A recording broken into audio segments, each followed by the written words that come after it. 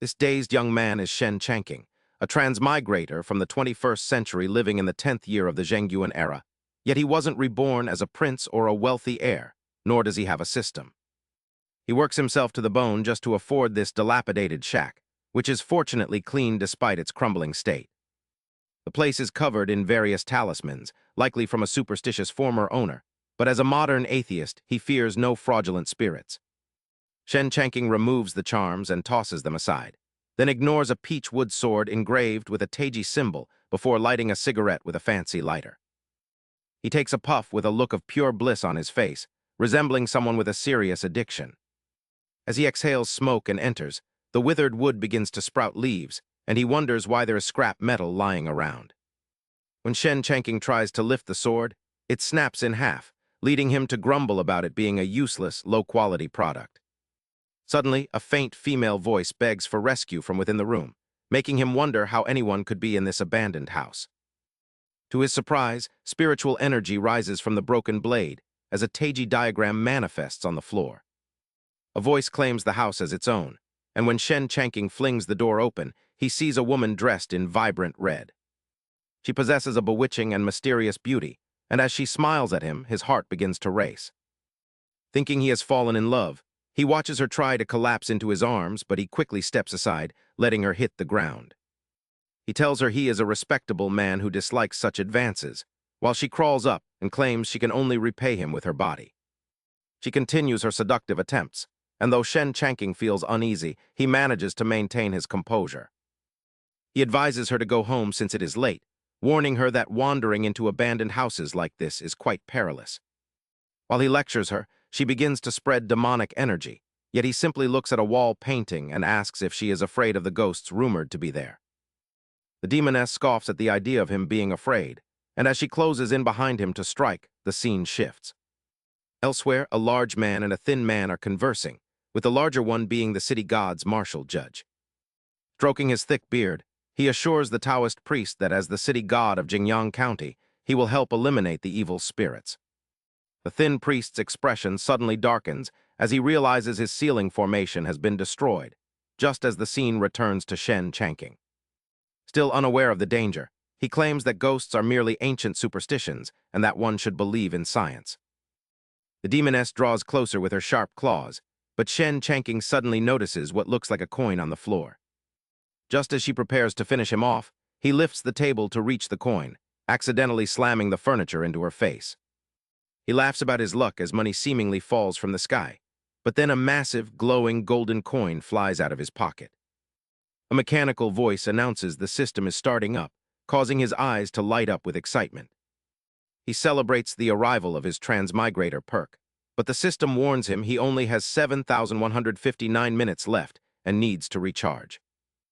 The system lists rewards for various recharge amounts, ranging from 6 taels for 6 hours to 648 taels for 150 hours. It issues a final warning that if he fails to pay before the countdown ends, he will face immediate death. Shen Changqing is driven to near madness by this bizarre ultimatum, while the demoness behind him recovers her senses. She gently offers to serve him for the night, but in his fit of rage, he flails his arms and strikes her once again. He struck her directly in the face, making her cry out that she was falling, and as she tumbled, the demoness tried to grab Changqing's hand while acting as demure as possible. But he simply asked why she was still there since he was an adult who didn't need anyone by his side while he slept. Seeing that Changqing would not catch her, the demoness changed her strategy by springing up and throwing herself onto him with an expression as if she had just taken some intoxicating drug. She wondered why her body felt such an intense rush just by touching him, while Changqing felt flustered for the first time, his face turning red as he addressed her as Miss. He suggested they meet another time, but suddenly 2 figures burst in from outside, who were none other than the Taoist master and the city god's martial judge. Following a classic dramatic script, the two shouted, "Bold monster," before Changqing could even comprehend what was happening. The demoness pressed even closer, leaving the young man at a loss for what to do, while the 2 newcomers stood frozen for 30 seconds at the sight of the beautiful demoness in such an intimate embrace. The judge asked if this was the high-level demon he had mentioned, and who the mortal was, to which the Taoist master replied that the judge should not be deceived by outward appearances.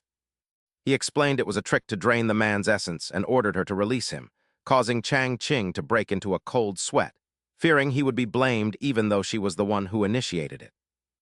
He internally cried out that he had nothing to do with this, suspecting the girl might be a fleeing celestial while the other two were her pursuers. Fearing he might be beaten to death in this situation, Chang Ching decided he had to show he was uninvolved to avoid any misunderstanding, so he ruthlessly shoved the girl away with a single palm strike. The demoness groaned in strange delight as she fell, crying out that she had tumbled again and wondering why this man showed absolutely no mercy toward a beautiful woman. He remarked that he had initially thought she was just a lost young lady, but now suspected she was a fugitive immortal trying to steal his money. Though he spoke boldly, he was crying inside because he didn't even have any money left to be swindled after the system had devoured it all. The Taoist and the martial judge stared in shock, thinking that even Lord Sanyang had no way to deal with this demon, yet this man had pushed her away with such ease. Half of the demonic energy instantly dissipated, and the martial judge, offended that a mere mortal would not bow to a city god, stepped forward and shouted in anger. He yelled in Chang Ching's face, asking the lowly mortal if he knew which deity he was standing before, to which Chang Ching retorted by asking who he thought he was. He mocked their gaudy and strange attire, stating that they looked like trouble and that he was far too poor for any scammers to swindle. He scoffed at the mention of a city god, claiming he was the Jade Emperor himself, and lamenting that scammers these days were no longer as professional as they used to be. After finishing his sentence, he threw the demoness out and shouted for them to get lost because he was in a foul mood before turning back toward his house. He slammed the door in the faces of the two lunatics and the demoness, leaving the three of them stunned as the judge whispered to the Taoist that he could no longer use his divine powers. The Taoist agreed, noting that their magic had been neutralized since entering the courtyard and wondering if that man was actually a deity, while the martial judge looked down at the demoness. Seeing the thick, eerie aura rising from her, the judge asked how to handle the demon, but the Taoist immediately bolted to find his master for help, leaving the judge pleading not to be left behind. The martial judge stood frozen in a cold sweat, trying to negotiate, while in the courtyard the demoness transformed into an old woman so hideous that even her own kind would be repulsed. The martial judge's terrified screams echoed everywhere, while a group of dark spirits lurked outside Chang Ching's courtyard. They marveled at his scent, which made their demonic power surge, and claimed his body for themselves as a pale, delicate foot emerged from the swirling smoke. A fluffy tail followed, revealing a beautiful woman with a seductive figure who found it fascinating that a mere mortal could emit such an enchanting aura. She noted that it was no wonder demons from miles around craved him, licking her lips with a longing gaze, as she realized that absorbing his essence would surely allow her to ascend to immortality. After speaking, she stepped forward and opened the door, but the creaking sound annoyed Chang Ching so much that he stormed out, shouting at the ghost for being so noisy and disturbing people's rest late at night. As he spoke, a surge of golden light erupted from his body, blasting the fox girl and the dark spirits away, while the brilliant radiance revealed a hidden fox ear. The fox girl had reverted to her true form and was left dazed by what had happened, lying unconscious in front of the small courtyard at the Hao residence in Jingyang County. A moment later, she woke up and looked around. Is it almost dawn? Have I been unconscious for that long? While dazed, she sensed a demonic presence behind her. Turning around, she saw a female demon with a cold gaze surrounded by thick, dark energy. The demon held a sphere of malevolent energy in her hand. The little fox bristled in fear and shrieked, "A ghost!" She collapsed to the ground with a heavy sigh, realizing her spiritual power was completely depleted. Curse that golden light from last night. She looked up to see the female demon approaching with a swarm of grotesque faces. Is this where my life ends? Just then, Chang Ching opened the door and gave a cheerful morning greeting. The little fox saw a chance at survival and ran toward him, but he slammed the door shut because it was still dark, deciding to sleep in instead. This scene left the little fox petrified as the dark energy closed in. In that instant, a chilling aura from the demon manifested right behind her. The demon leaned over, a malicious smirk playing on her lips. She whispered into the fox's ear, "Little one, are you lost?" Hearing this, the little fox turned pale, drenched in sweat, her throat tightening so much she couldn't utter a word. The demon suddenly opened her mouth wide and roared, "What a tasty little demon!" In a state of total panic, the little fox screamed, I'm dead," amidst her overwhelming terror. Just as the little fox thought she was about to meet her ancestors, Chang Ching suddenly appeared and stepped outside. The golden radiance emanating from his body immediately dispelled the dense, dark energy surrounding them.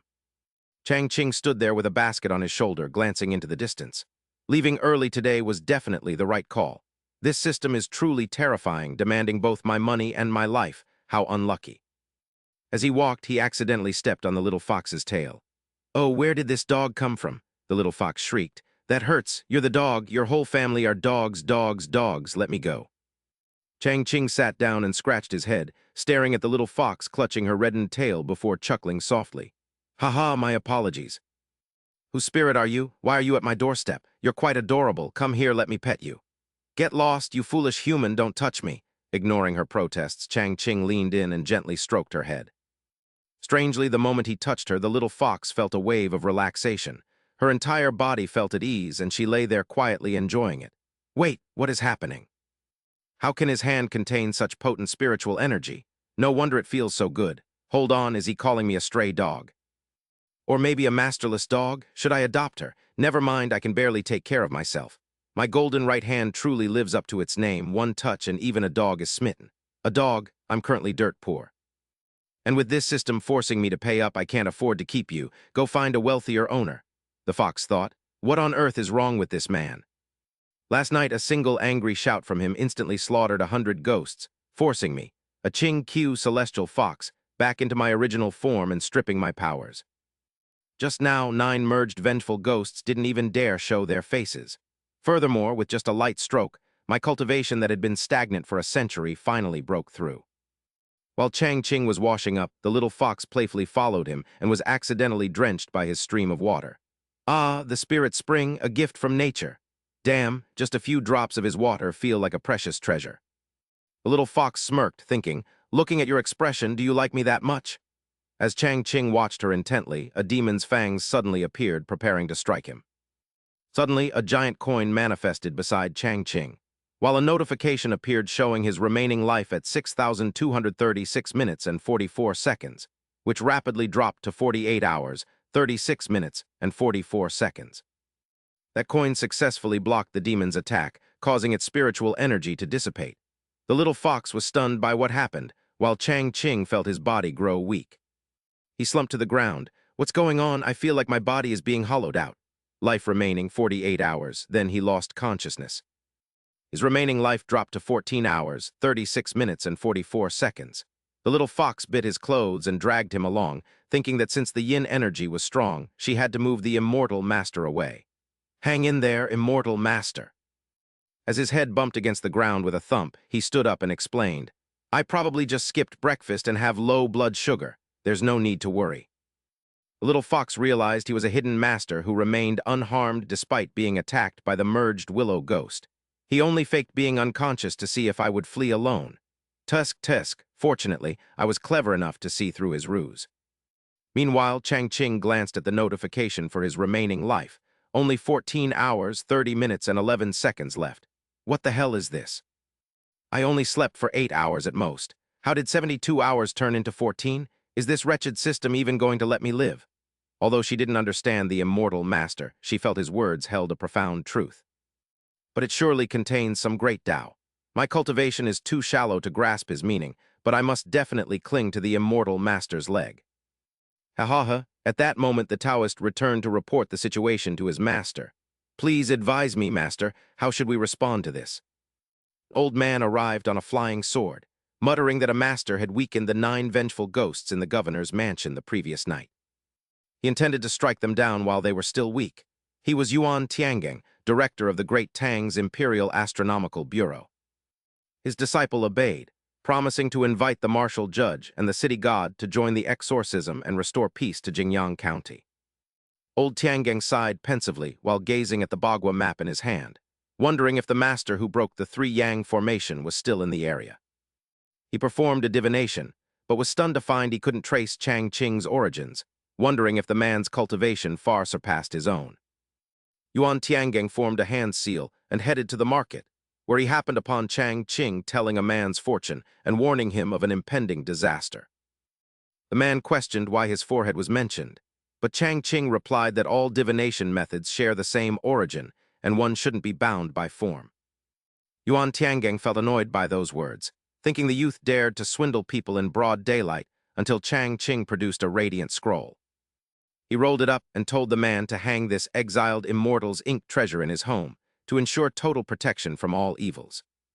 He stated it only cost 10 taels of silver, causing the young man's eyes to bulge as he began to sweat profusely. While the man hesitated, an old woman approached and praised Taoist Master Shen for saving her mistress, making Chang Ching feel like a peerless master. Surprisingly, the old woman was an actor he had hired. He planned to reward her for her excellent performance as she began calling out to the crowd. She shouted that she wouldn't lie in public, and that thanks to Taoist Master Shen, the evil spirit was stopped before it could kill her mistress. The crowd was left speechless and fully convinced, prompting the young man to immediately hand over a fistful of money to Chang Ching. The man eagerly agreed to buy the scroll, and Chang Ching took the money from his hand with a confident, wide grin.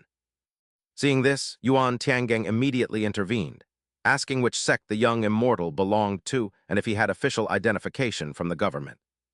He asked which temple the youth practiced at, causing Chang Ching to frown and stare at him, wondering if the old man was trying to find trouble. Before he could respond, Yuan Tiangang pointed at him and shouted that such a young man should be studying instead of swindling people. Chang Ching slammed his foot onto the table in response, asking who the old man thought he was and calling him an ordinary person who understood nothing. He challenged the old man's claim that his calligraphy could ward off evil as their argument intensified, and they stood face to face. He demanded proof that his writing was ineffective, warning the old man not to speak recklessly or he would face a slander lawsuit. Yuan Tiangang remarked on the boy's sharp tongue, while Chang Ching smirked, thinking that warding off evil with calligraphy was mostly for psychological comfort. The old man grew furious and pointed at the old woman behind them, shouting that the word of Yuan Tiangang himself was all the proof needed. He asserted that the woman was an accomplice, to which Chang Ching responded by raising his middle finger and mocking the name of Yuan Tiangang. He joked that he was Li Shimin and told the old man that if he were truly Yuan Tiangang, he should go back to the palace instead of bothering him. The old man was so enraged that his hair seemed to stand on end as he formed a hand seal, causing a sudden flash of golden light to appear. He called the boy shameless for disrespecting the emperor's name, while Chang Ching's face turned pale as he realized he might be in trouble. Chang Ching asked what he was doing, but Yuan Tiangang just glared and shouted that anyone who blasphemed the Tao would face the righteous law of his sect. When nothing happened, Chang Ching peeked out and saw the old man standing frozen like a statue, so he began to mock him. He scribbled on Yuan Tiangang's palm, while the old man wondered why his powers had vanished, allowing Chang Ching to call him the real fraud. He's probably afraid of losing his job, so he's being picky. Priest Shen, please rid us of this nuisance. The old man stared at his palm, unable to believe the truth. He muttered, impossible. I've practiced for decades and never seen this. Chang Ching stood with hands on hips, warning everyone not to fall for the fraud's trap. If you want peace at home, take Priest Shen's card. Enraged, the old man flipped Chang Ching's desk, shouting that he wouldn't let a scammer operate here. Hey, bald old man, you'd better be careful, he said, just as he was about to strike the brat's head. A surge of spiritual energy erupted from the calligraphy, shocking Elder Tiangang. His eyes bulged as he stared at the golden light on the paper, thinking, this writing. How can it possess such terrifying Taoist power? Chang Ching's face darkened as he gritted his teeth, thinking he'd take the old man down with him if he didn't make money. Suddenly, Elder Tiangang knelt and kowtowed to Chang Ching, startling him. I never imagined this calligraphy would contain the great Tao. This junior was blind to your greatness. Please forgive me. Chang Ching wondered if he was crazy, recalling the man's earlier sarcasm. The old actress pointed and remarked that the skeptical priest had finally been won over by Priest Shen's divine power. Boss Shen, this is a great promotion. Chang Ching tapped his head with a fan to snap out of it. Right, making money is more important. He then began to put on a grand performance. He spoke kindly. It's fine. This immortal won't hold a grudge. As a cultivator, surely you understand karma. Elder Tiangang broke into a cold sweat, realizing he had mistaken an immortal for a mortal. Human destiny is ordained by heaven. If I recklessly intervened to change their fate, I would be defying the celestial will. However, accepting a few taels of silver as a gesture of kindness to help them is the right path.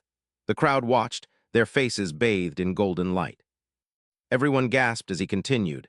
Heaven's laws are clear and karma is cyclical. I've cultivated for years without grasping this truth. What a waste. Chang Ching winced at the dramatic speech, thinking to himself, "Stop bragging and just pay me already." Just then, Elder Tian Gang produced a shimmering black stone. To offer such a priceless treasure in exchange feels like an insult to you, senior. I humbly beg for this calligraphy. This sky-mending stone is my most precious possession and the only thing worthy of you. Chang Ching snatched the stone. What does this do? Chang Ching slammed his hand on the desk, startling the sweating elder. I don't need this stone. Do you have anything more practical? Elder Tian Gang looked up and had an idea. Moments later, he stood shirtless, clutching the golden calligraphy and shouted, Thank you for the guidance, senior. I will meditate on its truths daily. After he left, the young client asked, Priest Shen, what about my calligraphy? Don't worry, I foresaw this. Chang Ching unrolled a scroll. This upright character wards off evil. It's perfect for you. Great, I'll buy it. The man danced with joy holding the scroll, and Chang Ching's basket of papers suddenly became incredibly valuable. At the Hao residence, Wu Pan and a priest appeared in Chang Ching's courtyard. Holding a broom, Wu Pan hissed, How did this ghost gather energy so quickly?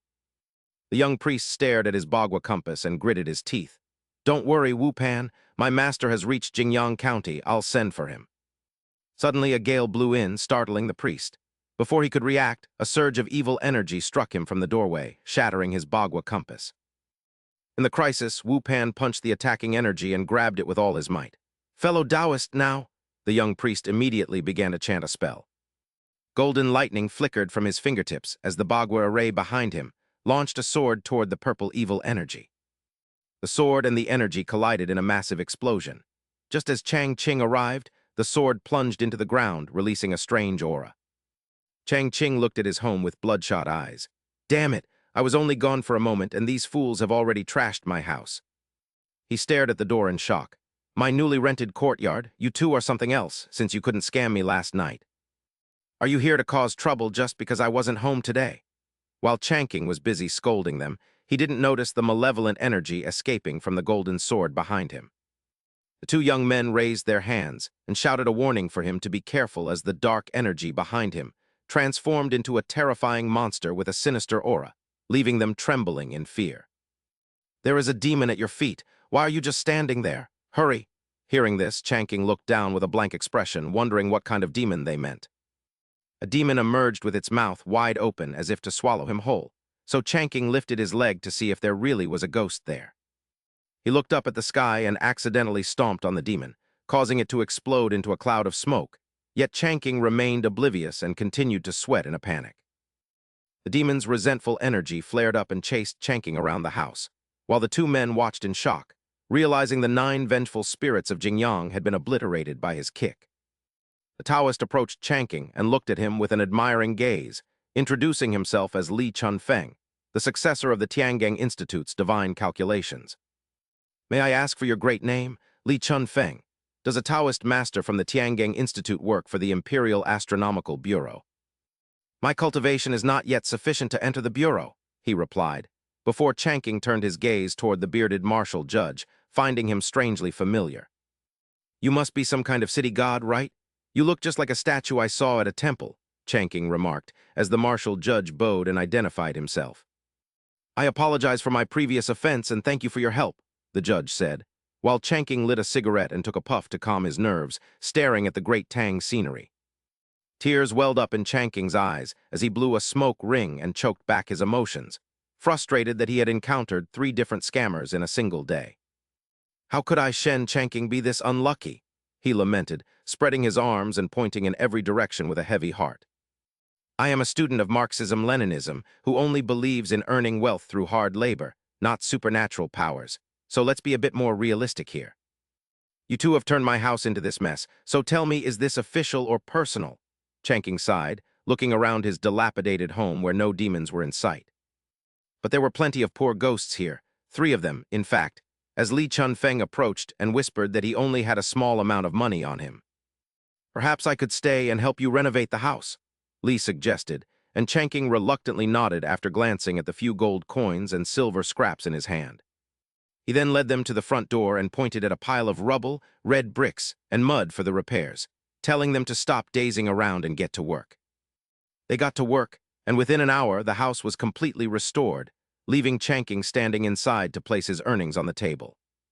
The pawnshop owner refused to take this stone today, so it will have to serve as a paperweight, while that old man's clothes were exchanged for 2 taels of silver. After deducting his aunt's share, he had earned a total of 20 taels today, but as he was counting the money, a sudden brilliant light shone into his face. The system interface immediately appeared and selected the money he had just earned, prompting him to cry out for it to leave him at least a little bit.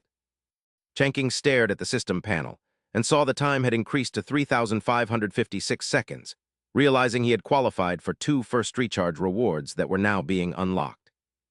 Thousands of items flashed across the screen, and he hoped the system was finally giving him a cheat, praying for an SSR tier reward as the screen finished loading. The system granted Changqing 2 secret manuals that left him completely dumbfounded, his eyes bulging and his pupils shrinking as the veins on his forehead popped. Good grief, a soil fertilizer production method and a distillation production method. Are you serious, system? I'm starving and you give me these 2 useless things. With dark circles under his eyes like a panda, Changqing trembled, realizing that an ordinary person like him simply shouldn't play pay-to-win games. A moment later, Changqing walked to the door and placed a hand on Li Chunfeng's shoulder, asking why he was still there and if he was expecting a free meal. He politely asked Li Chunfeng to leave since it was getting late, but just as he told him to go home after patching the hole, a little fox ran in carrying a bag.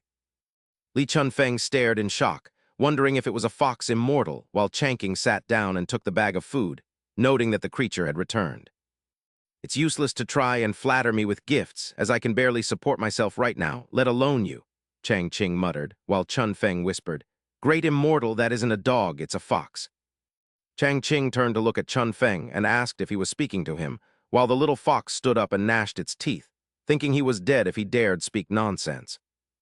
Changqing gently stroked the little fox, noting that the small creature truly possessed a spiritual nature, and decided that since it had tried so hard, he would reluctantly let it stay. From now on, your name will be Zio Bai, all right? He asked, and the fox demon barked twice to please him as the night grew deep. A water dragon spiraled through the layers of clouds in the sky, chasing after a white dragon while shouting for its sister to wait for it. Father is not doing well, so we must find someone to cure him, the white dragon said before suddenly spotting a flash of golden light ahead. Zio Qing, look, what is that? She asked, as the 2 dragons transformed into beautiful women, sensing a powerful pressure within that blinding golden radiance. An immortal must have descended or a rare treasure has appeared. Let's go see, she said, though life is often full of ironies. For Changqing, things seemed even more cruel, as his remaining time was short, yet his stomach continued to growl incessantly. Helplessly, Changqing banged his head against the bed 30 times, crying out in pain about his hunger and how the system had devoured all his money. Unable to survive the day, Changqing bit down on his bedsheet with tearful eyes, lamenting that the system would starve him to death before anything else could. I'm starving to death, he cried while outside his door, a dense golden spiritual energy gathered, though the aura of demons and ghosts also appeared above. The little fox noticed this and looked up, wondering what that sound was and why it contained such a strange Taoist resonance. The little fox leaped onto the roof and stood under the moonlight, imagining an intimate scene with Changqing as the power within her body began to boil. Driven by an uncontrollable urge to be with him, she continued to absorb demonic energy into her body beneath the moon's glow. Below, the merged demons and ghosts lurked outside Changqing's door, while the little fox returned to her true form after absorbing enough energy. Standing on the roof, she looked down coldly at the monsters that the immortal master had previously dispersed, yet they still dared to disturb his rest. They truly had a death wish. The merged demon emitted a terrifying, ghostly aura, glaring and gaping as if to swallow everything while Chunfeng stood nearby. His face turned pale as the little fox unleashed her power on the roof, manifesting the fierce pressure of a savage fox behind her, while the demon below was just as formidable. The merged entity became a vicious ghost and lunged at the little fox, while inside the room, Changqing remained fast asleep, lost in a pleasant dream. Meanwhile, the dragon sisters watched from afar in shock, wondering why such powerful demonic energy was appearing in the small Jingyang county. Why are there so many powerful demons here? The white dragon wondered as she looked down at the erupting chaotic battle. It is no wonder the spiritual energy surrounding the person in that room is like a sun in the dead of night to these monsters, making it impossible to ignore. Returning to the supernatural clash, the display of power seems majestic. But in reality, they are just clawing at each other like rivals in a jealous spat as the white and azure dragons descend from the heavens. They shout, demanding to know which monsters dare disturb the mortal realm, causing the two to look over with fierce glares while still clutching each other's hair. Bai Long steps forward and sternly declares that monsters are merely monsters, noting that few can remain composed before a true dragon like her. She admits they have some skill, but the little fox glares back with an open mouth, calling them long worms and accusing them of being there for the man in the room. She tells them to stop acting so dignified before the demon turns with a sinister smile, suggesting they team up to kill the promiscuous fox and split the man between them.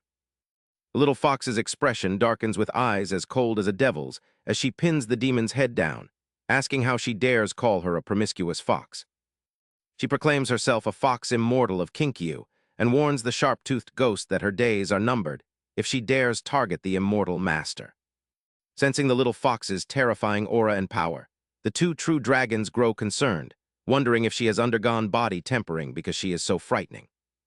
She asks how they feel and if they still want to fight, reasserting her status as a fox immortal of Kinkyu before the dragon agrees to face her.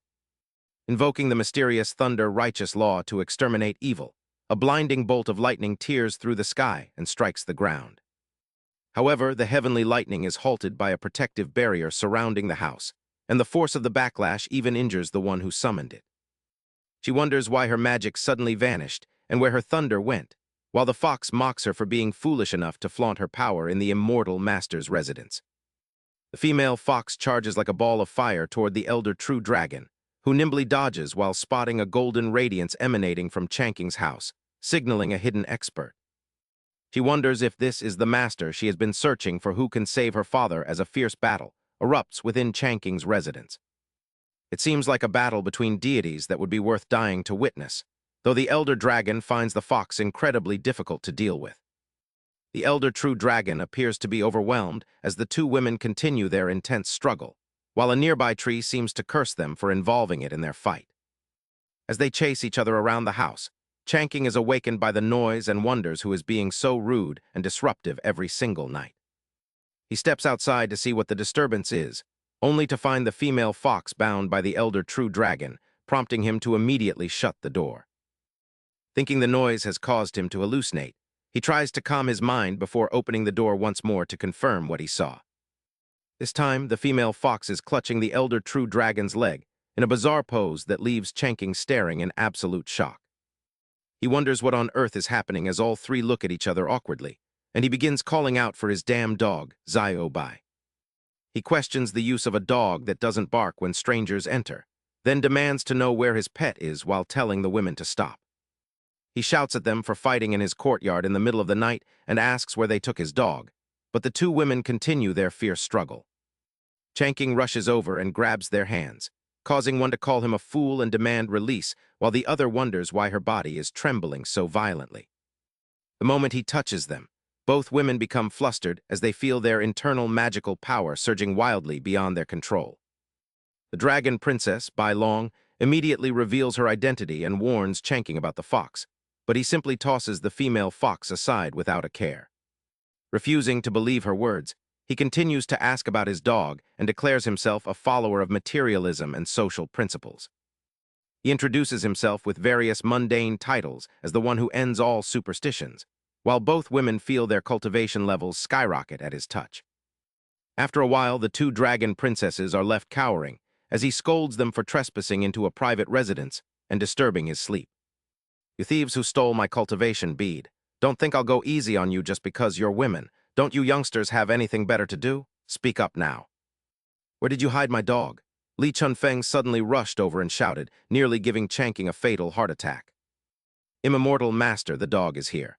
"Oh, where did you come from? Why haven't you left yet? Do you realize you almost scared me to death? Why are you still here? Didn't I tell you to fix the door and then go home? Your cultivation is profound, immortal master, and this humble Taoist wishes. This humble Taoist begs the immortal master to take me as a disciple and pass on your divine arts to me. I implore you, immortal master." Every morning in Jingyang County, a bird flew through the sky toward a beam of golden light. That was the Black Demon King, one of the 4 great demon kings. The bird perched atop a tower. It gazed toward the source of the light and wondered, Wait, what is happening with that golden glow? Why does it fill me with such dread? He recalled his master's instructions that this was an extremely rare occurrence. The great king of Mount Hao had sent him to scout. This was the territory of the nine-transmission Yin ghost, yet a golden light was shining here. Could a treasure be emerging? He laughed wickedly.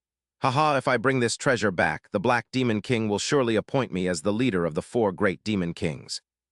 This time, those other 3 will be completely humbled.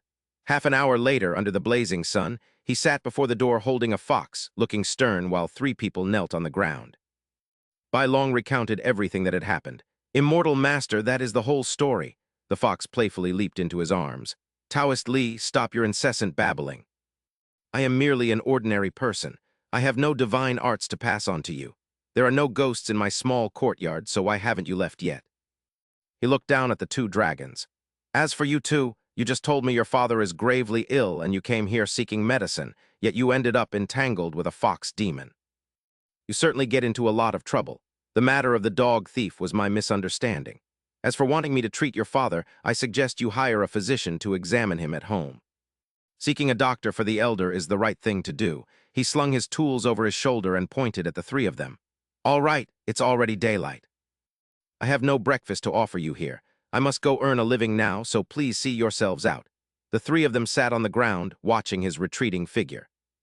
Qing Long wept. Sister, did we upset the immortal master? Is that why he refuses to help us? Bai Long looked serious. I didn't expect that fox demon to be raised by the immortal master. It seems we must show even more sincerity. He walked out the door. The fox continued to tease the 3 of them. He set up his stall to sell demon-warding talismans. Stalls open, stalls open. The fox lay on top as people immediately crowded around. Master Shen, Master Shen. Read my fortune first, I have silver. Last time Master Shen terrified that boss so much he fell to his knees. He must truly be capable. At that moment, County Magistrate Feng of Jingyang County arrived. The soldiers quickly pushed the crowd back. Move aside, everyone move aside, he pointed at his face. There are reports that you are a fraud deceiving people on the streets. Aren't you that person? He slammed the table in anger. Which bastard reported me and wants me arrested? The soldiers showed no mercy and used 2 wooden poles to pin his neck. The magistrate's aide behind them raised his hand. Great master, he pointed in a direction. This is bad. Something has happened at the Hao residence? Everyone immediately looked where he was pointing. A pillar of black light had appeared in the sky. The crowd began to buzz with excitement. Look, demonic energy is surging straight into the sky. How terrifying. Why would a ghost dare to cause such a commotion in broad daylight? Don't you know, the ghost in the Hao residence is incredibly fearsome. He looked at everyone, thinking they were delusional, then pointed toward his own house and asked in confusion, Are you people serious? The sky is clearly perfectly clear. The official standing beside him looked at him in shock. He turned his head, his mind filled with questions. Dahu, what do you mean by this? Are you so bored that you're making a joke out of me? Inside the house, the bird, the Black Demon King, was rummaging through everything. Treasure, treasure. Where are you? Come home with me. Where on earth is it hidden? Not here and not there either. He turned the room upside down but still couldn't find what he wanted, leaving him completely baffled. How strange. I clearly saw a golden light earlier, which is a sign of a treasure appearing. Why can't I find it? Out on the street, the crowd was rushing toward his house. Come quickly. Taoist Shen is about to perform an exorcism on the spot. Could the demon from the Shiheao's mansion that has plagued Jingyang County for years be real? I must see if Priest Shen can truly capture it. If he succeeds, I'll buy 2 of his calligraphy pieces to protect my home. As the crowd gathers outside, someone watches secretly from the bushes. Excellent, the immortal master has returned.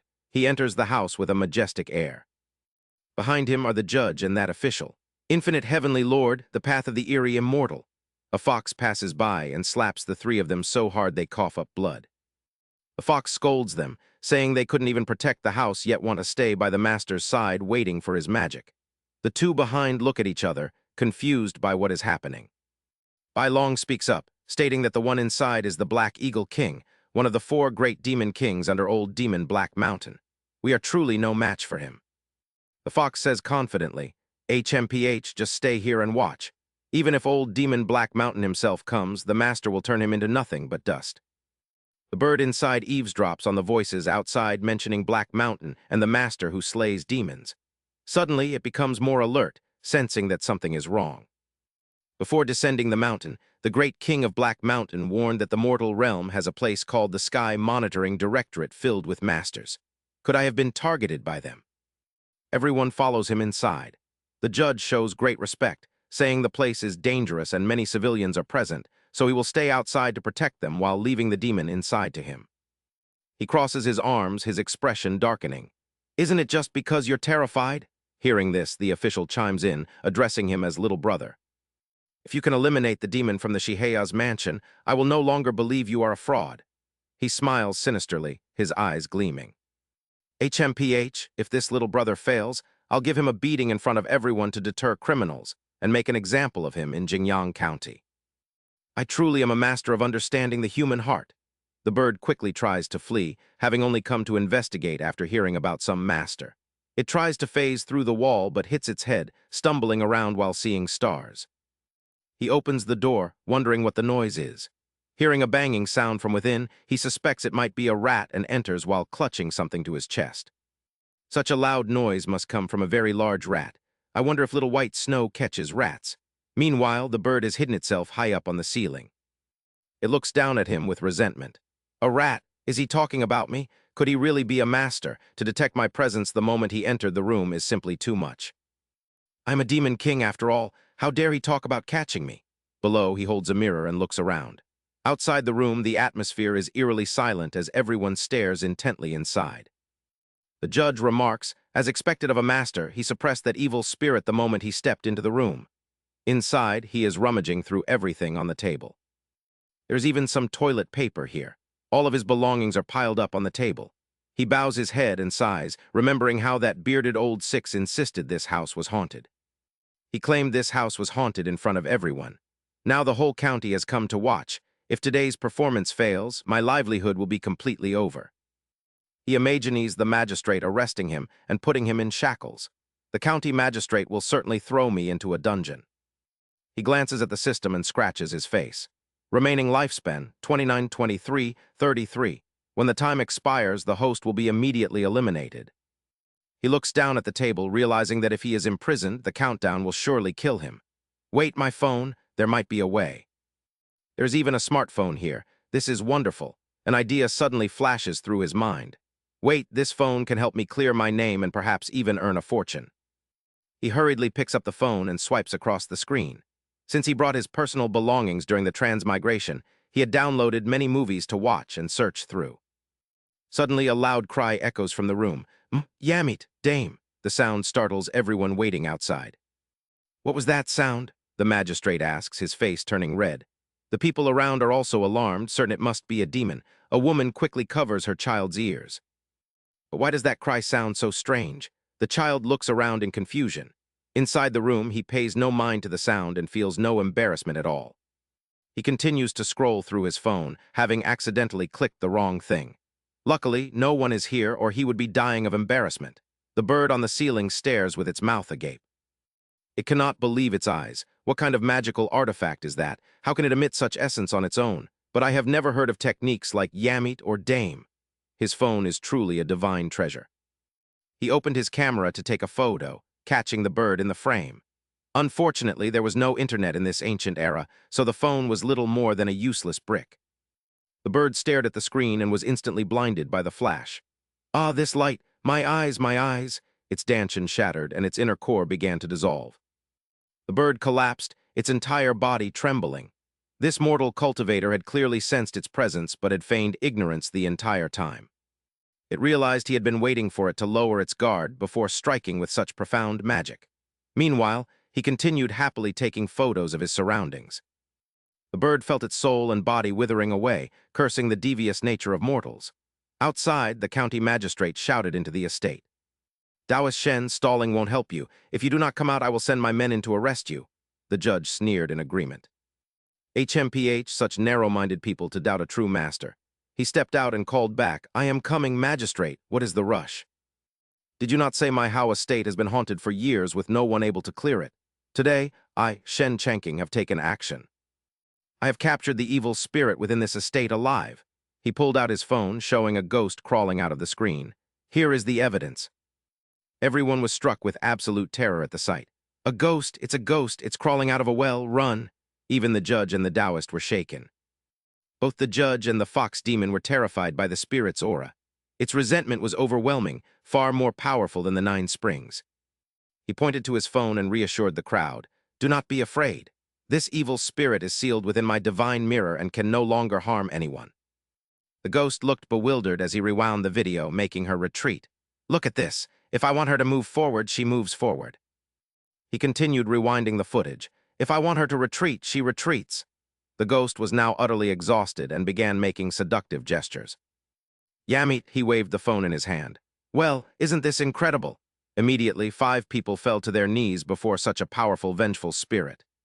Taoist Shen toys with such a creature in the palm of his hand. A great immortal has descended to slay demons and protect the people. Your merit is boundless. Why has the divine mirror suddenly gone dark? The magistrate asked tremulously. The phone had run out of battery, so he tucked it away and fabricated another lie. Opening the heavenly eye is no simple feat. What you just witnessed was a rare privilege. However, today, you have seen how this place is tainted by yin energy, which will disturb the peace. Fortunately, I have mastered a script to suppress evil and protect the home. Hearing this, the magistrate's attitude shifted instantly. He hurriedly produced a bag of money. Taoist, please grant me your divine calligraphy. The crowd surged forward in an uproar, shouting, I've been waiting since dawn, please let me be first. Even the elders aren't allowed to cut the line. As word of his reputation spread, people from all over flocked to the estate. Where is everyone heading? A great master is at the Hao estate. I need his calligraphy to protect my family. The estate was now packed with people. Is he truly that miraculous? Wang Erkson saw Taoist Shen exorcise the ghost with his own eyes. It cannot be fake. Jingyang is saved. I must get one for myself. A man wept with joy after purchasing a script. Taoist Shen is so compassionate, he continues to write for us even though his hand is swollen. A bald man nearby corrected him. That isn't swelling. That is the true qi radiating from his divine ink. Eventually, the estate grew quiet. His hand was indeed swollen from writing, but he clutched his earnings happily. You all worked hard today. Please stay for a meal. I'll go tidy up my room first. After writing all day, my hand feels like a printing machine. He tremulously opened a chest as the others watched eagerly, then quickly snapped it shut. Then he flung it wide open to reveal a hoard of money. He began to dance with joy. Ha ha ha, at last I have some wealth. I am no longer a slave to the system. I am now a wealthy player. The 4 companions cheered along with him. The senior invited us to dine with him. Does this mean he has finally accepted us? This is wonderful. The fox demon sulked. Why do I feel like I'm being neglected? A voice echoed, Resurrect, my time has come. A protective barrier formed around the estate, instantly dispelling all demonic energy. The 5 wicked ones are gone and the demonic aura has dissipated. Could a master have intervened? The bird inside is so badly injured it is foaming at the mouth. It desperately wants to kill you. This was originally a primordial technique, but now it is golden light. I am filled with resentment. How frustrating. The money hasn't even warmed my hands yet, and I only have 275 hours, 1 minute, and 1 second left to live. As for the first recharge reward, please, it is only 6 taels for every 6 hours. At that moment, the system panel announced a method for making handmade soap. Grind clam shells into powder and add the shell powder water to plant matter.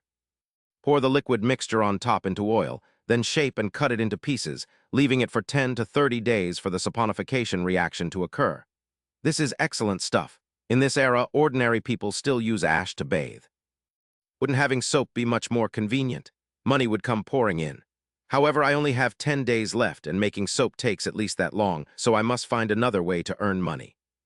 Suddenly, Hai Ying Wang fainted, unable to withstand the pressure exerted by Chang Qing's aura, and tumbled from the ceiling. Damn it, what was that? It scared the life out of me. Oh, it turns out the noise earlier wasn't a mouse, but a wild chicken that flew in. Ancient times are truly wonderful. Even a wild chicken can grow this large. This poor little fellow must have been trapped in the room for who knows how long. He probably fainted from hunger. It is fortunate you met me, for I am a kind-hearted person who wouldn't even dare to step on an ant. Does the master intend to use a resurrection technique to bring the Demon King back to life? That cannot happen. If the Demon King is revived, the consequences will be unpredictable. The master truly possesses a magnanimous heart, showing compassion even to demonic creatures. As expected of an immortal master, all living beings are equal in his eyes. If the immortal master can resurrect the demon king, then curing father must be a simple task. A short while later, the group of followers witnessed the results of Chang Qing's work. Their eyes widened and their mouths hung open as they shouted in shock. What the hell, he's actually grilling it! Without stopping, Chang Qing continued to sprinkle sweet seasonings over the roasted hai ying wang. However, the scent wafting up was not a pleasant aroma, but a thick demonic aura. The followers whispered among themselves that the flesh of a great demon was already extremely toxic, let alone a demon king. Did the master really intend to eat it? Chang Qing skewered a piece of succulent, fragrant chicken and held it up, saying, "You all have waited a long time. Please enjoy my cooking. It smells wonderful." The four siblings turned pale, their faces drained of all color. "Master, I just remembered I have something to do. I won't disturb you any longer. I must take my leave, as my mother doesn't allow me to stay out late." "I also beg your leave to return first. Sister, I don't want to die." Sobbed Xiao Qing, "Do not be afraid. If the immortal master bestows a reward, how could we dare refuse it? After I die, you must beg the immortal master to save father." Having said that, Bai Long reached out to take a piece of the chicken, saying, "Immortal master, let me go first." Suddenly a flash of light streaked past and the chicken disappeared. The culprit was the little fox, who was now firmly clutching a massive chicken leg in its mouth. Chang Qing shouted in anger, "Xiao Bai, what are you doing? I haven't even eaten yet. Spit that big leg out for me." But the little fox ignored its master and continued to nibble on the leg, absorbing all the demonic energy emanating from it, leaving the dragon duo utterly astonished. "The fox immortal senior is actually testing the poison for us. There truly are good fox spirits among them." Very quickly, nothing remained of the meat but a dry bone. Then the little fox suddenly stood up, its head spinning as it stumbled around unsteadily, leaving Chang Qing and the others staring in wide-eyed amazement. "Xiao Bai, what is wrong with you?" After staggering for a moment, the little fox collapsed to the ground, unconscious. "Has the fox immortal senior been struck dead?" Chang Qing stepped forward. He picked the fox up by its tail and muttered, "He's still alive. What on earth is this expression? Why does he look like he's actually enjoying himself?" The little fox twitched with delight and whispered, "Ah, this feels so wonderful. My entire body is overflowing with spiritual energy." As expected of the Demon King's meat roasted by Master himself. Bai Long was stunned. "He didn't die. That is the flesh of a Demon King, which could even poison an immortal to death." Chang Qing approached. He carved off a few slices of meat for Chun Feng and Wu Pan, saying, "Come on, you all helped me all day. I cannot let you go home on an empty stomach. Eat it while it's still hot." Chun Feng took the plate of chicken and glanced at Wu Pan, suggesting, "Perhaps we should try a little." Meanwhile, the fox spirit was already basking in enjoyment. When Master takes action, it is beyond your imagination. The Demon King meat he roasted is likely even more delicious than the flat peaches of the 9 heavens. At that moment, the dragon duo also took pieces of meat into their mouths and began chewing, while Chun Feng and Wu Pan gritted their teeth and gnawed on the meat through their tears. As soon as they finished eating, their power erupted and their bodies felt supple as they thought to themselves, "This spiritual energy is so pure. I cannot restrain this surging sensation. Oh no, stop breaking through. My body can't take it anymore. Sister, it seems my cultivation is about to break through again." As soon as those words were spoken, 2 streaks of blue and gold spiritual energy shot into the sky from Chang Qing's small courtyard. "Xiao Qing, you've broken through too. This roast duck from the immortal elder is truly a celestial delicacy." Amidst the lively atmosphere, Chun Feng and Wu Pan suddenly experienced an explosion of power. They embraced and danced a tango in excitement. "This roast chicken is brimming with spiritual energy. I feel like I'm about to soar into the heavens," Chun Feng exclaimed. "Indeed, my body feels like it's overflowing with strength, like a stream about to burst its banks," Wu Pan agreed. Chang Qing witnessed this scene. His eyes felt like they had turned into 2 chili peppers as he couldn't help but exclaim, "Good heavens, what are these 2 doing? It's such an eyesore." Meanwhile, Bai Long suddenly remembered her father receiving seawater infusions at the Dragon Palace, and her heart ached. "While I am enjoying blessings from the immortal elder, my father is in critical condition. I am truly an unfilial daughter." At that thought, Bai Long burst into tears, causing Chang Qing to turn around in surprise. "Why are you crying? I didn't do anything bitter." The 2 dragons knelt at Chang Qing's feet. "Immortal elder, please save our father. We are willing to serve you like beasts of burden." "I already told you I don't know medicine. Don't you remember, lady?" Chang Qing replied, his gaze drifting toward the sky as an idea seemed to strike him. "Very well. I happen to be short-handed at the moment. You and your sister stay here to help me. Once we earn some money, I will give you a share. With money, you can treat your father's illness. What do you think? We shall follow the immortal elder's arrangements. Night fell over Jingyang County, and deep in the forest, a pair of glowing eyes stared intently at blood-soaked corpses. A ferocious tiger emerged from the shadows. It was the mansion Nyangsing Tiger King, one of the 4 great demon kings. Why is that bald bird so slow? I've waited until I'm starving. As dawn broke and birds began to chirp, a song echoed from somewhere. The sun shines bright, flowers bloom, and birds sing early, early, early. The 2 dragons were meditating in the courtyard. Hearing the singing, one whispered, "Sister, listen to what the immortal elder is singing." "Why does it sound like?" Before she could finish, Bai Long and Wu Pan burst into tears. "Thank you for your grace, immortal elder. We must seize this opportunity and not waste the senior's kind intentions." The fox frowned at the sight, thinking they were truly inexperienced. Inside the room, Chang Ching sat humming, his eyes fixed on the system interface. Haha, since activating this system, it felt like a knife was at my throat every day. This is the first time I've slept until I woke up naturally without worrying about my survival time. He glanced at the system panel displaying a jar of fine wine and whispered, "It seems distilling liquor is the fastest way to make a profit. Luckily, I have modern culinary skills. I'll open an outdoor barbecue stall selling roast chicken and duck, with Dong Li and Xiao Qing serving. I don't believe these ancient people can resist it." With that thought, he opened the door with a flushed face and a confident smile. As soon as they saw Chang Ching emerge, Dong Li spoke up, "Immortal Elder, please give us our orders for today." "Holy crap, why are you shouting? You scared the life out of me." These 2 ladies seemed determined to be his servants. Chang Ching took out a large sum of money and handed it to Dong Li. "In that case, I have a mission for you. Take this money and buy some wine. Remember, don't go to the high-end places. Check the taverns that are as cheap as possible." "Understood, immortal elder," the 2 dragons, Dong Li and Xiao Qing, replied before departing immediately. Chang Ching shouted from behind, "Come back soon. Also, find some whole bamboo stalks and bring them back. They're free, so take as many as you can." "Understood, immortal elder, rest assured, we will complete the task." Wu Pan and Chun Feng stepped forward and bowed with clasped hands. "Since the courtyard has been renovated. Taoist master, we must return to the city god temple. If anything here requires the Lord City God's attention, please let us know." "Fine, you may go." Having dealt with one nuisance, Chang Ching turned to see Chun Feng smiling confidently. "Are you planning to leave too? Though this humble Taoist's magic power is still weak. My heart is devoted to the Tao. Please allow me to stay and learn from you, senior." Hearing this, Chang Ching immediately nodded. "In that case, follow me." "Thank you, senior. It would be foolish not to accept free labor." Thus, Chang Ching, Chun Feng, and the little fox entered the bustling marketplace together. Cries of vendors echoed everywhere. Sharpening scissors and knives. Freshly steamed buns still hot. "Young man, come see these quality goods. It's expensive as hell. Who would buy this?" On the wine jars, prices were clearly displayed. Glutinous rice wine for 1 tael of silver, 7 taels liquid for 5 taels, and Immortal's drunkenness for 10 taels. Chang Ching looked at the price list. "My heart aches. I miscalculated. Modern people can enjoy cheap white liquor thanks to advanced technology and high food production. Distilling liquor is a good idea, but my current capital isn't enough for mass production." Thinking of this, Chang Ching held his head and grimaced, deciding to let it go. "I'll sell roast duck first to build up my startup capital." While he was lost in thought, Chun Feng tapped his shoulder and called out, "Senior who understands the mysteries of creation. Why do you care about such worldly things like money? Worldly? Do you truly consider these things worldly?" Chang Ching angrily pointed at a plump girl standing nearby. "Then let me test you. What do you see over there?" Chun Feng opened his eyes and replied, "A noble lady."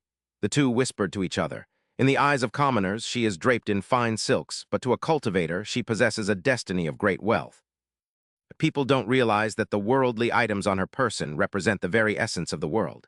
Chang Ching imagined himself fishing over a gold mine. What are worldly things and the world's essence? Take gold, for example. Gold is the remnant of the setting sun from the collision of ancient stars during the universe's formation. It was brought to this world by the eternal void, coexisting with the dragon veins of the 9 provinces for tens of millions of years. We merely dig it up to use as ornaments.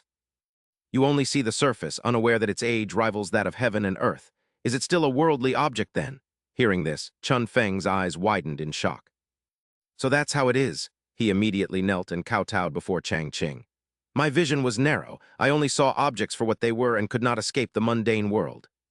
Thank you for your guidance, immortal master, Chang Ching thought to himself. A small matter. Just watch me trick you until you can't tell north from south. You'll end up being the obedient bodyguard for my roast chicken shop. After finishing his kowtow, Chun Feng looked up and spoke honestly. My cultivation realm has been stuck for many years, my eyes clouded by the secular world. Thanks to your guidance, I have gained some insight. I beg for your fulfillment, immortal master. If you are that sincere, I will guide you further.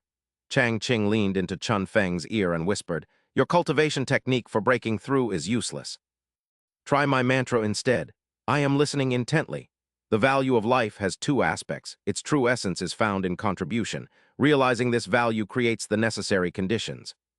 Step away from pleasure and money. Ideals will open a new horizon. Hard struggle is the heart of it all. That is the historical materialist worldview. Chun Feng looked solemn after hearing this. The value of life has two sides. Hard struggle. The boy sitting in the bushes laughed gleefully upon hearing this. Exactly, exactly.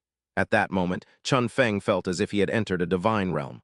The few words from this master have greatly expanded my mental state. The inner demons that haunted me for 3 years have finally been purged. Thinking this, Chun Feng rushed to Chang Ching with tears in his eyes. Thank you, master, for helping me realize these 30 words. I will surely engrave them in my heart and recite them constantly. Kids are so easy to fool. I possess advanced thoughts from 1,000 years in the future. Take your time to realize them. Chang Ching looked at the drooling Chun Feng and grinned with delight. It seems this kid is about to fall for my trap. Let me turn up the heat a bit. After thinking this, Chang Ching turned his face away. Clearing his throat, he said, Taoist Li, you have cultivated for many years. Let me ask you this. There are countless divine abilities in this world that can lead to immortality. But why do so many people desire to be the emperor instead of seeking the Tao to achieve immortality? Chun Feng's eyes widened upon hearing this. His Majesty naturally desires immortality as well. It is just that immortality is far too difficult. Even we cultivators who defy heaven can only extend our lifespans by a few decades. Very few can even live to 100. Immortality is not something easily achieved. Just as he finished speaking, he looked over and saw Chang Ching's entire body emitting a brilliant light. Tusk, tusk, tusk. Immortality is not that difficult. If we count from today, I have already lived for over 1,000 years. Currently, it is the Zhengyuan era of the Tang dynasty. From the 8th century to the 21st century before I transmigrated, isn't that more than 1,200 years? Chun Feng was stunned, his face turning pale. The immortal master truly is an immortal descended to the mortal realm. But a god could live for over 1,000 years. After thinking this, Chun Feng stepped forward and asked naively, May I ask, immortal master, if I continue on the path of cultivation? Can I achieve immortality like you, immortal master? Hearing this, Chang Ching used his bamboo fan to hide a delighted grin. He's hooked, he. Then Chang Ching turned his face away and struck a profound pose. I cannot speak for other things, but if you follow me and cultivate for 2 or 3 years, it will naturally be no problem at all. Chun Feng was as overjoyed as if he had just found gold. He grinned widely and asked, Does this mean you are willing to take me as your disciple, immortal master? Chang Ching turned around, his entire body enveloped in a shroud of white mist. I do not usually accept disciples on a whim. I previously declined you only to test if your resolve toward the Tao was firm. Now that you have shown some talent and potential, I will reluctantly take you as an unofficial disciple to observe your future perseverance. Upon hearing this, Chun Feng immediately knelt at Chang Ching's feet in front of the crowd and said, Master, please accept this bow from Li Chun Feng. Seeing this, Chang Ching turned his head away with a sheepish grin while breaking into a cold sweat, saying, That is enough. Many people are watching. You previously mentioned that a master's guidance is the heavenly law, so I likely do not need to teach you any Taoist arts, but I do have some knowledge of other matters. Since you have called me master, I naturally will not treat you poorly. Stand up and help me carry these things first. A short while later, after buying some chickens and ducks, the master and disciple returned to their courtyard. Master, did you buy these 2 ducks to roast and eat? Chang Ching chuckled as he opened the door and entered the house, saying that they were his secret treasures for making a fortune. You will see in a moment. Entering the room, they found a stout man wiping sweat from his brow, who said, Immortal, this is the duck roasting oven I built according to your request. What do you think? Chang Ching stared at his duck oven and praised it with satisfaction, noting that the craftsman's skill was quite good to have finished it in only half a day. Zio Li, pay the master craftsman on my behalf. Hearing this, Chun Feng handed a pouch of money to the stout man while tears flowed from his eyes. The stout man said, "There is no need for this, immortal. I would not dare accept your payment, as I still have your calligraphy hanging in my home. Now that the whole family is healthy and eating well, it is all thanks to your blessings." After saying this, the stout man walked away, and Chang Ching hurriedly followed. Waving goodbye, he said, "Immortal Master Shen, there is no need to see me out. If you have any requests, just let me know anytime." "Thank you, great master. Next time you purchase calligraphy, I will definitely give you a 20% discount." Chang Ching stared intently at the coin pouch in his hand, wearing an indescribable smile. Oh, the people of this era are truly honest and simple. It won't be easy to spend all this money. Meanwhile, Zio Ching and Dong Li had finished their task of buying wine and were returning with a bundle of bamboo. "Sister, what does the immortal master need these bamboo stalks for?" "The immortal master has his own reasons for his actions. Don't ask too much. Let's head back first so we don't keep him waiting." On the way back, Dong Li happened to pass by a small courtyard filled with a thick demonic aura. Her expression darkened as she realized it. Turning her head back, she thought, "Demonic energy? The scent of blood is so pungent." A dense cloud of demonic energy rose in front of the small courtyard. Witnessing this scene, Dong Li remarked, "There must be a demon running rampant within this residence. Let's go inside and take a look." Inside the room, the corpses of innocent people lay in pools of bright red blood. The sharp fangs of the tiger demon Man Shan were gnawing on a body. It prowled around the house, attacking innocent men. Its eyes gleamed as it stared intently toward the front. Outside the door, a loud shout rang out. "Audacious monster! How dare you commit such violence in the mortal realm in broad daylight?" Man Shan, who was engrossed in his meal, heard the shout and turned his head to glare at the door. The duo kicked the door open and marched in aggressively, shouting, "Hey, you! You tiger demon, cultivation is no easy feat. Why do you harm others without cause?" Upon hearing this, Man Shan slammed his foot down. His claws scraped against the ground as he glared forward, his entire body drenched in blood. He had now transformed into a half-human, half-beast form, muscular and towering. He stood up, fixed his gaze on the duo, and spoke in a low, gravelly voice. "Where did this little demon come from, thinking she can tell this king how to act?" Hearing this, Dong Li glared and furrowed her brows. Gritting her teeth in anger, she brandished her weapon. "You're courting death. It seems you want to taste this young lady's power. Sister, be careful." Man Shan raised his sharp claws and gave a sinister grin. "Tusk, tusk, such bold words. You've disturbed this king's meal. Have you thought about how you'll compensate me?" With those words, Man Shan opened his maw wide and lunged straight forward. Bai Long showed no fear, immediately unleashing a powerful blast of energy toward the tiger. Zio Ching cried out in terror, "Sister, watch out." At the same time, the 2 jars of wine in her hands fell to the ground and shattered. The scene shifts to Chang Ching and his disciple. At this moment, the master and disciple were testing the oven with 2 ducks. Seeing how fatty and fragrant the ducks were, the 2 of them couldn't help but salivate. Don't rush, they're almost ready. I didn't expect that master would not only have profound cultivation but also be a top-tier cook." A few minutes later, the 2 ducks were perfectly roasted, their aroma wafting into their noses. Chang Ching immediately took out some honey sauce and brushed it over the ducks to give them a glossy finish, then sprinkled on some herbs and prepared a few jars of ale. It was time to dig in. Soon dusk arrived as the sun dipped below the mountains. Chang Ching shaded his eyes with his hand and peered out the door.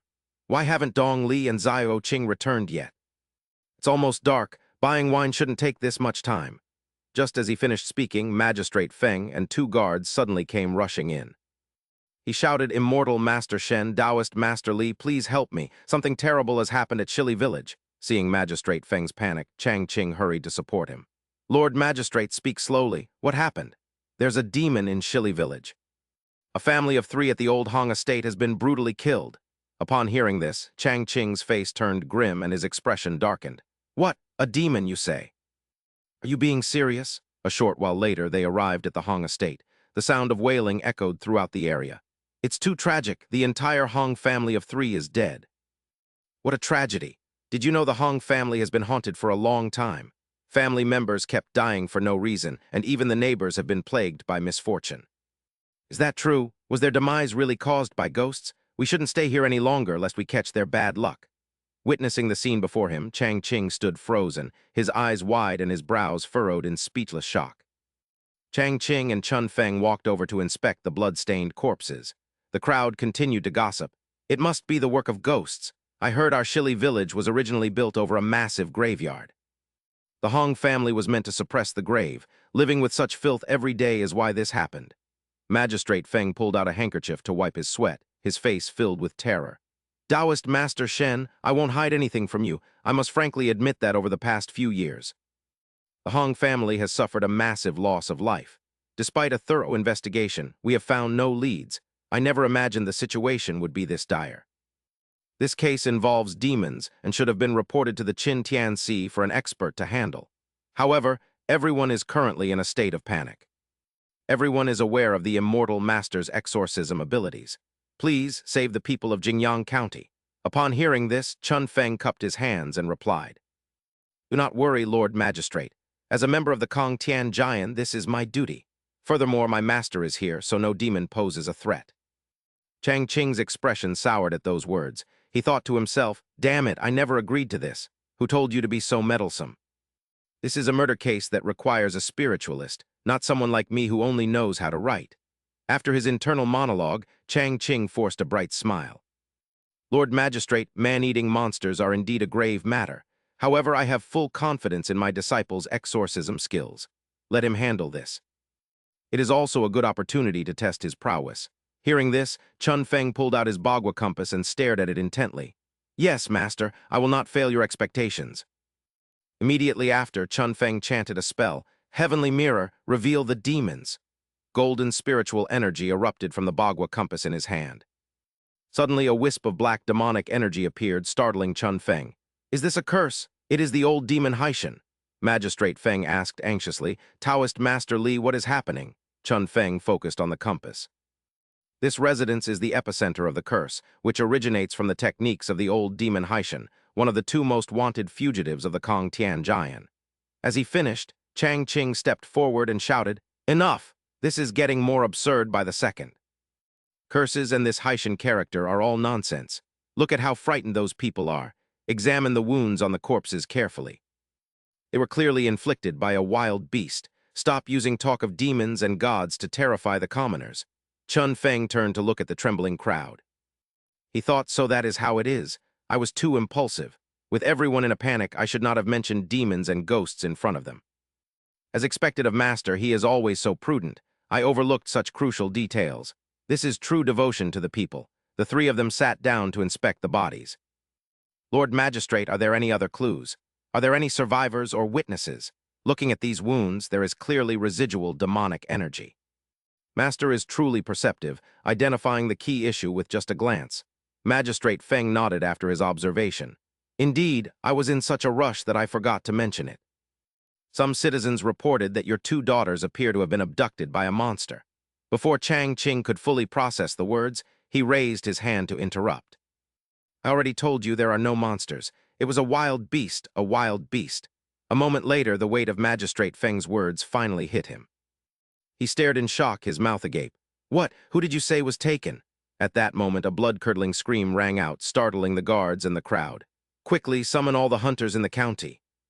The scene shifts elsewhere. The two dragons are sitting atop a pile of bloody bones. Tusk, tusk, I do not want to die. Zio Qing, do not be afraid. The immortal master will surely come to our rescue. Ma Shan overheard this and smirked. What immortal, you wretched fox demon? I suggest you release us. I am a princess of the Dragon Clan, the daughter of the Dragon King of the East Sea. Instead of being intimidated, Ma Shan laughed triumphantly. Ha ha ha, a dragon princess. Do you think you can intimidate me?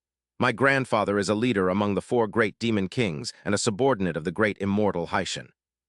Weaklings like the Dragon Clan are only fit to be concubines for our great immortal Haishan. Zio Qing's face turned pale as she sobbed. I do not want to be a concubine. Outside the forest, Chang Qing's group began their search. A soldier reported, Lord Magistrate, we have found many fresh tiger tracks. The beast has not escaped yet. By following these tracks, we will locate it in no time. Walking beside him, Chun Feng spoke up with concern, Immortal Master, this beast is exceptionally ferocious and a man-eater. We should reconsider whether we should let the hunters take such a risk. Hearing this, the hunters turned back and laughed. Do not worry, Taoist masters, we have years of experience hunting tigers, leopards, and wolves. Last year, we even took down a massive tiger together. Chang Ching sighed and pressed his hand to his forehead. These hunters are indeed experienced trackers. Let them proceed. The lives of Dong Li and Xiao Qing are still hanging in the balance. If anything happens, I will not know how to face their families. After walking for a while, the group discovered a cave ahead. Here it is, the tiger's den. Everyone quickly scout the area for other exits. Before entering, a hunter reported, Lord Magistrate, Taoist Master Shen, we have checked. There are no other exits around this cave. Very well, everyone gather here. We will proceed as follows. While Chang Ching was discussing the plan, Chun Feng took the Bagua compass to investigate. Damn, the stench of blood is overwhelming. Chun Feng immediately activated the mysterious heaven treasure mirror, and a golden light flashed from the Bagua compass. Information on the man Shan Tiger King appeared. Ranked 13th on the Imperial Bureau of Astronomy's wanted list, Demon King class, 4-star danger level. He truly is a great demon. With my current cultivation, I am no match for him. Chun Feng took a glowing object from his robe and muttered, I wonder where Master is. Regardless, I cannot let this tiger demon continue harming people. He immediately wrote on the Bagua compass, Heaven is round, earth is square. By the 9 laws I set my brush, and 10,000 ghosts shall submit. While he was casting the formation, a hand suddenly landed on his shoulder, startling Chun Feng. Turning around, he saw Chang Ching standing there, causing the formation to dissipate. What are you doing, little Li? Everyone is busy. Go out and lend a hand. Before he could explain, Chun Feng was dragged away. Master, I was setting a formation. That tiger demon is a demon king. Fine, once we catch that tiger, you can cast whatever spells you want. Then I will teach you some immortal realm techniques. Immortal techniques? Are you serious, Master? Of course, I couldn't be more serious. Inside the cave, Man Shan was fast asleep on a pile of bones, looking completely satisfied. Beside him, the pair were also dozing off, but their faces were filled with anxiety. Suddenly, a stream of white mist drifted into Dong Li's nose, jolting her awake. She sat up, her face pale. There's movement outside, so many people. Could the immortal master have come to save us? That's wonderful. In front of the cave, Chang Ching held a drum while Chun Feng was equipped with a female tiger head mask. Good heavens, Master, will this actually work? Ha ha ha, whether it works or not, you'll find out in a moment. Chang Ching immediately beat the drum and shouted loudly, Little tiger, wake up now. A loud noise startled Man Shan, who snapped his eyes open. What is that sound? Who dares disturb this king? While drumming, Chang Ching suddenly panicked, threw the drum and sticks aside, and yelled, Oh my! Hiding inside the tiger head, Chun Feng looked forward in fear. He had arrived. Man Shan's cold, sharp gaze made everyone break into a cold sweat. My God, he's huge. What has he been eating to get that big? Man Shan crawled out of the cave, looking fierce and roaring like a madman. Chang Ching immediately began performing the lambada dance. Little Li, don't be afraid. Sway just like I taught you. Chun Feng's face was drenched in sweat. Master, does this technique really work? After saying that, he immediately stomped his foot on the ground and performed an intense hip-shaking routine. Swaying and gyrating, Chun Feng controlled the tiger head to look back with a seductive gaze under the moonlight. When Man Shan saw this, his pupils reflected only the image of a lovely little tigress, and he couldn't help but grin. Chun Feng continued to manipulate the fake tiger head, shaking his hips to the rhythm, each movement being incredibly intense and powerful. Witnessing the scene, Man Shan kept urging him on, Faster, faster, faster. Unable to resist the charm, Man Shan exclaimed, Oh wow, this tigress is so alluring. He could wait no longer and rushed forward to embrace her. With a flushed face and heart-shaped eyes, he declared he would give her the most wonderful kiss in the world. It feels so warm, moi, moi. Inside the fake tiger head, Chun Feng wondered, is this an illusion? When did Master cast this spell? How did he make the Demon King so infatuated? Suddenly, a heavy impact made Chun Feng turn pale and speechless. Oh.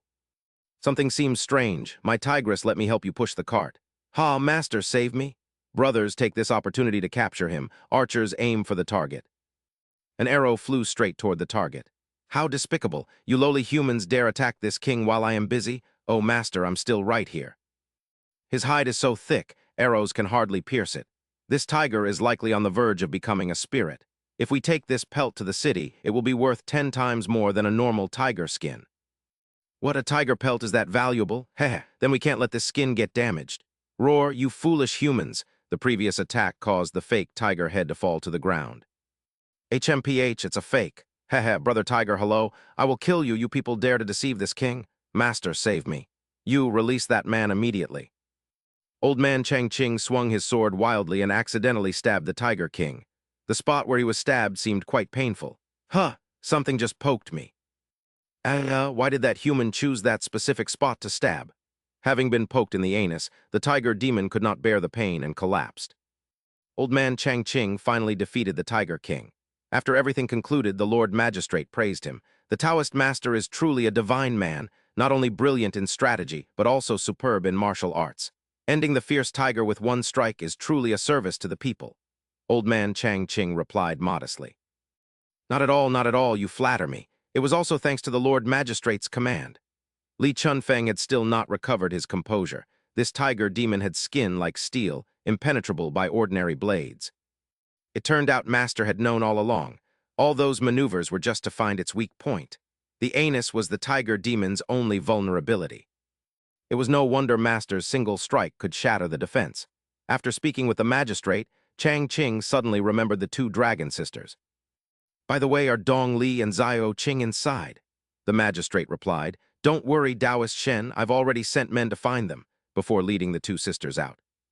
The dragon sisters were overjoyed to see him, crying out, Exalted immortal, thank you for saving our lives, while he felt immense bliss being embraced by the two beauties. Feeling bashful, he said, All right, it's good that you're unhurt. Everything is fine now, let's go home, to which Dong Li shyly whispered, Home. Upon their return, a celebration was held for the tiger-slaying hero, as he walked triumphantly with the massive demon tiger carcass in tow.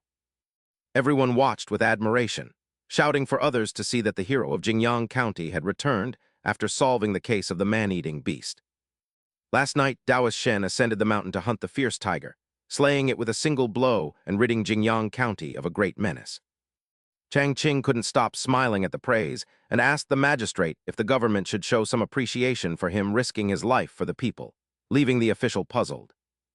He explained that since the Hong family mansion was currently vacant, he was interested in leasing a larger property to expand his business operations.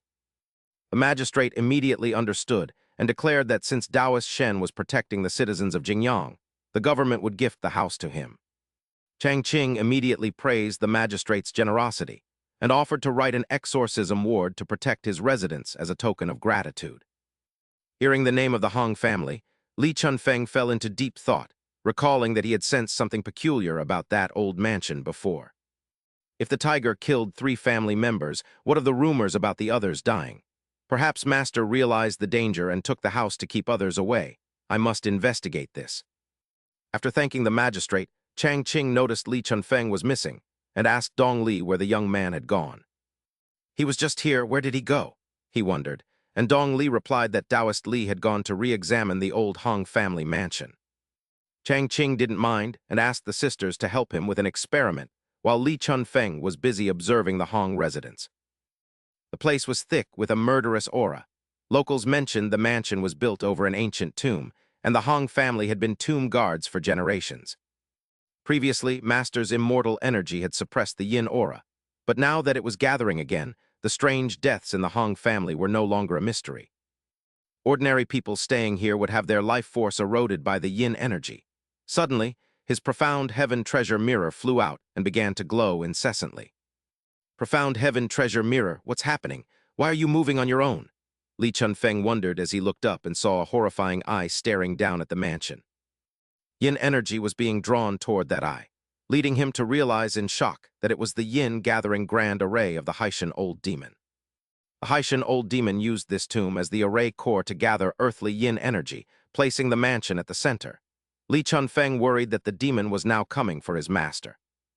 Elsewhere, the once mighty tiger demon was hanging from a pole near a stove where Xiao Qing was stoking the fire, asking if this would truly produce fine wine.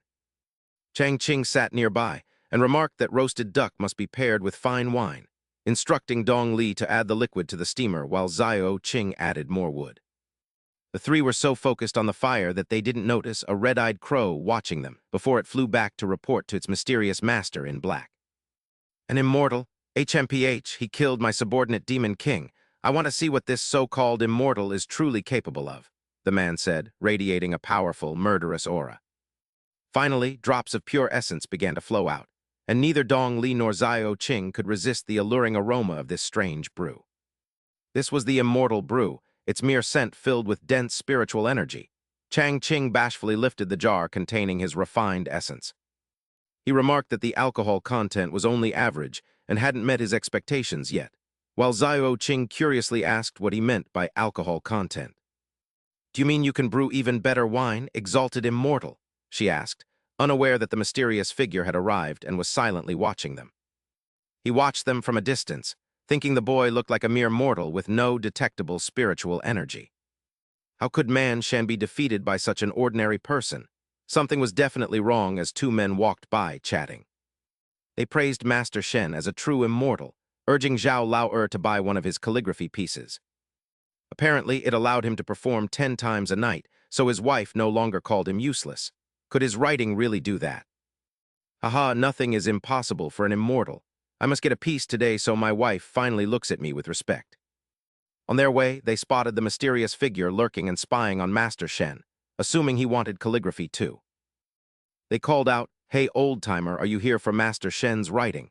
I'm impressed you still have such ambitions at your age." "Much respect, don't be shy, just walk right in. Master Shen is very kind, there's no need to go climbing over walls." The mysterious man was left speechless and embarrassed by the misunderstanding. The two men then entered and shouted, "Master Shen, you're back." He turned from his chores and asked what they needed. They eagerly replied that they wanted to purchase his ink treasures. "Haha, you want my calligraphy? Certainly. My prices are very reasonable. Do you have any specific requests?" One man whispered shyly, "We want the same one you gave Zhao Lao. It's so effective he can go 10 times a night." "He brags about it every day." Shen was stunned. 10 times? Since when did my writing have such an effect?" "That Zhao fellow must be exaggerating. If these two buy my work and it fails, they'll come back to cause trouble." He straightened his posture. "I can write what you ask, but don't set your expectations too high. Besides hanging my work, you must exercise daily. If possible, supplement with tiger or bull parts for better results. As for 10 times a night, please know your limits." The man laughed and pointed outside. "Don't be so humble, master. In Jingyang County, everyone from age 3 to 80 knows your power. If you don't believe us, look. We just saw an old man trying to climb your wall to get a piece, but he was too shy to enter." Shen looked where he pointed, but the man had vanished. "Wait, where did he go? What old man are you talking about?" Suddenly, a bolt of lightning struck, and the mysterious man appeared. "Are you looking for me?" Dong Li and Xiao Qing recognized him as the Haitian old demon. Instead of being afraid of the demon, Shen only worried about his house. "Old man, you've damaged my roof." The others turned pale with fear. The Haitian old demon looked at him with a sinister smile. "Boy, I've come here today to take something from you." "It's the Haitian old demon," Dong Li whispered to Xiao Qing. "No matter what, we must protect the master with our lives. If a fight breaks out, take the master to the East Sea for reinforcements. I'll stay behind to hold him off." Xiao Qing worried for her sister. "No, sister, I'll stop him. You take the master and run." Unlike the sisters, Shen wasn't afraid. He was furious. "Old man, do you have a death wish? You'll pay for every tile you broke." The Haitian old demon was puzzled by the lack of fear. He thought, "He looks like a mere mortal with no spiritual power at all. He's even weaker than those two dragon demons, yet he dares to threaten me. I shouldn't act rashly. I must test him first." He shouted, "You killed the demon king who served under me. How do you wish to die?" Shen was completely confused and pointed at the dead tiger demon. "What demon king? You mean this tiger?"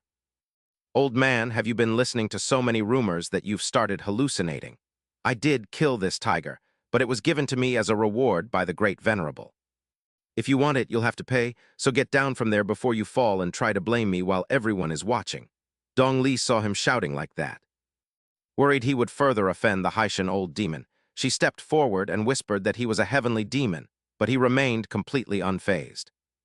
Instead, he grew even angrier, asking what kind of heavenly demon would be so shameless as to damage his roof after he had been patient for so long.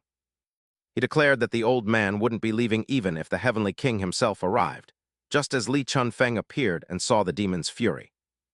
He rushed over in fear for his master, knowing a heavenly demon could wipe out entire nations, while the Haitian old demon gave a cold, arrogant smile. The demon sneered that he would skin the ant who dared provoke him, and seal his soul in a state between life and death before lunging forward. As he charged, the onlookers cried out in terror for the immortal master's safety, fearing the worst was about to happen. He ignored the threats entirely, concerned only with the numerous roof tiles the old man had broken when he jumped down. The Haitian old demon was inches away from devouring him when he suddenly crashed violently onto the ground right at his feet. Blood stained the dirt, and his legs were shattered, leaving the Haitian old demon to do nothing but grit his teeth against the excruciating pain. Seeing the man kneeling, he calmly remarked that such a grand gesture wasn't necessary, while the demon collapsed in a panic over his vanished magic. Tears flowed as the demon shrieked in agony over his broken knees, leaving Li Chunfeng and the Dragon Sisters completely speechless. Marveling at the immortal master's power, he approached the kneeling Haitian old demon and scolded him for climbing onto the roof in the first place. The once mighty Haitian old demon could not stop his tears after being so thoroughly insulted and humiliated by a mere youth.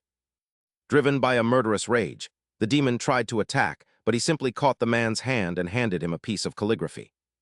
He told the man to keep it as a gift for the elderly and waived the roof repairs. But when the demon looked, he saw the character for elegant written there.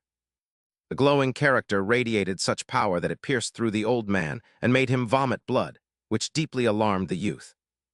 Hiding behind the fox demon hide, he quickly claimed he had only given a gift and hadn't touched the man, asking the crowd to be his witnesses.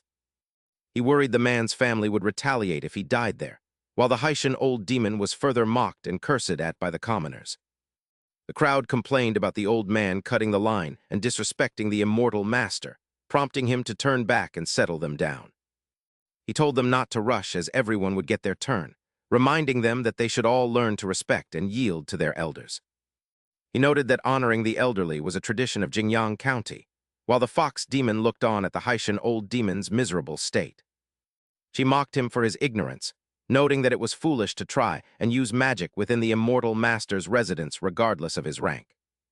She told him that even a heavenly demon was powerless here, leading the Haitian old demon to ask if the youth was truly a descended immortal. He argued that the boy had no magical aura, but the fox demon sarcastically replied that a mortal creature like him could never perceive an immortal's power.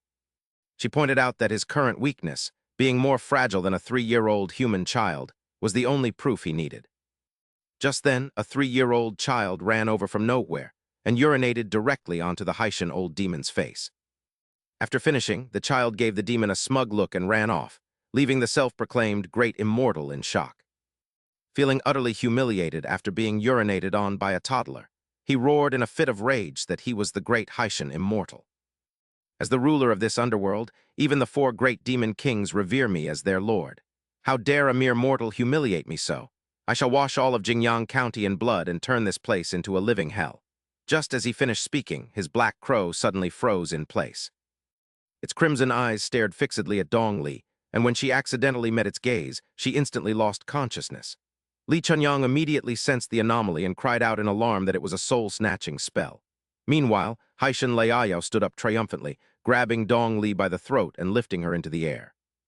I possess a century of cultivation, after all. No matter what method you use to seal my magical powers, I still have plenty of trump cards left to play. Kid, if we fight to the death today, blood will flow like a river through Jingyang County. I offer you 2 choices. Since you killed the Demon King under my command, I will spare this woman if you comply. Or you can kill her and we will fight to the bitter end. He looked at the old man with a confused expression, thinking the villain had lost his mind. Old man, have you gone mad? What nonsense are you spouting if you want that tiger skin? Just take it and leave others alone. Hearing this, Haitian Liao speculated that the boy was so concerned for the dragon girl that they must be having an affair. To think you would even touch a dragon girl. I see you are no righteous immortal.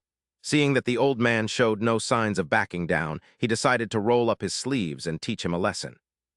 But just as he was about to step forward, a figure suddenly appeared above the old man. A pervert like you is bad enough, but you actually dared to target Miss Dong Li. I have put up with you for far too long. As he spoke, the man reached out and grabbed Haitian Liao by the head, decisively hurling the arrogant old man straight into a wall. Get lost.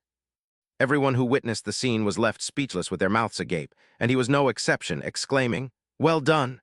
The man immediately rushed over to support Dong Li. He asked tenderly, "Miss Dong Li, do not be afraid. I have already beaten that pervert," seeing her sister out of danger. Xiao Qing could not restrain herself and rushed forward to embrace Dong Li, crying out, "Sister, are you all right? You nearly scared me to death just now." Dong Li regained consciousness thanks to the hug and asked in a daze. What happened? What was wrong with me just now? He and Li Chunyang went to check on Haishan Leiao and were utterly shocked. Is he dead? Master, this is truly terrifying. Hearing this, he doubted his own ears and asked again, What did you say? Is he dead? Li Chunyang assumed that everything had been orchestrated by him. He said with admiration, Master, you are incredible for helping the people of the Great Tang by dealing with the great demon Haishan Leiao.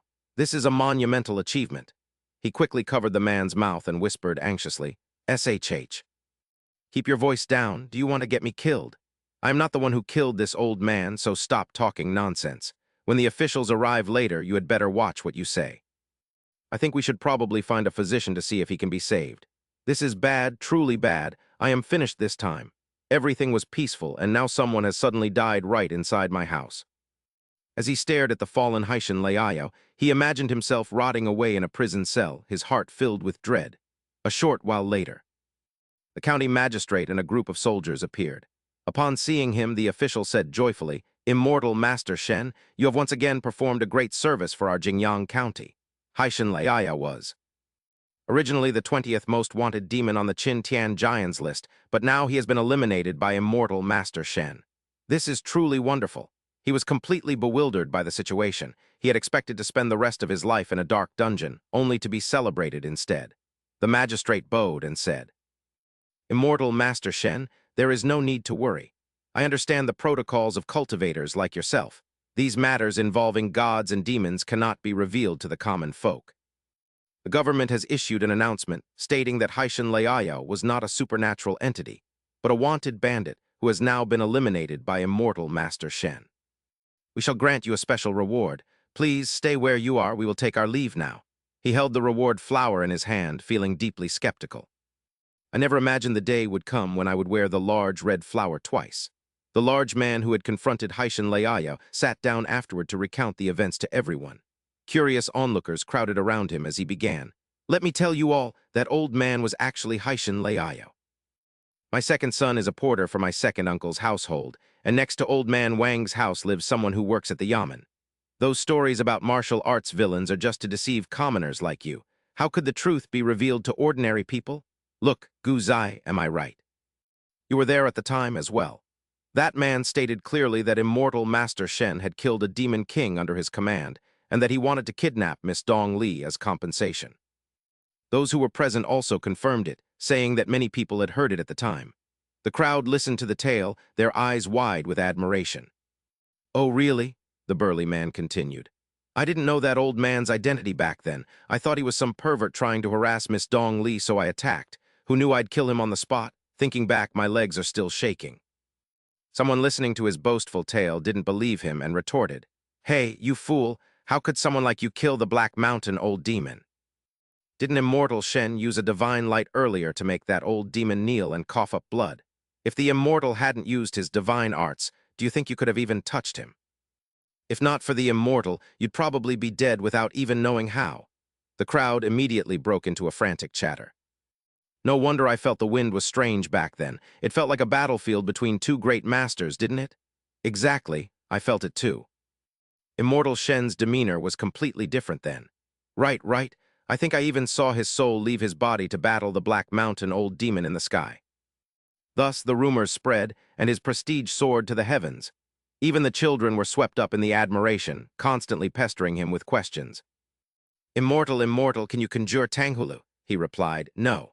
Another child asked, Immortal, do immortals need to use the restroom? He felt helpless hearing such a silly question. What do you think? Two other children wouldn't let it go and asked, Immortal, are you married? He replied crossly, What's it to you? The children kept surrounding him, firing off questions.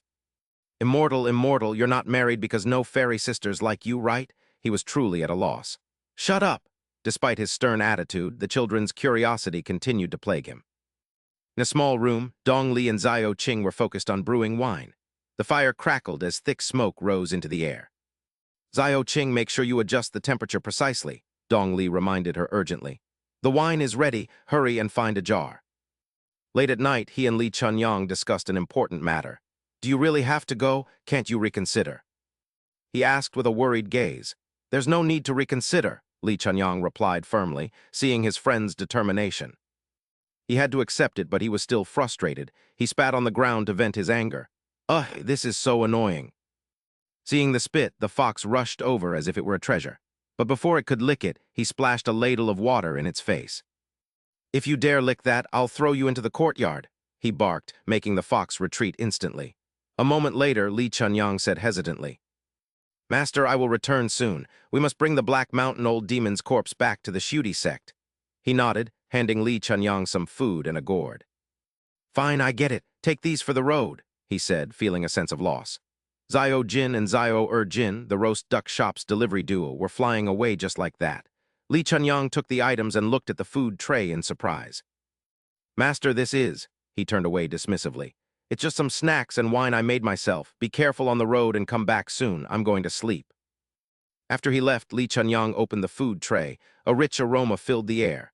Ah, this is a divine treasure. He hurriedly grabbed a bun and ate it ravenously. With just one bite, spiritual energy flooded his body. Ah, I've broken through, Li Chunyang cried out, overwhelmed with emotion, once the breakthrough was complete. He knelt down, tears streaming. Thank you, Master. I will never forget this kindness. When I return to Shudi, I will surely spread the tales of your divine deeds. But at that moment, he appeared and smacked Li Chunyang on the head with a book.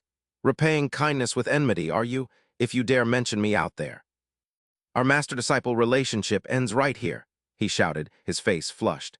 Li Chunyang picked up the book and realized it was the 9-9 multiplication formula. He imagined the best of him, thinking he wanted to give it but was too shy to say so. Master truly has a sharp tongue but a soft heart. I will definitely cultivate with all my heart. I won't fail your expectations. Later, he sat on a cargo carriage with Dong Li, moving toward the Hong family estate. Immortal, do we really have to move there? Dong Li asked worriedly. He replied nonchalantly, Of course, Magistrate Feng gave me that manner. The original house was too small for our roast duck and distillery business. Although Dong Li had never done business, she knew shops were usually in busy areas. Hearing her, he felt she had a point. It seems I have no choice but to play my trump card, Dong Li asked in surprise. A trump card? He suddenly turned around to face her, and for a moment the air was thick with emotion. The extreme proximity made them both blush with embarrassment. Dong Li shyly turned away, thinking the immortal master smelled wonderful. Her silly younger sister, Zio Qing, also woke up and asked if they had arrived as he confidently stepped out of the carriage. He cleared his throat and announced they would hold a grand opening sale, setting up a stage out front and inviting drama troupes to promote the new shop. He planned to invite monks to chant sutras and a prestigious Taoist priest to prove the area was finally free of vengeful spirits and demons. Jingyang County's Shili village was now the cleanest place in the Great Tang, prompting Zio Qing to ask if the immortal master intended to perform a ritual. He gave a silly smile and told her she was right, but warned her not to tell anyone about the ritual or no one would dare visit. Handing them a stack of flyers, he told them to post them in crowded areas, especially near the ward gates, while keeping an eye out for officials. He told them to run if they saw any guards, then went inside to clean, promising them a duck dinner if they returned before dark. Dong Li and Zio Qing obeyed without hesitation, though Zio Qing wondered if the immortal master really just wanted to promote his new shop. Dong Li frowned as she sensed the spiritual energy within the paper, doubting that an ordinary advertisement would contain such powerful qi. These papers were divine artifacts, and since the master wasn't wasteful, he surely had a hidden motive they were too inexperienced to perceive as night fell. Having finished posting all the flyers, a weary Dong Li wiped her brow and decided it was time to return and report to the immortal master. A crowd gathered around the flyers, gossiping about whether Master Shen was performing a ritual, though the paper only mentioned a grand opening sale. Shili Village was once a cursed place, but the master's presence brought peace until the flyers suddenly began emitting a powerful surge of energy. Dong Li realized it was a great spirit gathering array, turning Jingyang County into a cultivation sanctuary through the simple act of posting flyers. Such a powerful array was formed by his sheer protagonist aura, while deep beneath Shili Village, an ancient tomb was enveloped in a violent, murderous aura.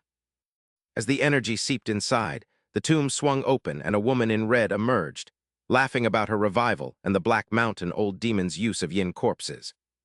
He likely intended to use the gathered yin energy to break through his realm, but she had claimed the prize of this well-nourished yin corpse for herself. She believed that after devouring a man, she would transcend the 3 realms and 5 elements, becoming someone even a Daluo golden immortal couldn't stop.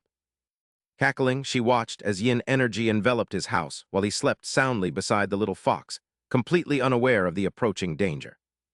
Having had too much to drink, Dong Li and Xiao Qing were oblivious to their surroundings as Dong Li giggled, claiming she wasn't drunk yet. She praised the master's wine while Xiao Qing mumbled for him to be gentle, and soon both were fast asleep, totally unaware of the peril looming over them.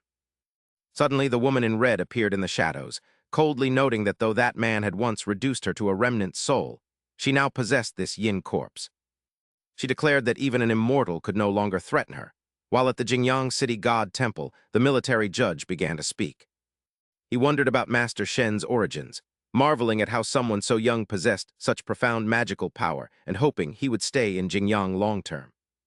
With him there, they would no longer fear demons, and the city god nodded in agreement, expressing his own desire to meet such a distinguished master. He had easily eliminated the ghost king of Zishi Marsh and the Black Mountain old demon, so the city god planned to pay him a visit the next day. Suddenly, the city god sensed a terrifying aura and anxiously asked the military judge if the master had gone to Shili village today, to which the judge confirmed he had. The city god performed a divination and saw a disturbance in Shili village. This evil aura made the ghost king of Zishi Marsh look like a child, so he had to go save Master Shen.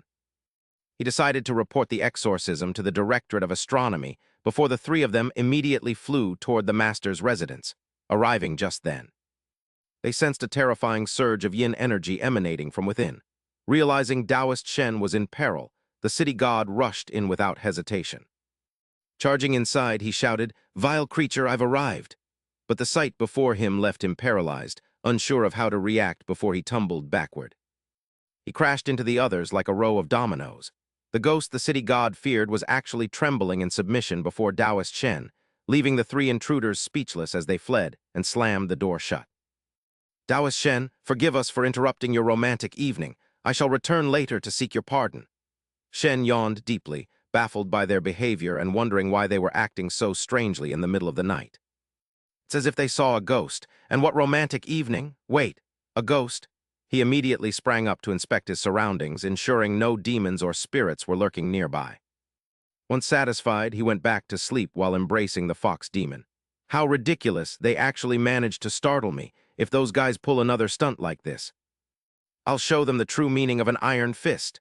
Meanwhile, the exhausted female ghost in red hid beneath the bed, wondering how such a thing was possible. Just being near him drains every bit of my spiritual energy. My current strength is far beyond what it once was. I should be able to challenge even a true immortal. I must get away from this man first. As she trembled and tried to flee, the 3 observers watched from above, marveling at how incredible the Taoist truly was. Even a powerful ghost had been forced into submission. Gasping for air and visibly weakened, she slowly exited the room. Sensing the trio's presence, they panicked and immediately took flight to escape. "We should stop watching. If everything is fine, then our work here is done." This only fueled the female ghost's rage as her anger began to boil over. Terrified, the 3 rushed back to the city god temple. Seeing them breathless and pale, the others curiously asked, "My lord, what happened out there?" With a face as white as a sheet, Judge Wu exclaimed, "I have never witnessed such divine techniques. It was earth-shattering. That man is truly audacious." "So it turns out there's another way to exorcise spirits." General Gan Liu was equally shaken and urged them, "Tell us exactly what occurred. What kind of immortal technique did that master use to eliminate the ghost?" The city god began his tale, explaining that they had originally intended to assist Taoist Shen. With a look of pure astonishment, he continued, "But when we arrived, Taoist Shen's door was wide open, and a female ghost was already inside." Another interrupted excitedly. That ghost was draped over Taoist Shen, her body completely limp and her gaze filled with longing as she moved incessantly. The sight was truly overwhelming. The listeners eagerly pressed for more details, and he replied, "He kicked us out, but we stayed nearby, fearing he might not be able to subdue her. We kept watch from the wall, ready to intervene at any moment. Then, in less time than it takes to drink a cup of tea, guess what happened?" Unable to contain his excitement, Judge Wu blurted out, "That ghost was as weak as a stray dog, crawling out of the room while still making sure to close the door softly. She was terrified of disturbing Taoist Shen, and her spiritual aura had been depleted by 99%. The crowd grew increasingly thrilled by the story. How thrilling, as expected of Taoist Shen.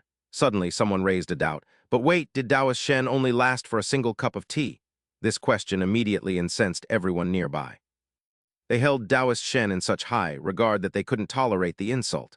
What do you mean he only lasted a cup of tea? That was Taoist Shen being merciful and sparing her life. Otherwise, how could that ghost's body have ever endured his divine punishment? How dare you slander our idol? Brothers, get him. The skeptic was instantly swarmed by the crowd, who shouted, Taoist Shen is our role model. Take this punch, kid. I'm sorry I was wrong. Is Taoist Shen someone a lowly practitioner like you can gossip about? I'll shut your mouth for good. Please stop hitting me. Back at Taoist Shen's residence, the female ghost refused to yield and continued to absorb yin energy. Heh heh heh. This courtyard is truly a sacred ground for cultivation. With this yin gathering array, my soul domain has reached its absolute peak. I'll try once more. Even if I can't kill the man inside, I must at least scare him away. Suddenly, Taoist Shen opened the door and stepped out, simply needing to relieve himself. The female ghost was terrified the moment she saw him and ducked behind a tree. This is bad. Why did he come out so suddenly? He scanned the area, searching for something. There it is. Aiming at his target, he walked straight toward the tree trunk while unfastening his pants. The female ghost hiding behind the trunk was shocked to see him approaching. Had he discovered her? Terrified, she collapsed to the ground. What are you trying to do? He suddenly dropped his trousers, leaving the female ghost agape. Please, no, immortal master, I was wrong. I won't do it again, boo-hoo-hoo.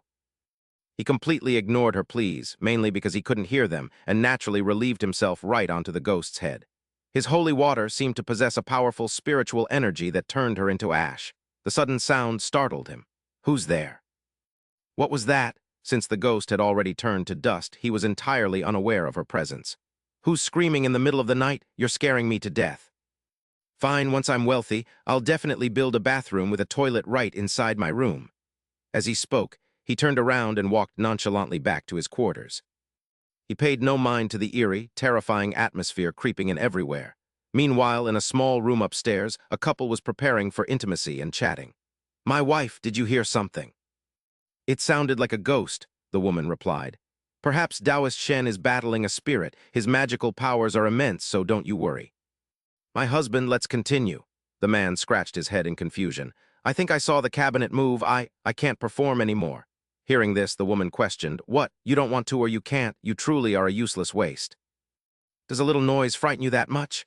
After relieving himself, he rolled onto the bed and hugged the fox demon tightly, dreaming of a wealthy future. Hee, so much money. It's all mine, all mine. The next morning, his shop finally opened with the loud clanging of gongs and a lively lion dance. People gathered in a bustling atmosphere, and his courtyard was nearly packed to capacity. Everyone watched and whispered among themselves. Is Taoist Shen really going to exorcise ghosts in front of everyone today? How could it be fake? I didn't expect his roast duck shop advertisements to be posted everywhere. If it were anyone else, the authorities would have arrested them already. Upon hearing the news, I immediately rushed back from the fields. I wouldn't dare miss this. The officials saw the massive crowd gathering. Worried it might interfere with his exorcism, they reported to the Lord Magistrate. With so many people gathered, I fear it might cause trouble. Should I send soldiers to disperse them? Hearing this, the magistrate angrily smacked his head. Disperse them? This is immortal Master Shen. You've only just taken office. You probably haven't heard of immortal Master Shen's reputation. Now, everyone in Jingyang County knows his prowess. Remember, in this county, he is the true VIP. Just stay here with me today and watch him subdue the ghosts. The man replied with skepticism, Yes, my lord, I shall remember. He then stepped onto the stage and was warmly welcomed by the crowd shouting, Taoist Shen. Look, Taoist Shen is here.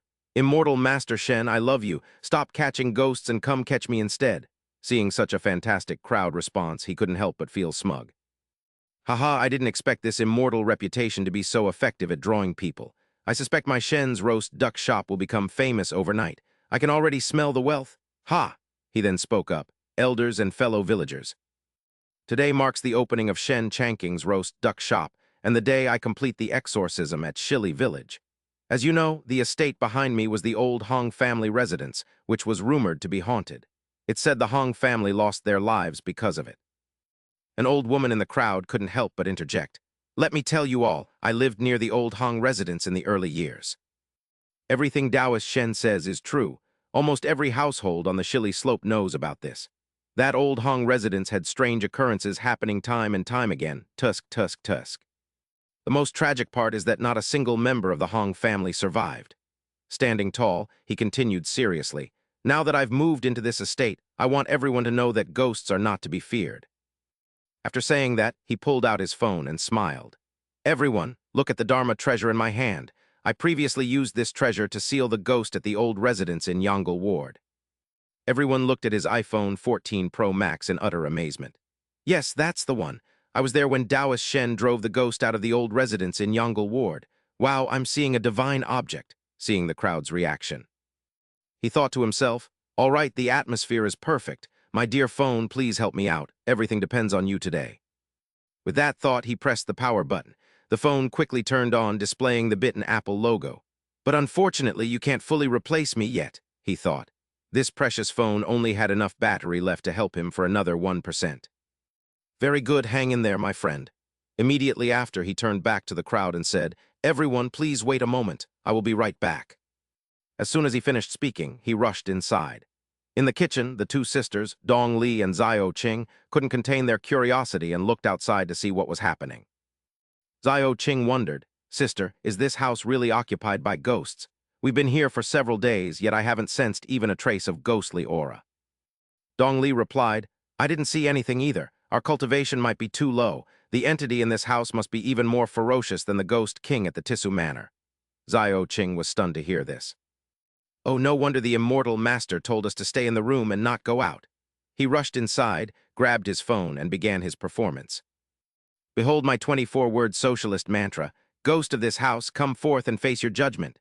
He held the phone high like a ritual tool, chanting socialist slogans under his breath. The onlookers peeping over the wall were astonished. "He's creating lightning, thunder in broad daylight. The immortal master has summoned heavenly bolts to purge the evil." He took the opportunity to play a recording of ghostly wails on his phone, terrifying the crowd. Once the act ended, he stepped onto the stage and announced, "Everyone, I have subdued the ghost.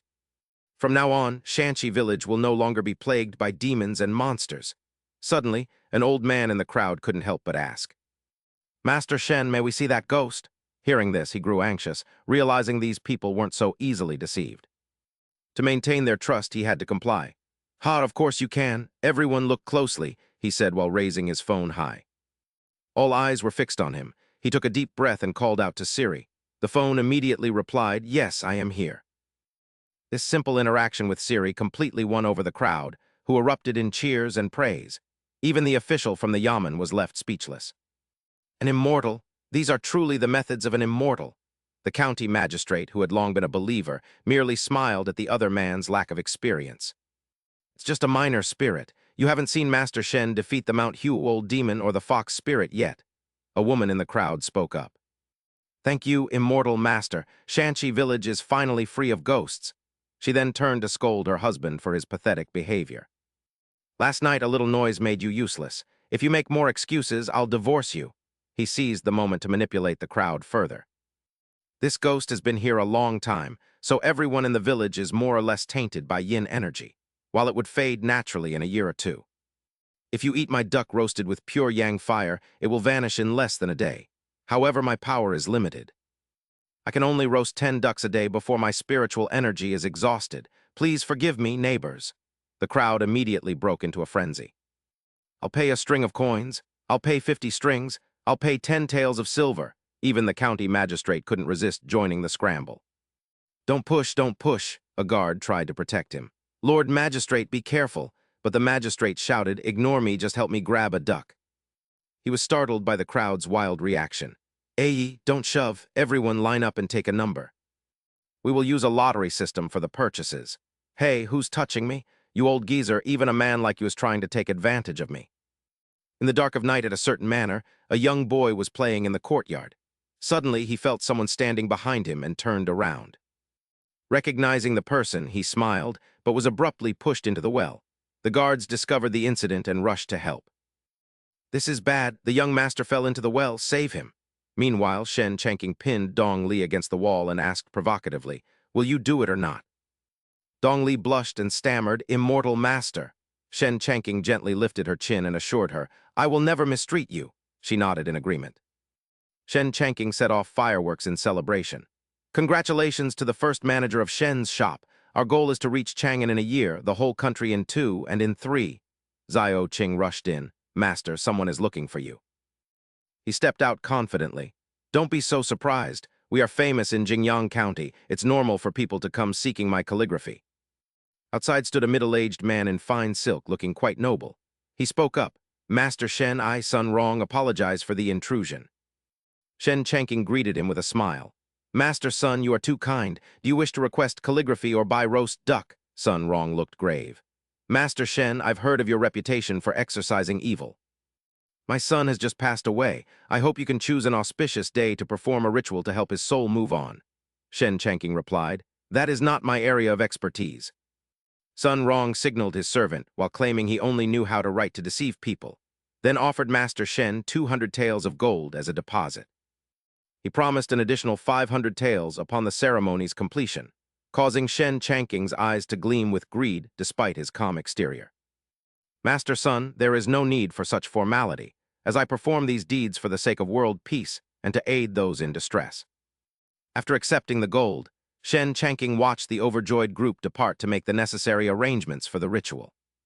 Before they left, Shen Changqing assured Sun Rong that he would arrive the following day to assist in opening the altar. He laughed at his newfound fortune, realizing 700 taels was enough to buy a house in the capital, while news of his deeds reached the city god temple. The civil judge remarked that Master Shen's exorcism at Shili Mountain had been truly impressive and had shaken their entire household.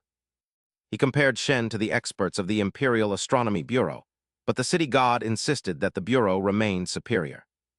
The city god explained that while Master Shen excelled at exorcism, the bureau could calculate the nation's destiny and the people's well-being. The military judge whispered a warning to the city god to be careful with his words, lest Master Shen overhear them. He reminded him that even Li Chunfeng from the Imperial Astronomy Bureau had once sought to become Master Shen's disciple. Such powerful masters were often prideful, and it would be disastrous if he took offense at their conversation. Suddenly, Shen Changqing burst through the door, causing the startled city god to tumble to the ground in shock. Shen greeted them, thinking to himself that the old stories were right about outlaws hiding in dilapidated temples like this one. Shen Changqing approached the bearded military judge and called out to him. He leaned in and whispered an apology, explaining that he hadn't realized the man's entire gang was gathered there. He promised not to report them, acknowledging that people from all walks of life had to use such schemes to make a living. Inside, the civil judge worried that Master Shen had come to settle a score for their previous interference during his exorcism. Gan Liu expressed concern about Shen's unpredictable nature as the three of them huddled behind the door while the city god broke into a cold sweat. The city god urged them to speak cautiously to avoid angering the master, just as Shen Changqing entered with a respectful greeting. He apologized for his previous haste, now recognizing them as the city god, the civil judge, and General Gan Liu. Shen marveled at how professional these spiritual con artists were, while the city god nervously asked the purpose of his visit. The city god watched Shen Changqing intently, filled with apprehension. He was baffled by how Shen had entered without being detected, wondering if the man's power surpassed that of a temple deity. Shen Changqing felt as though he were about to be devoured, and feared he wouldn't leave the temple without paying a price. He forced a smile and praised them as exceptional talents in their field, claiming he had admired them since meeting the military judge. He claimed his visit was intended to foster professional exchange within their industry. The city god broke into a sweat, modestly claiming they only possessed minor skills compared to Master Shen's profound power. He worried that Shen was actually there to cause trouble and wondered how to handle the situation. The city god then began to explain the funeral rites, suggesting the use of ritual banners and incense. Form hand seals and chant incantations to liberate the spirits first, then invite the deity to descend, state your plea, and ascend the altar to perform the ritual. While the city god spoke, Shen Changqing listened intently and carefully noted every detail. By evening, the city god was exhausted. "I have just demonstrated the footwork sequence to the immortal master, and I have also drawn the hand seals and incantations for the Taoist. Please take a look, Taoist. Shen Chanking replied happily, "Excellent, excellent. You have worked hard, brother." Finally, Shen Chanking agreed to leave. Everyone in the city god temple was drained. The civil magistrate spoke up, lamenting, "Taoist Shen truly makes life difficult for others. He calls it a professional exchange, but he is actually mocking us. As a member of the immortal sects, why would he need to consult a mortal underworld deity about setting up an altar for rituals?" The military magistrate glanced at the city god and said, "Perhaps the city god heard our grumbling earlier. Otherwise, why would he put us through such misery?" The city god shouted in anger, "You are all narrow-minded, truly narrow-minded." Then the city god ascended into the air. Magic power radiated around him, his expression one of sudden enlightenment. Taoist Shen is a venerable immortal. His actions today were never meant to mock or insult us. It was to train us. Just as he left, the magic power in my body recovered and even surged. Cheers erupted throughout the temple. "Ah, I have broken through to a new realm. Me too. We were indeed narrow-minded. Taoist Shen is truly an immortal." Outside, Shen Chanking had no idea what was happening. "Hey, what are those charlatans shouting about? I only borrowed their ritual tools. It is not like I will not return them." The next morning at the Sun Manor in Jingyang County, a funeral atmosphere hung over everything. Joss paper was scattered across the courtyard. A servant announced that Taoist Shen had arrived. "Please come in." Sun Rong came out to greet Shen Chanking. As he walked, he observed the surroundings and thought to himself, "This is quite a wealthy family. It is a pity that the white-haired must bury the young. How tragic." Suddenly, Shen Chanking noticed something. He spoke up, "Old Master Sun, could you take me to see the dry well?" Old Master Sun nodded mournfully. "Very well, Taoist, please follow me." A white-haired woman kept throwing joss paper into the fire. Seeing this, Shen Chanking felt a surge of suspicion. At the well, a dark mist emanated from within. Shen Chanking asked, "Old Master Sun, is this courtyard for your son's funeral?" Both of them looked down. Sun Rong replied, "Sai, it was evening, and the servants who clear the weeds had all gone to rest. I had finished my meal and returned to my room to sleep." Who would have thought Fugui would run out to play on his own? I was so foolish. My Fugui had a hard life. He was born with a mental disability and his mother passed away early. I was so busy with business that I could not care for him properly. Over 10 years have passed, and I always hoped his condition would improve. It is my fault for not looking after him. I failed him and his mother. He wept loudly. When the servants pulled him from the well, the boy was still moving. Covered in blood and mud with broken limbs, he still clutched the rattle drum I gave him. He kept crying out, "Father, it hurts." I deserve to die. Shen Chanking sighed and comforted him. "Old Master Sun, please restrain your grief. I will do my best." Shen Chanking then took off the bag he was carrying on his shoulder. He suddenly realized someone had sneaked into his back basket. "When did you crawl in here? Stay put and do not wander off." Then Shen Chanking handed Sun Rong a stack of papers and consoled him. "Old Master Sun, do not grieve too much. The dead cannot return, but I will recite the supreme scripture of salvation to pray for your son. I hope he can escape his karmic burdens in this life and find happiness in the next." Xiao Bai wagged his tail excitedly, his eyes sparkling as he looked at Shen Chanking. Hee, how could I miss the chance to watch the immortal master set up an altar from such a close distance? Suddenly, Xiao Bai noticed something. A soul. A woman appeared out of nowhere by the well's edge, startling Xiao Bai. What kind of ghost is this? How does a wandering spirit dare to appear in broad daylight? That soul bore a grateful expression before slowly fading away. Xiao Bai was bewildered. What on earth is going on? Wasn't it said that the one who jumped into the well was this old man's son? My goodness, she was liberated by the immortal master. The scene shifts to the Shen residence at Shilly Slope. Xiao Qing was startled when someone suddenly appeared before her. "Ah, who are you?" Floating in the air, Qin Yan spoke calmly. "Young lady, I am the city god of this land. I have come to pay a visit to Taoist Shen." Holding a duck, Xiao Qing replied politely, "Oh, you have arrived late. Taoist Shen has returned to Jingyang County to perform a ritual for someone." Hearing this, Qin Yan vanished instantly. "Thank you, young lady. I shall not disturb you further." Xiao Qing was genuinely bewildered when Dong Li's voice rang out, telling her to finish preparing the duck and bring it inside immediately. "Who's here, sister?" Xiao Qing asked, swaying her hips as she moved. She grumpily grabbed the duck to continue her task, muttering about how rude those people were. If the immortal master were home, they wouldn't dare fly about his estate so boldly. Meanwhile, at the city god temple, Qin Yan was poring over the ledgers. It turned out the Sun family's simple-minded son had passed away, and the master had likely gone to their estate to perform a ritual. But wait, why was there a soul from over a decade ago in the Sun family's old residence only just now entering reincarnation? Could it be a vengeful spirit? Late that night at the Sun estate in Jingyang County, Shen Changqing set his tools on the table and listened to the butler's arrangements. Taoist Shen, we have prepared the ritual altar in front of the morning hall as you requested. Please rest for now. If you need anything else, feel free to call for me at any time. Understood, thank you, Butler Wang, Shen Changqing replied. As soon as the butler left, Shen Changqing bolted like an arrow, clutching his backside in distress. Living in such a grand estate was certainly different, as he had actually gotten lost while searching for the latrine. He paused as he passed the morning hall, where two women were burning joss paper before two coffins.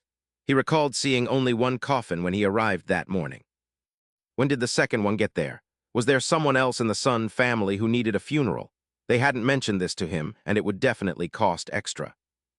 I can't hold it any longer, he muttered, prioritizing the latrine. But as he hurried through the willow garden, Shen Changqing encountered yet another unexpected distraction. A figure appeared before him, a woman with flowing white hair and a graceful blue dress, looking like a celestial maiden descended to earth. Shen Changqing couldn't help but think how stunning she was. Under the faint moonlight, the sight of such a beautiful, long-haired woman was mesmerizing. Stunned by her beauty, Shen Changqing was momentarily speechless. "Miss," he called out, but the woman suddenly turned and bolted, prompting him to chase after her in a panic. "Wait, why are you running? I just wanted to ask where the bathroom is," he shouted.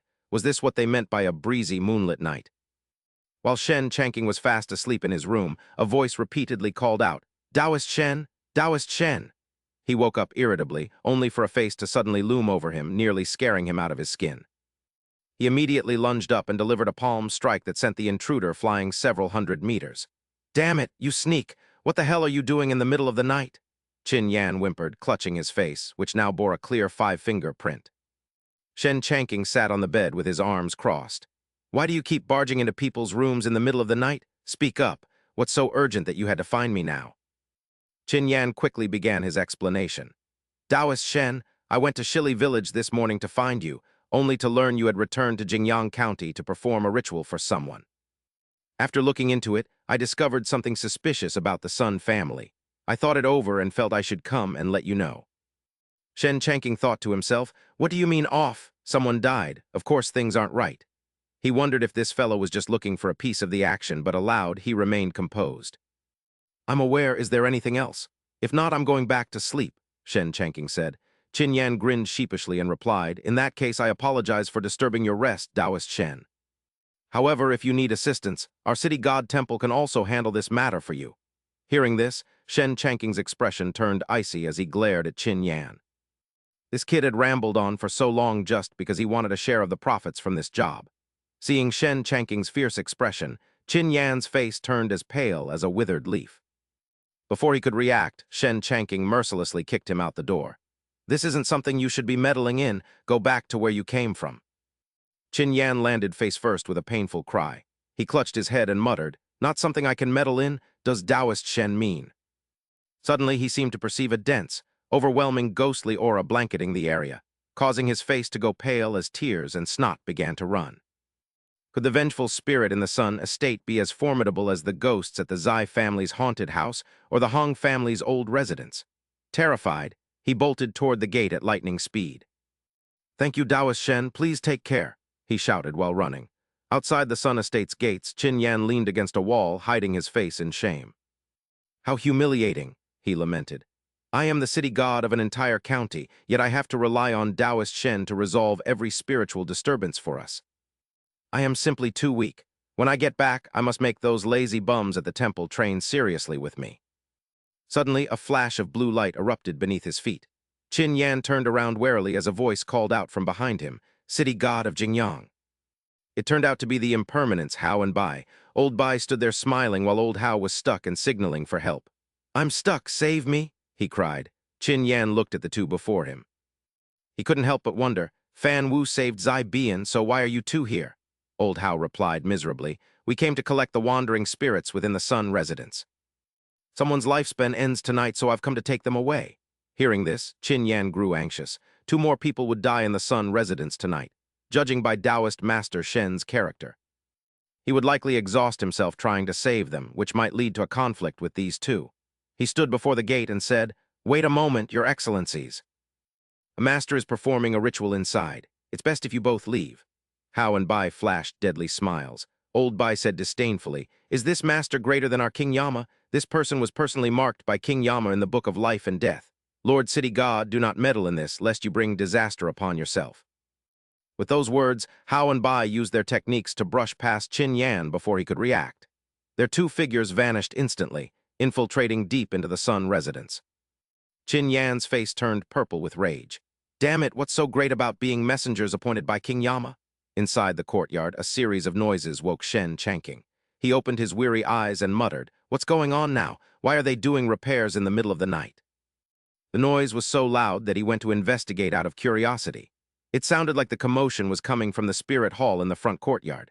Shen Chanking saw the hall brightly lit and a suspicious man entering, which filled him with doubt. "HMPH, with so many people here, what are they doing?" Sun Rong stood before the coffin and said sorrowfully, "Fugui, this time you will have someone to look after you in the afterlife. This is all your father can do for you." As he spoke, his tears fell like rain. "Don't worry, it won't be long before I join you down there. Even in the underworld, I will ensure your safety and let no one bully you." Sounds emerged from the coffin as several men in white were busy nailing the wooden lid shut. Shen Chanking realized with a shock that the crying was coming from inside that coffin. How could there be a living person inside a coffin? He recalled the morning's events with horror and couldn't help but swear. There were two coffins placed before the spirit hall. They were covered in red flowers with the character for joy hanging in front. This was a ghost marriage. He shouted, "Everyone, stop right now," causing everyone inside to turn around in surprise. Shen Chanking was seething with rage as he stood at the door with clenched fists. His expression was terrifyingly cold. The sound of weeping from the coffin continued unabated. Sun Rong clutched his hands nervously and shrank to the side. Seeing Shen Chanking enter, Sun Rong asked urgently, "Taoist Master Shen, what do you intend to do?" Shen Chanking said nothing. He walked over and kicked the two men who were nailing the coffin. Radiating fury, he stepped gloomily on a servant lying on the ground and barked, "Didn't you hear me tell you to stop just now?" Seeing that Shen Chanking was ignoring him, Sun Rong grabbed a hammer to continue nailing the coffin himself. He said frantically, "This involves my son's happiness. I absolutely cannot stop."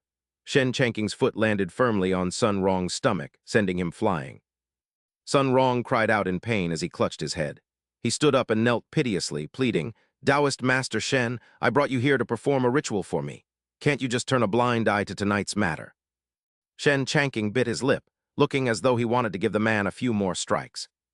Sure enough, a second later, he grabbed Sun Rong by the collar, hauled him up, and pointed at the spirit hall while shouting, "Look closely for me. The girl trapped inside possesses an innate yin fiend body. If you pair your son's corpse with that soul, the resulting horror will be no different from a catastrophic disaster." An image of a terrifying long-haired female ghost flashed through his mind. Shen Chanking warned sternly, "When that happens, not only your son's family but all of Jingyang County will be destroyed." Sun Rong trembled as he hid behind Shen Chanking and asked anxiously, "Taoist Master Shen, are you telling the truth? Is that woman really?" "But I once had someone in the capital check her birth charts," Shen Chanking guessed. "Did you find someone from the Imperial Astronomical Bureau?" Sun Rong shook his head. "No." Hearing that, Shen Chanking began to exaggerate. "My reputation is even greater than the most famous masters. Even the Imperial Astronomical Bureau has to follow my lead." Sun Rong's eyes sparkled with admiration. As expected of Taoist Master Shen. After finishing his boast, Shen Chanking silently burned 3 sticks of incense in his heart. "Forgive me, Imperial Astronomical Bureau. I'm just borrowing your title to build some prestige. Don't take offense, don't take offense." Then he cleared his throat and said awkwardly, "Ahem, now is not the time to flatter me. Hurry up and release her. If she dies, you are all finished." Sun Rong hurriedly gave the order. "Didn't you hear what Taoist Master Shen said? Quickly, open the coffin." The servants rushed to comply. "Yes, yes, sir." Shen Chanking watched the group laboring to pry the nails. He thought to himself, saving a life is better than building a 7-story pagoda. Luckily, it's not too late. Finally, the coffin was opened. A beautiful girl bound in chains appeared unharmed. "Taoist Master Shen, what's next? You all go outside, I will handle the rest myself." The crowd shouted their obedience and retreated as ordered. Shen Chanking looked at the girl before him, thinking he had successfully saved a life. Hearing footsteps behind him, he assumed the group hadn't left yet and barked, "Aren't you finished yet?" Only to see a trio of cosplayers standing there. Shen Chanking couldn't help but laugh, wondering if they were here to steal his job. Their black and white impermanence costumes were quite convincing, and even the moving tongues looked remarkably real. However, they seemed a bit unreliable due to the dirt covering their bodies. Both sides silently sized each other up, with Old Hai observing that Shen Chanking was actually quite handsome. Aside from his looks, there was nothing else special about him. The so-called master was just an ordinary man. Qin Yan stepped in as a peace ambassador and cheerfully introduced them. He explained that these two were the 7th and 8th lords of the underworld, the black and white impermanents. Old Hai coldly stated that Bai Donger's lifespan had reached its end. They had come to claim her soul by order of the King of Hell, and neither immortal nor master could stop them. Shen Chanking turned his gaze toward Qin Yan. However, the man guiltily looked away, secretly trembling with fear. Shen Chanking glared at Qin Yan, feeling a surge of resentment toward him. He thought to himself, "Fine, so you found 2 others to form a team and steal my job. Don't tell me they don't believe my words and brought these 2 to trick me." He suspected they wanted him to hand over Bai Donger, fearing she would be buried alive the moment he left. Qin Yan desperately avoided Shen Chanking's eyes. "Don't look at me, I can't afford to offend them," Qin Yan thought. Shen Chanking leaned against the coffin and firmly declared that Bai Donger was still alive, but old Bai remained adamant. "And then what, if I say her time is up, it's up? Hand her over quietly," old Bai demanded. Shen Chanking defiantly replied, "And what if I refuse?" The black and white impermanents lost their patience, calling him foolish before deciding to take her by force. A pink flame suddenly ignited in old Hai's hand. He stood firmly and cast his spell, Impermanence Life Seizure. Instantly, a beam of pink light shot out from his fingertip. Qin Yan trembled and covered his face, drenched in sweat, thinking it was all over and feeling utterly humiliated. Shen Chanking watched the performance with indifference, thinking the 2 actors weren't bad. He even noted they had their own wind effects. Old Bai sneered with contempt at Shen Chanking, thinking it was pure delusion for a mere mortal to stop an impermanence from reaping a soul. Qin Yan looked back and forth between Shen Chanking and Old Hai, wondering if the lords could actually cast spells under the master's pressure. He decided to keep watching. A moment later, the rookie Old Hai stood frozen as if struck by lightning, unable to comprehend what was happening. He gasped in shock, wondering where the soul had gone. "Where did that massive soul of mine disappear to?" Old Hai glanced at Old Bai before flying into a rage and shouting at the top of his lungs. "You're just a mortal, yet you dare play tricks. Hand over Bai Donger's soul this instant." Old Bai, being the more reckless of the 2, prepared to strike. He rushed forward, telling his partner not to waste words and to just attack. Shen Chanking quickly dodged to the side and shouted with a frown, "You fat man, you have no sense of martial honor." He immediately grabbed a staff and landed several quick blows on Old Bai's head. "If you want to fight, you have to ask this Taoist master first." Old Bai was left dazed with a massive lump on his head and his long tongue lolling out. He stammered, asking if he really dared to strike his brother. Shen Chanking screamed like a madman, accusing them of bullying a defenseless, weak girl. Old Hai refused to back down, vowing to beat the man's souls right out of his body. Both of them raised their weapons, preparing to clash. As Old Hai held his morning staff, a sudden burst of golden light sent him flying. "Didn't your mother teach you that villains die because they talk too much?" Old Hai panicked as his morning staff snapped in 2. He wailed in grief for his weapon, then picked up the pieces with his eyes wide and mouth agape. The ancient artifact had never been damaged before, but now it was broken. He wondered how he would explain this to the King of Hell. Shen Chanking stepped forward with bloodshot eyes. Old Hai trembled, asking what else he wanted to do. Qin Yan rushed over to intervene, pleading with them to stop fighting immediately. Seeing Shen Chanking still advancing, Qin Yan hugged his leg tightly, warning him that further violence would cause a disaster. Shen Chanking coldly asked if he wanted to join in too. Hearing that, Qin Yan quickly backed away and waved his hands, telling him to go ahead and hit them instead of him. Immediately after, Shen Chanking gave Old Hai a brutal beating. Old Hai wailed so hard his tongue lolled out half a meter, begging for the beating to stop, while Qin Yu watched the brutal scene in absolute terror. Shen Chanking tied the tongues of Old Hai and Old Bai together, asking if they still dared to bully others, leaving them only able to make muffled whimpers of surrender. They tried to admit their mistake, but Shen Chanking's eyes gleamed as he pretended they were still being stubborn, though they were actually trying to speak.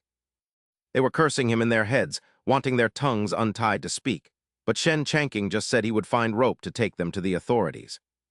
He approached the coffin and found some rope, while Qin Yu quickly grabbed the two impermanences, apologizing for the offense as he hauled them up. The two could only make incoherent sounds, unable to form words despite their efforts, while outside the moon rose high as Shen Chanking prepared to vent his frustration. Magistrate Sun Rong rushed over in a panic, asking the Taoist master what had happened, to which Shen Chanking calmly replied. He explained he was just fighting something non-human, causing Sun Rong to freak out, fearing that Bai Donger had turned into a vengeful spirit. Shen Chanking clarified it wasn't her, but Sun Rong remained hysterical, ignoring the explanation while lamenting his shortened lifespan. As Sun Rong babbled like a madman, Shen Chanking stepped forward and shouted for him to be quiet, pointing out that this mess was his own doing. He explained that the attempt at a ghost marriage had lured spirits to her body, leading a remorseful Sun Rong to admit his grave mistake. Seeing the man take the bait, Shen Chanking rubbed his hands together and mentioned how much vital energy he had exhausted to capture the ghosts. Old Sun Rong immediately understood and promised more money, which made the young man think that the old magistrate was quite teachable. The scene shifted to the palace of Yama, where King Yama was reprimanding the two impermanences while Oxhead and Horseface stood by waiting for orders. The black and white duo knelt and cried out about their grievances, claiming a man had struck them on the head with a shovel without any provocation. Old Bai pointed to the large lump on his head, while Old Hai presented his broken mourning staff, wailing that the man was definitely not human. They begged the Great Lord to seek justice for them, claiming their divine artifact had been shattered by that monster of a man. King Yama flipped through the Book of Life and Death, noting that Bai Donger was supposed to have died of suffocation inside a coffin on the 15th day of the 7th month. He slammed the book in a rage, demanding to know who was bold enough to obstruct the Soul Reapers and disrespect the authority of the underworld. Yama used his magic to search for Shen Chanking's records, but as various profiles flashed by, the two impermanences confirmed none of them were the right man. Yama stroked his beard in shock, realizing he couldn't find any record of this person, which was an unprecedented anomaly within the three realms. Every being, whether immortal or ghost, should be in the book unless they had transcended the three realms and were no longer bound by the five elements. He wondered if the man was a powerful hidden expert who had escaped the cycle of reincarnation, likely possessing a formidable background or high-level backing. Breaking into a cold sweat, Yama realized how troublesome this was, even as the two impermanences continued to beg him for justice. Yama closed his eyes and decided to set the matter aside for now, finding Shen Chanking's absence from the Book of Life and Death extremely peculiar. He planned to decide after a thorough investigation, noting that Bai Donger's lifespan was originally meant to end by suffocation in a coffin. Suddenly, the entry in the Book of Life and Death shifted, showing that Bai Donger would now live a long life and die naturally in the year of Jai Hai. King Yama's eyes went wide with terror as he slumped against his desk, stammering that he had seen a ghost because the records were changing before his eyes. The impermanences and the guardians asked in unison what had changed, while Yama remained silent, lost in his own frantic thoughts. Realizing someone had used a heaven-defying method to change fate, he wondered how to proceed before telling his subordinates he had simply misread the book. Bai Donger passed away during the hour of the rat on the 17th day of the 5th month in the year of the pig.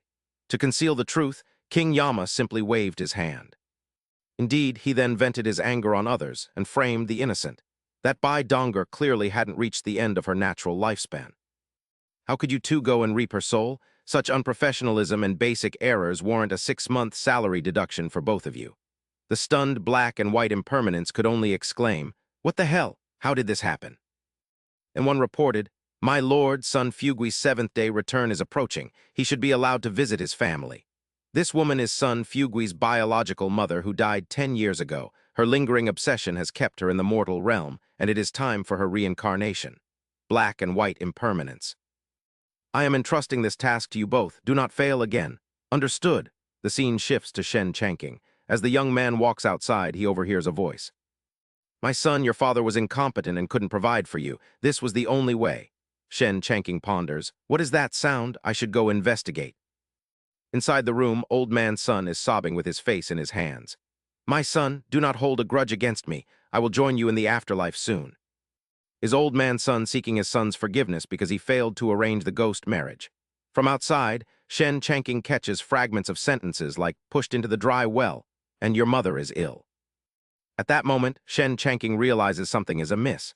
Sun Rong's behavior is suspicious, as his words are filled with deep guilt toward his son. It sounds as if he personally pushed his son into that dry well, causing the boy's death. The young man quickly heads to the well to investigate and confirms there is a problem. Sun Fugui's death was no accident. After examining the scene, Shen Changqing noticed bloodstains on the well's rim and concluded that Sun Fugui's demise was a deliberate murder rather than a mishap. An hour later, a servant of the Sun family calls out urgently, "Priest Shen, you have arrived late." Shen Changqing, accompanied by a government official, rushes to the scene. There is no time to lose or old man Sun might flee. The confused official asks, "Priest Shen, what do you mean by that?" Shen Changqing replies, "I suspect Sun Fugui didn't fall by accident but was pushed by Sun Rong." At the scene, he points to the bloodstains on the well wall and explains, "These bloody handprints prove Sun Fugui tried to cling to the edge before falling. He might have been struck with a brick before he went down." He continues, "Previously, I discovered Sun Rong locking a young girl in a coffin for a ghost marriage. I stopped him, but lately I noticed him acting strangely, muttering before the casket as if filled with remorse. I initially thought it was a father's grief, but now I am certain he murdered his own child." Returning to the coffin room, Sun Rong is startled to see Shen Changqing and the official enter. "Why has the Lord Magistrate come here at this hour? Priest Shen, what is the meaning of this?" Shen Changqing asks coldly, "Old man Sun, why did you kill your son?" Sun Rong quickly denies the accusation. "Priest Shen, what are you talking about? How dare you slander me in front of the Lord Magistrate?" Shen Changqing calmly responds, "Old man Sun, you know the truth. Liars are sent to the tongue-ripping hell. Earlier you were trembling with fear of ghosts, yet today you are unnervingly calm when discussing the murder. Something is definitely wrong." Sun Rong tries to justify himself. "I invited this priest to perform a ritual for my son. Perhaps he is dissatisfied with his payment and is framing me." Ignoring him, Shen Changqing begins the incantation. Body in the dry well, spirit set free. True fate restored, the soul finds its path. On this seventh day, let the spirit return to its kin. A powerful gust of wind sweeps through. It extinguishes the candles and grabs everyone's attention. "Foolish child, if your soul has returned, show yourself now." At that moment, Sun Fugui's ghost manifests. This causes Sun Rong and the official to shake with terror, breaking into a cold sweat. "Father, please don't push me down," Sun Fugui says, trembling. Sun Rong bursts into tears. "Fugui, have you really come back? Your father was wrong, I was so wrong." Shen Changqing watches the scene with a look of surprise. "Oh, I've already solved it just as I was getting started." The official, both terrified and impressed, remarks, "What a horrific display. This is truly eye-opening." Shen Changqing bows in return, thinking to himself, "That praise is a bit much. In reality, it was just a simple psychological tactic. The dead of night is when the human mind is most vulnerable, and people of old were easily swayed by superstition.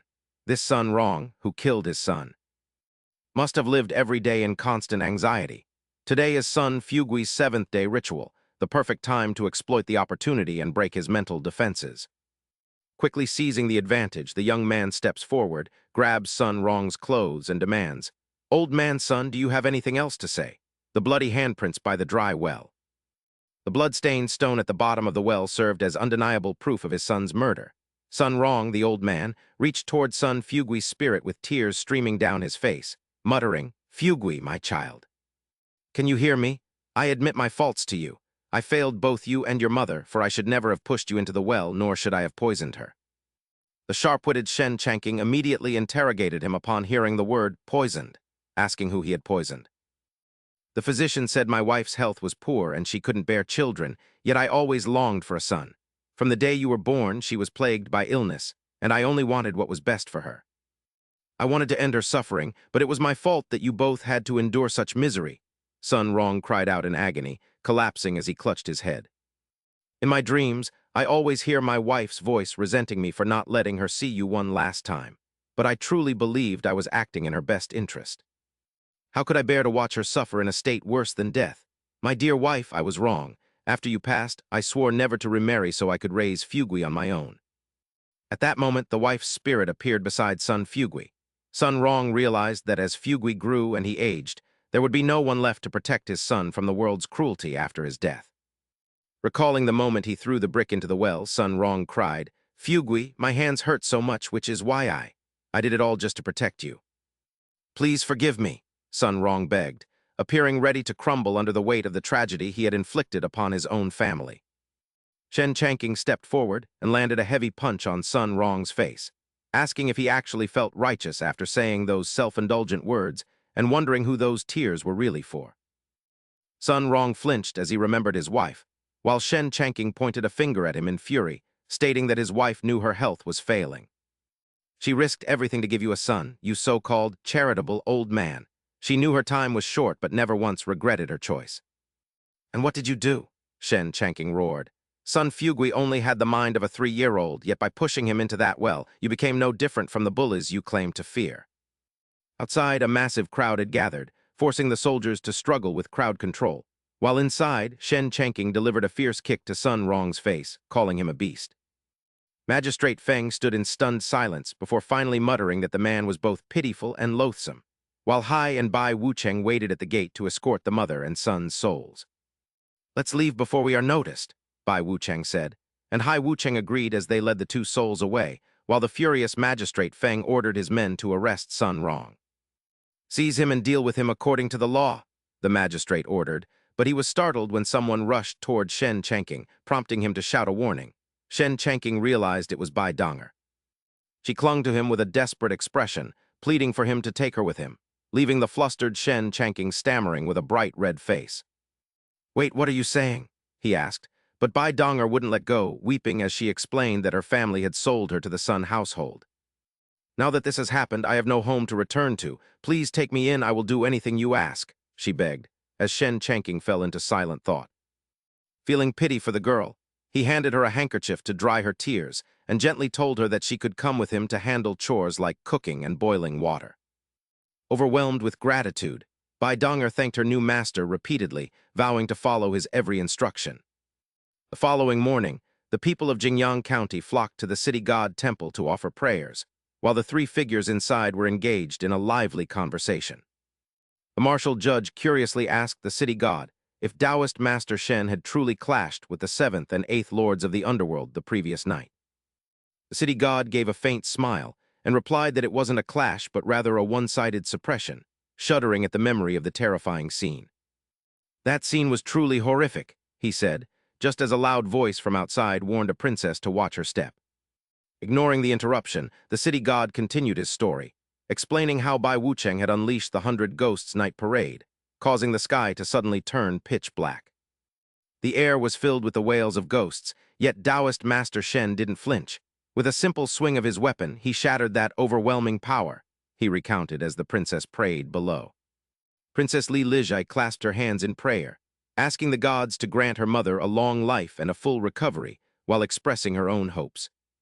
She hoped this journey would lead her to a true immortal who could cure her mother, bowing deeply in prayer for her wish to come true.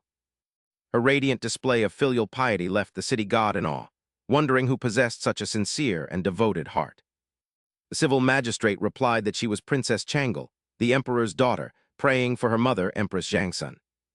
The city god sighed, noting that the empress's time of death was already written in the book of life and death, a fate even a minor deity like him could not alter. Outside, Shen Chanking's group strolled through the streets. Hearing of the city god temple, he recalled the charlatans who had once tried to steal his business. With the county magistrate present, he planned to use that authority to teach them a lesson for their past attempts to interfere with his trade. Turning to Magistrate Feng, Shen Chanking requested that the official accompany him on a visit to the city god temple. Surprised, Magistrate Feng questioned if he could truly help, fearing that as a mere mortal, he would be of no use to the Taoist master. Shen Chanking smiled inwardly at the official's superstition, assuring him it was just to meet someone before boldly stepping into the temple. He called out to the charlatans to see who was behind him, causing the city god to turn pale and manifest along with his subordinates. They bowed low, acknowledging Shen Chanking's immense power and submissively agreeing with everything he said. Princess Changle watched in stunned silence, convinced she had found a true deity, while her servant exclaimed that they had encountered a living immortal. Feeling smug, Shen Chanking warned them not to repeat their past offenses, assuming they were just a group of scammers hiding in the temple. He believed that even a crowd of frauds would cower before a government official, unaware that the city god was actually terrified of his perceived spiritual rank. The city god mistakenly thought he had angered the Taoist master by neglecting the local customs, and took the visit as a stern warning to be more diligent. The deity swore an oath never to offend again, and Shen Chanking, satisfied with the response, decided not to press the matter further. Witnessing the entire scene, Princess Changle gazed at Shen Chanking with eyes full of admiration and wonder. Her servant remarked on how he had easily subdued the city god, but the princess noted that he was actually lecturing the deity, who dared not talk back. As the servant began to speculate on the Taoist master's true identity, the princess suddenly rushed forward. Calling him an immortal master, she clung to Shen Chanking's leg and tearfully begged him to save her mother's life. Magistrate Feng stood in shock, wondering if Shen Chanking had planned this encounter with the empire's most beloved princess all along. Changle pleaded desperately, explaining that despite the efforts of the divine physician's son Simiao, her mother remained gravely ill. She implored the Taoist master to return to Chang'an with her, promising that the emperor would grant him anything in exchange for the empress's life. The city god whispered to Shen Chanking that while he had saved Bai Donger, the empress's fate was far more difficult to change. Shen Chanking panicked internally, knowing that Empress Zhangsun suffered from asthma and that he was merely an engineering student with no medical training. He realized that if even the legendary son Simiao had failed, he stood no chance, yet the princess continued to beg him with tearful eyes. She apologized for the intrusion, but insisted she would do anything to save her mother, pleading for his divine mercy. Shen Chanking grew pale, realizing that failing to cure her could cost him his life, while refusing the emperor might lead to his execution. Trapped in a life-or-death situation, he decided his only hope was to lean into the superstition of the Tang officials and continue his act as a mystic. He spoke with a grave tone, pretending to be serious, and said that while the empress's fate was set, he held perhaps a 20% chance.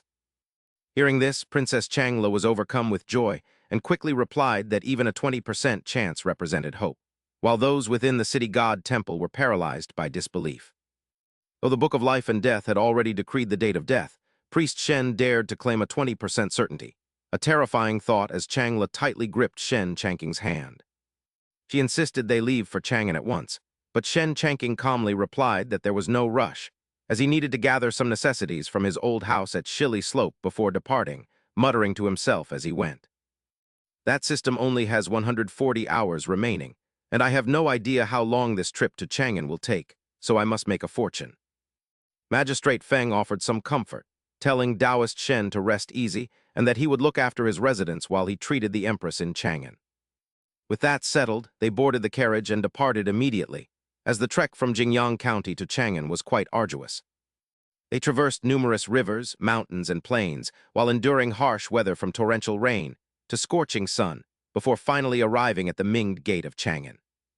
Princess Changle spoke up, suggesting that Taoist Shen rest at the relay station for the day after his exhausting journey while she went to inform her father. She planned to bring him to the palace the next morning to treat her mother, while Shen Chanking felt anxious, knowing he only came to avoid being executed by the emperor. Strolling through the imperial palace, Shen Chanking looked around and realized that the legendary prosperity of Chang'an was indeed well-founded. He decided to wander about during his free time, specifically to try the famous mutton soup, finding the magnificent architecture and local cuisine of Chang'an truly captivating. An elderly official approached and asked if he could share the table since the shop was full, to which Shen Chanking nodded and invited him to sit. This man turned out to be the censor Wei Zheng, who thanked him and placed a box on the table just as the waiter served the fragrant mutton. The censor opened his box to reveal fresh, green stalks of pickled celery that emitted a wonderful aroma, which Shen Chanking recognized immediately. Wei Zheng proudly claimed that his wife's pickled celery was the best in Chang'an, and served as a perfect palate cleanser that even outsiders found irresistible. Suddenly, a rich fragrance wafted from the duck leg Shen Chanking was holding, leaving Wei Zheng astonished by the incredible scent. He stared at the duck leg with obvious longing, prompting Shen Chanking to suggest trading it for some of the official's pickled celery. Wei Zheng nodded eagerly, and after the trade, both were satisfied, though the official secretly thought the Taoist was a bit foolish for such an exchange. However, upon taking the duck leg, He realized it contained dragon qi and was overcome with joy after taking a bite of the exquisite meat. He felt a sudden surge of vitality, while Shen Changqing watched the scene in bewilderment, wondering if everyone in the Tang dynasty was mentally ill. He stood up and hurried out of the shop, thinking it best to disappear before the man woke up and tried to thank him profusely, causing more trouble. Indeed, when Wei Zheng came to his senses, Shen Changqing was gone, leading the official to believe the master had used the celery as an excuse to gift him a blessing. The next day, Princess Changle introduced Shen Changqing to the emperor, who welcomed him warmly, having already heard of the Taoist's great reputation. The emperor thanked him for traveling so far to treat the empress and promised a reward, though he secretly doubted the young man's abilities. Shen Changqing bowed respectfully to the emperor's polite greeting, while thinking to himself that he really had no choice but to accept. He was then led to the empress's chambers, where the emperor sat by her bedside and held her hand while explaining that he had brought a master. The pale and frail empress turned to look at him and gave her consent for the Taoist to begin his examination. She also harbored doubts about his ordinary appearance, while Shen Changqing worried that if even Sun Simil couldn't cure her asthma, he stood no chance. Addressing the imperial couple, Shen Changqing maintained his composure and claimed that her fate was sealed, and medicine alone could not save her. He proposed a method with only a 20% success rate, warning that if it failed, the Empress would not survive past the 21st of June. The Empress was stunned, as she had been dreaming of the Grim Reaper claiming her life on that exact date, making her wonder if the Taoist was truly an immortal. Shen Changqing credited his knowledge to his modern education, knowing their historical dates of death was his only way to survive this ordeal. Desperate for a chance, the Empress urged the Emperor to let Shen Changqing proceed with the treatment, as she was willing to risk everything. Shen Changqing began to explain that his method was simple. He only needed a pear and a bowl of sourceless water to boil into cold pear water for the Empress to drink. The Emperor immediately ordered his servants to fetch the items, but as they reached the door, they were met by Yuan Tiangeng, Zhang Sun Wuji, Sun Simio, and Ruan Zhang, who pleaded for him not to harm the Empress. Pointing an angry finger at them, the Emperor asked if they were rebelling by barging into the Empress's chambers, while Shen Changqing secretly hoped their bickering would allow him to escape back to Shili Slope. The Emperor roared again, asking if they thought him a fool for trusting the Taoist, prompting Sun Simio to kneel and beg the sovereign not to trust a fraud of unknown origins. Zhang Sun Wuji added that heretics were untrustworthy, which only incensed the Emperor further as he asked if they dared to hold him in such low regard. Terrified, the eunuch inside hurriedly urged Shen Changqing to follow him to the imperial kitchen to prepare the divine medicine for the Empress. Shen Changqing nodded in agreement and asked the eunuch to lead the way, though he glanced back at the group with a growing sense of doubt about the situation. He wondered why Li Shimin, the legendary wise Emperor Taizong, would trust a stranger like him over the divine physician Sun Simio, who was currently prostrate on the ground. Sun Simio warned that the Taoist origins were obscure, and he was likely a fraud, while Zhang Sun Wuji insisted that such practitioners only used deceptive words and were absolutely unworthy of trust. The Emperor's rage intensified as he demanded to know if they viewed him as a fool for believing Shen Changqing, leading the remonstrance official to urge the sovereign to mind his words.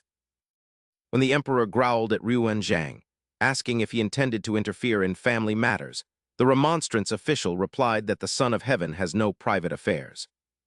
He argued that as the Empress was the mother of the nation, he could not ignore a matter concerning her life, especially when it involved a Taoist of unknown origins. The sovereign knew nothing of the man's background, his practices, or even his age, yet he was choosing to believe him based solely on Princess Changle's word. He claimed this was not the conduct of a wise ruler, just as Princess Changle appeared to insist to Lord Ruan that everything she had said was the absolute truth. The remonstrance official took the princess's hand and told her that while her filial desire to save her mother was noble, she must not allow herself to be exploited by wicked people. He warned that such frauds had countless tricks, while Yuan Tiangeng added that his many divinations showed the Empress's passing was a matter of predestined fate. As the Emperor's anger flared, he shouted at Yuan Tiangeng, reminding him that as the head of the Astronomy Bureau, his duties were calendars and exorcising demons. He demanded to know why he needed them if they only spoke of the inevitability of fate, just as an announcement declared that the divine medicine had arrived. The four men were stunned to see Shen Changqing, who announced to the sovereign that his pear water was ready and suggested someone test it for poison since the officials were so concerned. Shen Changqing privately thought that since it was just ordinary pear water, it was harmless, and he could easily brew another pot if they felt there wasn't enough. Sun Simiao sternly objected, explaining to the sovereign that pears were naturally cold in nature, and boiling them would not remove that property. He claimed it would be useless for the empress's condition, causing the emperor to roar his name, while Shen Changqing calmly stepped toward the physician. Bowing, he admitted the divine physician was right, and that his minor spells could not compare to such brilliant medical skill, suggesting the sovereign follow the physician's advice. Sun Simiao was so incensed he clutched his chest, wondering if this man was mocking his years of practice and his inability to treat this ailment. As the remonstrance official watched silently, he realized this was the extraordinary Taoist he had encountered on the street, whose chicken leg had contained dragon qi. He believed the pear water must be equally miraculous, while the others looked on expectantly, admiring the official for being a pillar of the state who dared to correct even the Son of Heaven. Lord Ruan was truly a pillar of the nation, as he loudly proclaimed that Taoist Shen's arts were divine, and that he had personally tasted their effects before. Therefore, he opposed the poison test, and believed the pear water should be given to the empress immediately, leaving the other two men utterly stunned. Yuan Tiangang marveled that Taoist Shen's cultivation was truly heavenly, if he dared to snatch a soul from King Yama with such confidence. Princess Changle insisted there was no more time to waste and offered to test it herself. After taking a sip, she cried out about the taste, leading Taizong to fear it was poison and blame Shen Changqing. As expected, there is a problem. Guards seized this fraud. Shen Changqing was also struck with panic, realizing he was finished this time. He had already told himself that pear water could never deceive the emperor. Could it be that he would be beheaded in the inner palace today? Princess Changyu spoke up, exclaiming that drinking this pear water felt as if immortal energy was flooding her body, making it impossible to restrain herself. With those words, she began to dance, leaving the onlookers bewildered. They whispered among themselves, wondering if Taoist Shen had added something to the pear water. Changyu's condition seemed unusual, and since he was no divine physician, he could not say for sure. When Changyu regained her senses, she felt quite embarrassed. Rest assured, father, in truth, I was only disrespectful because the pear water was so delicious. I believe this drink can save mother. Shen Changqing could only shake his head, telling the princess she was overthinking it, as it was just ordinary pear water with added sugar. The emperor believed his words and hurried to bring the drink to the empress. Empress, this is the immortal elixir that Taoist Shen brewed personally. Please drink it. After consuming it, the empress felt immortal energy spread through her body, her face filled with bliss. She leaned against the emperor's shoulder, saying that Taoist Shen's immortal elixir was truly extraordinary, making her feel rejuvenated in both body and spirit. It seemed as though she had been cured of her illness. Everyone was astonished, including Changqing. Sun Simiao, unable to believe it, stepped forward to take the empress's pulse. It was impossible. Was she truly healed? Taizong and Yuan Tiangang both offered praise, calling him a true master whose profound Taoist arts left no trace. Shen Changqing could only smile, wondering if the pear water was somehow toxic. The king of medicine, Sun Simiao, could not cure the asthma, yet a single bowl of his pear water had done so. It was truly strange. Sun Simiao silently observed Shen Changqing. Despite his youthful appearance, this man was a master of medicine who could even bring the empress back to health. With that, he ran over and clung to Shen Changqing's leg, begging the Taoist to save him. That evening, Li Shimin held a banquet to honor Shen Changqing, Yuan Tiangang, and the others, as beautiful dancers moved gracefully to the music. The emperor announced that the empress had recovered thanks to Taoist Shen's immortal elixir. He was overjoyed and told everyone to enjoy themselves, while Crown Prince Li Chengqian made a suggestion. Father, on this occasion, I suggest a general amnesty so the common people may rejoice together. Shen Changqing and Ruan Zhang both objected, saying it was impossible. The emperor wondered why Taoist Shen opposed the idea and asked for an explanation. Shen Changqing replied with great respect. Your Majesty, the laws of the Tang dynasty are already lenient, and those in prison have committed many crimes. An amnesty would only further harm the victims, which goes against your intentions. Internally, Shen Changqing thought he should be more modest to avoid revealing his secrets. Li Chengqian was furious, his eyes filled with a murderous aura as he glared at Shen Changqing.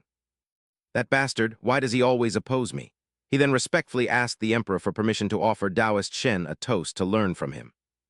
The emperor agreed, and Li Chengqian approached Shen Changqing, his voice full of threats, warning the Taoist to mind his own business if he didn't want a gruesome death.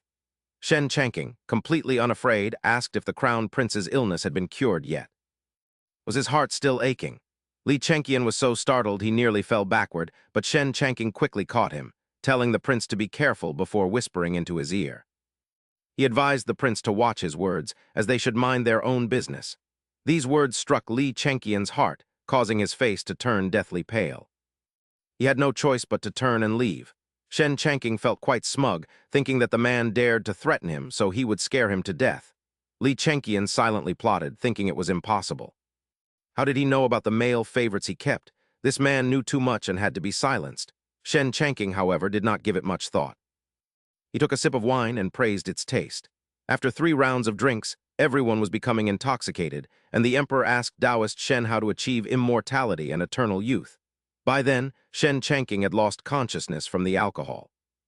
He stood up and slammed the table before staggering to the center, shouting that the second era was calling and to get ready. He then began to wave his arms and count the rhythm from 1 to 8. This sight immediately sobered everyone up.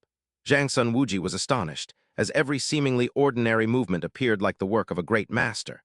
Yuan Tiangeng added that every action aligned with heavenly principles, explaining why the Taoist could write the word for Tao.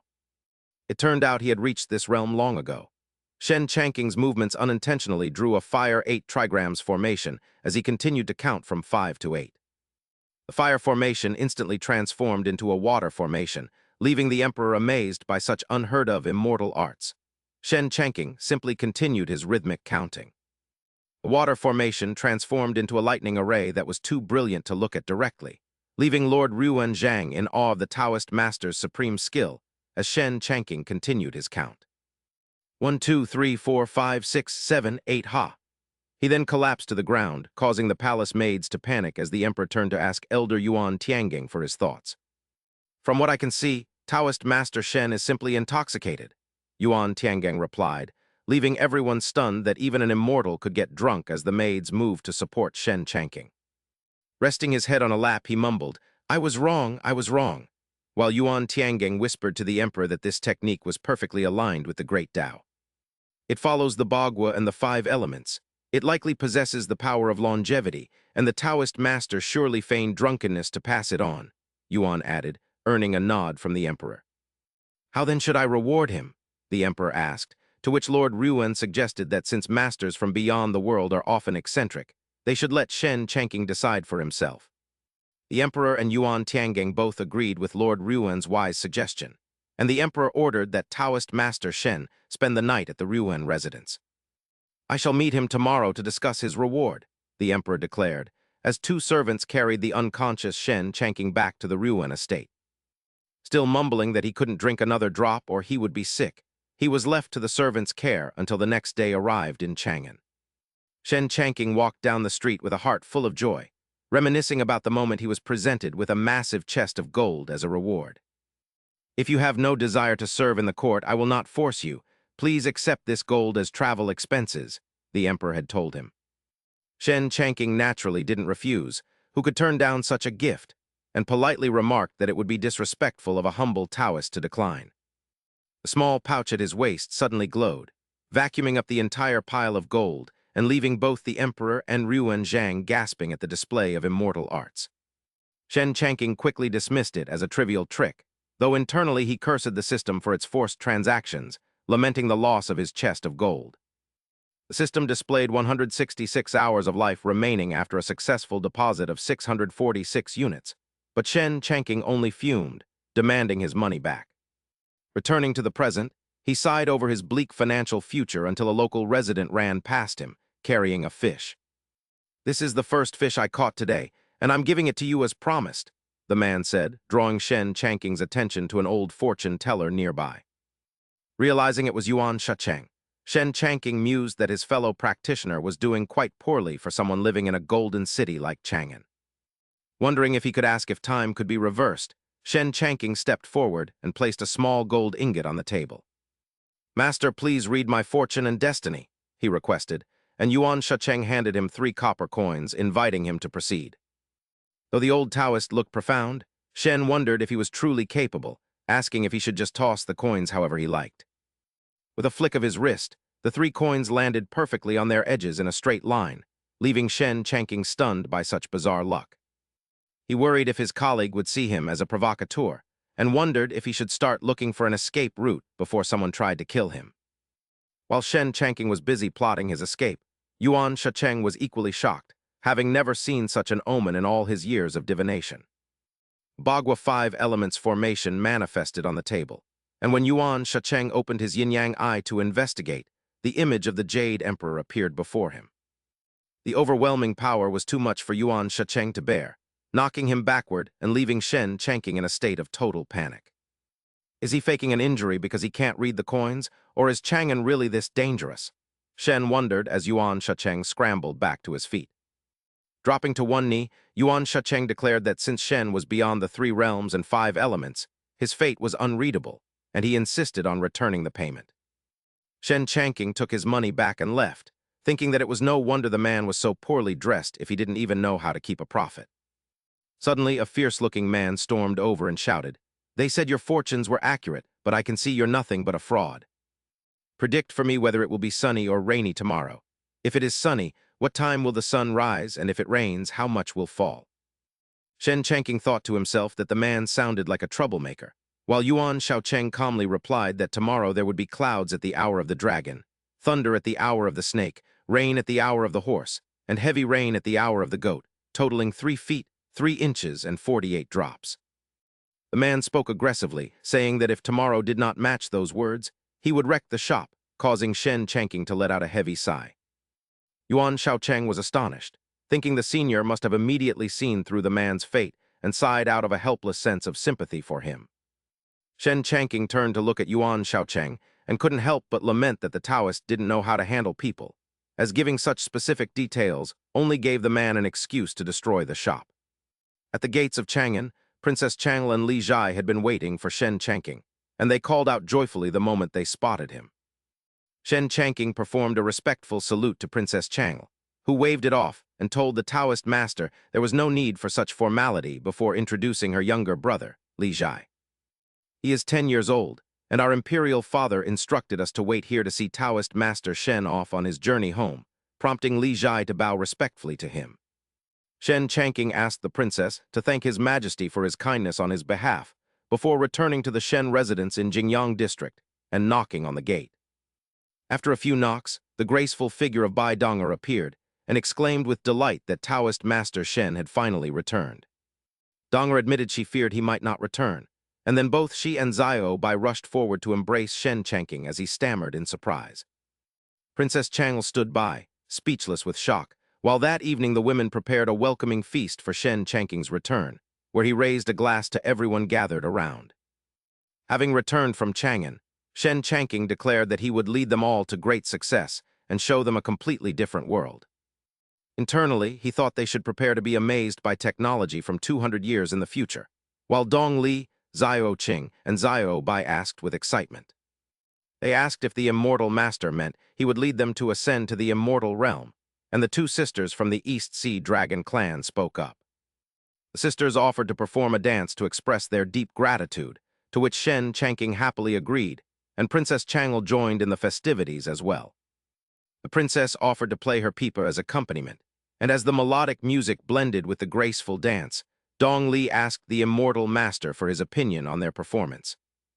Zio Qing eagerly asked him to watch her as well, and Shen Chanking praised them with a smile while Bai Donger gracefully poured more wine for him. She invited the Taoist master to have another glass, while Zio Bai climbed onto the table to sniff some spilled wine, wondering if it was the immortal brew he had crafted. After taking a small lick, the creature immediately felt a surge of spiritual energy that made its whole body tremble, captivated by the dense power and intoxicating flavor.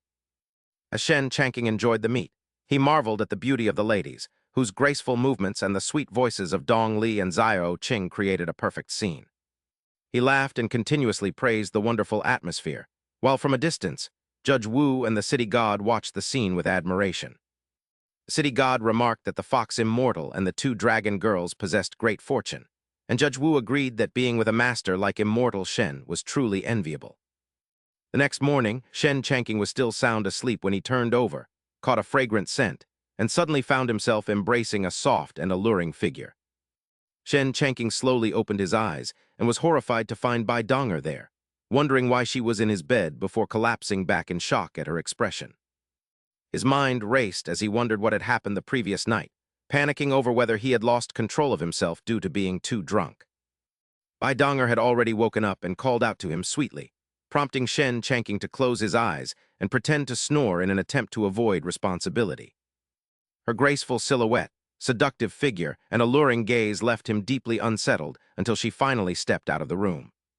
Shen Changqing bolted upright in a panic, telling himself to stay calm as a young man from the 21st century who couldn't let such a situation happen.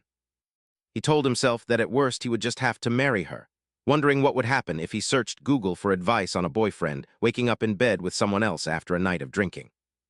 The truth is, if a man is truly intoxicated, he is physically and theoretically incapable of doing anything, so nothing could have happened. Shen Changqing reassured himself that he was safe since he was too drunk to act, while outside, Bai Donger's face remained flushed. She stammered, "Taoist Shen, last night was truly, he," as other women lay on the ground, one calling it the paradise of her dreams. Dongli snapped, "You little fox, don't you dare take advantage of the immortal master," and Xiao Qing agreed that he belonged to them. Soon after, Princess Changle approached Shen Changqing and said, "Taoist Shen, my father wants Li Jai to be your disciple. What do you think?" Shen Changqing hesitated, feeling anxious as he realized Li Jai, the future Emperor Gaozong, was asking to be his student. Li Jai immediately knelt and pleaded, "Master, please accept me. I am willing to serve you even as a mere servant boy." Surprised, Shen Changqing cleared his throat and agreed, "Fine, you may stay, but don't blame me if I'm a bad influence," making Changle beam. Changle thanked him and left for Chang'an, while Li Jai expressed his gratitude as Shen Changqing sighed, finally finding peace after the chaos. At the Imperial Palace, a thunder dragon roared in fury, "Li Shimin, come out and pay for your life at the Heizhai Temple." After topping up the system, Shen Changqing received 3 manuals and saw his remaining lifespan was 1,612 hours, 33 seconds, and 23 ticks. He thought, "I got 3 items for a small top-up before, so you better not scam me after I spent 648 this time," then claimed his rewards. A gift chest appeared, and Shen Changqing rejoiced, noting that a 648 top-up really made a difference as he eagerly checked the contents. The chest glowed, but Shen Changqing stood frozen when he saw the prize, a book titled 300 Questions on Pig Farming Techniques. He slammed the book down in frustration, wondering why he got such trash, then called out to see who was outside when he heard a noise. Li Jai respectfully asked for his tasks, and Shen Changqing, realizing he had free labor and a pig farming guide, spoke solemnly. "Li Jai, would you endure hard labor so the people of Tang can afford meat?" he asked, and Li Jai replied that if there was a way to feed the people, he would give his very life, not just his labor. Shen Changqing explained that by following the book's methods to raise pigs, the commoners would eventually have cheap meat. "Can you handle the hardship?" he asked, and Li Jai firmly agreed as Bai Donger rushed over. "Taoist Shen, an old man named Yuan Tiangeng, is outside asking for you," she said, and Yuan Tiangeng immediately fell to his knees. He cried out in agony, "Taoist Shen, save my life," to which Shen Changqing replied, "Master Yuan, please stand up and speak." Yuan Tiangeng hesitated, saying it was private, making Shen Changqing wonder if the old mystic had contracted some strange illness. He instructed Li Jai to follow the manual and go with Bai Donger to buy some pigs to start a trial run. Bai Donger and Li Jai obeyed and left, allowing Shen Changqing to turn back to Yuan Tiangeng once they were alone. "Now that they're gone, what's the matter? Do you have some embarrassing disease?" he asked, but Yuan Tiangeng whispered, "It's the emperor." Shen Changqing was startled, thinking he had just cured Empress Zhangsun only for the emperor to fall ill, but Yuan Tiangeng quickly clarified. The physicians diagnosed epilepsy because the emperor kept screaming at unseen things, haunted by a pair of terrifying, glowing red eyes. The weakened emperor had told Yuan Tiangeng that only Taoist Shen could save his life, prompting the mystic to seek him out. Yuan Tiangeng explained in despair that he found a ghost immortal haunting the emperor, but his own cultivation was too weak to exorcise it. "If left alone, His Majesty's time will soon run out," he pleaded, leaving Shen Changqing to fall into deep thought as he asked for a moment. He felt uneasy, as the old fraud's description made it seem like the emperor had a persecution complex, which he didn't know how to treat. Failing to cure the emperor could lead to execution, and if the man truly was paranoid, he might even mistake Shen Changqing for an assassin. Shen Changqing rubbed his forehead, not wanting to die so pointlessly while still young, as Yuan Tiangang pleaded for him to meet the emperor's high expectations. Hearing this, Shen Changqing grew irritated at his foolish ally, realizing that going could get him killed, but refusing would be heartless. He growled, thanking the man for thinking of him first for such a rewarding task, lamenting that a stupid teammate was worse than a fierce enemy. Yuan Tiangang urged him to hurry to the emperor's side, grabbing Shen Changqing's hand to lead him away as Shen Changqing asked about Li Zhai. Yuan Tiangang explained that the emperor didn't want the young prince of Jin to see him in his current state, then pointed toward the horses. He asked if Shen Changqing could ride, mentioning he had brought a horse from the inn specifically for him. Shen Changqing thought about how exhausting the carriage ride was, and dreaded the idea of riding a horse all the way to Chang'an. Yuan Tiangang wondered if the Taoist had intended to fly there on a sword, but chose a horse instead just to accommodate him. He respectfully requested that Shen Changqing ride with him, and with a sigh, Shen Changqing finally relented. Luckily, he had learned to ride in college, so he told the man he wasn't very skilled and might travel slowly. Suddenly, Xiao Bai ran over barking happily, determined not to be left behind on this trip to Chang'an like the last time. Shen Changqing affectionately asked if she wanted to come along, and after she barked in agreement, he decided to bring her. Xiao Bai enjoyed the attention as they prepared to depart, with Shen Changqing telling Yuan Tiangang to lead the way.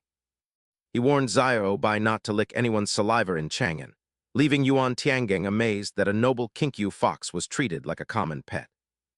Upon arriving at the Chang'an Palace, the servants bowed respectfully to the visitors as they entered. Yuan Tiangang hurried Shen Changqing inside, where he spotted the imposing figures of Yu Qigong and Qin Qiang standing guard. Yuan Tiangang asked him to exorcise the ghost and save the emperor, but Shen Changqing cursed him for trying to make him go in alone.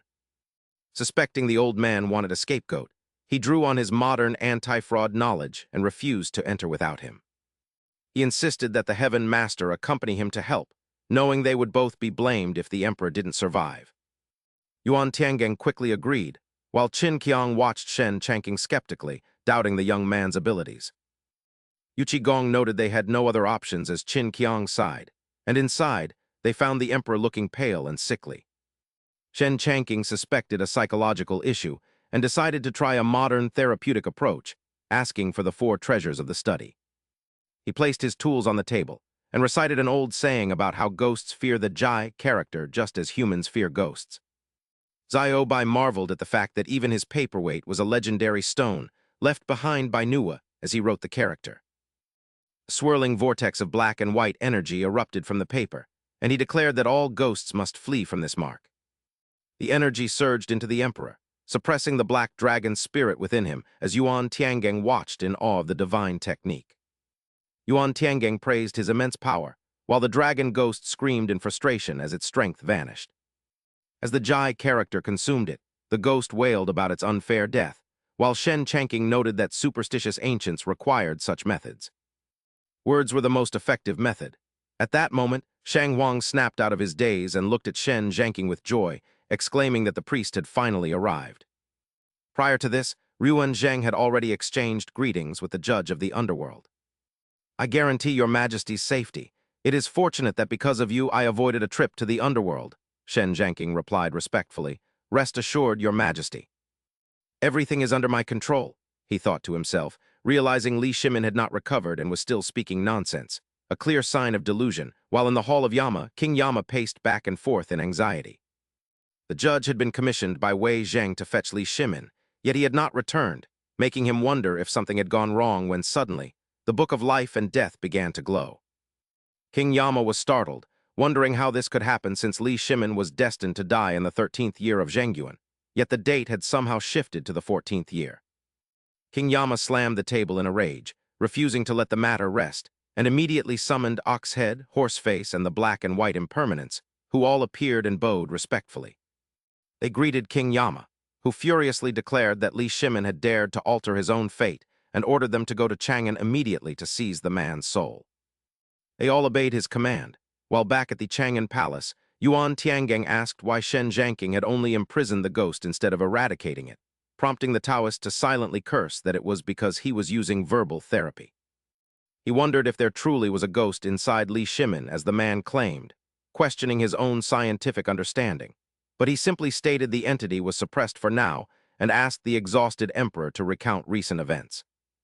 Li Shimin explained that after the Taoist left, he met the Jing Dragon King in a dream, who pleaded for help because he had secretly altered the timing and amount of rain to win a bet, and now heaven had ordered Wei Zheng to execute him. The Dragon King begged for his life, promising 10,000 years of perfect weather for Chang'an in return. So Li Shimin agreed and invited Wei Zheng into the palace to keep him occupied. They played chess all day until Wei Zheng fell asleep without ever leaving. But then the Dragon King returned as a vengeful spirit to claim the emperor's life for breaking his word, leaving Shen Zhanking astonished. He realized this was the plot of Journey to the West, yet he noted that the Great Tang was filled with martial arts experts capable of extraordinary feats, making the situation feel strangely familiar. Believing there was only one truth, that criminals were trying to scare the emperor to death, he watched as the ruler complained like a child about how Wei Zheng had executed the Dragon King in a dream without his knowledge. The emperor argued that the Dragon King deserved to die for violating heavenly laws and that he himself had done nothing wrong. So Shen Zhanking patted his shoulder and assured him it was not his fault. He sighed inwardly at how superstitious the people of the Tang dynasty were, realizing they wouldn't believe the plain truth. So he decided his only option was to act like a divine mystic as he stood before the door. Oxhead, Horseface, and the black and white impermanence appeared with murderous gazes, and Horseface exhaled a breath of mist that spread through the air, paralyzing everyone present. Oxhead declared they were there to take Li Shimin and would be rewarded by their superiors, but as they stepped inside, they were all taken aback by what they saw. Seeing them enter, Shen Zhanking remarked that criminals were indeed trying to kidnap the emperor, and wondered if they truly thought everyone else was foolish enough to let them succeed. The black and white impermanence shouted in rage that the wicked Taoist must die, while Shen Zhanking broke into a cold sweat upon realizing it was actually them. He used the paperweight from earlier to cast a technique, thinking that while he might fear other masters, he had nothing to dread from their amateurish martial arts. Shen Zhanking snorted coldly and lunged at the black impermanence, who nimbly dodged the strike while feeling nothing but contempt for the Taoist. The man mocked the Taoist for relying on forbidden arts, claiming his own martial skills were more than enough to defeat him, as Shen Zhanking pressed on with his assault. "You still dare to dodge? Take this," he shouted, but the black impermanence ducked to avoid the second blow, sneering that the Taoist clearly lacked any real combat skill, yet his confidence was short-lived. He was suddenly struck with disbelief, as Shen Zhanking delivered a thunderous blow that forced the black impermanence to his knees before he collapsed onto the ground. Shen Zhanking pinned him down with a foot and asked arrogantly if he wanted to continue, offering them the choice of a duel or a group fight. He told them he was ready for whatever they chose and to take this as a lesson, leaving Oxhead, Horseface, and the white impermanence frozen in terror. Shen Zhanking knew he had to find a way to suppress the crowd, while Oxhead was bewildered that this man, who looked so elegant and transcendent, possessed no detectable spiritual energy. He struck his trident against the floor and sternly warned that the underworld was on official business and bystanders should leave, as today was the day Li Shimin was destined to die. He added that the old dragon's soul was waiting for the trial to be settled, meaning Li Shimin could no longer remain in the mortal realm, and then he turned his attention toward Shen Zhanking.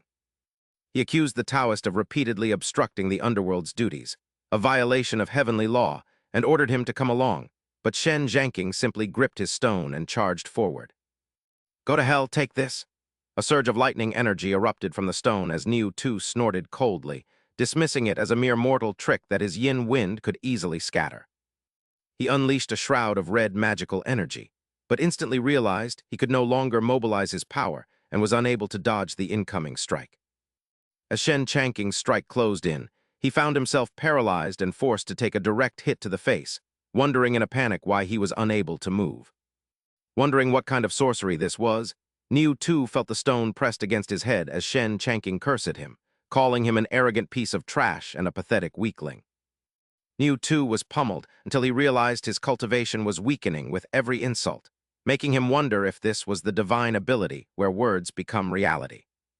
Before long, Shen Zhanking beat Niu Tu to death, sending him to see King Yan, while Xiao Bai barked loudly by his side. Shen Changqing turned to Yuan Tiangeng and remarked that the old Taoist was less helpful than Xiao Bai, who at least knew how to assist during a fight. Yuan Tiangeng praised Taoist Shen's prowess, but admitted he didn't dare interfere, noting that even Bai Wucheng and Ma Mayan were frozen in fear after seeing Xiao Bai's true form. Trembling, Bai Wucheng asked Ma Mayan if that was the legendary creature, and as Ma Mayan confirmed it was a nine-tailed fox, Shen Changqing suddenly hurled a large stone at Ma Mayan's head. It was no surprise that a stone that size knocked him out, and as Shen Changqing retrieved it, he proudly declared that only Bai Wucheng was left. Terrified but desperate, Bai Wucheng lunged at Shen Changqing, who quickly blocked him with the stone and ended the fight with a single strike before picking up Xiao Bai and celebrating his victory. He praised Xiao Bai for her help and gently rubbed her soft white belly, causing the little fox to tremble with excitement. Yuan Tiangeng spoke up, reminding Taoist Shen that Niu Tu and Ma Mayan were underworld marshals, while Bai Wucheng was a soul-reaping messenger of the netherworld. He worried if they would be all right after injuring them, for even if the netherworld's power was limited, they were still officially recognized deities. Knowing they were backed by a pantheon of gods that shouldn't be offended, Emperor Li Shimin clutched his head in distress as he listened from the corner. As the emperor panicked, Shen Changqing pondered Yuan Tiangeng's words, realizing that the secret organization known as the Netherworld seemed to possess formidable strength. It made sense, as their ability to infiltrate the palace and kidnap the emperor was no small feat, but he had already offended them. His only choice now was to stay close to the emperor and gain his trust so that he could eventually wipe out all evil, including the Netherworld itself. He believed that eventually both heaven and earth would have to respect him, but first he needed to use his verbal healing technique to cure the emperor. Knowing that words were meaningless without action, Shen Changqing bowed respectfully and informed His Majesty that the Netherworld villains had been punished. He then asked if the emperor could provide details about the ghost immortal within his body, to which Li Shimin immediately agreed. The energy from the stone enveloped Li Shimin, causing him to cry out in pain as the ghost immortal inside him began to manifest.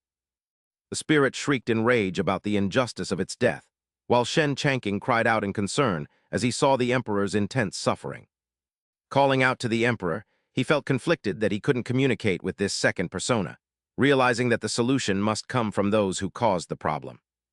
To fully cure the emperor's affliction, he decided to use these fake deities and proceeded to give Niu Tu and Ma Mayan a sharp blow each. He warned them to think carefully before answering his questions, or he couldn't guarantee their safety, leaving them terrified by his menacing aura.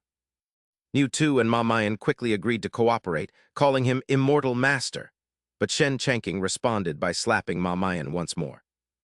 He angrily declared that he was merely a Taoist, not an immortal master, while Ma Mayan glared at him with bloodshot eyes of fury. Before Ma Mayan could finish protesting the humiliation, Niu Tu struck him across the mouth and hurriedly addressed Shen Changqing. Niu Tu agreed that he wasn't an immortal, and whispered to Ma Mayan that the man before them was likely a master capable of making reality follow his words. He is at least a reincarnated golden immortal. Do you understand the gravity of this? Horseface was instantly terrified, wondering how his background could be so formidable. Shen Changqing paced before Oxhead and Horseface, remarking that the Jing, Dragon King, had only troubled Yuan Shaocheng to protect his own people. Was that wrong? The ghost immortal, speaking through Li Shimin's body, replied hastily that he wasn't. Horseface also trembled, agreeing that it was perfectly reasonable. Shen Changqing then asked if Yuan Shaocheng was wrong for reading fates to help people live better lives, to which Oxhead shakily replied that he was not. Li Shimin agreed that it was indeed not a mistake.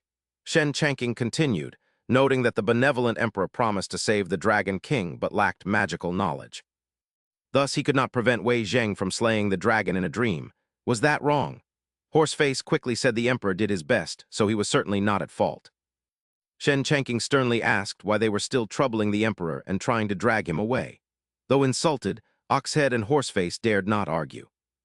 They hurriedly admitted their mistake, though internally they screamed that they were only following orders. Upon hearing those words, Shen Changqing let out a cold snort. Horseface whispered, wondering how they would explain this to King Yama, while Oxhead snapped back, asking what there was to explain. We should focus on whether the four of us can even return first. The ghost immortal then spoke up, telling Taoist Master Shen that he knew his death was certain. However, he expressed how much he had suffered. Shen Changking sighed, realizing that once a name is in the book of life and death, escaping the underworld is nearly impossible. It is difficult to defy heavenly fate. Horseface then whispered to Oxhead, recalling that this man had recently altered the book of life and death twice. Oxhead told him to shut up, fearing the immortal would overhear their transmission. Shen Changking, having heard it all, turned and asked the two underworld messengers if they were correct. Oxhead and Horseface were so terrified they felt a blood-chilling dread. Horseface fearfully realized the senior immortal had definitely overheard them. Oxhead was both scared and furious, snapping at him to shut up since his whispering was loud enough for everyone to hear. Shen Changking then began to deliberate. He realized that if he could convince the Dragon King's persona to let go and vanish voluntarily, Li Shimon's condition would improve by 70%.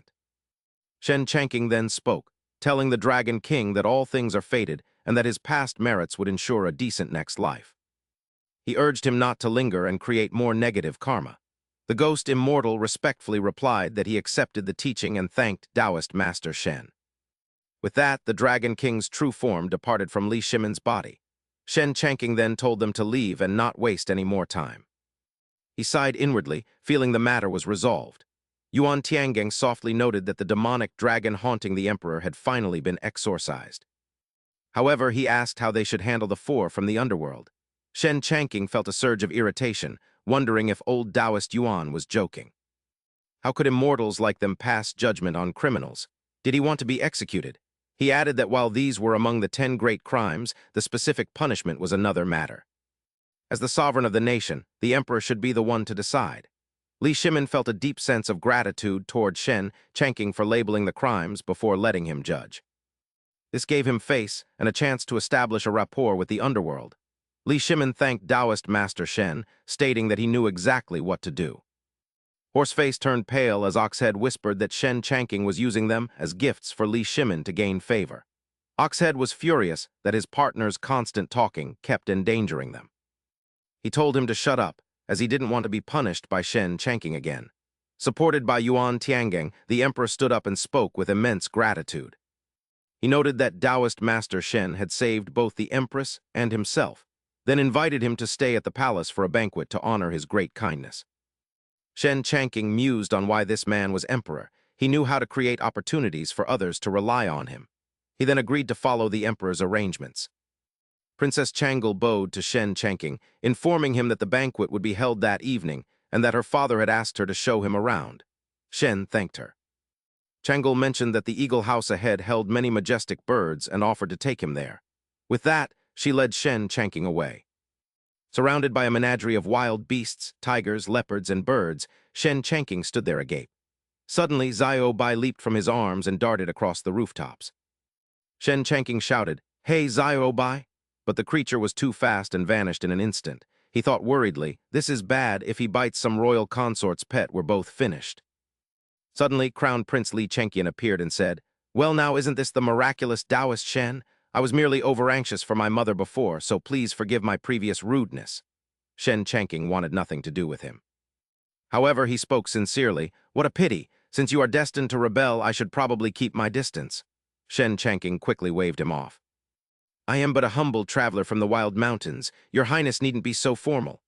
With that, he turned away, focused on finding Xiao Bai as quickly as possible. Even if the dog didn't bite anyone, it would be terrible if he were the one getting bitten. Suddenly, Li Chengqian's servant shouted, "You bastards, stay right where you are." Li Chengqian plotted inwardly, "HMPH, this is the perfect time to teach this arrogant priest a lesson." Shen Changking asked him, "Who are you calling a bastard?" To which the man replied, "A bastard is scolding someone." Shen Changking merely picked his ear and quipped, "Oh, so a bastard is scolding me." Realizing he had been played like a fool, the man was so furious he nearly spat blood. "What? Where are the imperial guards? Seize this villain who dares to mock the royal dignity. Storm the inner palace and take him." The guards immediately surrounded Shen Changking, who remained calm and said, "Crown Prince, I never imagined a mere eunuch like him would dare to claim he represents the dignity of the imperial family." Emperor Li Shimon stepped forward, his voice booming with authority. "How bold! Why have you not knelt?" Princess Changyu also stepped forward and barked, "Everyone, stand down. Taoist Shen is a man my father holds in the highest regard. He is exempt from such formalities." "Do you all wish for death?" The guards instantly prostrated themselves, crying out, "Please forgive us, Taoist." Shen Changking then spoke up in a challenging tone. "Crown Prince, I have been granted an audience with the Emperor without needing to bow, so why should I kneel before you? Is it possible your Highness has lost his patience and wishes to replace his Majesty this very moment?" Li Chengqian trembled and stammered, "Taoist. Taoist Shen, please do not joke like that. How could I ever?" Li Chengqian retreated in haste as the eunuch barked at the guards. "You fools, get out of here and take 80 strokes. If you miss even one, you might as well hang yourselves."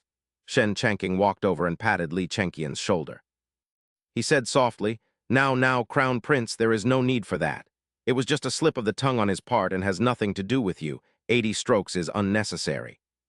"That would surely kill him. Actually, I have encountered a small obstacle in my cultivation and was hoping the Crown Prince could do me a favor." Li Chengqian thought with disdain, "Ha, it seems this man is no different from the rest, driven only by fame and fortune." He then said, "Taoist Shen saved my mother, so I should naturally repay the debt. Please speak your mind." Shen Changking nodded. "It is regarding this matter," and then he delivered a powerful kick to the eunuch. The man cried out in agony as Li Chengqian ground his teeth in rage. "You!" Just then, Xiao Bai returned looking disheveled but full of anticipation. "I have defeated the monsters in the palace. Hurry up and praise me." Xiao Bai barked, and Shen Changking asked worriedly, "Did you get into another fight with someone?" "Princess, if Xiao Bai fought with a pet in the palace, will there be?" Princess Chengyu comforted him. "Rest assured, Taoist Shen, nothing will happen." With that, the two of them departed. The eunuch, who had been so arrogant moments ago, was now kneeling and clutching Li Chengqian's leg, begging for mercy. Li Chengqian said nothing. He cruelly drew his sword and stabbed the eunuch, who screamed in pain. Li Chengqian hissed through his teeth, "Well played, Taoist Shen. You humiliated me today. Once I ascend the throne, you will be the first evil priest I put to death." Meanwhile, in a consort's courtyard, she angrily questioned her servants. "Who dared to injure my black cat? Find them for me immediately." That evening, a lavish banquet was held with all the officials in attendance. Emperor Li Shimin spoke. "I nearly lost my life this time, but thanks to Taoist Shen defying fate, my longevity has been extended by decades. His mastery of the Tao is truly celestial. Making ghosts wail and gods tremble, I offer you this toast." Shen Changking quickly replied, "I wouldn't dare. Your Majesty is the one chosen by heaven's will. Your Majesty's merits surpass the 3 sovereigns, and your virtue exceeds the 5 emperors. Even without me, you would have naturally turned misfortune into a blessing." Li Chengqian sat in a corner. He thought contemptuously, "HMPH, it seems he's just another flatterer." The civil and military officials were also amazed that His Majesty was truly so wise and formidable. Emperor Li Shimin laughed heartily upon hearing this. "Excellent! With such words from Taoist Shen, I can die with no regrets." The emperor invites his dear official to share a drink, and everyone replies in unison, "Thank you, Your Majesty." A while later, Shen Changking begins to feel tipsy and approaches Ruan Zheng. "Old man, you're great in every way, but you care too much about your reputation. Be careful after you die." His cryptic words leave everyone curious. Ruan Zheng asks, "What happens after I die?" Emperor Li Shimin thinks to himself, "Is Taoist Shen using his drunkenness to reveal heavenly secrets to us?" With that, Li Shimin steps forward and says, "Taoist Shen, although I currently rule a peaceful world, I always feel it is not enough. I wonder if Taoist Shen has any advice?" Shen Changking speaks with a mysterious tone. "Li Shimin, I give you 8 words. A single spark can start a prairie fire." After saying this, he drains his cup and collapses unconscious. The next morning, Shen Changking wakes up to find Xiao Bai lying comfortably on his face. Feeling unable to breathe, he jumps up, wakes Xiao Bai, and rushes out. Princess Changle is already waiting outside his door and gently asks, "Taoist Shen, are you awake?" Shen Changking is startled, worried about the consequences of his reckless words from the night before. He reassures himself, "Stay calm, I just saved the Emperor's life. He won't do anything to me." Princess Changle offers to prepare hangover soup or breakfast, but Shen Changking quickly declines. Claiming urgent business in Jingyang County, he secretly plans to leave Chang'an to avoid the Emperor. Just then, a guard announces that the envoy has arrived. To Shen Changking's surprise, the Emperor doesn't punish him but rewards him instead, appointing him as the Changking official. The Emperor is pleased, thinking he truly has a divine connection. Shen Changking mounts his horse, relieved to be promoted rather than prosecuted. On the way to Jingyang, a carriage stops at an inn. Lady Bai, the 1,000-year-old white bone demon, steps out looking for a quiet place to stay. the waiter introduces her to a vacant spot next to Taoist Shen's house, the best environment in the county. Sensing the abundant spiritual energy, the white bone demon immediately decides to rent it. The waiter excitedly recounts Taoist Shen's achievements, leaving her astonished. Meanwhile, at his estate, the young prince is working hard at pig farming. He shouts, "De Hua, stop right there. As the Prince of Jin, I command you not to run." The panicked piglet crashes into Dong-er, knocking her down. Fortunately, Shen Changking is right there to catch her. That night in his room, Dong-er says seductively, "Taoist Shen, I recently found a dual cultivation manual and want to study it with you." Her gaze suggests she wants to exhaust him, making even Shen Changking feel a bit intimidated. Then bring it out for me to see. I'll give you some pointers." Next door, the white bone demon is focused on her cultivation, emitting a powerful green demonic aura. She remarks that this place is indeed a blessed land for practice. One night of cultivation here is worth half a year on the mountain.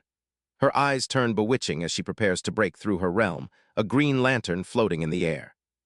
Her body has already turned into a skeleton. "Almost there, I'm about to succeed." Just then, Dong-er's moans make her blush, ruining her efforts. She glares at his courtyard. "You vulgar lowlife, I despise you." Ignoring the distraction, the white bone demon tries to cultivate again. However, as she recites the incantation, the ecstatic cries cause her spiritual energy to dissipate. Finally unable to take it, she radiates a terrifying killing intent. "That damn Taoist, I must kill him." Despite her words, she lingers outside to eavesdrop. "For the sake of the soul-guiding bright lantern, I'll endure this." 2 hours later, she focuses on her cultivation again, assuming they have fallen asleep. Her body erupts with demonic power as she shouts, "Soul-guiding bright lantern, condense." Demonic magic pours into the lantern like rain. Suddenly, the rhythmic thuds echo through the night once more, causing her lantern to shatter. The white bone demon is so frustrated she is moved to tears. She curses him, "You ruined my great art and a century of my work, you lowly scoundrel. Today I will steal your soul in your dreams." With sharp claws, she lunges forward, using the dream-invading ghost art. The white bone demon easily enters Shen Changking's room. After their dual cultivation, Shen Changking and Bai Dongyi are fast asleep.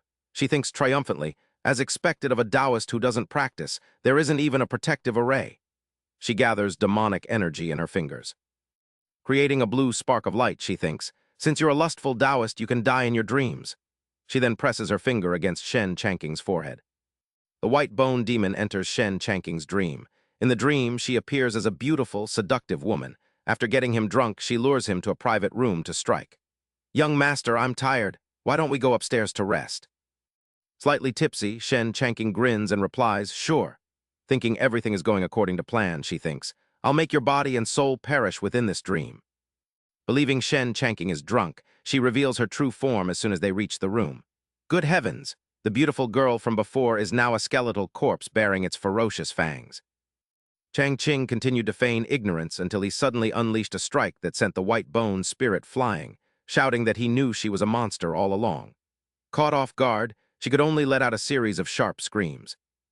A golden circle of spiritual energy manifested before the spirit as a massive golden dragon emerged, causing her to flee in terror while still shouting threats of her return.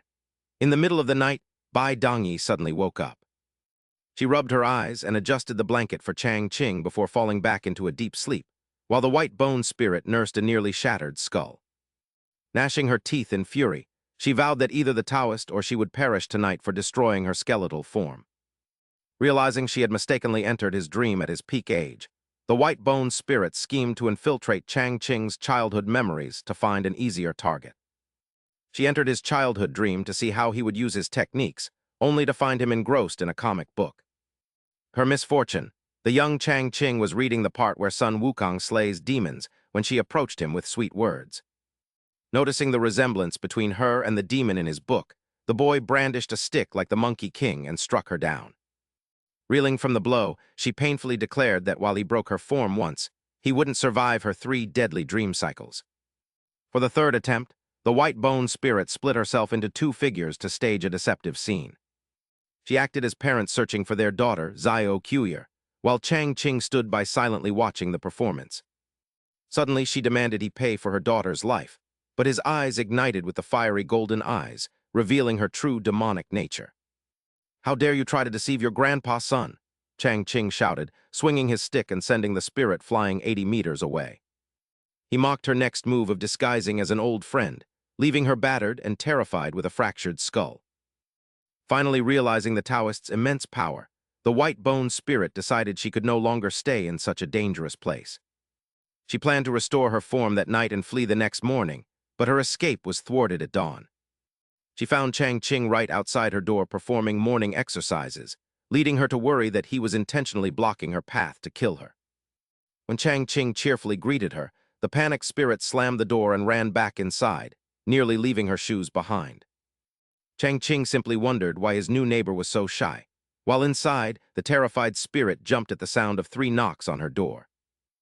Chang Ching asked her to look after Bai Dongyi and the others during his frequent absences, promising a generous reward for her help. The white-boned spirit puzzled over his cryptic request, wondering if he intended to trap her there as a guardian or if the 3 knocks held a secret meaning. Interpreting the 3 knocks as an invitation for the third watch, she watched as Bai Dongyi approached Chang Ching to ask for guidance on dual cultivation. Chang Ching told her to rest instead, claiming he needed to observe the stars for his training, despite her observation that the sky was overcast. He dismissed her concerns, leaving Bai Dongyi to worry that her impatience might eventually drive the Taoist away. She reminded herself of her background as a successor of socialism and a survivor of the competitive college entrance exams. As an engineer who had remained single for 30 years, she questioned why she was wasting her youth on romantic feelings.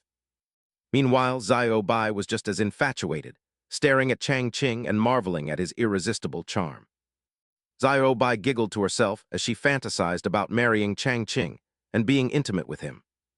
Chang Ching continued his walk, muttering principles about loving the motherland and serving the people with honor.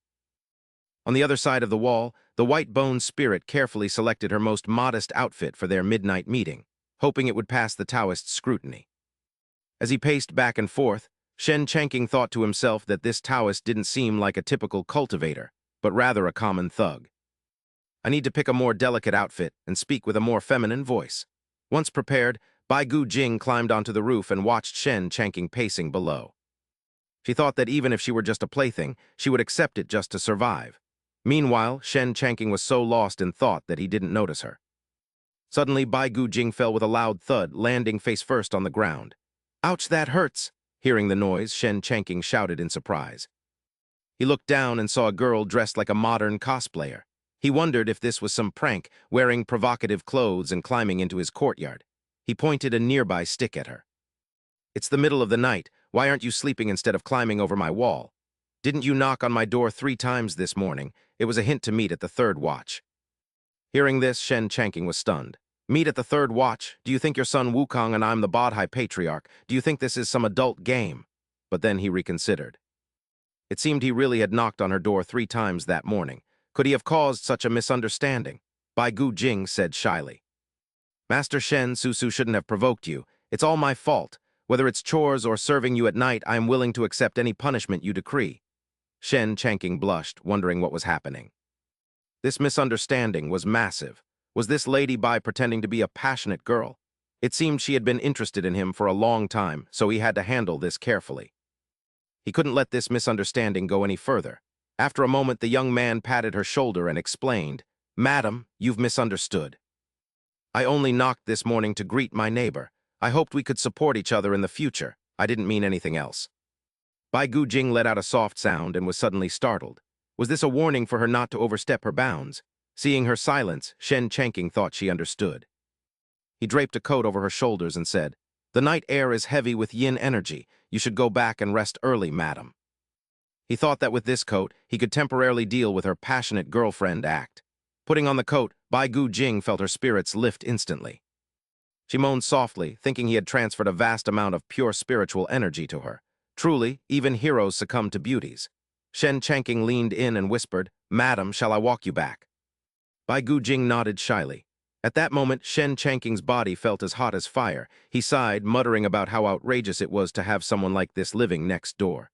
"Respecting science is glorious," he grumbled. "Be ashamed of ignorance, take pride in hard work, and be ashamed of laziness." Xiao Bai watched and thought Master Shen was so powerful yet polite and kind, making him truly charming. That night, Bai Gu Jing's cries of pleasure echoed. "Please, Master Shen, Master, don't stop."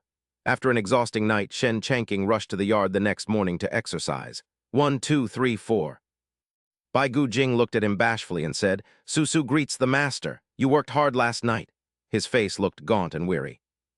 "This won't do, I have to do something. I can't keep indulging in this tenderness or it'll be the death of me." Thinking this, Shen Changking shouted, "Li Jai, call Dong Li and Zio Qing here immediately. Your master has a major project." He held up a piece of paper. "Look, this is our next venture, the roast duck base." Dong Li was surprised. "A roast duck base?" Shen Changking said confidently. "Exactly. We'll build a production base to increase output and use it as leverage to stimulate the local economy." Everyone felt like they were being tortured by his lecture. "Master Shen, please stop chanting." He looked at them confused. They all nodded frantically. "Fine, forget the lecture. Dong Li, find some reliable people to roast ducks and teach them the technique." Dong Li happily agreed. Her father had entered reincarnation. They had to follow his final wish to stay close to the immortal Shen Changking and follow his every command. Everyone spoke in unison. "We will follow Master Shen's every command. Bai Susu, you hire some strong men to help build the duck base.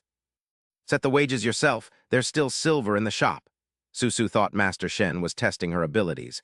As a mere mortal, she could control these people with a wave of her hand. "Dong Li, prepare food, don't let the workers go hungry. Fresh steamed buns here. Li Jai, my good disciple, you need to represent the royal family and sign this contract with me. This way, the royal family will receive 30% of the profits from the duck base." Li Jai placed his hand on the paper, looking doubtful. "Why is that?" Changking patted Li Jai's head and explained. "Silly child, national policies can only be realized when the treasury is full. To ensure the nation's prosperity and safety, the imperial family will receive a 30% share of the profits from both the roast duck facility and your personal pork business." Only then did Li Jai understand the situation. No wonder his imperial father always delayed Ruan Zheng's excellent proposals. It must have been the empty treasury that caused his father such worry, yet the young man's mind remained full of calculations as he thought, "It's best if you truly believe that.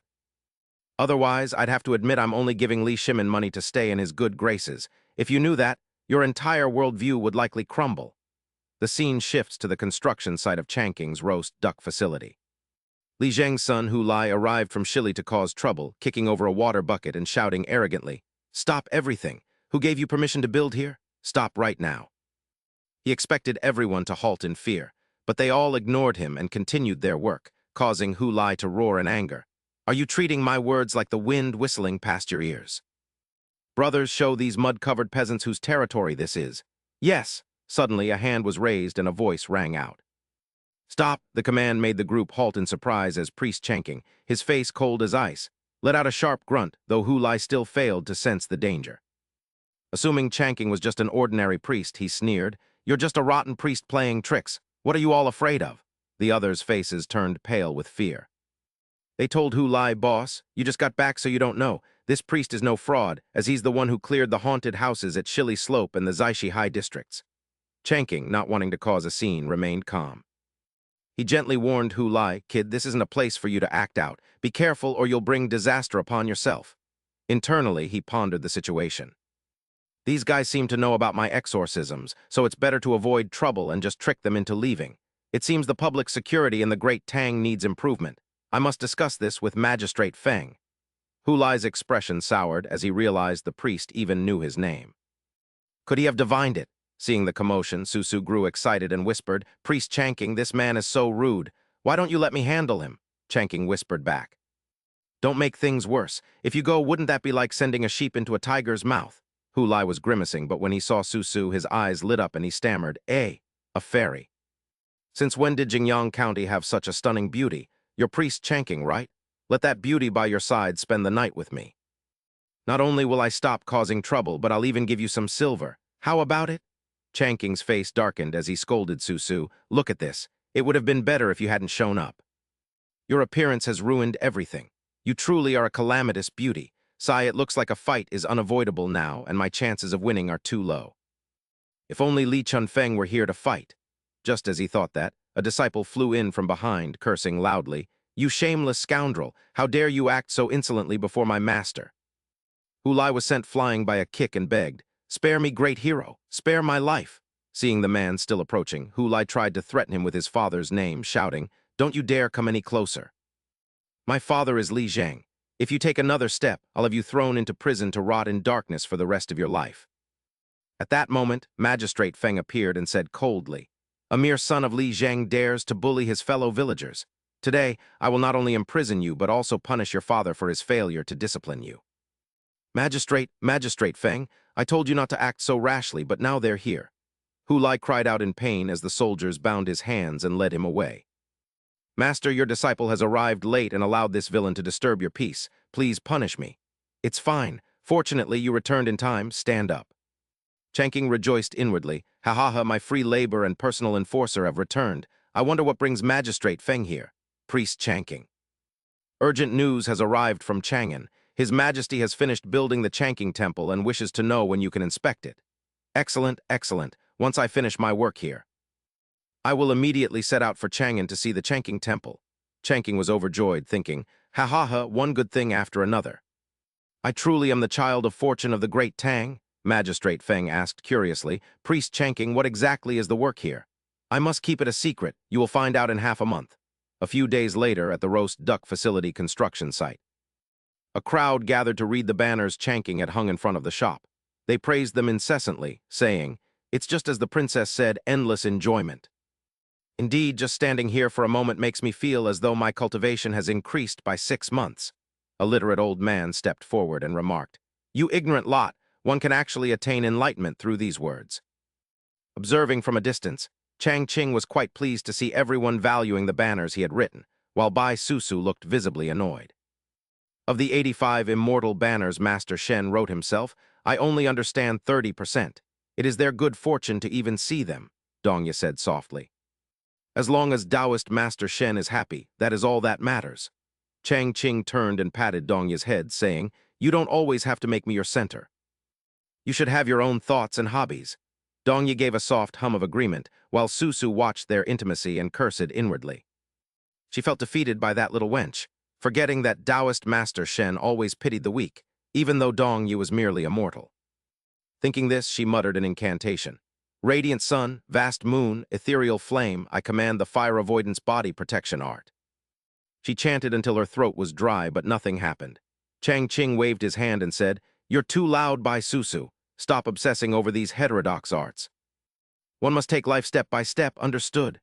Bai Susu suddenly had an epiphany, wondering if immortal Master Shen disliked her using magic.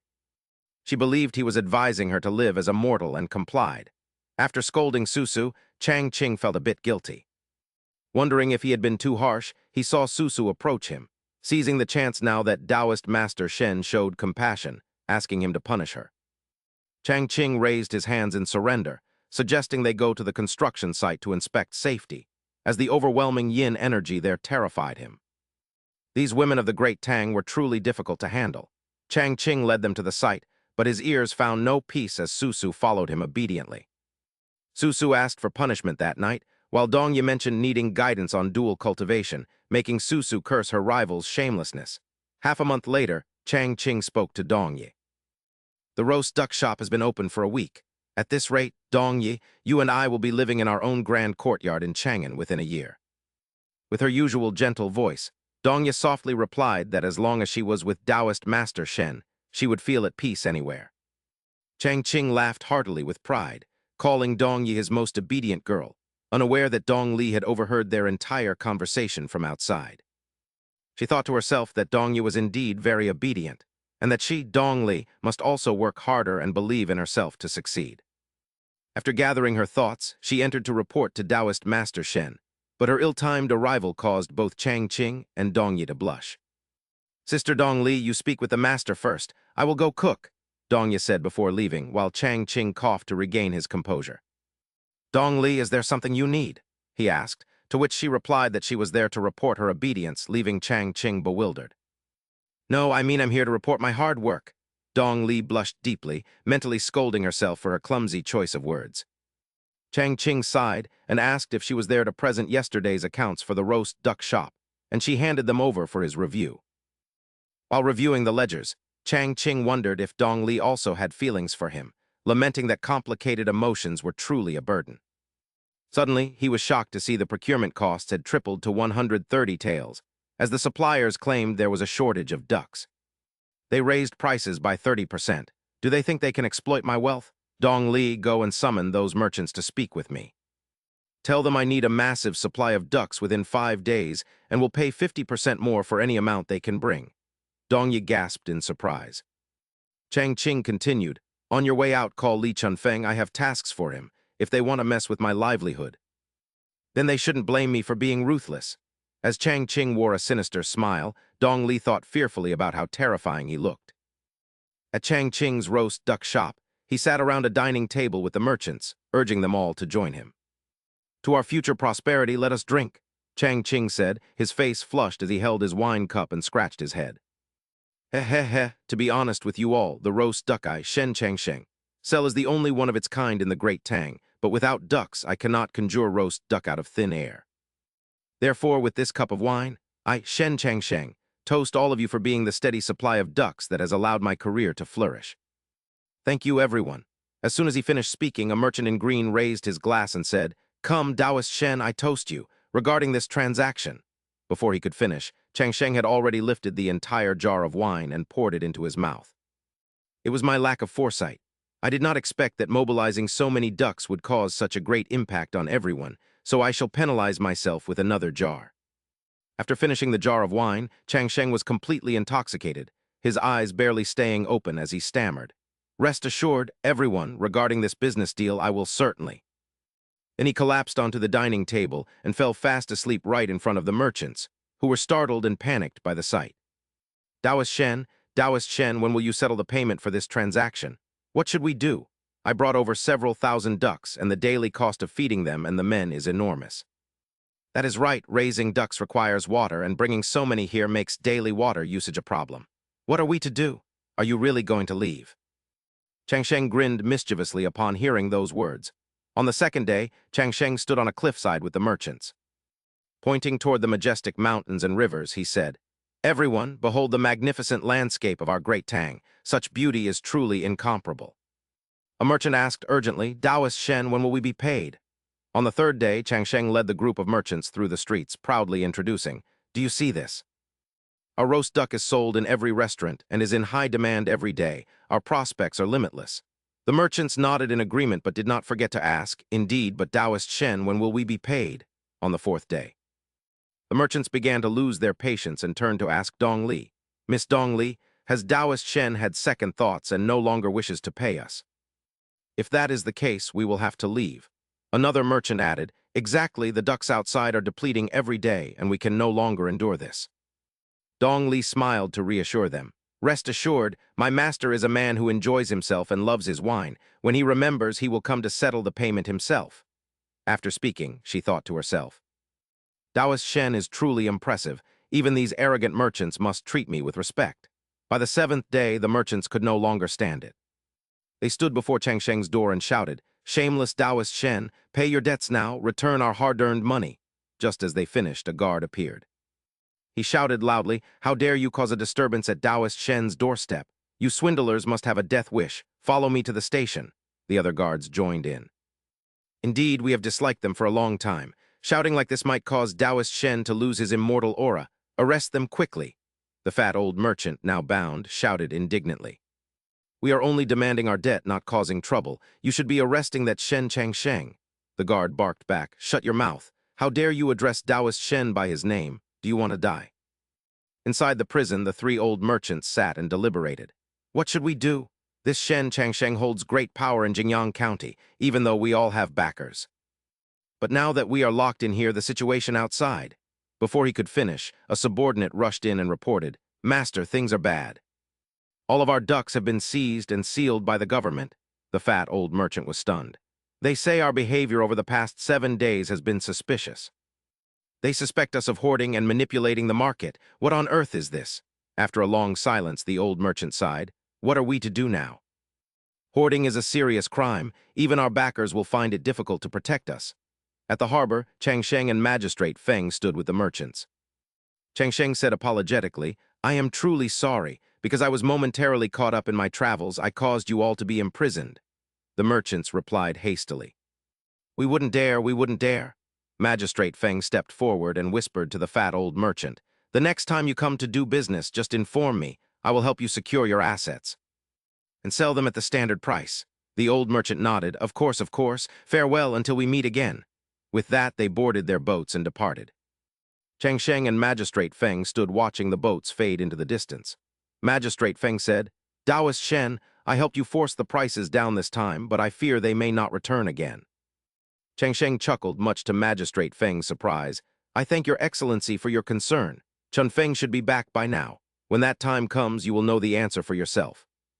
At the Jingyang County office, Li Chunfeng stood before the crowd and announced that Taoist Master Shen wanted everyone to have a better life, so he invited a specialist from Chang'an to teach them duck farming.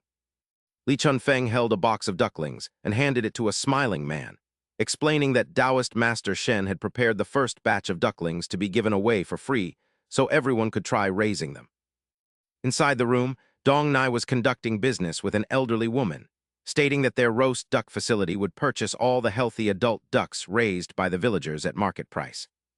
They promised to buy every duck available with immediate payment, leaving the grateful villagers to set up an altar to thank Taoist Master Shen for his protection and blessings. They were thankful for a year free of disease and disasters, allowing the ducks to grow well and helping them escape poverty, while Li Chunfeng and County Magistrate Feng watched the bustling scene with relief. County Magistrate Feng remarked that he never expected Taoist Master Shen to be so skilled in business as well as Taoist arts, to which Li Chunfeng smiled and recalled his master's teaching about helping the wealthy first before distributing resources.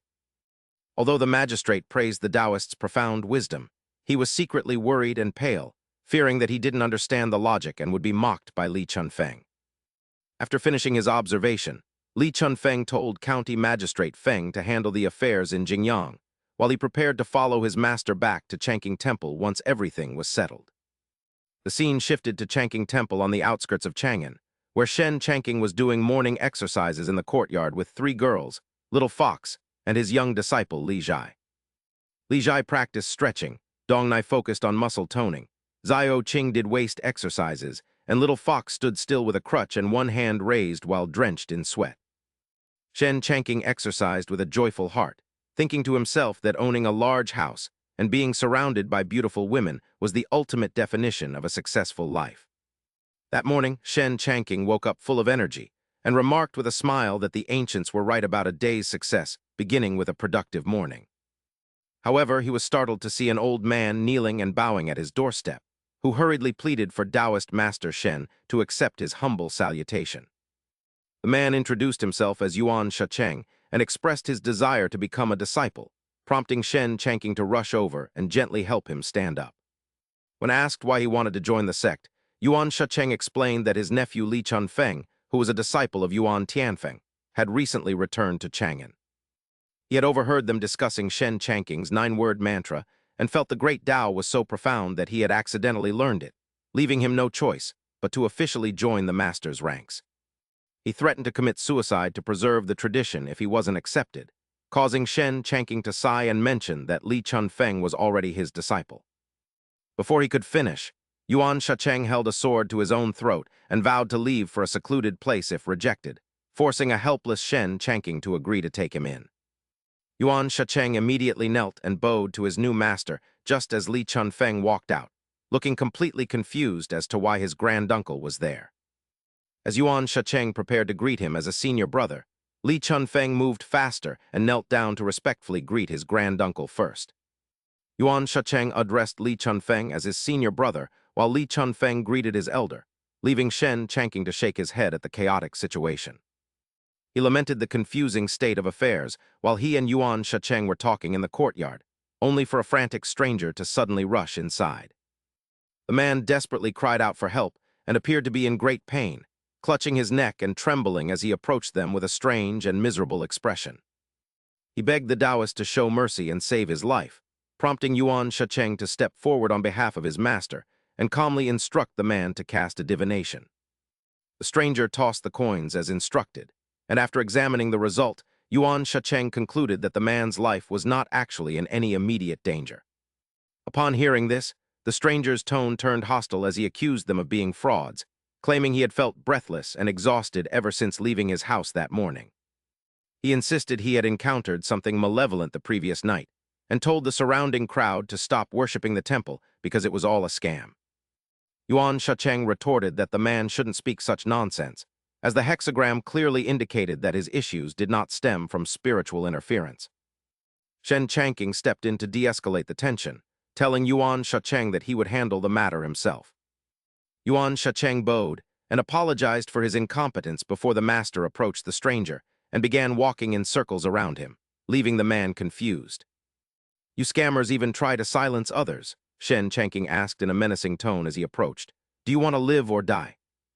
By now the stranger's face had turned pale with terror, his soul nearly leaving his body, yet he continued to stammer, "In broad daylight, do you actually intend to commit murder?" Shen Changqing countered, "Didn't you claim we were the ones? I'm asking if you want to live or die. If you want to live, take off your clothes." The stranger was startled and panicked, his fear making him hesitant to undress. The protagonist stepped closer to interrogate him. "You refused to take them off. Then did you come here seeking a savior or just to cause trouble?" After a moment of hesitation, the stranger finally relented and began to undress. "Fine, I'll do it. Once I've taken them off, let's see what else you have to say."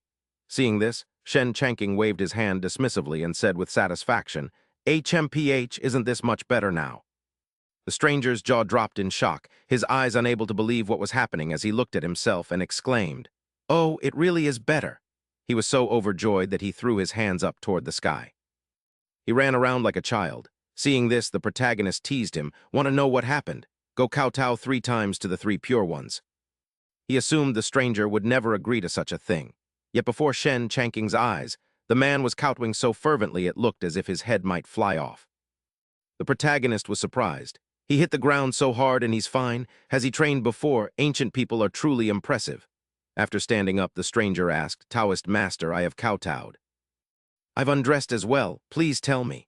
The protagonist replied, "Put your clothes back on, but remember not to wear the undershirt." The stranger asked in confusion, "Master, is there some evil object on these clothes?" Yuan Shacheng shared the same doubt. "Master, these clothes have no evil aura or magical power. Why is that?" Shen Changqing quickly explained, "You people, can you stop blaming ghosts and spirits for everything? There aren't that many filthy things around. When you get back, find a tailor to widen your collar. It's just too tight." The protagonist's answer left everyone speechless with shock. The stranger happily bid farewell to Shen Changqing. "Thank you for your help, Taoist master, until we meet again." Yuan Shacheng respectfully added, "Thank you, master, for clearing my doubts. Your disciple understands now." By this time, the sun was setting, its soft, golden light dancing on the eaves. Yuan Shacheng took his leave of Shen Changqing. "Master, it is late, so your disciple shall depart." Just as he was about to kneel in salute, the protagonist quickly caught him and warned, "Be extremely careful on your way back. If anyone calls out to you after dark, leave immediately, do not answer." Yuan Shacheng asked in confusion, "Why is that?" Shen Changqing waved his hand mysteriously. "I cannot say." Yuan Shacheng then walked to the door and bowed in farewell. "Your disciple takes his leave." Returning inside, Shen Changqing let out a sigh. "I've performed too many divinations today, so errors are inevitable. I couldn't tell him the truth, fearing someone might use the darkness to harm him." On his way back, many people recognized Yuan Shacheng and greeted him respectfully. "Greetings, Taoist Master Yuan." Yuan Shacheng replied cheerfully, "Mum." Suddenly, a strange laugh echoed behind him, followed by a threat. "Yuan Shacheng, I heard your medical divinations are very accurate. Then calculate whether you will die by my hand tonight." Seeing a strange light, Yuan Shacheng immediately struck. "What monster dares to cause trouble in Chang'an? Take this heart palm thunder." To his surprise, the demon was unafraid. It even taunted him, "Oh, I'm so scared of the heart palm thunder. Ha ha ha, Master Yuan, spare me. Ha ha ha, plague ghost curse." Faced with the demon's arrogance, Yuan Shacheng chanted, "Golden light manifestation, immortal's protection." At that moment, the demon truly could not touch him. Thinking he had won, Yuan Shacheng said smugly, "Cowardly rats are only capable of this much." But immediately after, the demon bypassed the protection and struck him, causing him to cough up blood. The demon laughed arrogantly. "Ha ha," it turned out. This demon was the plague ghost Ada, appearing with eyes full of magical power. "Taoist Master Yuan of Chang'an, spare me, spare your life, don't fight me, ha ha ha ha." Yuan Shacheng asked suspiciously, "Plague ghost?" Ada stepped closer with a sly grin. I didn't expect Master Yuan to know a lowly plague ghost like me. I'm flattered, truly flattered. Ha ha ha ha. Yuan Shacheng's eyes sharpened as he replied, Today, even if this humble Taoist must perish along with you, I will never allow you to bring disaster to the people of the Great Tang. With that, he lunged forward like an arrow, spitting blood at the plague ghost while chanting, fierce thunder subduing the wicked. Radiant spirits, divine brilliance shaking heaven and earth. Despite Yuan Shacheng's frantic chanting, the plague ghost remained arrogant. Ha ha, it's useless, Yuan Shacheng suddenly realized. It turned out his master had anticipated this, which was why he gave that warning. He continued to recite the expelling the 5 plagues talisman, but then he came to a realization. Unfortunately, his lack of insight had led to this great calamity. Unwilling to give up, Yuan Shacheng resolved to chant one last time to defy fate and summon the thunder god's power, bracing himself for whatever might happen. Master, your disciple can only repay your immense kindness in the next life. Suddenly, Su Su appeared and told the Taoist priest to stop and let her handle it so he wouldn't harm himself. Yuan Shacheng asked in shock if Lady Bai was his master, to which Su Su coldly replied that she wouldn't have bothered with an old man like him otherwise. Yigui recognized Su Su and sneered, remarking that Bai Su Su had grown even more beautiful since they last met a century ago. Su Su stated bluntly that Yigui had provoked an existence he should never have crossed. Yigui stepped closer and sinisterly mentioned that he remembered her once looking like a scholar. He suggested they spend the night together, causing Su Su to shout in anger at his impudence. Yigui backed away, complaining that Bai Su Su was far too cold-hearted. Su Su curled her lip and countered that he had been trying to infect her Dharma body with plague energy from the start, calling him shameless for his words. Without hesitation, she unleashed a lethal strike, ordering the 9 dead yin ghosts to shatter the domain of the sickly ghost. Surprisingly, Su Su's cultivation was extraordinary, forcing Yigui to flee in an instant. Before retreating, the plague ghost managed to maintain his spiteful tone. Yigui vowed to return for revenge, while Su Su sighed and sincerely advised her to repent, reminding her that they were once fellow cultivators. Seeing the plague ghost about to leave, Yuan Shacheng asked why Lady Bai let her go. Su Su nodded, expressing her hope that she might change her ways. She added that the priority was getting him home safely so their master wouldn't worry. Yuan Shacheng bowed his head, sadly admitting his own lack of ability. Meanwhile, Shen Chanking was at home thinking the strange noise he heard when Yuan Shacheng left was just a mouse. He wondered why Bai Su Su hadn't returned after he sent her to check on it. The scenery before him was as beautiful as a celestial realm. Shen Chanking woke up feeling refreshed, stretching his arms with a smile. He remarked that a year's plan begins in spring and a day's plan begins in the morning. As he enjoyed the view, Yuan Shacheng suddenly appeared and kowtowed repeatedly. He thanked his master for saving his life, explaining that he had been ambushed the previous night and would have died without his master's guidance. Shen Chanking privately thought the man had been beaten because his fortune-telling was inaccurate. He quickly helped Yuan Shacheng up, telling him it was no big deal. He told him to just be more careful today, but his words hit Yuan Shacheng like a bolt of lightning, leaving him utterly bewildered. The disciple grew anxious, wondering if he was destined to face even more danger throughout the day. Noticing the look on his face, Shen Chanking reassured him and told him to stop giving fortunes for the day and simply follow his instructions. Yuan Shacheng happily agreed, while Shen Chanking sighed to himself about how the man had been attacked on his very first day. He feared that if the man continued, someone might eventually destroy his Chanking temple. Meanwhile, a strange jade-green light appeared in a distant forest. It was Yigui, holding several items and claiming they were treasures from those men that would allow them to move freely under the sun. She then threw everything into a nearby cauldron. A demon known as Ghost A Dai emerged from the water, laughing loudly and praising Yigui for her generosity and the quality of the items. He asked who they were supposed to kill, just as another voice chimed in, stating that it didn't matter as long as they killed someone. This was the drowned ghost Yan Sign. Her beauty was so captivating that Yigui couldn't resist reaching out with a filthy hand to try and lick her. Remarking that Yan Sign understood her best, Yigui announced that their target this time was the 1,000-year-old bone demon. She added that they would also kill the new master behind her. Hearing this, Adai and Yan Sign both eagerly accepted the challenge with wicked laughter. In an instant, the 3 of them arrived at Shen Chanking's Chanking Temple, where Adai pointed into the courtyard and shouted for the bone demon and her master to come out and face their deaths. The commoners coming to pay their respects to Shen Changking suddenly panicked and cried out, asking who would dare disturb immortal Shen. Another person immediately countered, pointing out that the three newcomers didn't look human and must be demons. One man started to say he could handle it, but the crowd instantly shunned him like the plague. Hearing the commotion outside the courtyard, Shen Changking demanded to know who dared cause trouble at his Changking temple before appearing with a majestic warning. He asked if they realized that divine authority was inviolable, warning that since the emperor bestowed this temple, any trouble would lead to the execution of their entire clans. Li Chunfeng looked at Yuan Shaocheng and remarked on how their master's divine aura was truly astonishing and far beyond their own level, to which Yuan Shaocheng nodded. It was no wonder the underworld demons only dared to feel resentful without speaking up against his master, whose status was even more venerable than he had imagined. Hearing this, Ada shouted that they were there for him and the white-bone spirit, dismissing any talk of divine authority and warning them of a miserable death. He told them to submit to his staff for a less painful death, but while Ada was confident, Yigui thought differently about a man who dared compare himself to divine power. He realized he needed to find a way to survive, but then suddenly wondered in shock why he was unable to cast any of his spells.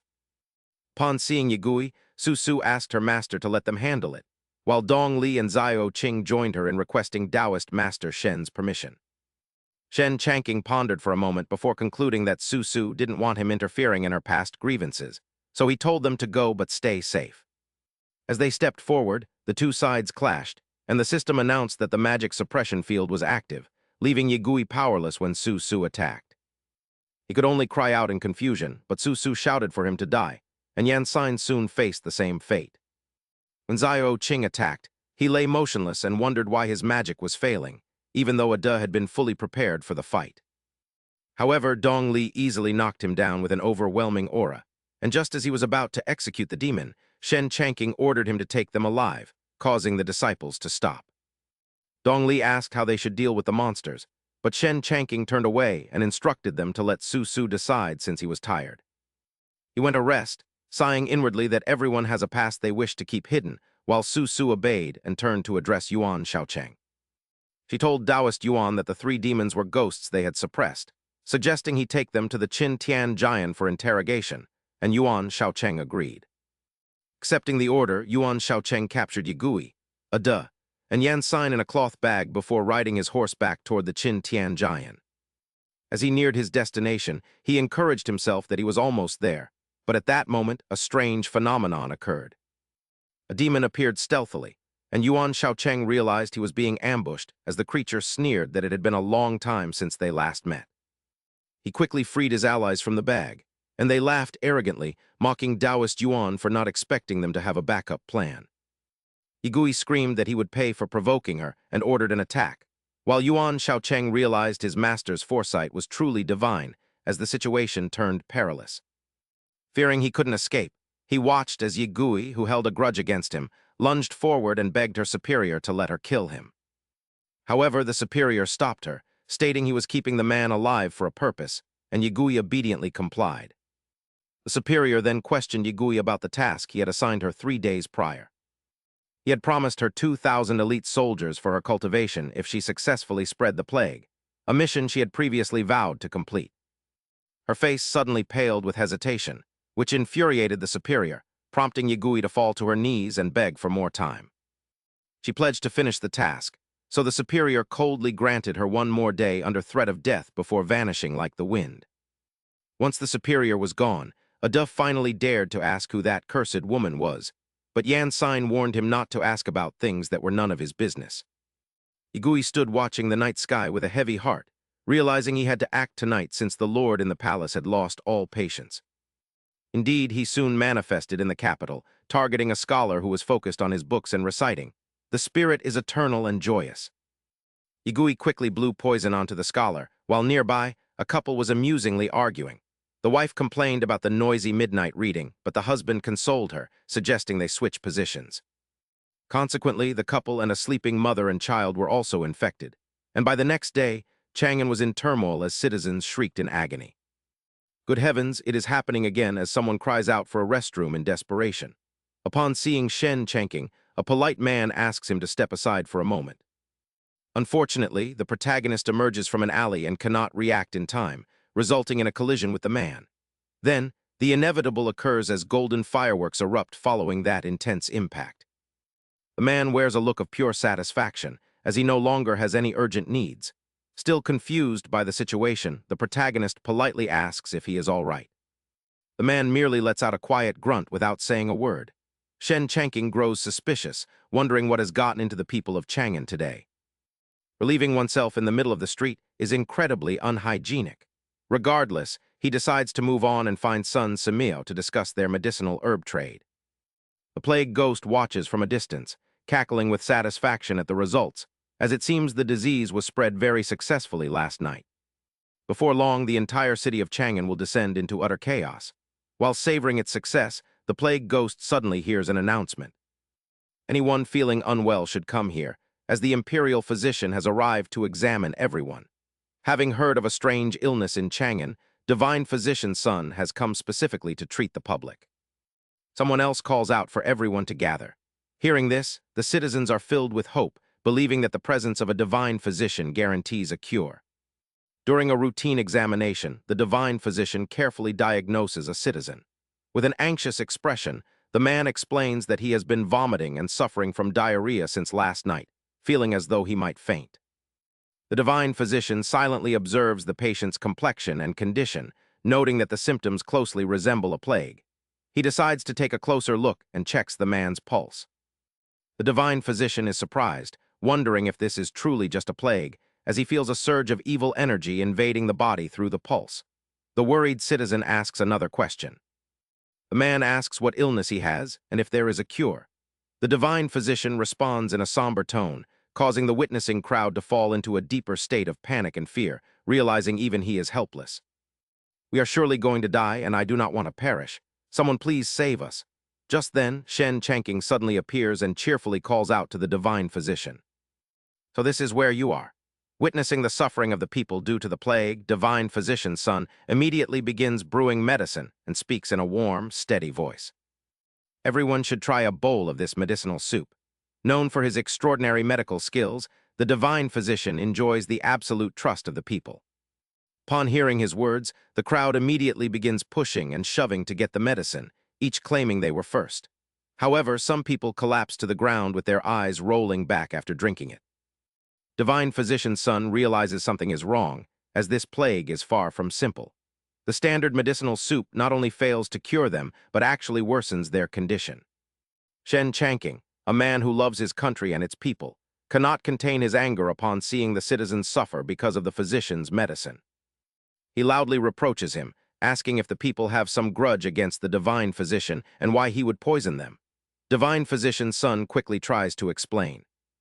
"Priest Shen, you have misunderstood. A plague spread through Chang'an last night and they collapsed because they were infected." Hearing this, Shen Changqing is startled by the mention of a plague. At that moment, someone rushes over to report a major issue to Divine Physician Sun. The physician hurriedly asks what has caused such panic, and the man responds. "Early this morning, all the high-ranking officials in the court fell ill, and the emperor has urgently summoned you back to the palace." Divine Physician Sun is shaken by the news and can only gasp in shock. Meanwhile, Shen Changqing ponders the situation, noting that even the court officials have been infected, and concluding that this plague is truly terrifying. He was preparing to expand his medicinal herb business, and with the disease spreading, selling medicine seems like a great opportunity, though he risks getting infected himself. This will not be easy, so he must adapt to the situation. Divine Physician Sun then urges Shen Changqing to accompany him, as the palace is in grave danger. Before he can react, Shen Changqing is dragged away by the physician like a gust of wind, protesting that he has not yet agreed to go anywhere.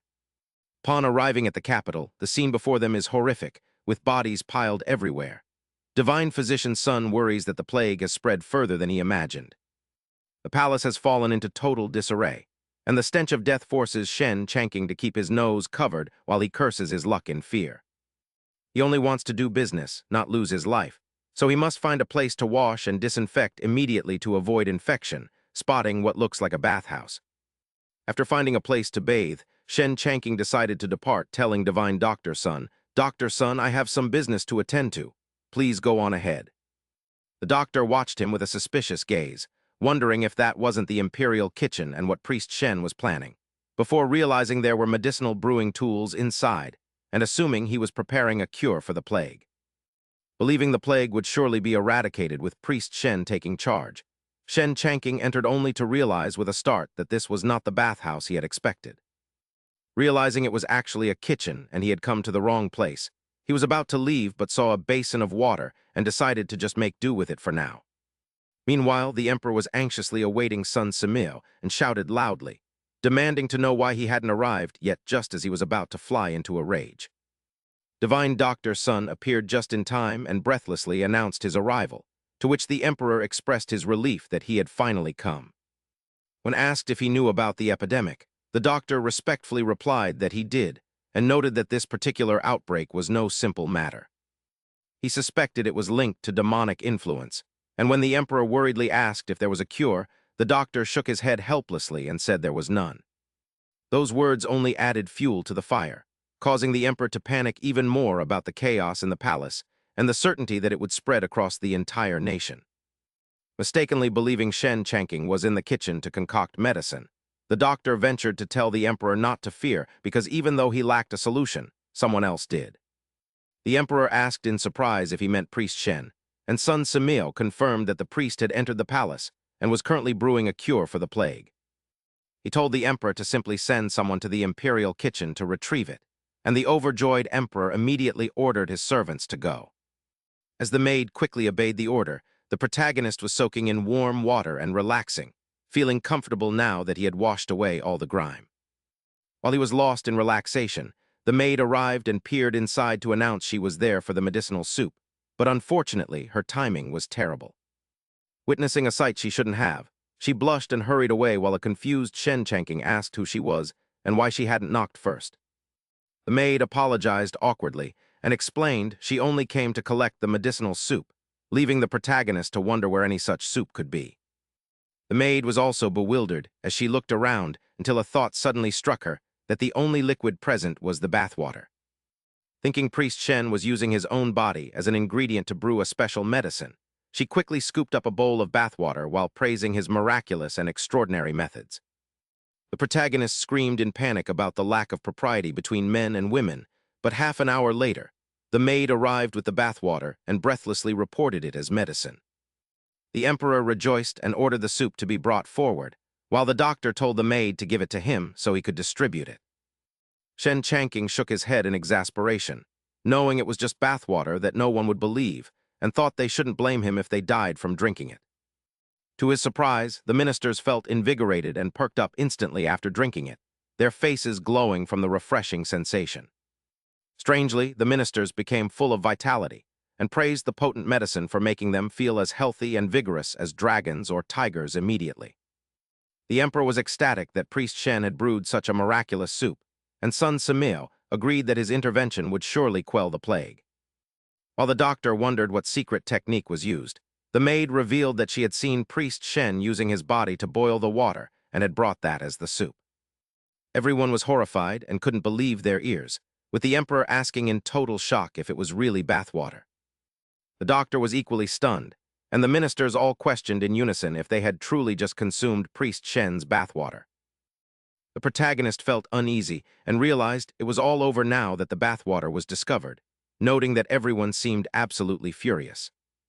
Deciding that running away was the best option, Shen Chanking hurried off, leaving the doctor to wonder why he was departing so suddenly. The emperor immediately ordered the guards to stop him, and the soldiers rushed forward to restrain the priest, while the doctor still failed to understand the emperor's intent. Someone asked, "Your Majesty, what are you doing?" The emperor explained that Priest Shen Chanking's bathwater could cure the plague, so he had to maximize this merit. Hearing this, Shen Chanking asked, "Maximize it? How?" The emperor calmly replied, "By brewing even more of this medicinal soup, of course." Upon hearing this, the protagonist trembled in terror, thinking the emperor was truly heartless for wanting to boil him alive. It was a cruel fate, in the end. He could not escape being boiled for medicine. The soldiers watched in disbelief, whispering among themselves as they read the posted notice. "Priest Shen's bathwater can cure the plague? Is it true? I don't believe it." A massive crowd gathered despite the skepticism surrounding Shen Chanking's bathwater. In such a dire situation, everyone was desperate enough to try anything, regardless of the rumors. Fortunately, at the critical moment, the protagonist's disciples appeared, making Shen Chanking rejoice. "Ah, you finally arrived." They were stunned to see their master being boiled in a pot. Dong Li called out in shock while Dong wept. "Boo-hoo, Priest Shen." Meanwhile, Su Su investigated the matter seriously, asking, "Priest Shen, what happened?" "Why is the emperor punishing you?" He sighed and explained that the plague caused this mess. After the infected officials drank his bathwater and recovered, the emperor dragged him here. Su Su was startled and said, "The plague." Seeing her look like she had a plan, he asked, "What about the plague?" At that moment, Su Su spoke with confidence, "Priest Shen, I have a way to save you." Shen Chanking eagerly asked, "How?" Su Su explained clearly, "I know who spread the plague, we just need to eliminate the source. The emperor will surely be pleased and release you." Meanwhile, Yigui had been watching the situation from a distance, thinking, "His bathwater can actually neutralize my plague." Da stood nearby, adding fuel to the fire with a mocking laugh. Hearing the provocation, Yigui grew even more arrogant, muttering, "HMPH, how ignorant. My plague isn't that easy to cure." However, a citizen who tried the soup laughed loudly. "Ha, this medicine is a miracle, I'm cured." The crowd gasped in shock, asking, "Is it true? Is it really that effective? It's a miracle." Hearing this, Yigui's group was thunderstruck. People began shoving each other to reach the protagonist, shouting, "Give me a bottle, I want one too." "No, give me two." Facing the frenzied crowd, Shen Chanking frantically tried to stop them. "Don't be fooled, my bathwater can't actually cure anything." Meanwhile, after observing carefully, Su Su discovered the one responsible for the plague and immediately alerted the protagonist, Priest Shen. "I found the person spreading the plague, he's over there." Shen Chanking immediately asked, Where is he?" Then he looked in that direction and identified three suspicious individuals. "It's definitely them." However, the growing crowd left him feeling helpless. "Damn it. It's too crowded to push through. I have to find a way to catch them." Seeing their plan to spread the plague failing, Ada turned to Yigui. "Yigui, his bathwater really seems to work. What's your move?" Yansini replied coldly. "Just kill him and be done with it." Yigui nodded in agreement. "He is right. Let's go kill him now." Despite being surrounded by the crowd, the protagonist noticed something unusual in the distance. "Wait, why is he approaching on his own?" Yigui lunged toward the protagonist like an arrow, brandishing sharp claws and snarling, "Kid, prepare to die." But Shen Chanking was lightning fast, grabbing Yigui's hand. With a triumphant expression, he shouted, "Got you!" Suddenly, not only did Yigui stop resisting, but he also became incredibly weak, wondering, "What's happening? My body is suddenly being drained of all strength." Seeing this, Ada and Yansini charged forward. They cursed, "Yigui is useless. He can't even handle a mere mortal." But as soon as they charged, both suffered the same fate. Shen Chanking was bewildered. "What's this? Are they trying to frame me? Whatever, I'll catch them first." With that, he quickly leaped out of the medicine pot. Water splashed everywhere as the protagonist landed with a determined expression. "I've caught them." The people nearby were splashed by the medicine and became revitalized. "This soup is a miracle. I feel my body and soul being purified. My illness is gone." In the chaos, the protagonist grabbed Yansini's hand and realized something strange. "How odd, every time I touch a demon, their energy is completely drained." Yansini screamed in agony, "What's happening? My magic power has completely disappeared." Shen Zhanking pondered calmly, wondering if they truly spread the plague or if he had glimpsed the hidden truth, then quickly apologized to the three. He declared their innocence, explaining that Fang Tutu had falsely accused them in her haste to save him, and promised to settle past grievances later before ordering the soldiers to disarm the plague ghosts. The surrounding crowd could not hide their resentment, shouting for them to get out, while Tutu remained skeptical of the situation. Unwilling to believe it would end so easily, she asked Shen Zhanking if he really intended to leave these three to the palace guards, doubting mortals could restrain such monsters. Shen Zhanking sighed and told Tutu that while he understood her grudge, she should stop calling them demons since they only looked that way after consuming physician's son's medicine. He admitted he once thought his bathwater was a cure, but now realized he was the one who was delusional, suggesting they leave before they were thrown into a boiling pot. Tutu wondered what the Taoist priest was planning, as handing the three plague ghosts over to mortal soldiers seemed like an invitation for them to escape. She questioned if they were merely pawns and if a greater mastermind lurked behind the plague, wondering if Shen Zhanking was intentionally letting them go to bait a bigger fish. At the Imperial Astronomy Bureau, Yuan Tiangang sat in his private room before a bagua furnace with a worried expression, until his eyes suddenly snapped open. After a quick calculation with his fingers, he bolted from his residence like a gust of wind, shouting that his uncle was in grave danger. Meanwhile, the cat demon was in a private chamber with the old Xiaocheng tied to a wooden wall, holding a razor-sharp blade in her hand. She chuckled, noting that the old fisherman's nose was quite sharp, before transforming into a black cat and leaping out of the room to avoid a direct confrontation. Leaving the old man behind, Yuan Tiangang descended from the sky into the room and called out for his uncle. The old Xiaocheng looked utterly pathetic, stripped naked, except for a pair of lotus-pink trousers covered in bizarre drawings. Yuan Tiangang's face turned purple with rage and fear as he let out a piercing scream that echoed through the palace, demanding to know who had dared to humiliate his uncle. Later, the old Xiaocheng dressed himself, his face flushed with embarrassment as he cursed the audacity of the monsters within the palace. Yuan Tiangang felt helpless, explaining that the creature's cultivation was significant and that his divinations could only sense a vague demonic presence in the palace without a precise location. When asked about the monster's goal, the old Xiaocheng stroked his beard and suggested it involved the plague ghosts, insisting they find the hidden cat demon before more disaster struck. Yuan Tiangang's face turned pale with dread at the mention of the plague ghosts, while 2 days later at Changqing Temple, people prayed to the Taoist ancestor for protection. They begged for blessings to escape the agonizing plague, while Shen Zhangqing, Li Zhai, and the little fox lay slumped over a table, sighing in boredom. They grumbled that the plague had left the citizens too terrified to leave their homes, and even the city guard hadn't visited for a fortune reading in days.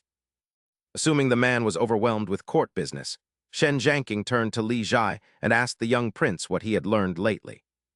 Li Zhai replied that since his master hadn't taught him anything over the past few days, he hadn't learned a single thing. Shen Zhangqing told the 9-year-old prince that he needed to understand certain truths, pointing out how the commoners often sought divine guidance for the most trivial matters. He noted that some even prayed to find money on the street and asked the prince for his thoughts, explaining that people in remote areas worried far more about basic survival than those in Chang'an. He brought up the locust plague from 7 years ago when crops failed, and people resorted to cannibalism just to survive, asking if it seemed cruel. He explained that while their actions were sinful, they were merely trying to exist, prompting Li Zhai to ask if evil would vanish if everyone were well-fed and secure. With a solemn expression and a heavy gaze, Shen Zhangqing declared that evil would always exist wherever humans were found. He stated that a perfect world was impossible, which was why laws had been established throughout every dynasty. He concluded that their duty was to encourage kindness, while remaining ready to take up arms to defend their rights when necessary. This is a complex matter involving both humanity and reason. In time, you will come to understand and find your own path. Master, if thousands seek to obstruct you, and even the commoners you wish to help refuse to change, what should be done? Changqing clasped his hands behind his back and looked ahead with resolve, declaring that even against 10,000, he would remain steadfast, leaving Li Zhai stunned. Those words echoed in his mind. A moment later, he pressed his hands together at his forehead, bowed with a smile, and pledged his obedience. As they spoke, someone rushed toward Changqing and Li Zhai, shouting breathlessly that they had finally found the Taoist master. An anxious eunuch panted, urging them to the palace for an urgent summons, while inside the study, reports of a dire plague in Hedong were being shouted. The emperor's face darkened as he questioned the plague's rapid spread, then demanded to know if Taoist Master Shen had arrived, ordering him to be summoned immediately. With a cold gaze fixed on the kneeling official, he sternly commanded Minister Lei to explain the situation in more detail. Urgent reports from the stations indicate that Yuzhou, Qizhou, Liangzhou, and Jinyang are all suffering from an outbreak of dysentery. The infected suffer high fevers and pass foul, blood-colored waste before their intestines rot, leading to a painful death. Hearing this, the emperor shouted in fury. This is far worse than the recent outbreak in Chang'an. He ordered an immediate decree to calm the people, investigate the situation, and mobilize the medical bureaus for a cure. Just then, the arrival of Prince Jin and Taoist Master Shen was announced, prompting the emperor to stand up immediately as they entered. He hurried toward them, greeting immortal Master Shen and crediting him for preventing the previous plague in Chang'an from spiraling out of control. Your Majesty, as I mentioned on the way, a great plague is ravaging Hedong, and that is precisely why I have come.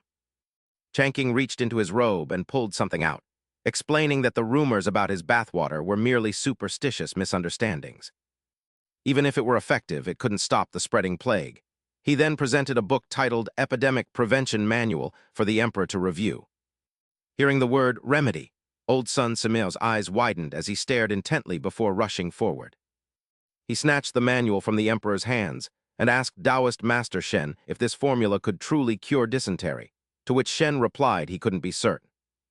This remedy requires further verification by divine physician Sun.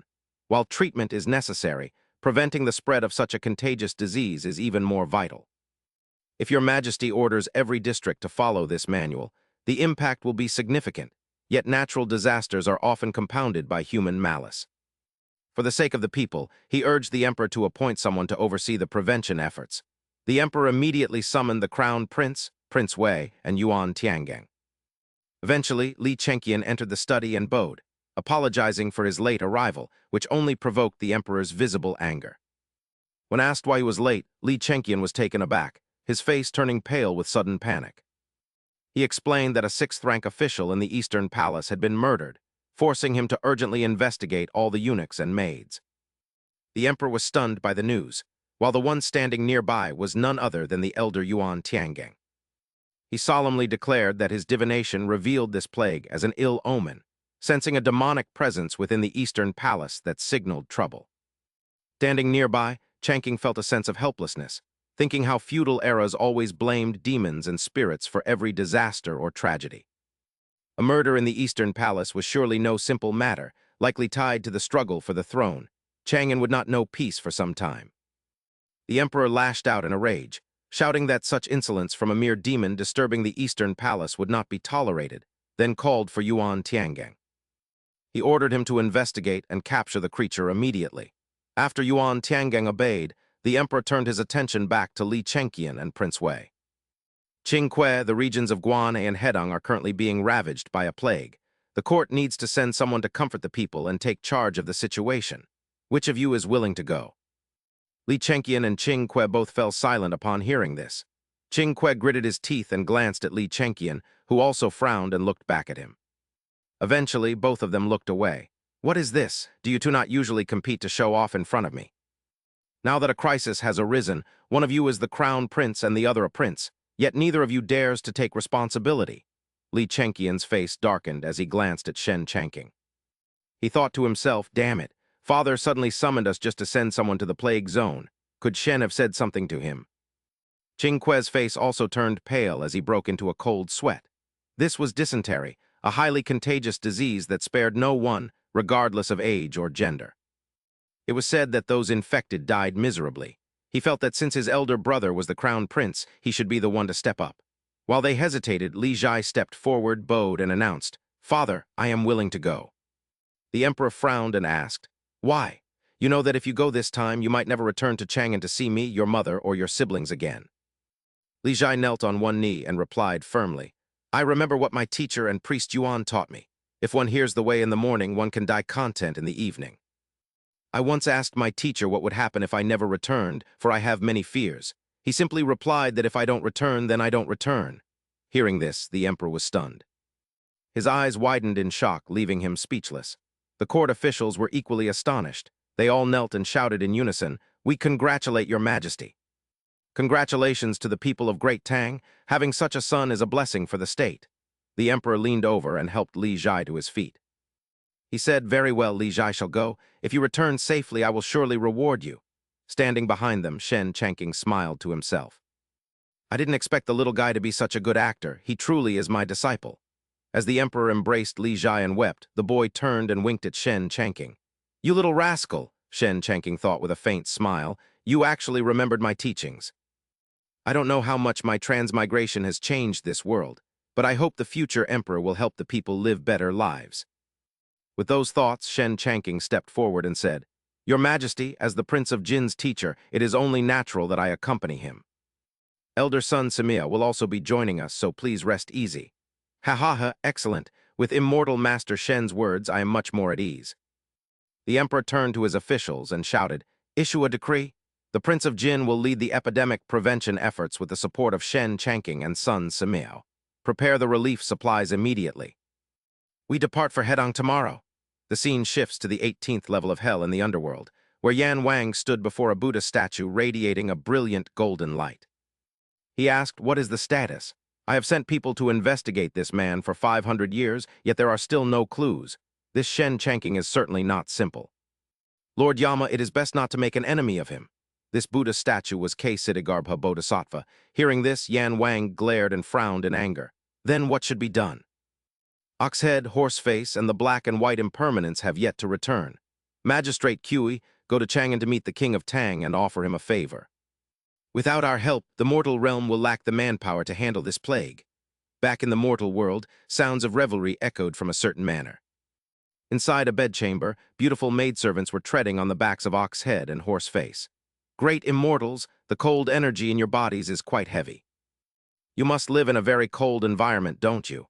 Indeed, our place is freezing. Little sister, do you have a technique to boost my vitality? Give me a few more kicks. Nearby, the black and white impermanents were also enjoying themselves. Is it really okay for us to indulge in pleasure here instead of returning to the underworld to report? What's wrong with it? We were captured and imprisoned by Shen Chanking, unable to escape.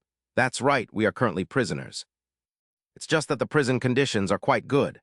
Just as he finished speaking, Magistrate Kui entered the room, startling the maidservants. But Oxhead, Horseface, and the black and white impermanents continued to make excuses, saying they would claim Shen Chanking used sorcery to seal their powers, trapping them in the palace. Exactly, it's not that we didn't want to leave, but we were too injured to move. After saying this, Oxhead removed his blindfold and looked up. Little sister, why did you stop kicking? With a darkened face and glowing red eyes, Judge Kui glared at Oxhead, causing the latter to scream in terror that the judge had arrived. Previously, Judge Kui had petitioned the emperor, requesting the release of Oxhead and Horseface while promising the underworld's eternal gratitude. Knowing the emperor would surely release them out of respect for his personal request, Judge Kui turned purple with rage at the current situation. I humbled myself to secure your release, yet you lot are here indulging in pleasure. Judge Kui roared, punching Oxhead and Horseface while cursing them for being useless. Old Ruan Zheng watched the spirits of Oxhead and Horseface drift before him, and asked in fear if such a mistake truly warranted their deaths. This is simply the quickest way to send them back to the underworld, he replied, while black and white impermanents trembled and confessed their faults. Judge Kui turned his fury toward black and white impermanents, shouting that a plague was currently ravaging the regions of Guana and Hedong. He ordered them to reap souls immediately and leave no wandering spirits behind. They fled the palace at once, after which the judge turned to Ruan Zheng with a polite gesture. Brother Ruan, please overlook that display and keep it quiet to preserve the underworld's reputation, the judge requested, to which Ruan Zheng offered a polite reassurance. Ruan Zheng was no gossip, but as they spoke, Judge Kui suddenly performed a divination and stared in a certain direction, wondering aloud if such a powerful demon resided in the palace. Ruan Zheng wondered why Taoist Master Shen had never mentioned this despite his many visits, causing a bead of sweat to roll down Judge Kui's cheek. Judge Kui remarked that the master's profound powers meant he likely had his reasons, and they agreed that with his decisive nature, no demon should be a concern. While they praised the great Tang's luck and wished to see the master's grace, Chang Qing sat in a carriage elsewhere, looking pale and utterly miserable. Accompanied by Li Zhai and two officials, everyone looked sickly as they clutched their mouths, suffering terribly from the long and bumpy carriage ride. When Li Zhai suggested stopping for a rest due to his poor appearance, Chang Qing gritted his teeth and insisted they continue, as the plague would not wait for them. He noted that Lord Yang was persevering despite an injury, so his own motion sickness was trivial, earning him an appreciative smile from Yang Shizhang. Impressed by the master's concern for the commoners, Yang Shizhang ordered the driver to increase their pace immediately. As the carriage accelerated into a gallop, Chang Qing felt a surge of nausea and broke into a heavy sweat, realizing the pace was perhaps a bit too fast. The scene shifted to the bustling, ancient streets of Taiyuan Prefecture as the protagonist's carriage made its entrance into the city. A somber sight greeted them, with elderly and emaciated citizens lining the roads, clad in nothing but thin, tattered rags. Seeing people collapsed and sprawling across the ground, Li Zhai turned pale and admitted to his master that he could not bear to witness such suffering. Chang Qing frowned and sternly questioned why the Prince of Jin refused to look, asking if it was merely because the people's misery was too great to face. Trembling Li Jai confessed he had never imagined such a scene, while Chang Qing sat rigidly with his hands clenched tightly upon his lap. He told the prince that if he lacked the stomach for this, they should return home and treat their initial promises as if they never existed. He suggested the prince could simply weep before the emperor for forgiveness, prompting an indignant Yang Shizhang to remind him that the boy was only 9 years old. When asked if he cared for the prince's feelings after such biting remarks, the protagonist glared back with a piercing intensity. He demanded to know who was looking out for the feelings of the commoners dying from the plague before turning his gaze back toward the window. He declared that retreating now would be no different from desertion, leaving the others to stare at him in stunned silence as he asked who would save the people if they did not. Placing a hand on Li Jai's shoulder, he smiled and explained that success required total commitment, leading the prince to vow that he would no longer hide. As the prince resolved to face the challenge, the scene shifted to the Taiyuan government office, where an elderly man was furiously berating officials who were preparing to flee. Indeed, the people dispatched by the imperial court are about to arrive. What do you think you're doing? The plague is raging through the city, so packing your things and fleeing is the only sensible choice. Staying here is a death sentence. Besides, who knows if the imperial court has simply sent the weak and sickly here to be sacrificial lambs. Just as he finished speaking, a shout echoed from outside the manor. The imperial envoys had arrived. As Shen Chanking's group entered Taiyuan Prefecture, everyone looked exhausted with glazed eyes, startling the old man and the local officials who saw them. They secretly thought that the court had indeed sent a group of the elderly and infirm as sacrifices, and that Taiyuan Prefecture was doomed to perish. With that thought, the old man hurriedly turned and fled with the other officials, leaving the protagonist bewildered as he wondered why they were leaving him behind when he had just arrived. He wondered what was happening, noting that the situation in Taiyuan Prefecture seemed quite complex, while a youth in a bamboo hat watched Chanking intently from afar. The youth glared with furrowed brows and a sinister smirk, thinking that the one named Shen had finally arrived, while old Yang Shizhang stood nearby with a face full of rage. He roared that the imperial envoys had arrived and questioned how they dared to behave so disgracefully. Hearing the shout, the officials stopped and turned back toward the group, their faces twisted in anger as they muttered incessantly. They grumbled that these sacrificial lambs sent by the court dared to be so arrogant when they would likely die of the plague in a few days, calling them nothing but the elderly and infirm.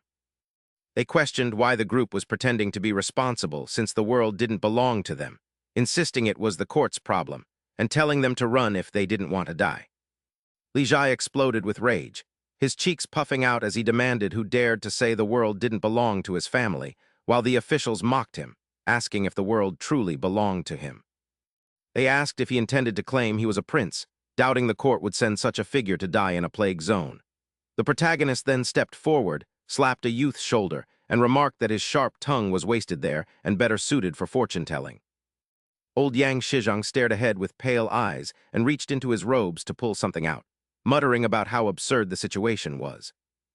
He asked if they truly didn't know who they were, identifying himself as Yang Shidao, the Chancellor of the Great Tang, and introducing Sun Simiao as the divine physician of the Great Tang. He then introduced Li Jai as the Prince of Jin, and the cool Shen Chanking as the half-immortal of the Great Tang. He questioned how they dared to call 4 such noble figures the elderly and infirm, leaving the officials' faces pale and drained of color.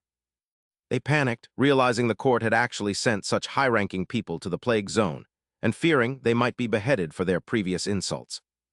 The officials immediately knelt and kowtowed at the group's feet, pleading for forgiveness for their blindness and admitting their grave mistakes. They begged for their lives, prompting Yang Shidao to turn around with a frown and sternly command the officials to atone for their sins through service. He told them to follow him to the main hall to plan the epidemic prevention, and shortly after, Chanking, Sun Simiao, and Li Jai split up to handle their duties. Sun Simiao went to check the plague remedies, while Li Jai led people to comfort the citizens and stabilize the situation, leaving the protagonist to decide his own path. Shen Chanking watched Li Jai and Sun Simiao busily working and muttered to himself that he seemed to have nothing to do. He then closed his eyes and rubbed his fingertips with a smile, realizing he could write epidemic prevention slogans and safety measures before the scene shifted to the city god temple. Subordinate reported to the city god that Taoist Master Shen was writing slogans throughout the city, and each character was so full of spiritual energy that it weakened the plague demons. The city god stroked his chin and wondered if the Taoist master was writing secret incantations, but the subordinate recounted the simple words, "Where there is love, there is no disaster."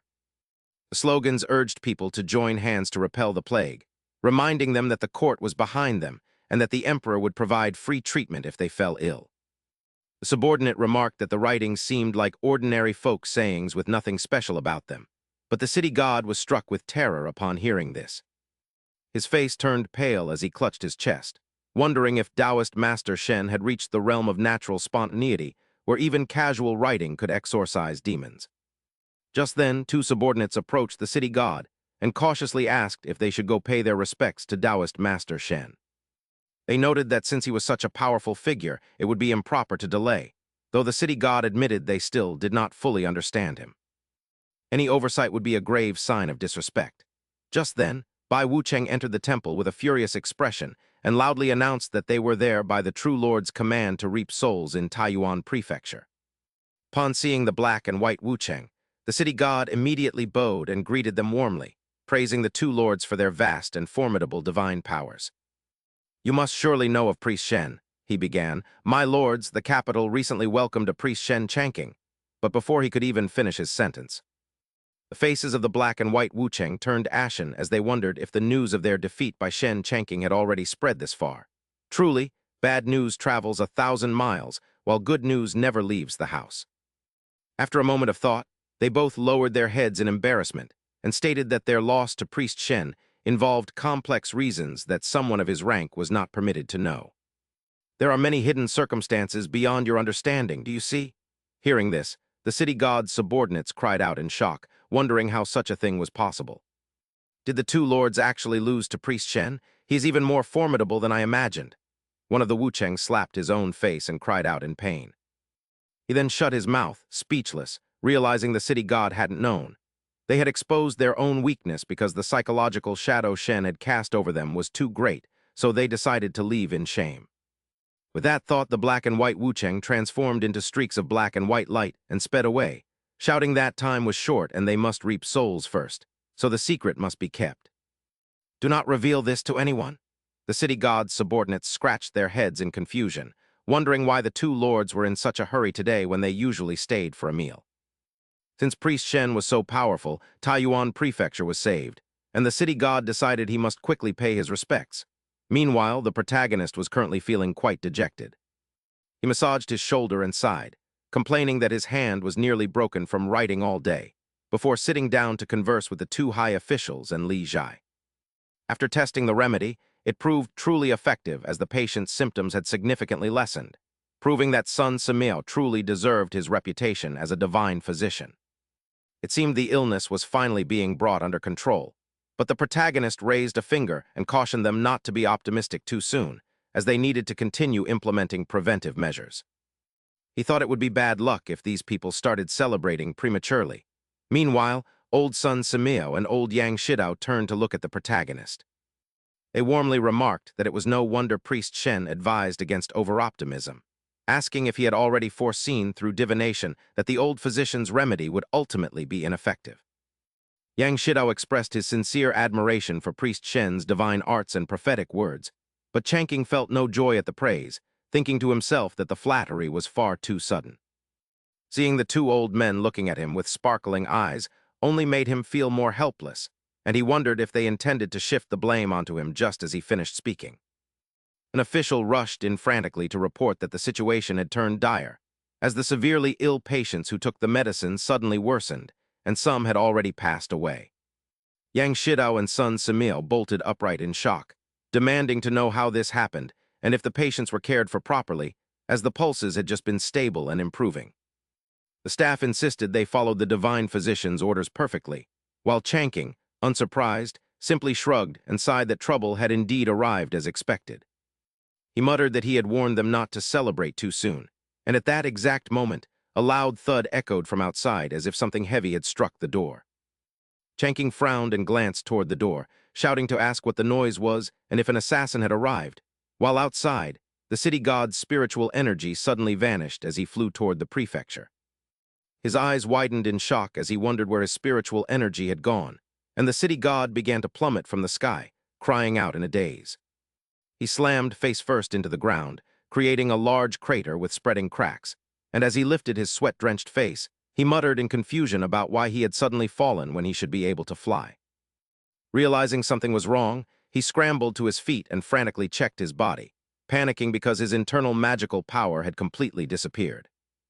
While the city god was still in a state of shock, the local officials and the protagonist's group stepped outside and bowed, with the officials greeting the city god respectfully. The city god turned and bowed politely, introducing himself as the city god of Taiwan and asking for forgiveness for his intrusion, while Changking stroked his chin and mused on how the underworld organization had agents in every city. Yang Shidao cupped his hands warmly and remarked that he hadn't expected the city god's arrival, apologizing for the lack of a proper welcome and asking what business had brought him there. Changking looked back in surprise, wondering why these members of a mysterious underground society who had been monitoring the emperor just days ago were being so courteous to this man. It was no wonder the underworld organization persisted. They had already infiltrated the imperial court. Realizing this, Shen Changking stared at old Yang Shidao with tearful eyes, giving the old man quite a fright. Yang Shidao, oh Yang Shidao, I never expected someone of your stature to betray the court. Seeing the protagonist's expression, Yang Shidao began to sweat profusely. Is something wrong with Taoist Master Shen's expression? Ah, right, he must think I'm being a poor host. It's improper to receive guests in the courtyard. With that thought, Yang Shidao pointed toward the door. He said cheerfully, Lord City God, this is no place for a discussion. Please come inside. After speaking, he turned to the protagonist with a confident grin. Are you satisfied now, Taoist Master Shen? You old man, how can you still smile? What does a traitor like you have to be happy about? Then the group entered the inner chamber. The city god stood in the center with his hands behind his back and said solemnly, This plague is far from simple, even with Taoist Master Shen and Divine Physician Sun Samil present. It cannot be completely eradicated yet, and the epidemic will persist. Hearing this, Yang Shidao raised his hand and asked the city god if he knew the source of the plague.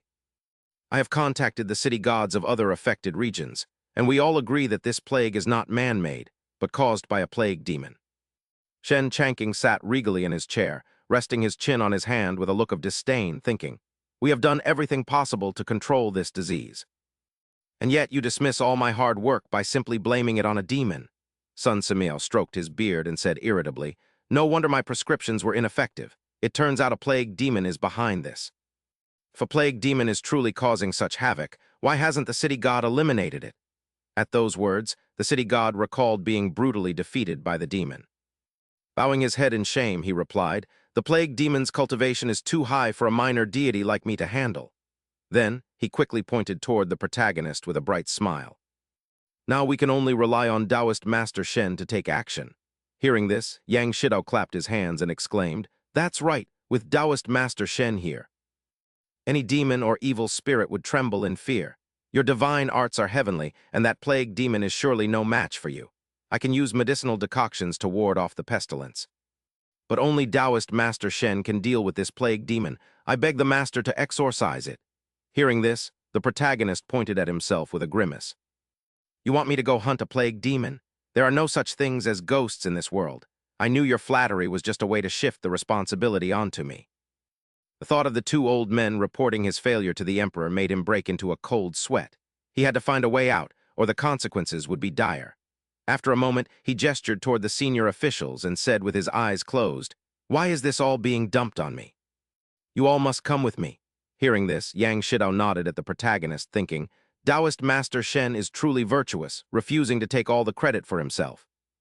Even while eradicating the plague, he still remembers to guide us. Following Taoist Master Shen truly offers boundless prospects. The master is teaching me not to hog the glory from my subordinates. I should share the credit instead. This student understands now. Hearing this, the protagonist's face turned a sickly shade of green as he gritted his teeth in helplessness. What are you even talking about? You're clearly just guilt-tripping me. Standing nearby, the city god smiled to himself, thinking that with His Highness Prince Jin involved, Taoist Master Shen would surely agree. The people of Taiwan are saved. Shen Changking looked at the city god's friendly smile and felt a chill. What could that smile possibly mean? Wait, the underworld possesses vast powers. They could even assassinate the emperor. They must already know the source of the plague. With that thought, Shen Chanking stroked his chin. There was only one truth. They had known all along that someone was intentionally spreading the virus. The so-called plague demon was just a cover. They wanted him to take the credit to win him over. He couldn't refuse a benefit offered by the underworld. Having made up his mind, the protagonist stepped forward and cupped his hands warmly. In that case, I shall accept this task. Meanwhile, the plague in the city was entering a critical stage, with the number of infected rising at an alarming rate. The prison had been repurposed as a quarantine site for the sick. Within the dark cells, constant groans of agony echoed through the air. Ah, Those brewing the medicine whispered among themselves. The officials were quite clever to use the prison for quarantine, but unfortunately it's only made things harder for us. Didn't you see how many patients died today? It's truly pitiful. Among the soldiers brewing medicine, there was an infiltrator. As he listened to the two soldiers talking, his eyes filled with murderous intent. You want to control the plague? In your dreams.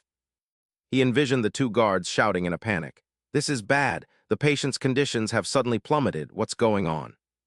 Weren't they just fine a moment ago?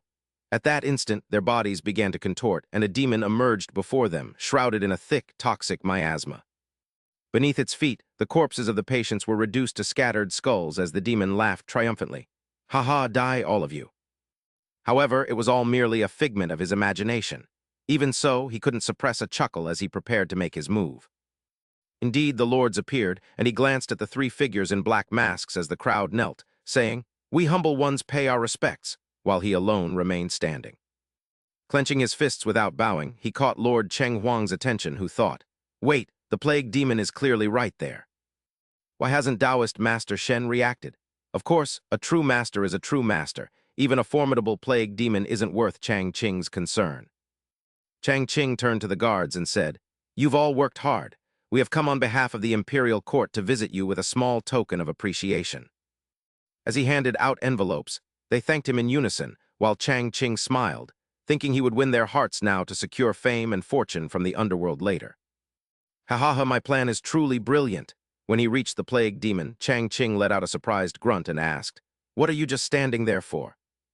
Come here for your reward. The plague demon was bewildered, wondering if this Shen fellow realized he was a fake guard and wanted to humiliate him. He ripped off his mask and growled, Damn it, a warrior can be killed but not insulted. Since you've seen through me, I am the plague demon. Sun Simiao, Lord Yang, and Prince Jin turned pale as Yang Shidao whispered, Did Taoist Master Shen suggest coming here because he knew the demon was hiding? And Sun Simiao nodded. Taoist Master Shen's foresight is truly divine. I am in awe. Chang Qing still didn't grasp the situation, thinking, Oh, someone is admitting to being the plague demon. What's going on? Someone explain this to me. Cheng Huang, could this person be? Just as he was about to ask, he realized everyone had vanished. HMPH, why did you all run so far away? Lord Yang mustered his courage and replied, Taoist Master Shen, we won't get in your way. We'll cheer for you from here. The others chimed in with words of encouragement, while Chang Qing's eyes sharpened as he considered the situation. Could Cheng Huang be hinting that they arranged for this person? I just need to play along. With that thought, he nonchalantly brushed his hair back. He asked, Are you the mastermind behind this plague? Speak, who is backing you? As the plague demon bared his sharp claws. Growling, You want to trick me into ruining my plans? I'll destroy you first. He immediately unleashed his fatal poison palm to attack Chang Qing. But the technique failed to activate, and the plague demon began to tremble, his face turning as pale as a ghost as he cried out, What's happening? Where is my magic power? Chang Qing pinched his nose and grimaced in disgust. What kind of stunt is this? Fatal poison palm? Did you just pass gas? The plague demon screamed in rage. I see. You've set an ambush using a spirit-severing formation to seal my magic. But unfortunately, you can't use magic here either, he shouted. However, I have more than just magic. I have a trump card, as his face became utterly hideous. Lord Yang and Cheng Huang's group turned pale at the sight, exclaiming that the plague demon's appearance was truly horrifying. I'm still just a child. This is way too intense for me. The plague demon had revealed his true form, where a single touch would cause flesh to rot instantly. The plague demon slowly advanced toward Chang Qing, but the young man remained calm and unfazed, seeing no change in the demon's appearance. Chang Qing broke into a cold sweat, thinking, Cheng Huang, what did they just say? That the plague demon revealed his true form and looks terrifying. He stared intently at the plague demon without blinking, yet still saw nothing unusual. Clearly, the man hadn't changed at all and was just bluffing. Meanwhile, everyone else was paralyzed with fear as the plague demon laughed. "Ha ha, you're all so terrified you've lost your voices, haven't you? This is my true face." Shen Chanking spread his arms and shrugged. "What true face? What are you talking about? What has changed?" His words left Lord Yang's group in shock. Lord Yang exclaimed, "Priest Shen is truly a divine being. I was so terrified I nearly wet myself, yet he remains completely unfazed." The city god added, "I thought only the judges of the underworld were this brave, but Priest Shen is on another level." Standing behind them, Prince Jin couldn't hide his fear, though he felt his teacher's actions were full of style despite not understanding them. At that moment, the four of them stared at Shen Chanking as if he were an alien. He looked back at them and thought, "Are we even on the same wavelength? Or am I just not fitting in because I'm not twisted enough?" A thought suddenly flashed through his mind. Right, the city god is from the underworld, and Lord Yang and the others have been recruited by them. This plague ghost must be an actor arranged by the underworld. They're hinting for me to play along. Since this is a performance about capturing a ghost, I should say something powerful. With that in mind, Shen Chanking shouted, "Is that all a plague ghost can do? How dare you shamelessly pretend to have high cultivation? Why don't you just drop dead?" He smirked, thinking to himself, "That's the peak of my literary ability. I must look incredibly cool right now." His words caused the plague ghost such unbearable agony that he screamed, "No, it's impossible. Manifestation through speech. How can you?" Immediately after, the plague ghost collapsed to the ground. Shen Chanking was startled, thinking, "This ghost is overacting a bit too much." He scratched his head. "Even if it's a play, your acting is excessive. You should at least show off a little before dying."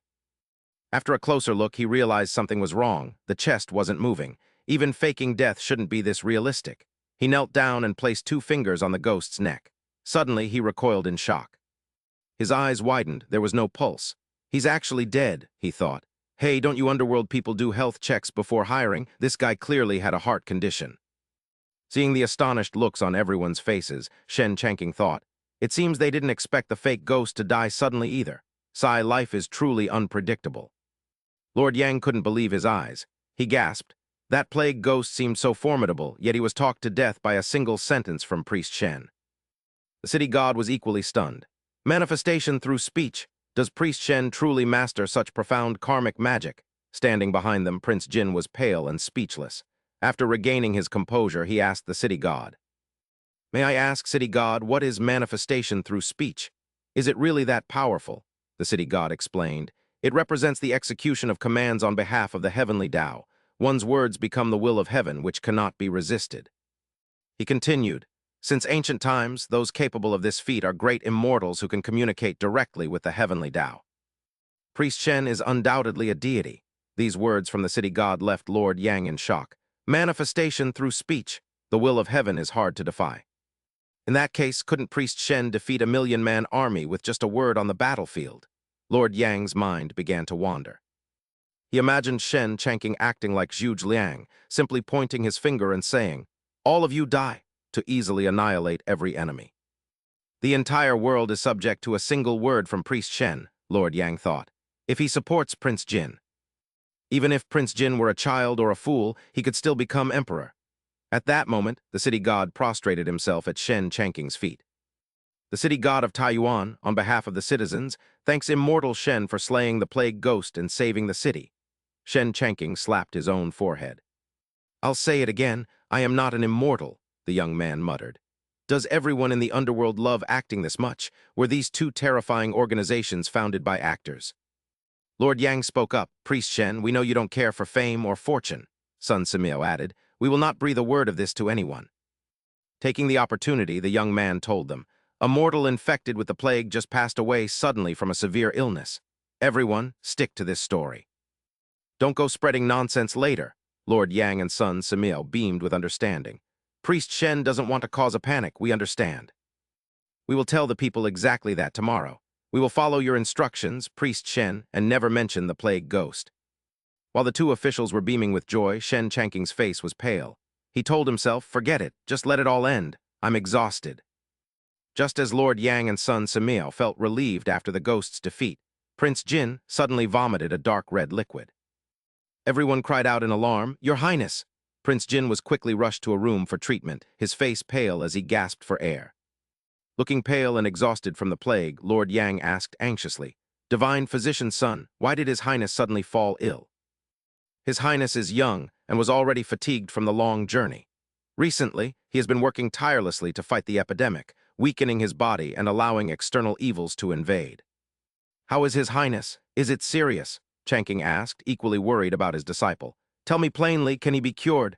After finishing his examination, Sun Samil stood up.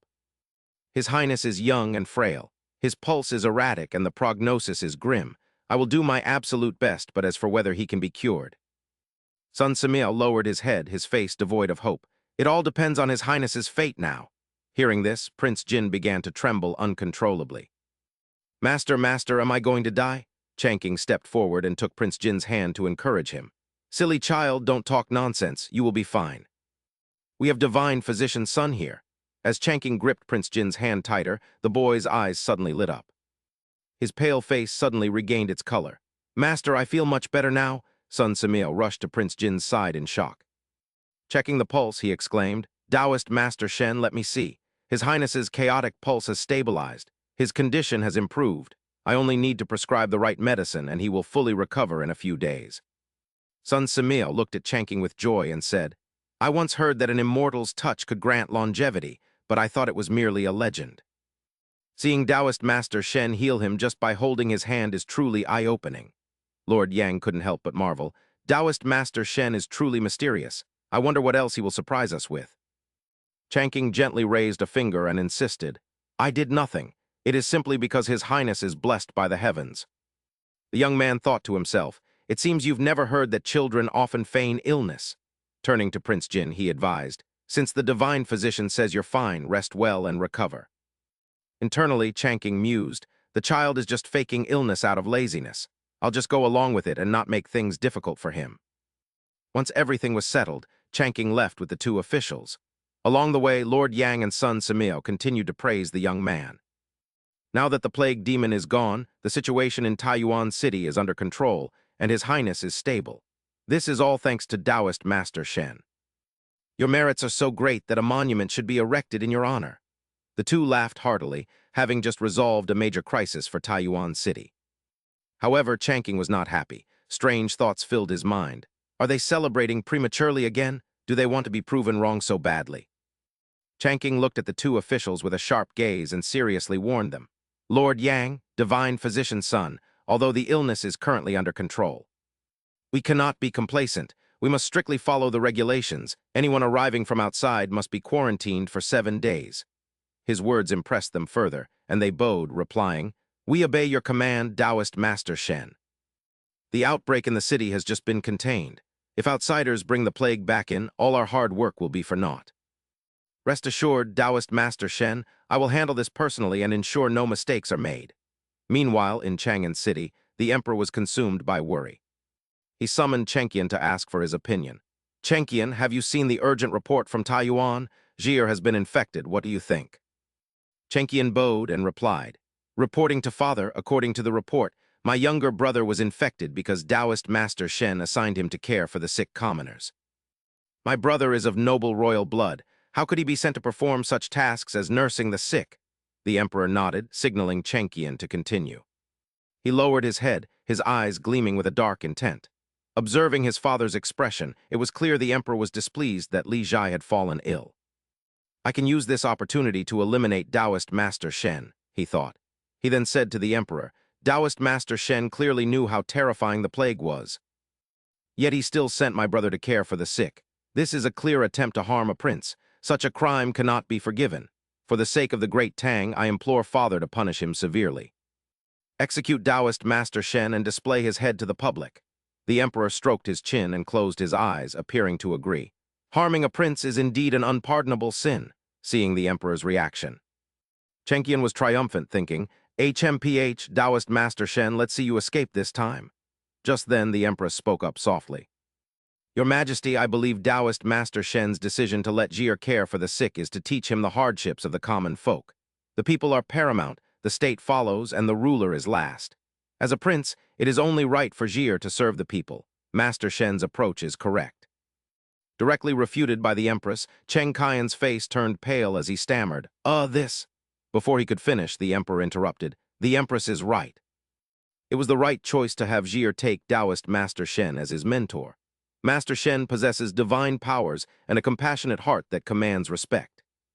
Chen Qian failed to harm Changqing and felt a surge of resentment. How loathsome! Not only did I fail to eliminate that man, but father admires him even more now. He cannot be left alive. However, the emperor still worried about Li Zhai's health. But Jie is still young. For his safety, he should return early.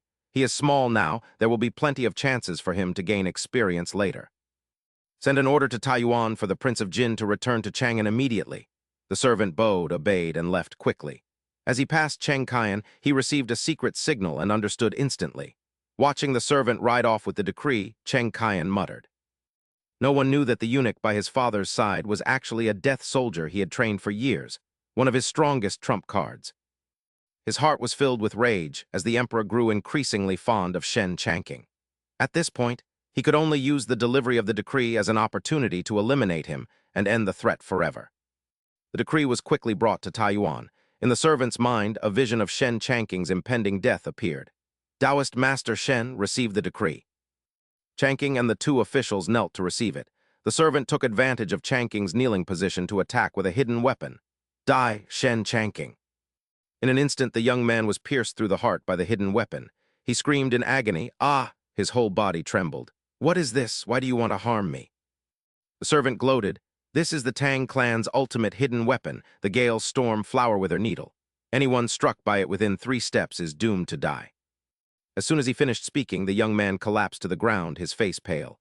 Lord Yang cried out in alarm, "Taoist Master Shen!" Then he shouted an order, "Guards, seize him for me." Lord Yang roared for a severe interrogation to drag out the mastermind. The servant chuckled, red liquid trickling from his mouth. "It's useless. I have already swallowed poison. You won't get anything out of me." However, that was merely what the servant had imagined. The plan in his head was perfectly arranged. Without a single flaw, he laughed triumphantly. "He, a perfect plan. As long as that man named Shen comes before me to receive the decree, he will surely die." He took out a pill. "This is the Tang sect's purple rue life-ending powder. Half an hour after ingestion, the poison will strike and kill me, for the sake of the crown prince. My lowly life is a small price to pay. I only have half an hour left. I must hurry." With that thought, the servant galloped quickly toward Ziyaju. Upon arrival, he was blocked and could not enter. The gate guard explained, "Lord Yang has issued an order to prevent the epidemic. Any outsider who arrives must be quarantined for 7 days before entering the city." The servant was furious. "I am here to deliver the emperor's decree. Do you dare stop me? Are you not afraid of losing your heads?" The guard remained unfazed and spoke even louder. "Lord Yang's orders state that even if His Majesty came in person, he must follow the quarantine policy. Please cooperate, eunuch." The servant gnashed his teeth. You people." Suddenly, he saw 2 people approaching on horseback, chatting happily. "I'm used to carriages, but riding a horse occasionally isn't bad." If not for being held back by these mortals, Taoist Master Shen would have likely flown to Ziyaju on a cloud. As they drew near, the servant recognized Shen Changqing. The servant's call caught Changqing's attention. "Taoist Master Shen, Lord Yang, the emperor has issued a decree." Changqing immediately recognized him. "Isn't this eunuch Li? What are His Majesty's instructions?" The servant shouted even louder in his anxiety. "Shen Changqing, come forward to receive the decree." Changqing raised his hand to signal Lord Yang to stop. "Do not move. You are an outsider. You must be quarantined first. Whatever His Majesty's instructions are, you can just read them aloud from there." Lord Yang agreed. Indeed, the eunuch is an outsider and might be carrying the plague. He must be quarantined for 7 days. The servant was driven mad as his plan fell apart. He thought to himself, "Curse it, why won't that man come over here? At this distance I can't hit him."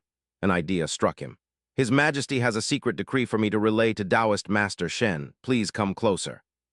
Changqing replied, "Did you not understand what I just said? You might be carrying the plague, so we cannot have contact with you. If it's a secret decree, just write it down and pass it to me." A guard brought paper and a brush. "Please follow Taoist Master Shen's words. Write down the secret decree. We promise not to peek." The eunuch was so enraged he was speechless, only able to stammer. This was the end. He was forced to reveal the secret decree. "His Majesty has issued a decree for Prince Jin to return to the capital immediately," causing Lord Yang to frown and wonder why the plague had not yet been suppressed. Lord Yang questioned why the emperor was in such a hurry to recall the prince. But Shen Changking quickly understood the ruler's motive, sensing his anxiety for his son upon hearing of Prince Jin's illness. Lord Yang whispered to Shen Changking, asking if they should obey the order and return, but Shen Changking shook his head resolutely, arguing there was no reason to go back while the plague persisted. A commander in the field may disregard orders if necessary, and our primary goal is to end this epidemic. After your quarantine, tell the emperor that Prince Jin is safe. We shall proceed to Xiaozhou to eliminate the plague before returning to Chang'an, Shen Changking said as he and Lord Yang turned their horses to leave. This gate is no longer passable, so we must find another way around, leaving Eunuch Deng staring in disbelief, wondering if he had misheard them. That man Shen dared to openly defy the imperial decree. He thought before suddenly remembering to take his detoxification pill, knowing he had to consume it at once. I cannot allow myself to perish in such a futile manner right now. The guard approached to remind the eunuch to follow them to the quarantine zone, while the eunuch sipped his medicine and thought, "So, you want to go to Xiaozhou, do you?" The governor of Xiaozhou, Chu Ji, was a confidant of the crown prince. You are all walking straight into your graves. Meanwhile, the guards at the Xiaozhou city gates maintained a strict watch. A man knelt and pleaded, "Please spare them, they aren't sick. Why are you taking them?" Behind him, a woman and a young girl were being restrained by the gate guards. The gatekeeper spoke defiantly, "If you don't pay the epidemic prevention fee, then you are sick and must be seized. You'll be cured the moment you pay up." The man trembled as he cried out, "Please have mercy. It's not that I refuse to pay, I truly have no money." The officer pointed a finger directly at the man's face. He barked, "I suspect it's not that you lack money, but that you refuse to follow the imperial epidemic policy, isn't it?" Feeling wronged, the man shouted even louder, "Please, spare us. There is no plague in Xiaozhou. There isn't a single infected person in this city. Yet you collect prevention fees every day. It's utterly absurd." The officer's face flushed with rage as he screamed, "What do you know?" He kicked the man hard, sending him sprawling to the ground, spitting blood. "The lack of infected people is thanks to Lord Chu's excellent management. Refusing to pay is clear defiance of the court." Having said that, he ordered 2 other soldiers. "Li Laosin has openly defied the court. Arrest him for punishment and seize his property." Just then, Changking's group happened to pass by and witness the scene. Lord Yang shouted in anger, "Stop! What do you think you're doing? Are you officers or highwaymen robbing people in broad daylight? Is there no law left?" Changking frowned, thinking, Old Yang suspected something was wrong with the plague in Xiaozhou, which is why he suggested we come here secretly. As expected, the officer failed to recognize them and barked at Lord Yang. "What fool dares to interfere with an official investigation?" This comment enraged Changking, his face darkening. "An investigation? What investigation involves framing innocent citizens as patients?" Lord Yang was equally incensed. "You act so recklessly, does Chuji not restrain you? I want to question him personally." A soldier quickly whispered to the officer, "Chief, these people aren't dressed like commoners." "If they want to see the governor, why don't we?" The officer nodded in agreement. "Right, lure them to the governor's estate and let his excellency deal with them." He turned to Changking and said, "If you gentlemen wish to see our master, then please follow us to the governor's estate." Lord Yang glanced at Changking. Though silent, they understood each other. They intended to go to the estate to uncover whatever scheme was afoot. Changking nodded in agreement. "Fine, lead the way." Meanwhile, at the governor's estate, the man named Chu was being massaged by several beautiful women. The women were all stunning and alluring. Chu simply lay back, soaking in the comfort, as the guard led Changking's group inside. "Excellency, some people from the street wanted to see you, so I've brought them in." Just as the guard expected, Lord Chu didn't even look up before barking an order. "Can't you see I'm busy? Throw them in the dungeon and tell their families to pay a ransom." The guard laughed triumphantly. "Did you hear the governor? Prepare to rot in a cell." Lord Yang stepped forward in a rage and shouted, "Chu Ji, you are the governor of Xiaozhou, yet you dare engage in such debauchery within your own estate." Hearing a familiar voice, Chu Ji lifted his head. "Oh, that voice sounds familiar. I feel like I've heard it somewhere before." Lord Yang approached him. He bellowed, "Chu Ji, do you still recognize me?" Seeing Lord Yang, Chu Ji's face turned pale. "Yang, Lord Yang!" The guard was also terrified. Breaking into a cold sweat, the guard stammered, "Lord Yang." Chu Ji and the guard both dropped to their knees. "Lord Yang, I wouldn't dare. These past few days, I've been exhausted by epidemic duties. My back and waist were so sore that I sought a massage to relax. I haven't been negligent or lazy at all." Sun Simiao said coldly, "I only believe what I see. The truth is already clear in your heart." Chu Ji raised his hand to swear, "I swear to the heavens." That everything I've said is the truth. If a single word is false, may the heavens strike me with lightning. Chanking sat nearby, took a sip of tea, and remarked, "Don't make oaths so recklessly. It would be quite awkward if it actually came true." Suddenly, thunder roared and lightning struck, charring the guard black. Chuji was terrified, thankful it wasn't him lying there. The guard wailed in pain. "I wasn't the one who swore." Chuji's face was ashen. "No way, it's that effective." He had only sworn casually, never expecting it to be so potent. Lord Yang looked at Chanking with admiration. "Chuji, that lightning was no coincidence. It was Taoist Master Shen Chanking manifesting the divine power of the lightning law." Lord Yang's words startled Chanking, nearly making him choke on his tea. He muttered to himself, "What? What does the lightning have to do with me?" Lord Yang continued, "Taoist Master Shen possesses divine powers. In his presence, why don't you just confess your crimes?" Hearing Chang Qing's name, Zhao trembled outwardly but seethed with hatred inside for the wretched priest the crown prince despised most. As the crown prince's man, he had the audacity to exploit the villagers during the plague. Despite his deep hatred for Chang Qing, Zhao suppressed his anger and kowtowed, pleading for mercy. "Lord Yang, please be the judge. Even before Taoist Master Shen, I swear I haven't been negligent," he claimed. Lord Yang slammed his hand on the table in anger and questioned him. "Then tell me this. You reported to the imperial court that Xiaozhou city was suffering a severe plague, so why are there no infected citizens to be seen in the city?" Zhao bowed and reported, "To your excellency, to prevent the plague from spreading, I have gathered all the infected citizens on a mountain outside the city. I can take you there to see for yourself." Eager to uncover the truth, Lord Yang ordered him to stand up and lead the way. "I want to see exactly how you've been fighting this epidemic." Zhao was secretly delighted and immediately arranged a carriage to take the officials up the mountain. As they left the city, he shot a glare at Chang Qing, thinking to himself, "That man surnamed Shen is heading to his grave. I will eliminate this nuisance for the crown prince." Chang Qing keenly noticed the strange look Zhao gave him and wondered if it was just an illusion, as that brief glance felt quite off. Shortly after, Zhao led Chang Qing's group up the mountain to carry out his plan. "The mountain path is uneven and the carriage can't go further, so I must ask you all to proceed on foot." Drenched in sweat from the hike, Lord Yang asked Zhao why there were no houses in sight. Zhao laughed and pointed toward the peak, claiming the sick were kept deep in the mountains for safety, while secretly plotting Chang Qing's assassination. "I've set an ambush in these woods. Today is the day you die," he thought, just as Chang Qing approached and caught the sinister smirk on Zhao's face. "Lord Zhao, why are you smiling at that forest? Is there something there?" Startled, he waved his hands in denial, claiming he had simply recalled something pleasant. "My lords, let us hurry along."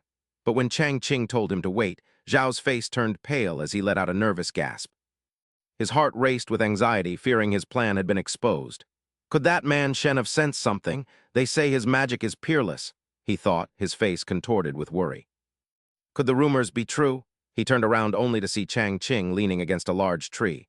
"Apologies, my back is a bit itchy. Let me scratch it for a moment." Zhao finally breathed a sigh of relief, though sweat poured down his forehead.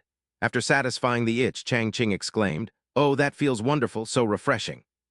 No wonder blind men love scratching their backs so much."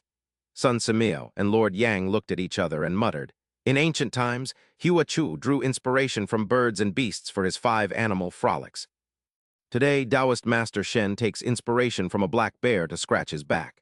Taoist Master Shen, this is the true essence of natural Tao, unconstrained by trivialities. Hearing this, Chang Qing thought to himself, "You bunch of shameless old men, are you praising me just because you've benefited from me?" At that moment, Zhao approached the young man and urged, "Taoist Master Shen, it's getting late. Let's move on." As Chang Qing stood up, he caused a beehive to fall from the tree right into Zhao's hands. He caught it instinctively, only to scream in terror once he realized what it was.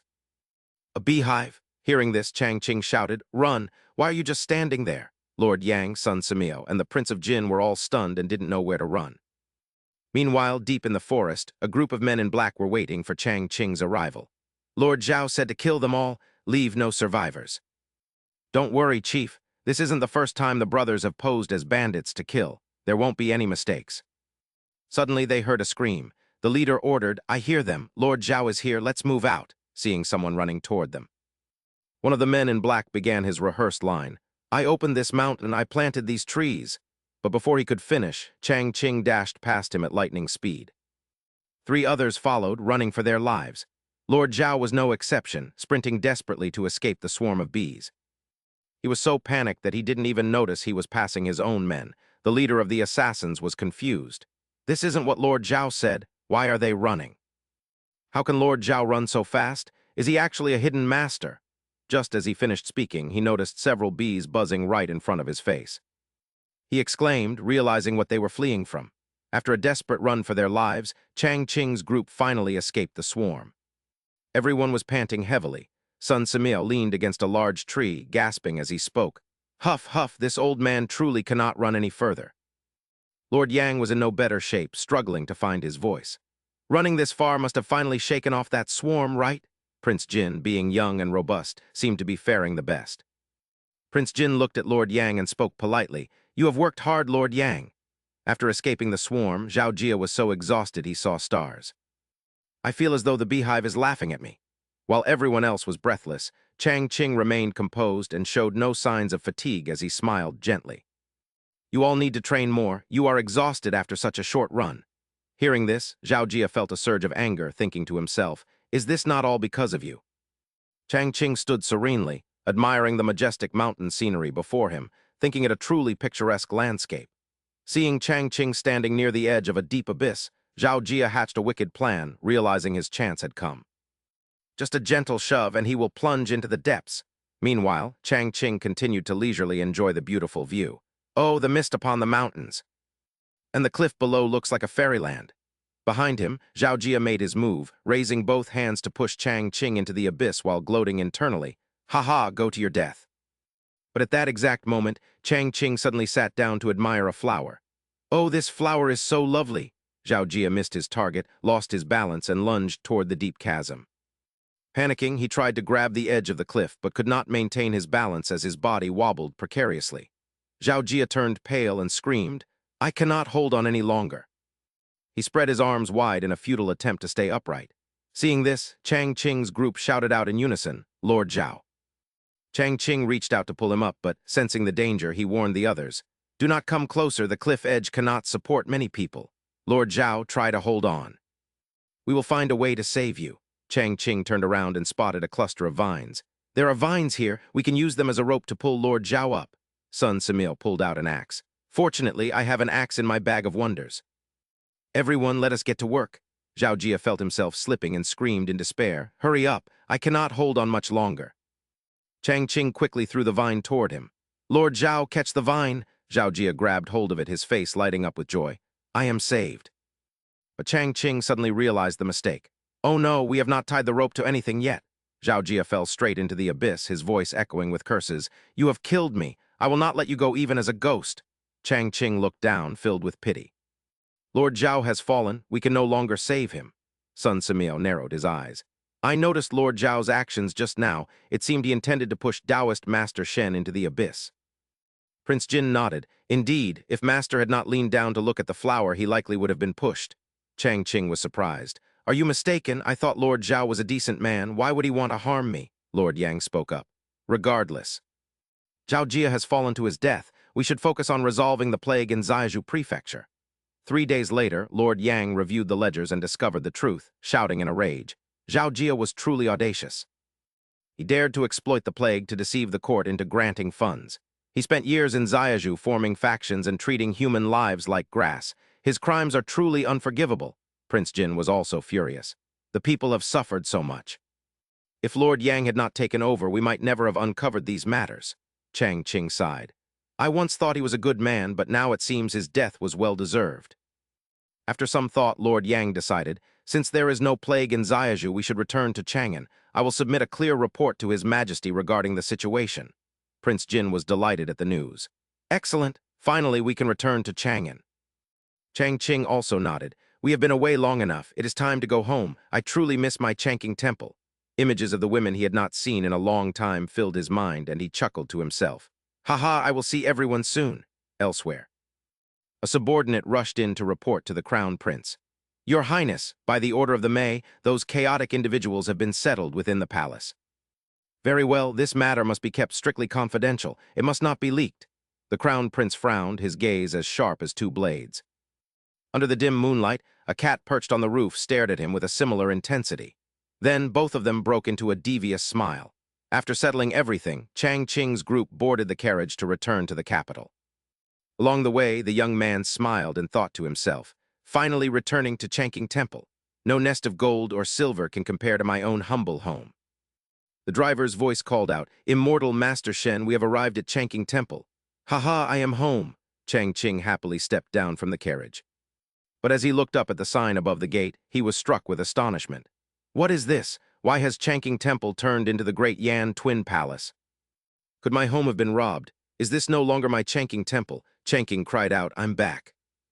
Xiao Bai's eyes widened in surprise at the sound of his voice. "Immortal Shen!" She took a breath and told herself to stay calm. As a 1,000-year-old fox immortal, she had to maintain her image. Seeing Xiao Bai, Changqing joyfully spread his arms wide. "Xiao Bai, come here and let me give you a hug. I missed you so much."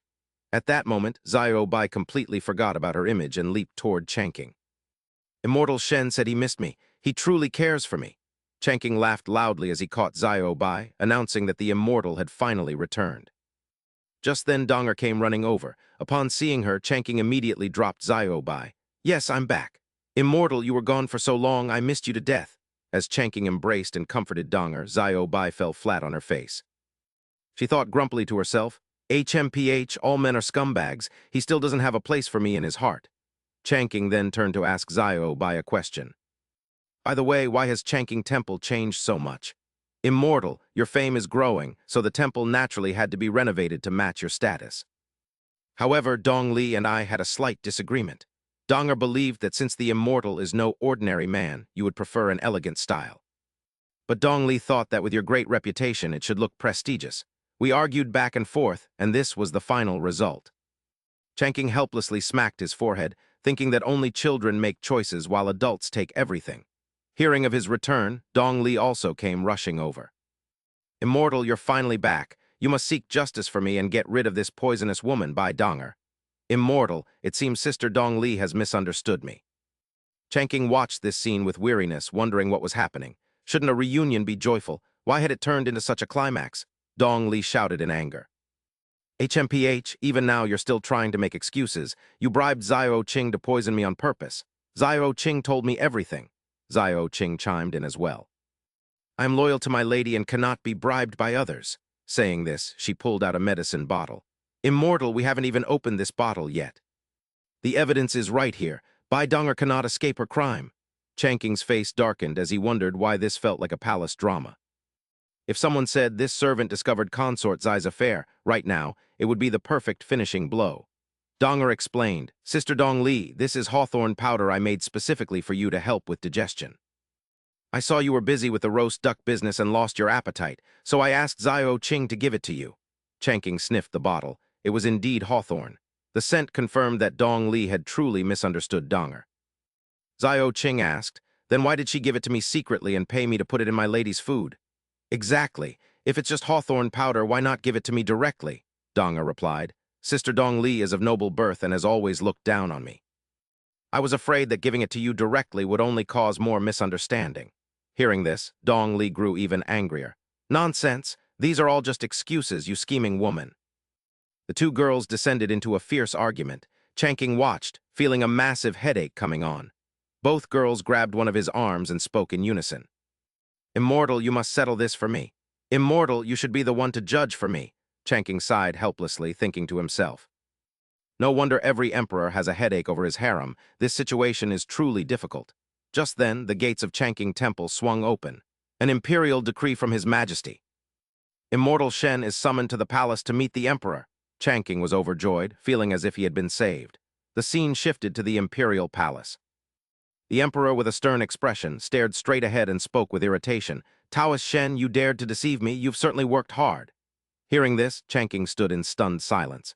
His face turned pale and cold sweat broke out as he wondered if Li Shimin had discovered something. Could my identity as a transmigrator have been exposed? The emperor clasped his hands behind his back and stepped closer to Changqing, his voice cold. "Now that things have come to this, is Taoist Shen still unwilling to be honest?" Changqing's face turned ashen as panic set in. What was old Li talking about? He hadn't deceived the man about anything. Truly, being near a king is like being near a tiger. That saying was spot on. Was he going to lose his life today? a plan quickly began to form in Chanking's mind. He glanced at the antique vase behind him, imagining himself smashing it and rushing toward the emperor to hold a shard against his throat. As the guards surrounded them, Chanking would shout, "Back off, or I'll kill him right now." The terrified emperor, drenched in sweat, would scream, "Get back, do you want me to die? I'll execute your entire clans." However, before the plan could be put into motion, the emperor's attitude suddenly shifted as he broke into a bright smile, having heard what Yang Shidao said. Immortal Master Shen's calligraphy is the most effective at warding off evil and bringing blessings. Hearing this, Chanking immediately dropped the antique vase fragment and forced a smile, claiming he only broke the vessel to show His Majesty it was a fake, to which the emperor laughed heartily, surprised that Taoist Shen was also an expert in antiques. Afterward, he pointed to the blank paper on the desk and told Immortal Master Shen to write whatever he pleased as long as it was his own calligraphy, so Chanking picked up the brush and dipped it in ink. He then wrote the 2 characters for self-cultivation on the paper, leaving the emperor in awe of a calligraphy style he had never seen before, prompting him to ask the Immortal Master what this script was called. Chanking smiled and replied that it was the slender gold style he had created by chance, silently apologizing to Emperor Huizong of Song, while the emperor, deeply satisfied, held up the calligraphy to admire it as if witnessing the birth of history. "I will certainly have the Immortal Master's calligraphy framed and hung here for everyone to admire," the emperor declared, while Chanking crossed his arms and wore a confident smile. He mused that transmigrators only copied inventions and books for amusement, but then the emperor spoke up again, mentioning there was one more matter for the Immortal Master. The emperor produced a box containing a jade orb that emitted a dense yin aura, explaining that the King of Hell had sent someone a few days ago to entrust this soul pearl to the Immortal Master, who then leaned down and stroked his chin in contemplation. This gem looks so familiar. The underworld previously tried to assassinate Old Li, yet now they want him to give me a gift, so perhaps Old Li has been compromised, or maybe I finally understand what is happening. Old Li likely feared that rewarding me directly would put me in the spotlight and cause trouble, so he used the underworld's name instead. Having realized this, Chanking bowed and thanked the emperor for his thoughtful consideration of such a modest gift. The emperor was inwardly surprised, thinking that a soul pearl formed from 10,000-year-old spirits was a priceless treasure. Yet Immortal Master Shen called it a modest gift and praised his thoughtfulness, which made the emperor wonder if he was implying the reward was insufficient.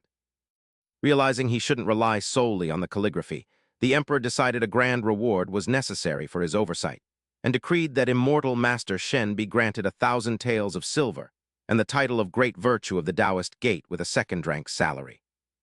He was exempted from the jurisdiction of the Ministry of Rites, permitted to meet the emperor and officials without kneeling, and put in charge of the imperial sacrifices and divinations, which left Chanking stunned. His eyes widened in shock before he immediately dropped to one knee and raised his hands to his forehead to thank the emperor for the imperial grace, a delighted smirk playing on his lips. He laughed, thinking that while he didn't know why Old Li rewarded him, he was now a government official earning an imperial salary, just as a loud voice erupted within the Eastern Palace. A voice boomed that news had just arrived of the emperor rewarding that man named Shen, and even hanging his calligraphy in the most prominent spot in the study.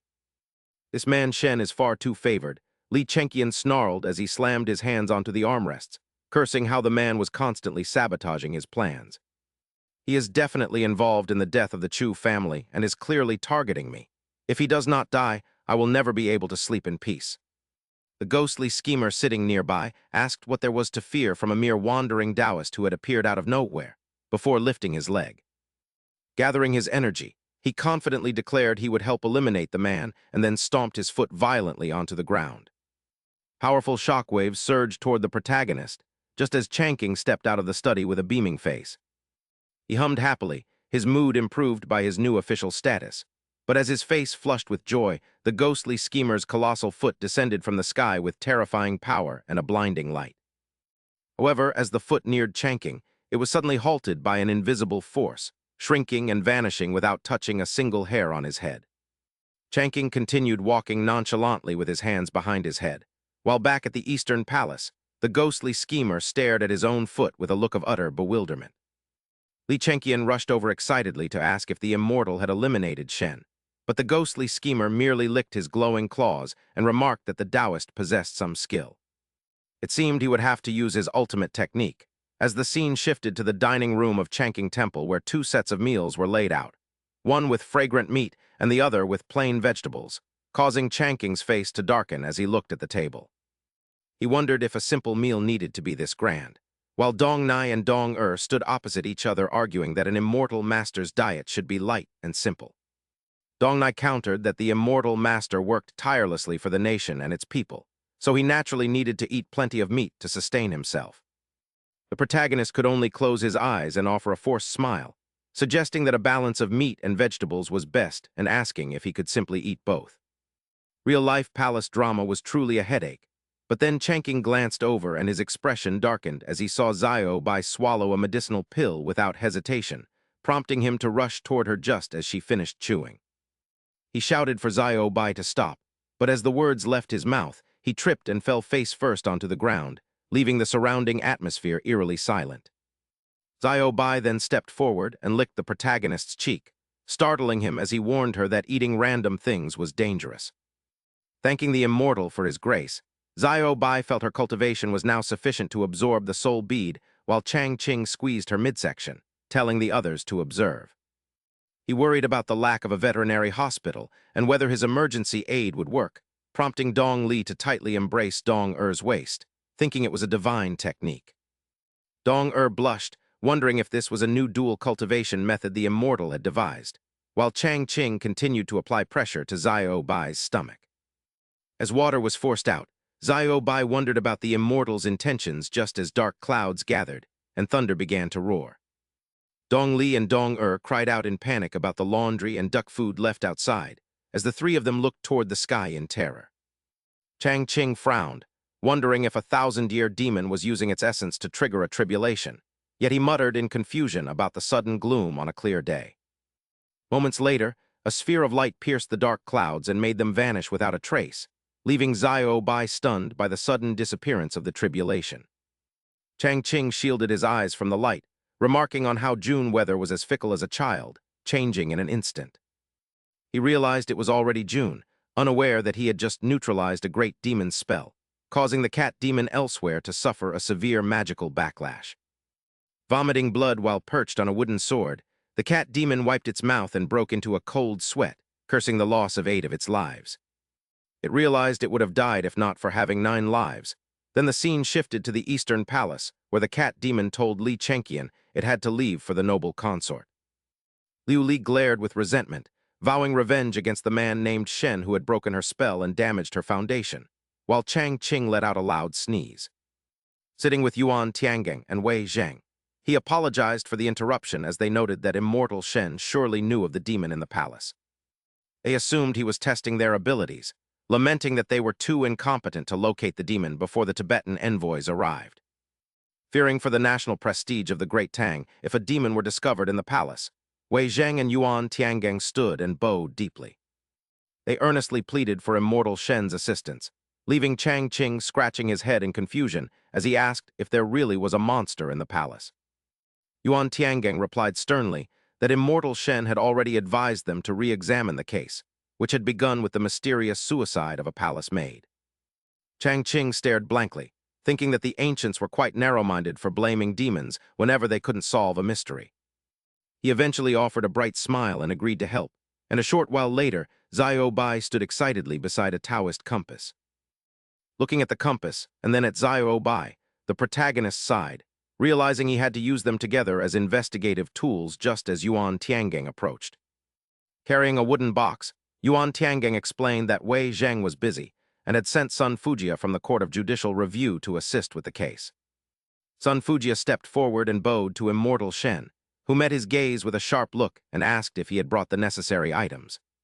Sun Fujia placed the wooden box on the table, stating it contained the victim's clothing and belongings, which Chang Ching then opened. He gripped the garments with a grim expression and remained silent, prompting Yuan Tiangeng to ask if he had discovered anything while Sun Fujia smiled confidently. Sun Fujia praised the immortal's unique ancient methods, but the protagonist secretly worried that these items were useless and that solving the case would be difficult. To avoid being ridiculed for finding nothing, he pointed at the pile of clothes and commanded Xiao Bai to sniff them, much to her indignation. Xiao Bai felt insulted at being treated like a dog, while Sun Fujian noted that although hounds had found nothing, the immortal surely had his reasons. Chang Qing shoved Xiao Bai's head into the clothes and ordered her to sniff, leading her to realize with shock that the demonic aura was familiar.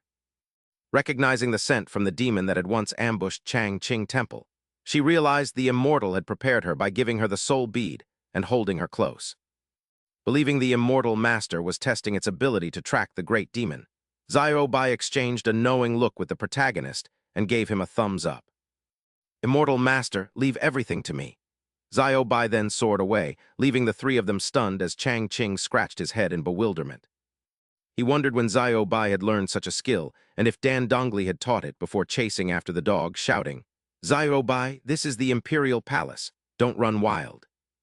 Panting heavily, he cursed, "Damn it, Xiao Bai is too fast to catch. We haven't made any progress on the case, yet we've been running around the palace for half an hour." "Immortal Master Shen, has your celestial hound really found something?" Just then, an explosion erupted, and as the smoke cleared, Xiao Bai was seen chasing Liu Li, leaving Yuan Tiangang and Sun Fujian stunned. "That looks like the black cat raised by Empress Wei. Looking closely, that cat is definitely extraordinary. Could the Empress be involved with the demon?" Hearing this, Chang Qing broke into a cold sweat and thought, "Isn't it normal for cats and dogs to fight? Why are you overanalyzing every little detail?"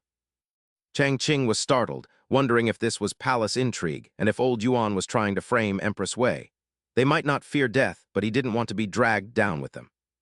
Thinking this, Chang Qing raised his hand and spoke bluntly, "Don't jump to conclusions or involve Empress Wei." "What do you mean by that, immortal master?"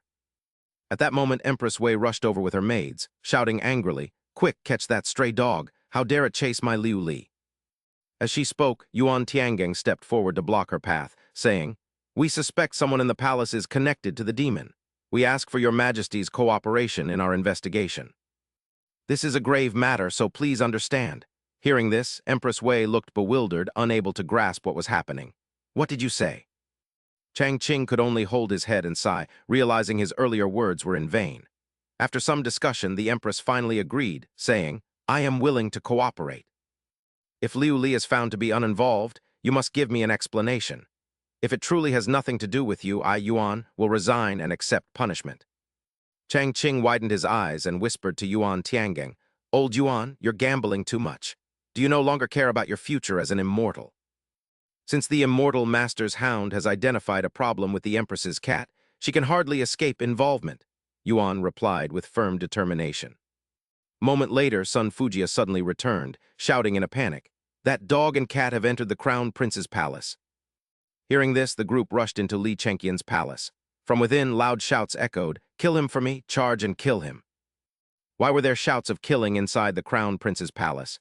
Judging by the voices, there were dozens of people. Could there be assassins? Everyone was thrown into confusion. Inside the palace, a fierce melee was unfolding between men in fur coats and subordinates. Li Chengqian, dressed in fur and wielding a sickle, shouted excitedly, "Kill! Kill them all!" With a purple face and bulging eyes, he grinned sinisterly and lunged forward, slashing a subordinate's neck. I'm dead."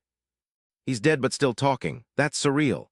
The fur-clad men charged with their sickles, shouting, "Die!" Li Chengqian's eyes rolled back, his cheeks flushed red. He laughed like a madman, shouting, "This is so thrilling! What fun! It was well worth the effort to bring you all into this palace."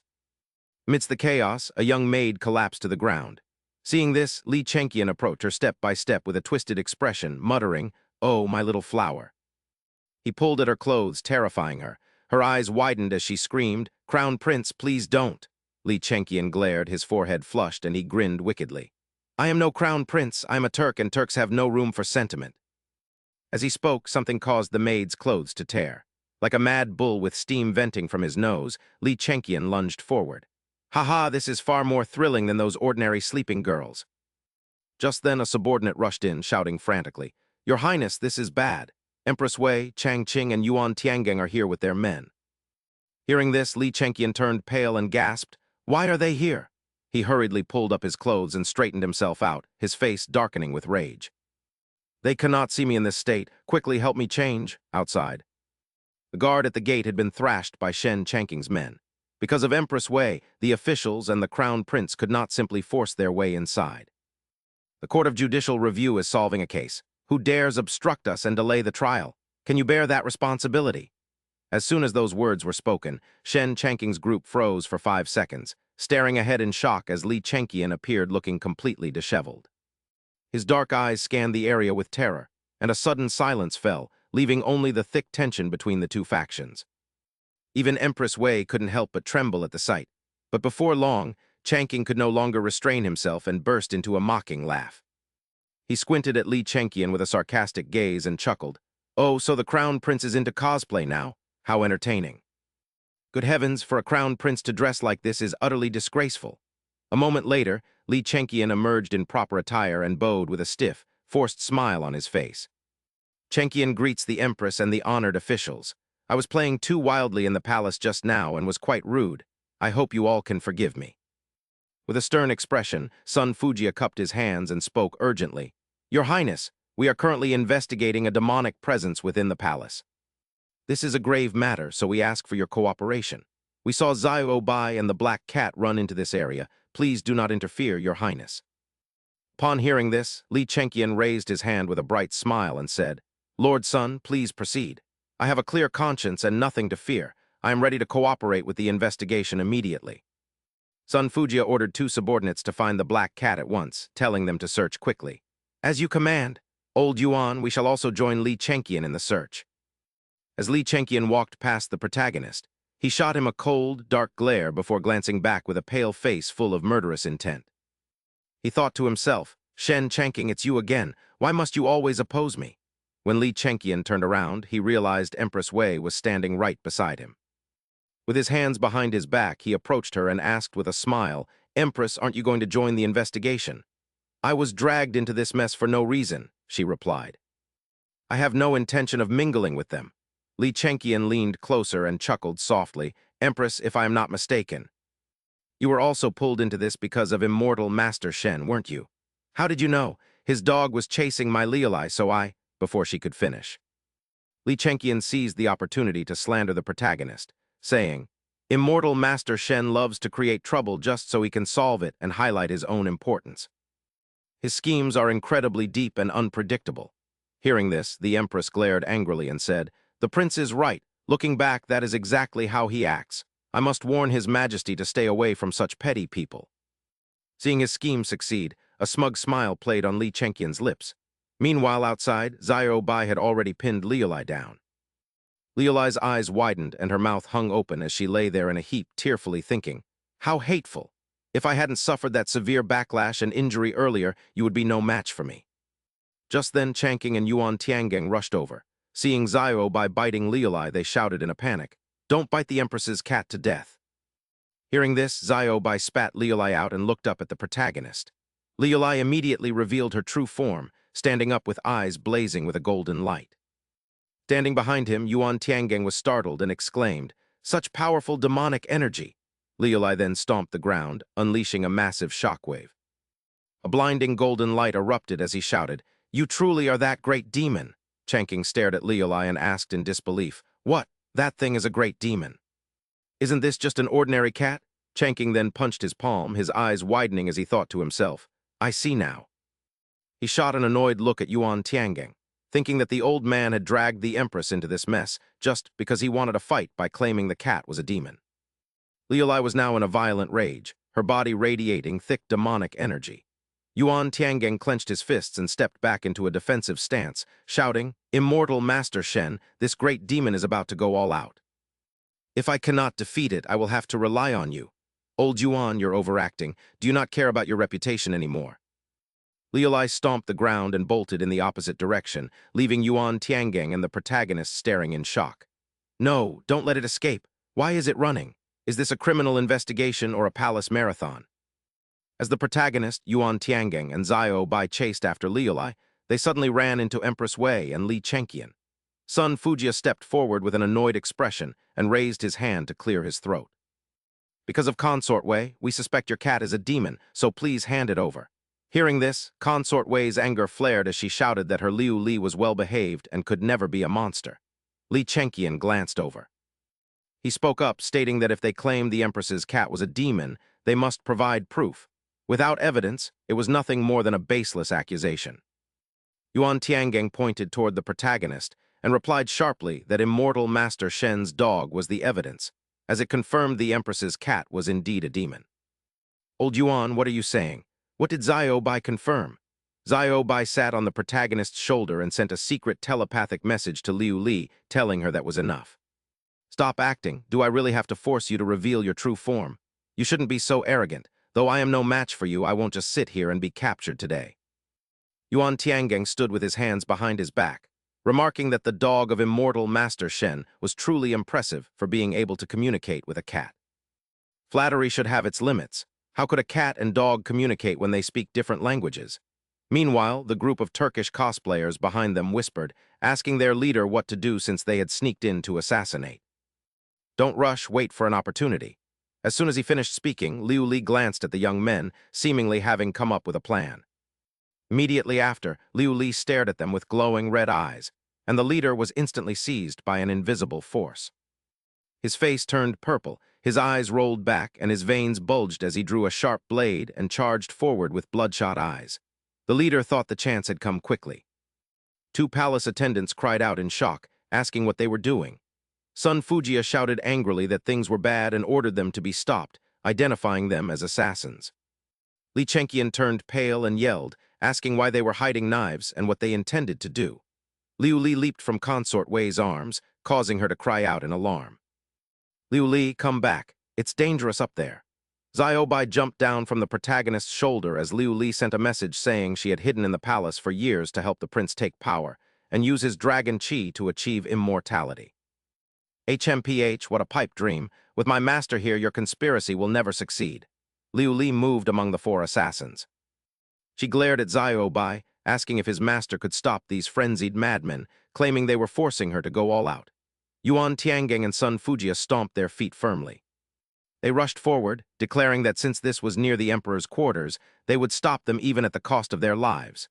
Yuan Tiangeng punched the leader squarely in the face, dislocating his jaw. Sun Fujia delivered a horizontal elbow strike to a subordinate's face, knocking him backward before punching another unconscious. Changqing clenched his fists and shouted, Old Yuan and Lord Sun are so brave that I cannot lose either. The chaotic assassins rushed toward Li Chenqian and Consort Wei, shouting to kill the emperor's relatives.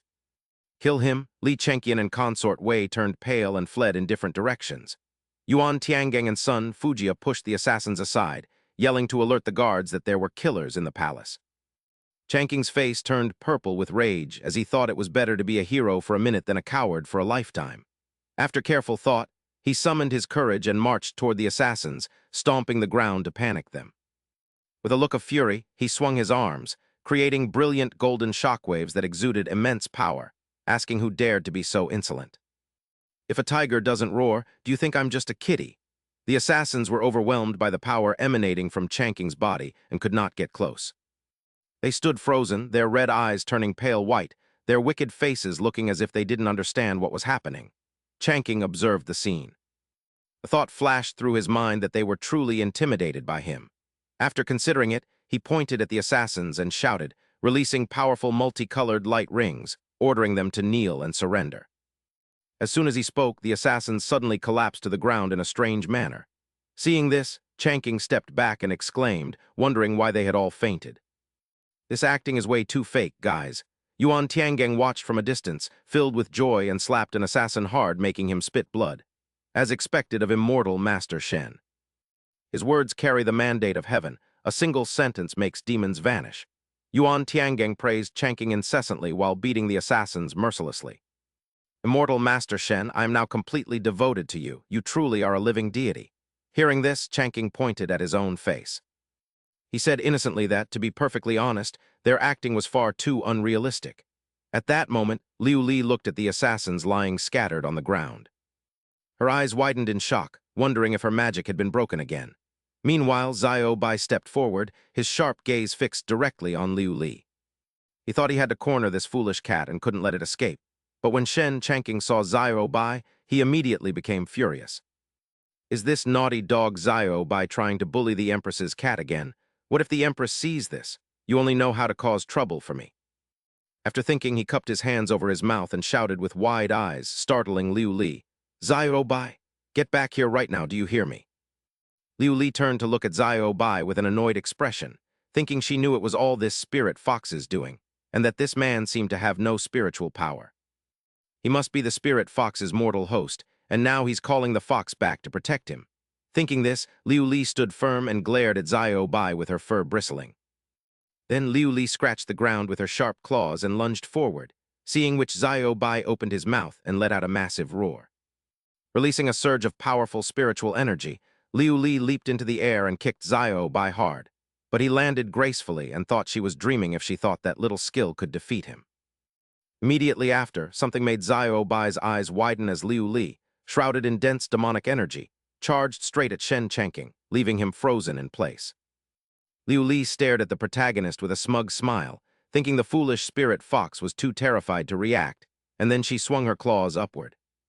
She lunged at Shen Changqing with eyes glowing golden, cursing him for ruining her plans and telling him to die, while old Yuan Tiangeng watched the scene from afar. Gritting his teeth, he noted the demonic energy was too strong and the monster had at least 1,000 years of cultivation, while in Liu Li's imagination, she was already slashing past Shen Changqing. Attacking him with her claws, blood splattered everywhere from Liu Li's fatal strike, and immediately after, Xiao Bai also unconsciously fell backward. Since Shen Changqing was his host, his death would cause Xiao Bai to suffer a severe backlash, while Liu Li glanced over with an incomparably sinister smile. Having finalized her plan, Liu Li laughed like a crazed cat, telling him to die but as she drew near Shen Changqing. The demonic energy on her body instantly vanished, and Shen Changqing quickly reached out to catch Liu Li, holding her in his arms with a friendly expression. He thought he had to save the Empress's cat, or he would surely be severely punished, while Liu Li, now nestled in Shen Changqing's arms, was suddenly startled. She screamed internally, wondering where her demonic energy had gone, while Xiao Bai stood nearby watching the scene and sighed that although the path to heaven was open, she chose to plunge into a hell with no escape, and if she dared to provoke immortal Master Shen, she truly didn't know the meaning of death. Liu Li's jaw dropped as she stared fearfully into Shen Changqing's dark face, realizing that she was wrong and he wasn't someone without spiritual power.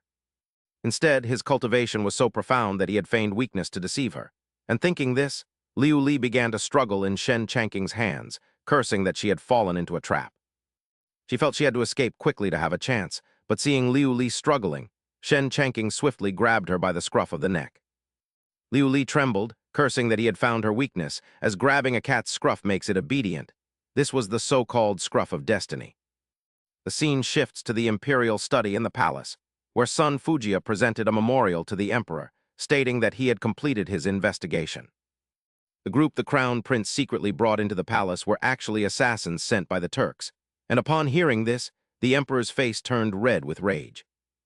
Glaring, he remarked how wonderful his crown prince was for causing such a massive disturbance, and after speaking, the emperor stood up abruptly. He slammed his hand on the table and decreed that because the crown prince acted improperly and was immersed in debauchery without changing, he was to be confined for 1 year. He was forbidden from leaving the Eastern Palace and had to transcribe the Tao Te Ching and the classic of filial piety 100 times daily. After finishing, the emperor clasped his hands behind his back. He walked toward the calligraphy Shen Changqing had written and smiled, noting that the immortal master had performed another great service, and he wasn't sure how to reward him yet. Just then, Yuan Tiangeng rushed in from outside and shouted that things were bad, and a major incident had occurred after everything seemed resolved. Shen Changqing boarded his carriage to return to Changqing Temple, recalling how everyone feared the black cat, calling it a monster they didn't want, and insisting that with his profound skills, he should handle it. Left with no choice, Chang Qing brought the cat along, wondering why they wouldn't want such a fine creature. He stroked its fur and said, "Be good, you shall follow me from now on." The name Liulai doesn't roll off the tongue, so I will call you Xiao Hai. Seeing the black cat's indifferent attitude, Xiao Bai snapped, "You wretched cat, being brought back by immortal Master Shen is your great fortune, so don't be ungrateful. Being captured is luck, flatter him all you want, but I have no need for it. HMPH, you will understand soon enough." Immortal Master Shen had already returned to Changqing Temple. Chang Qing ran inside while holding the cat and called out, "Xiao Bai, Xiao Hai, we are home." The black cat stared in awe at the dense immortal energy permeating Changqing Temple. As the cat gasped, Xiao Bai smirked and said, "Hee hee, quite an eye-opener, isn't it?" The black cat thought to itself that the spiritual energy here was so thick that even the dragon chi in the palace could not compare. The black cat broke into a cold sweat while Bai laughed gleefully, feeling overwhelmed. If you choose to cultivate here, the results will be far better than in the imperial palace. The black cat thought back to its failed heavenly tribulation when its spells were broken instantly. Even if it could spot a weakness in this Taoist temple now, it would not dare provoke it. Immortal Master Chang Ching then shouted excitedly, Dong-er, come out quickly and see what I have brought back for you all." The Immortal Master was back, but Dong Li was working at the roast duck shop and was not home. Looking at Dong-er, the black cat wondered if its eyes were deceiving it. This woman actually possessed a rare pure yin constitution. Cultivating with her would double the results. Chang Ching continued, "This is a new member of our temple, Hai. Do you like him?" Dong-er looked at the black cat with delight and said, "He is so adorable. Can he stay with me? I really like him." "Sure, if you like him, he can stay with you." Chang Ching breathed a sigh of relief as if a weight had been lifted. Luckily, with Dong-er caring for it, he would not have to worry about being a litter box cleaner. Dong-er stroked the black cat and smiled happily. "Immortal Master, look, Hai is acting spoiled with me." "Really? I teased him the whole way, but he completely ignored me." Chang Ching was slightly surprised, while Bai turned to the cat curiously and asked, "Hey, aren't you a female cat?" The black cat giggled and replied, "Who wouldn't like such a beautiful sister?" Bai then asked, "So do you still plan on running away?" "This place isn't bad," the cat replied. "I suppose I will stay here for a while," the cat answered. Just then a eunuch's voice rang out, "An imperial decree has arrived. Immortal Master Shen, please receive the order." "Immortal Master Shen, I hope you have been well. Do you still remember me?" the eunuch asked. "Ah, I remember now. You are the one who delivered the decree in Taiyuan." "When did you return to Chang'an?" Chang Ching asked. "Thanks to your blessings, I quarantined for 7 days in Taiyuan before returning. It was all for pandemic prevention," the eunuch explained. "Thank you for your cooperation. By the way, I haven't asked how I should address you," Chang Ching said. "The Immortal Master is far too polite," the eunuch replied. "Everyone calls me Gao Lishi." Hearing this, Chang Ching was startled. "Wait, who? Gao Lishi? Could it be the most famous eunuch of the Tang dynasty?" "No, that's not right. I recall Gao Lishi lived during Emperor Xuanzang's reign. Since Li Zhai is still a child, they couldn't possibly be the same person." Thinking this, Chang Ching cupped his hands respectfully. "So it is Gao Lishi. My apologies for the lack of recognition." He told himself many people shared that surname. "It's likely just a coincidence. Why am I so tense?" Gao Lishi observed Chang Ching's expressions, thinking that this man named Shen was first surprised, then somber.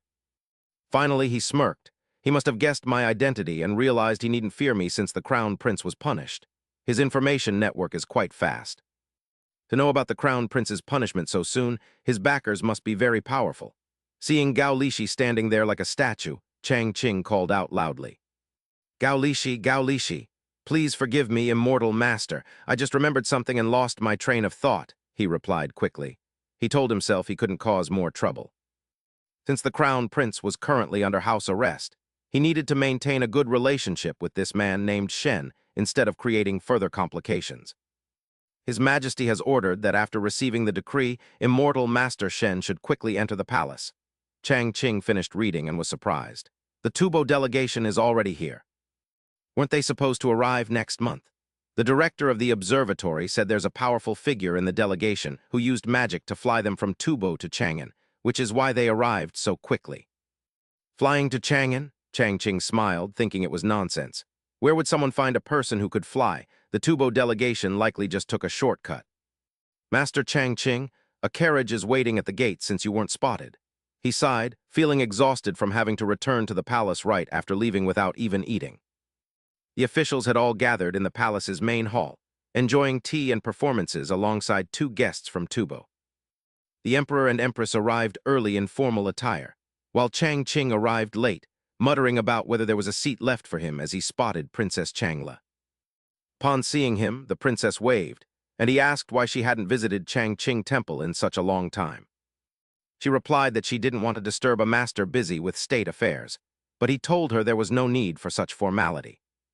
He invited her to visit any time, but insisted on eating first, prompting Changla to curiously ask for his opinion on Songtsen Gampo. Chang Ching replied, while eating, that books describe him as a capable leader who unified Tubo, and sought a marriage alliance with Princess Wencheng to promote national unity. Changla was stunned by his words and asked which book contained such information, causing Chang Qing to startle and realize he had accidentally leaked future history. Since these events hadn't happened yet, he signaled to the princess that heavenly secrets must remain hidden, and she nodded in understanding. Changla promised to keep the secret, and they shared a drink together as the dance performance came to an end. The leader of Tubo, Songtsen Gampo, stepped forward to bow to the heavenly Kagan and expressed his desire for a marriage alliance with Great Tang. When he asked to marry Princess Changla, both Chang Qing and the princess spat out their food in shock and looked at each other with suspicion. She wondered why he wanted her instead of Princess Wencheng as history dictated, while the emperor calmly noted that Changla was still too young. The emperor suggested he choose another princess, but Songtsen Gampo insisted that he truly loved Princess Changla. He argued that their marriage would unite Great Tang and Tubo as one family, claiming it would be a perfect arrangement. He challenged the emperor, asking if he was unwilling to part with his favorite or if he looked down on Tubo's military strength. The emperor was conflicted, knowing Tubo's army was powerful but truly not wanting to send Changla away for a political marriage.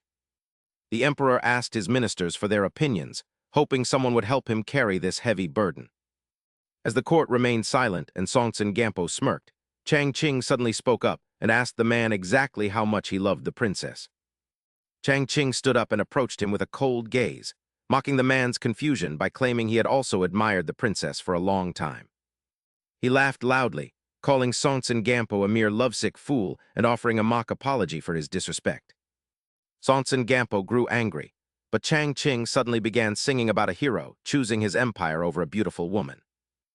When asked why he was singing, Chang Qing ignored the question and asked the man to choose between the lands of Tubo and Princess Changla. Songtsen Gampo hesitated until Chang Qing mocked his supposed love, eventually forcing him to shout that he chose the princess. Chang Qing sneered and told him to stay in Chang'an as a stableman to be near her, while giving Tubo to Great Tang as a dowry. The emperor laughed and agreed that if he did so, he would betroth the princess to him and take Tubo as part of Great Tang. Songtsen Gampo panicked and chose Tubo instead, allowing Chang Qing to mock him for having ulterior motives since he couldn't give up his land. Enraged, Songtsen Gampo asked what Chang Qing liked about her, and the man replied that he admired her intelligence and noble soul. Chang Qing then told the princess to immediately change those specific traits, leaving the man utterly confused. As Chang Qing smirked and Changla understood the plan, Songtsen Gampo pointed at him and asked if he thought the men of Tubo were easily fooled. Chang Qing patted his shoulder, noting that all suffering stems from obsession. "You are conflicted because you don't actually love the princess, aren't you?" The emperor spoke up thoughtfully. "Immortal Master Shen's words are profound.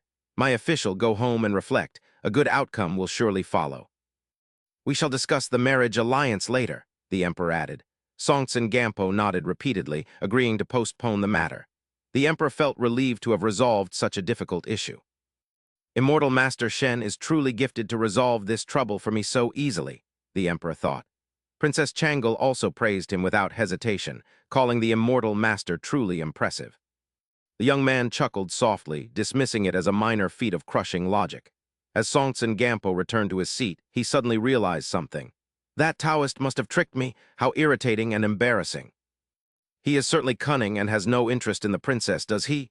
No, I must reclaim my dignity, he thought, turning back toward the emperor. I have heard the Great Tang is full of talent, with skilled craftsmen and rare treasures as numerous as the sands of the Ganges. I possess a treasure from Tubo. A brilliant artisan spent 25 years creating it. It looks simple but is incredibly hard to solve. Surely the Great Tang, a land of geniuses, can solve this with ease. Would your majesty like to try? The emperor realized he was being challenged. This treasure is called the Luban Jade Square. It has 6 sides, each a different color, and rotates freely. He scrambled the sides randomly. Since the heavenly Kagan is wise and peerless, restoring it to its original state should be simple. The emperor picked it up to try. He had heard of the Luban Lock, but never the Luban Jade Square. Wondering if it was truly that miraculous, he focused on turning it, but it only became more difficult. Songtsen Gampo smiled triumphantly. Do not rush, Kagan. Even its creator took hours to restore it. The emperor looked at him, knowing he was trying to save face after being embarrassed by immortal Master Shen. Unable to solve it, the emperor turned to his officials. I am old and lack the energy for such toys. Is there anyone who wishes to try? I will reward whoever completes it within an hour. The officials grew anxious, as the great Tang's reputation was at stake. This is no joke. If even His Majesty cannot solve it, we are likely helpless, they thought. Songtsen Gampo grew even more arrogant. He thought, HMPH, the great Tang is nothing special if they cannot pass my test. He turned to Changking. You spoke quite eloquently earlier and seem highly intelligent. Why don't you give it a try? Changking smiled. Isn't this just a high-end Rubik's Cube made of jade? Why act so proud of something so common? Songtsen Gampo snapped back. It seems you look down on the Luban Jade Square. Can you actually solve it? Playing with this only requires having hands. I've known how to do this since I was a child. Nonsense. This jade square was crafted over many years by Tubo's finest artisans and only recently finished. How could you have known how to play with it since childhood? It was originally an educational toy for children in the Great Tang. I didn't expect your country to treat it as a treasure. It seems Tubo is truly remote and backward, which is quite pitiable. If the jade square is a child's toy in the Great Tang, why can't any of the high officials here, including the heavenly Kaghan, solve it? The emperor and his officials glared at him. They thought, even if that is the truth, there is no need to be so blunt. How rude. Changking replied calmly, if a 3-year-old calls a wooden stick a legendary sword, would you argue? We were holding back to save your dignity. Instead, you became arrogant and boastful. In the tense exchange, Songtsen Gampo was backed into a corner, unable to refute the claims.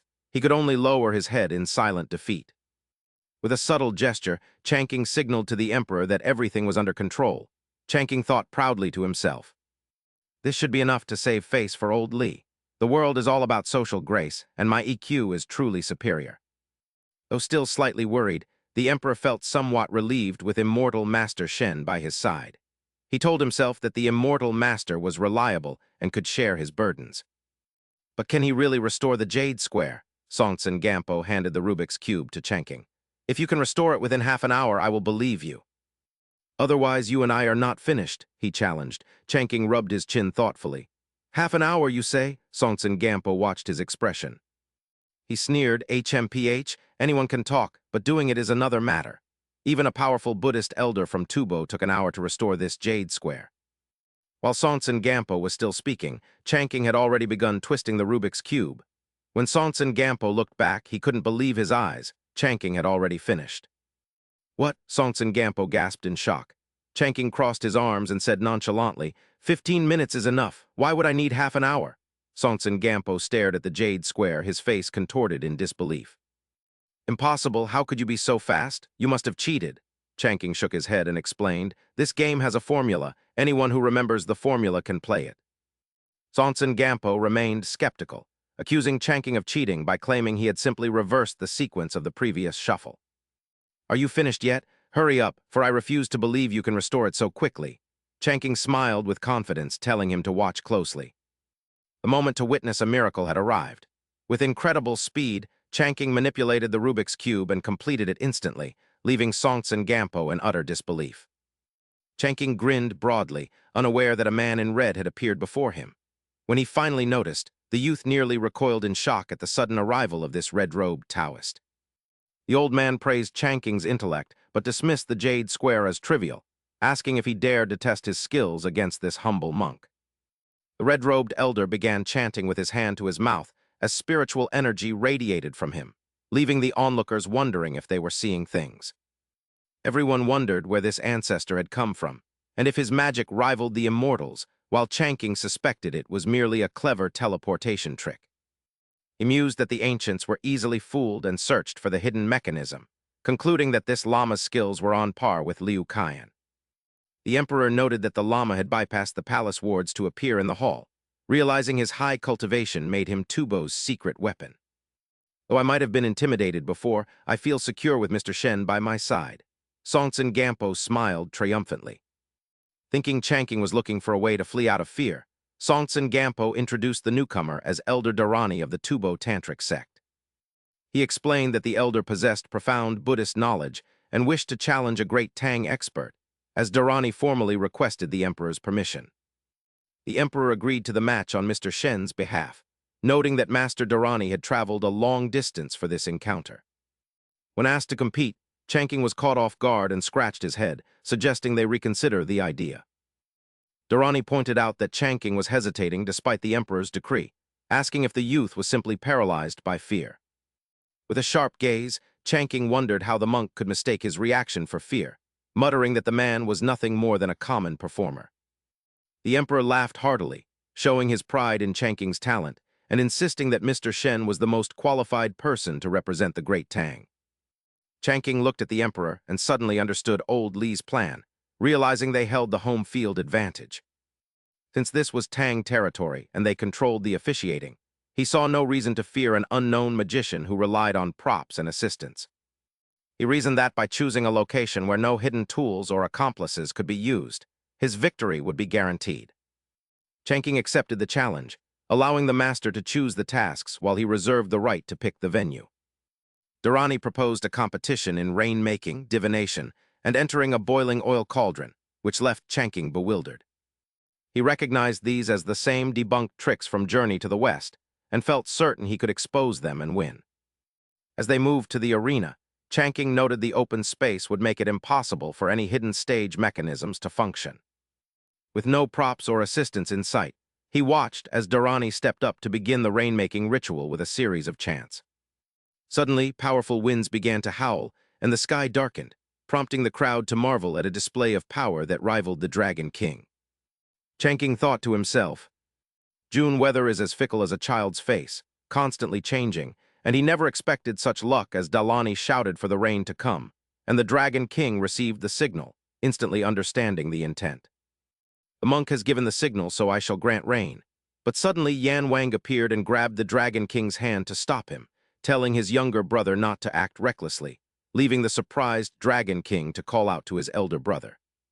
When asked what he was doing there, Yan Wang sternly questioned if he intended to grant rain for that Lama, to which the Dragon King replied that the Lama had always worshipped the East Sea Palace. Granting him a bit of rain is no issue, but Yan Wang grew angry and warned his younger brother that he was being foolish, for if he allowed the rain to fall, someone else might soon be put in charge of the weather. The Dragon King asked with a tremble why his elder brother would say such a thing, only to be asked in return if he knew the identity of the Taoist competing against the Lama. He admitted he didn't know, as the man appeared to be a mere mortal, but Yan Wang retorted that if he were a mortal, then there would be no immortals left in this world. At that moment, thunder roared and dark clouds gathered in preparation for a heavy downpour, leading a smug Songtsen Gampo to tell the heavenly Kaghan that it seemed Tubo had won the first round. However, the emperor calmly told his subject not to be in such a hurry since Mr. Shen had yet to make his move, and if both succeeded in summoning rain, it would be a draw. Furthermore, the rain had not yet fallen, but Songtsen Gampo insisted that since the elder had called for rain twice, a torrential downpour was certain, asking the heavenly Kaghan to wait and see. On the platform, Durrani shouted for the rain to come while Changking watched him with annoyance, thinking it was just a change in weather and wondering why he was yelling, when suddenly something happened. An insect flew over and crawled into Changking's sleeve, making the young man jump up in surprise, while on the platform, Durrani continued his efforts to summon the rain. But the sky suddenly cleared up again, leaving Durrani pale and breaking into a cold sweat as he looked at Changking, thinking that he had an agreement with the Dragon King for rain to fall after 3 calls. He wondered what kind of cultivation this Taoist possessed to be able to disperse the clouds and rain, but convinced himself it was a coincidence and tried again. Yet the more he prayed, the clearer the sky became, which Changking also noticed. Durrani grew furious, demanding to know where the clouds and rain were, while Changking grinned and laughed, noting that the weather had changed again and it seemed luck was on his side. High above, the Dragon King repeatedly thanked Yan Wang for the warning, admitting he would have made a grave mistake otherwise. But Yan Wang noted that doing just this wasn't enough to build a good relationship with Mr. Shen. Curious, the Dragon King asked for guidance, so Yan Wang leaned in and asked if he knew why he had become the master of the underworld, while the other remained a mere minor Dragon King. He replied it was because the elder was better at flattering the superiors, and though he wanted to do the same, he never had the chance. But Yan Wang pointed out that the opportunity was now right in front of him. If he could establish a good rapport with Mr. Shen, he wouldn't have to worry about his future, as his promotion from a local position to a high-ranking office in the heavenly court depended on it. Everything depended on his performance today, and the younger brother understood, telling his elder brother to rest easy and watch how he would prove himself. A moment later, it was Chanking's turn to step onto the platform to pray for rain, and the young man thought that since the Lama had failed, even if he failed as well, everyone would feel it was fair and remain happy.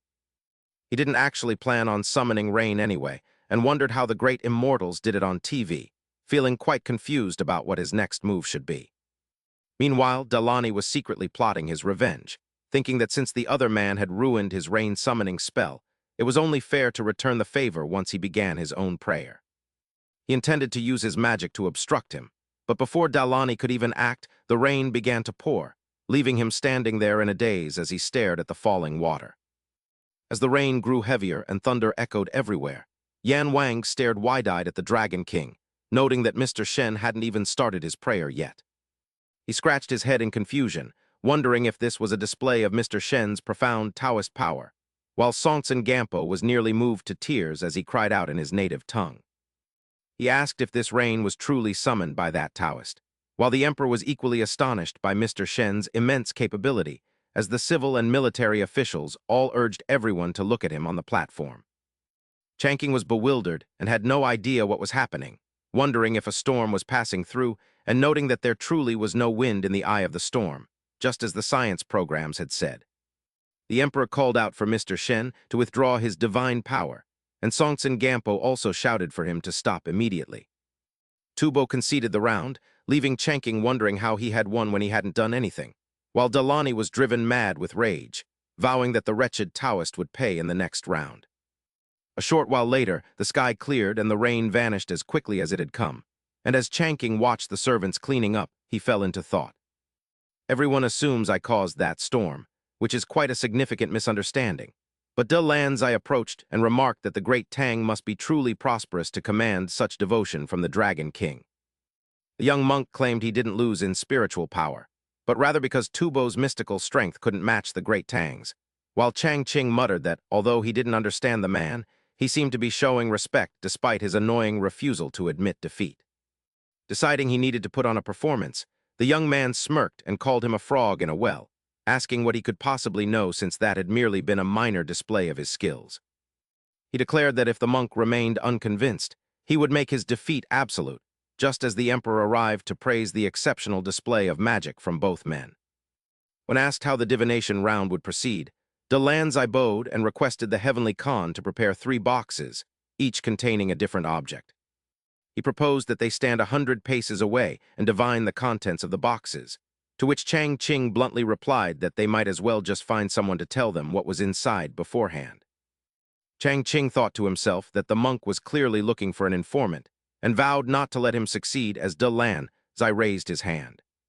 De Lanzai suggested the heavenly Khan place the items himself to ensure fairness, and the emperor agreed to be impartial, reminding Mr. Shen that the great Tang and Tubo were on friendly terms.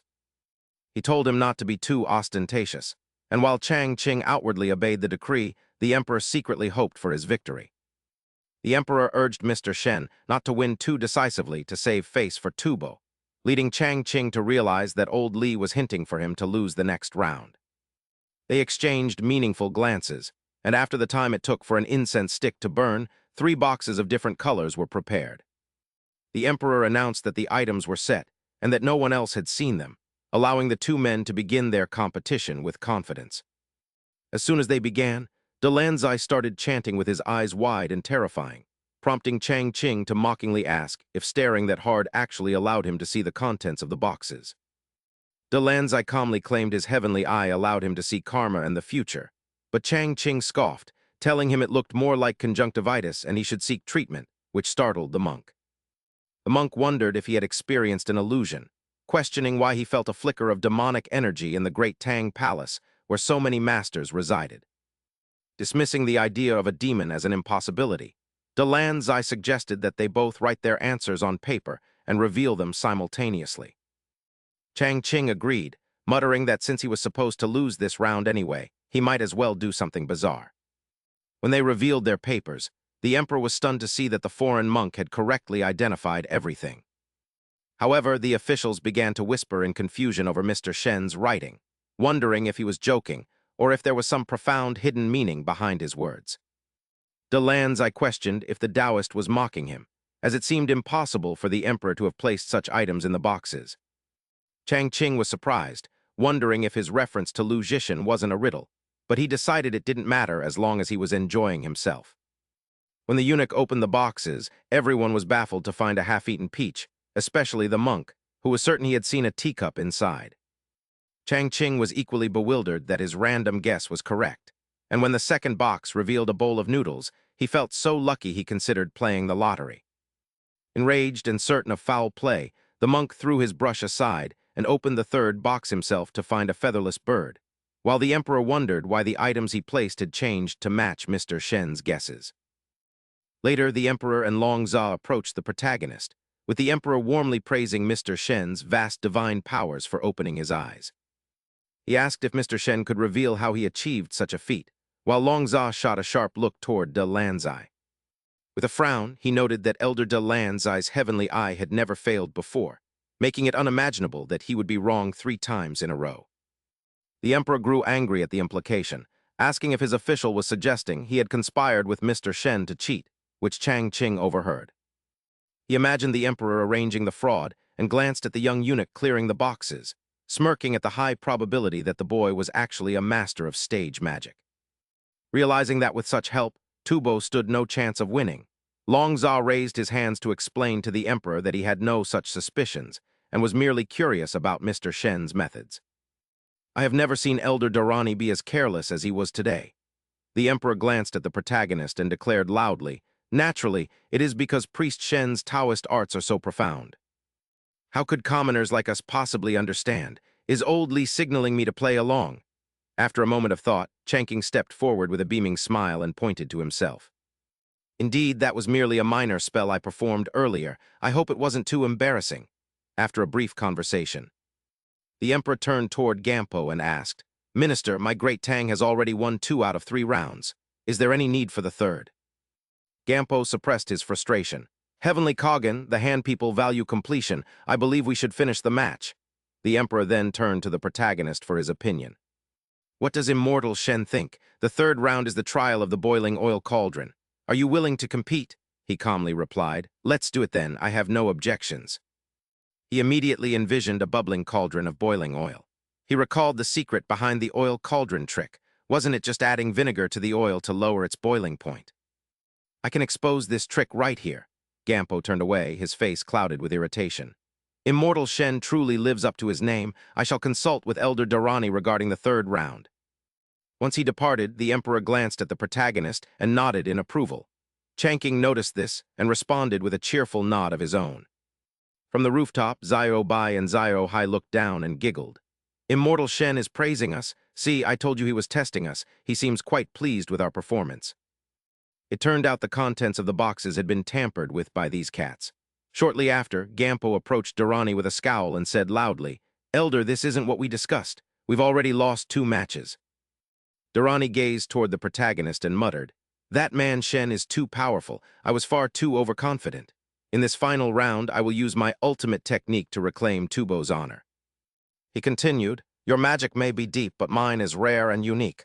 I refuse to believe you can defeat me. Competing with Priest Shen today has made me realize my skills are lacking. The third round is destined to be the oil cauldron trial. Given your cultivation, immortal Shen. You must have achieved the indestructible golden body, haven't you?" Overhearing this from a distance, Changqing turned and asked, "What is that monk muttering about? Is he preparing to surrender?" Durrani raised one hand while the other moved to his lips to chant a mantra. With a look of grim determination, he said, "Immortal Shen, I shall now demonstrate my ultimate technique. Do you dare to test your strength against mine?" Having spoken, he began to gather his spiritual energy, conjuring a fierce wind that whipped the maid's skirts and caused the eunuch to stumble. Seeing this, he quickly raised his arm to shield himself, looking concerned. "What kind of technique is this monk using? Is it designed specifically for being a creep?" Once the spiritual energy was gathered, Durrani held a square block of ice in his hand, breathing heavily. "This is my ultimate skill, creating something from nothing by condensing qi into ice." Xiao Bai and Xiao Hai watched from above and whispered, "It's no exaggeration. He's condensing the moisture in the air into ice. This monk is truly formidable." While using 5 elements magic to create ice is common, he is relying solely on his internal cultivation. It truly is a masterstroke. The protagonist pointed at the block of ice and asked, "So that whole performance was just to make ice? You condensed it without relying on spells. Could it be that Priest Shen is also capable of this?" Hearing that, Changking placed his hands on his hips and looked ahead with confidence. "Is it not just creating a bit of ice? Allow me to show you the prowess of the deadly poison master." In his imagination, Changking transformed into a wizened, bearded old man. He pointed forward, speaking English as fluently as the wind. Returning to reality, Changking pointed directly at Dharani's face with a goofy grin, thinking to himself, "Haha, I finally get to use this line. I really am a die-hard fan of Walter White." Seeing this change in demeanor, Dharani frowned and asked suspiciously, "What kind of sex mantra was that just now, Immortal Shen?" Changking crossed his arms and closed his eyes, replying with total indifference. "It makes sense. The deadly poison master hasn't been mentioned by the world in ages, especially not by someone from the Tang dynasty." He opened his eyes, glanced at Dharani, and muttered, "Is it not just making ice? I can produce as much as you desire." Dharani immediately countered, "Priest Shen, I did not rely on spells to condense this ice." "Do not try to twist the facts." Changking narrowed his eyes and smirked. "In that case, I can make anyone condense ice whenever I wish. Can you do the same?" Dharani's expression remained stoic as he replied sternly, "Priest Shen, do not jest. If creating ice were so simple, my decades of arduous training would be a mockery." Just as he finished speaking, Changking pointed toward the young maids standing behind them. "Pick any maidservant, and I will have her create ice right before your eyes to see what else you have to say." Old Dharani glared at Changqing, his voice firm. "Fine, this humble monk wishes to see how Taoist Master Shen will make a mere mortal produce ice." The young maids immediately began to buzz with excitement. "This is a perfect chance to show off before His Majesty. Master, pick me, I am very clever. Master, pick me." Old Dharani looked at the eager maids. His cheeks flushed as he thought, "These maids are indeed mortals with no cultivation. Can that Shen fellow really make them create ice?" He glanced over and saw Changqing whispering to a eunuch. Suspicion grew in his heart. He was certain the man was plotting something. He could not let things go as planned. Soon, the eunuch prepared a jar of clear water. Changqing held a small bowl and poured black grains into the water while humming excitedly. Old Dharani stepped forward, his suspicious gaze fixed on the water jar. He asked, "Taoist Master Shen, what are you doing? Are you playing some kind of trick?" Changqing glanced over confidently. "The great master only said not to use magic to freeze the ice. He did not forbid adding things to the water. Look." He then told the eunuch to pour the entire plate of fruit into the water jar. He turned to Dharani. "Have you ever seen a trickster use peaches, plums, and melons?" Dharani was stunned, sensing no spiritual power in the water. He wanted to see how the man would freeze it. Dharani looked at Changqing. He spoke up, "Immortal Master Shen, I shall be the one to freeze the ice." Changqing was surprised. "What, you? Can you even do it?" Dharani frowned in irritation. "Does the person Immortal Master Shen chooses to freeze ice have to be a maid? If necessary, I can even dress as one." Hearing those words, the image of Dharani dressed as a maid flashed through the protagonist's mind, making him shudder in a cold sweat. Is such a sacrifice necessary? This is an ice-making contest, not a competition for the most foolish. Imagining the scene, Changqing covered his face. He waved his hand dismissively, terrified by the thought. "Fine, just pick whoever. I will trouble the great master to stir the water then." The old man stepped forward. Rolling up his sleeves, he thrust his hand into the jar to stir. "Great master, this water is very cold. Do you want to use this wooden stick instead?" Dharani glanced back and replied bluntly, "Taoist Master Shen need not worry. This humble monk has an indestructible golden body. Cold water is nothing to me. The trick must be in that wooden stick. I cannot let him succeed.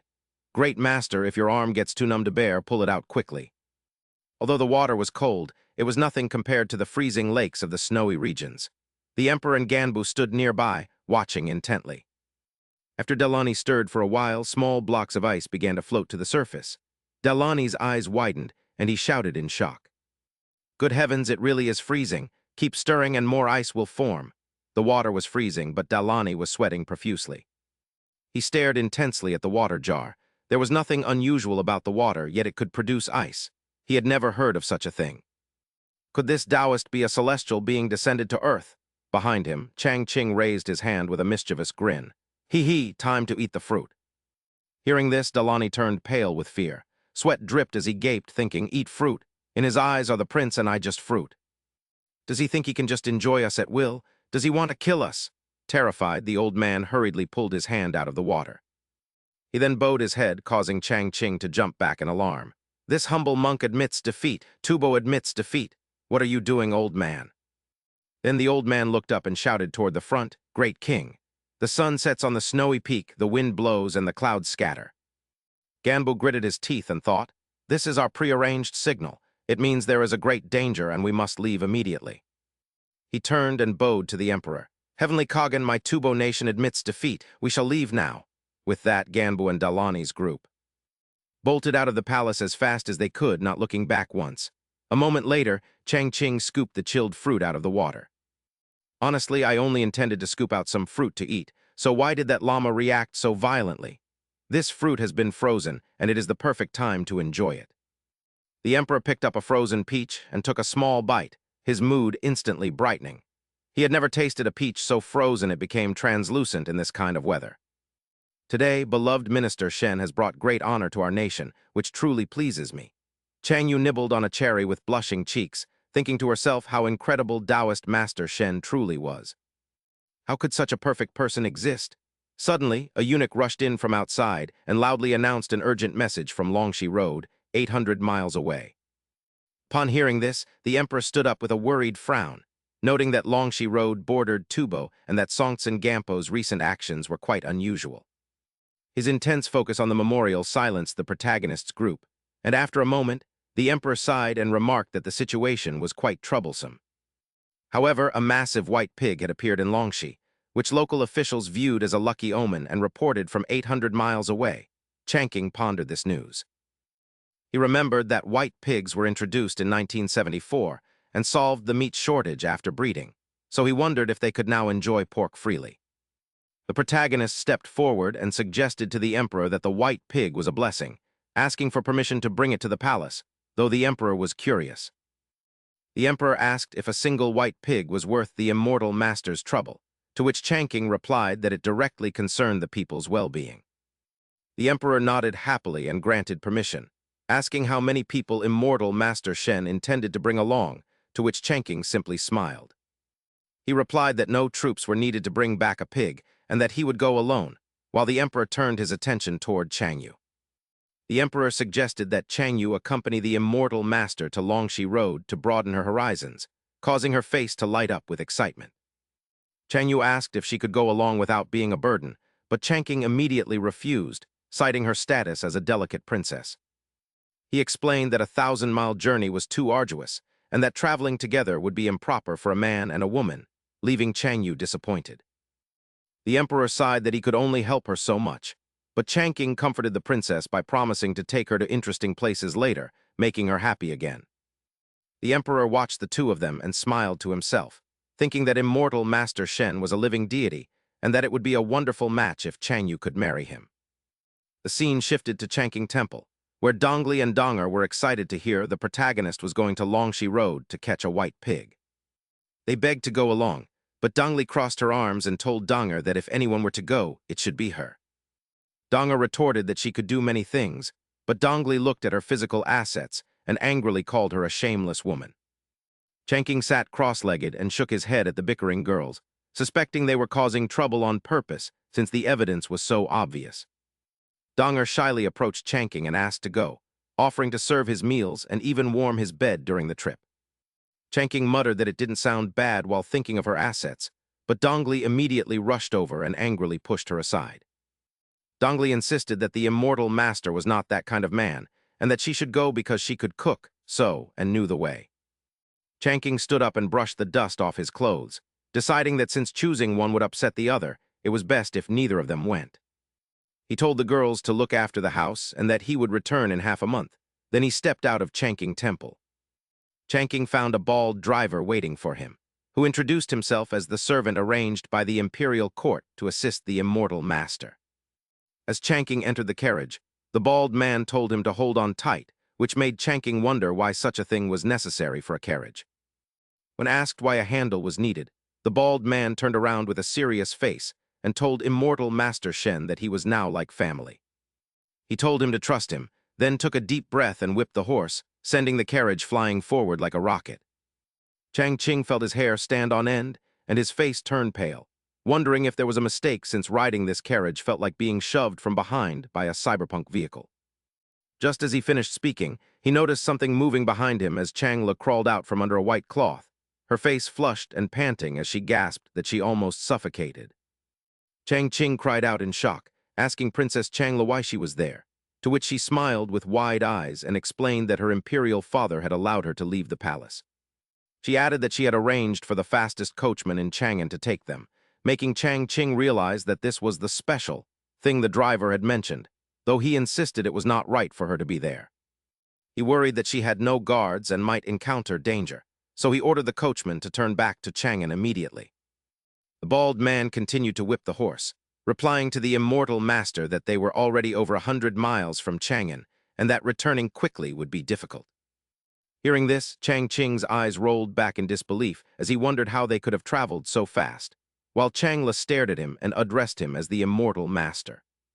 She told him her imperial father said that as long as he was there, no one in the world could harm her, and she pleaded with him to let her come along.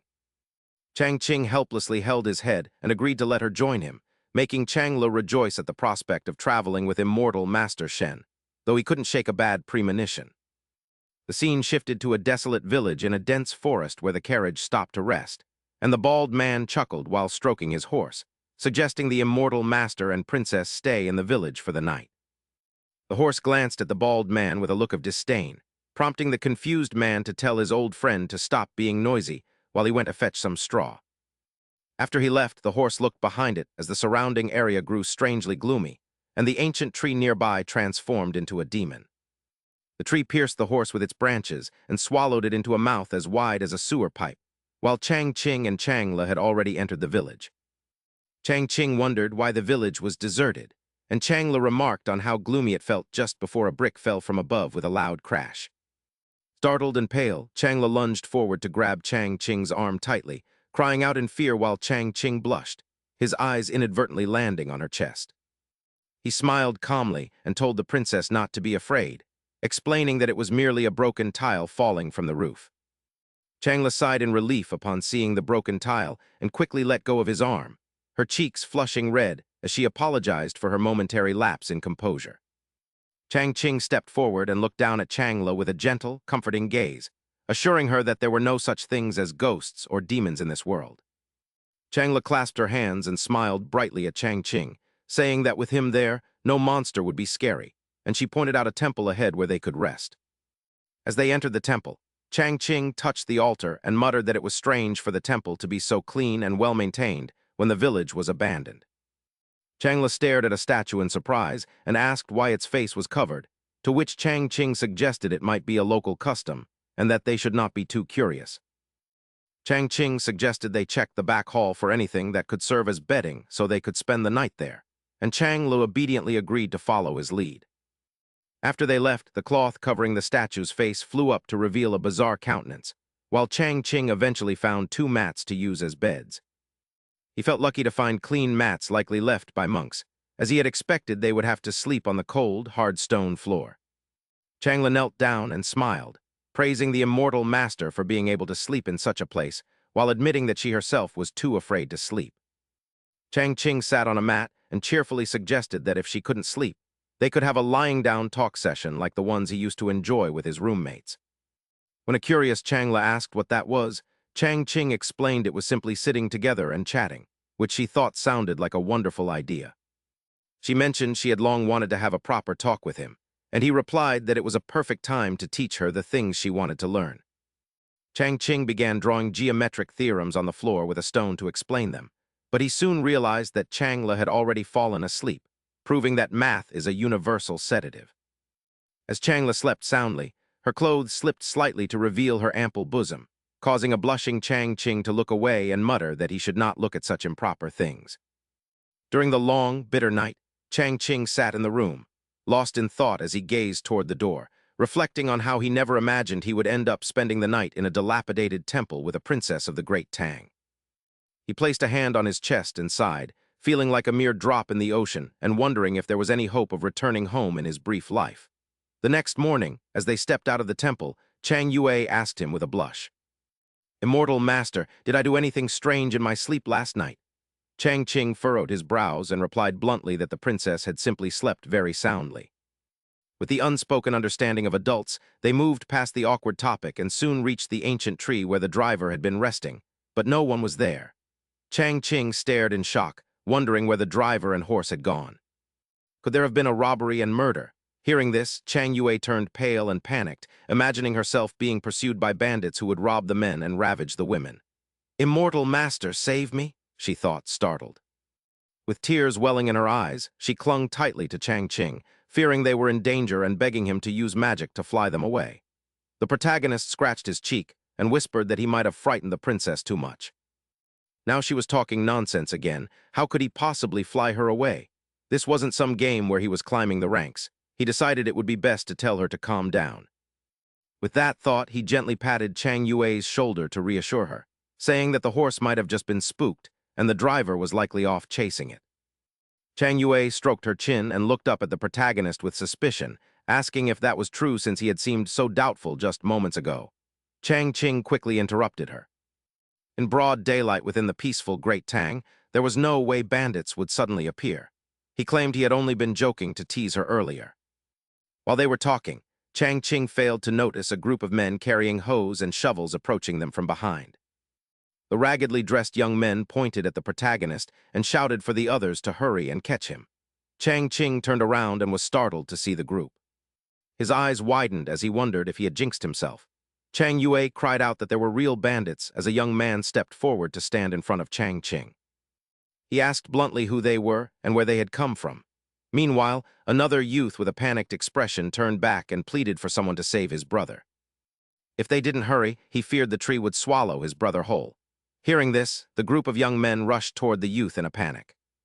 Chang Yue's eyes widened in shock at the mention of a man-eating tree, wondering if such a thing truly existed in this world since she had never heard of it before. The young men gathered around the ancient tree, whispering anxiously about whether this wasn't the divine tree.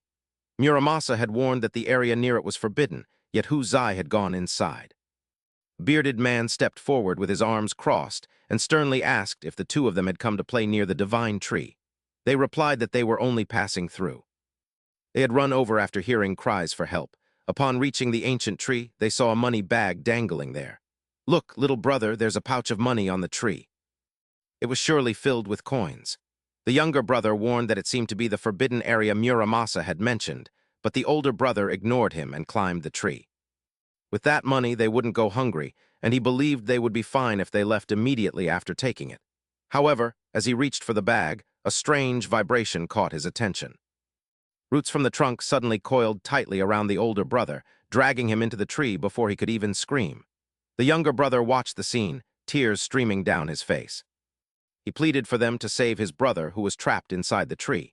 The young men hesitated, remembering Muramasa's warning never to trespass into the divine tree's forbidden grounds. Doing so might bring trouble to the village. Chang Yue turned to Chang Qing and begged the immortal master to use his magic to save the man. Not knowing how to refuse, the protagonist rolled up his sleeves and stepped forward.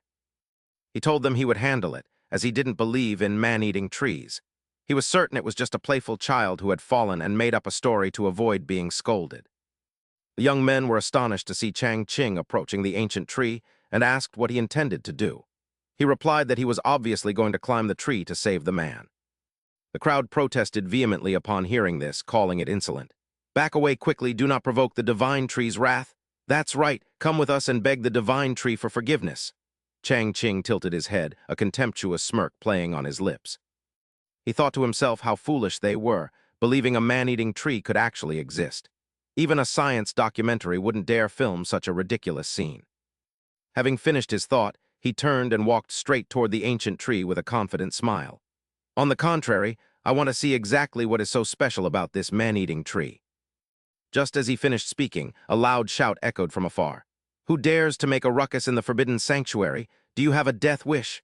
Upon seeing the three individuals approaching, the crowd bowed respectfully. "Greetings, Muramasa." Old Muramasa pointed forward angrily and barked. "Why are you causing a disturbance here instead of offering sacrifices at the temple? Are you not afraid of the divine tree's punishment?" A bearded man pointed toward the youth and replied, Tianhua Zai asked us to come and save his older brother. Hu Zai has likely been swallowed whole by the divine tree. Tianhua Zai's face turned pale as tears welled in his eyes, and he pleaded with Muramasa, please save my brother. He is the only family I have left. Hearing this, old Muramasa glared furiously and shouted, how many times must I tell you people?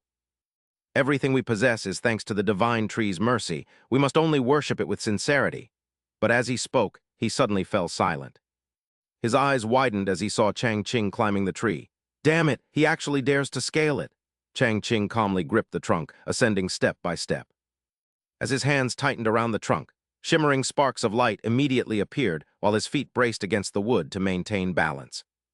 As he reached the top, a golden radiance began to emanate from the ancient tree, and the swirling light gradually formed a face in the middle of the trunk.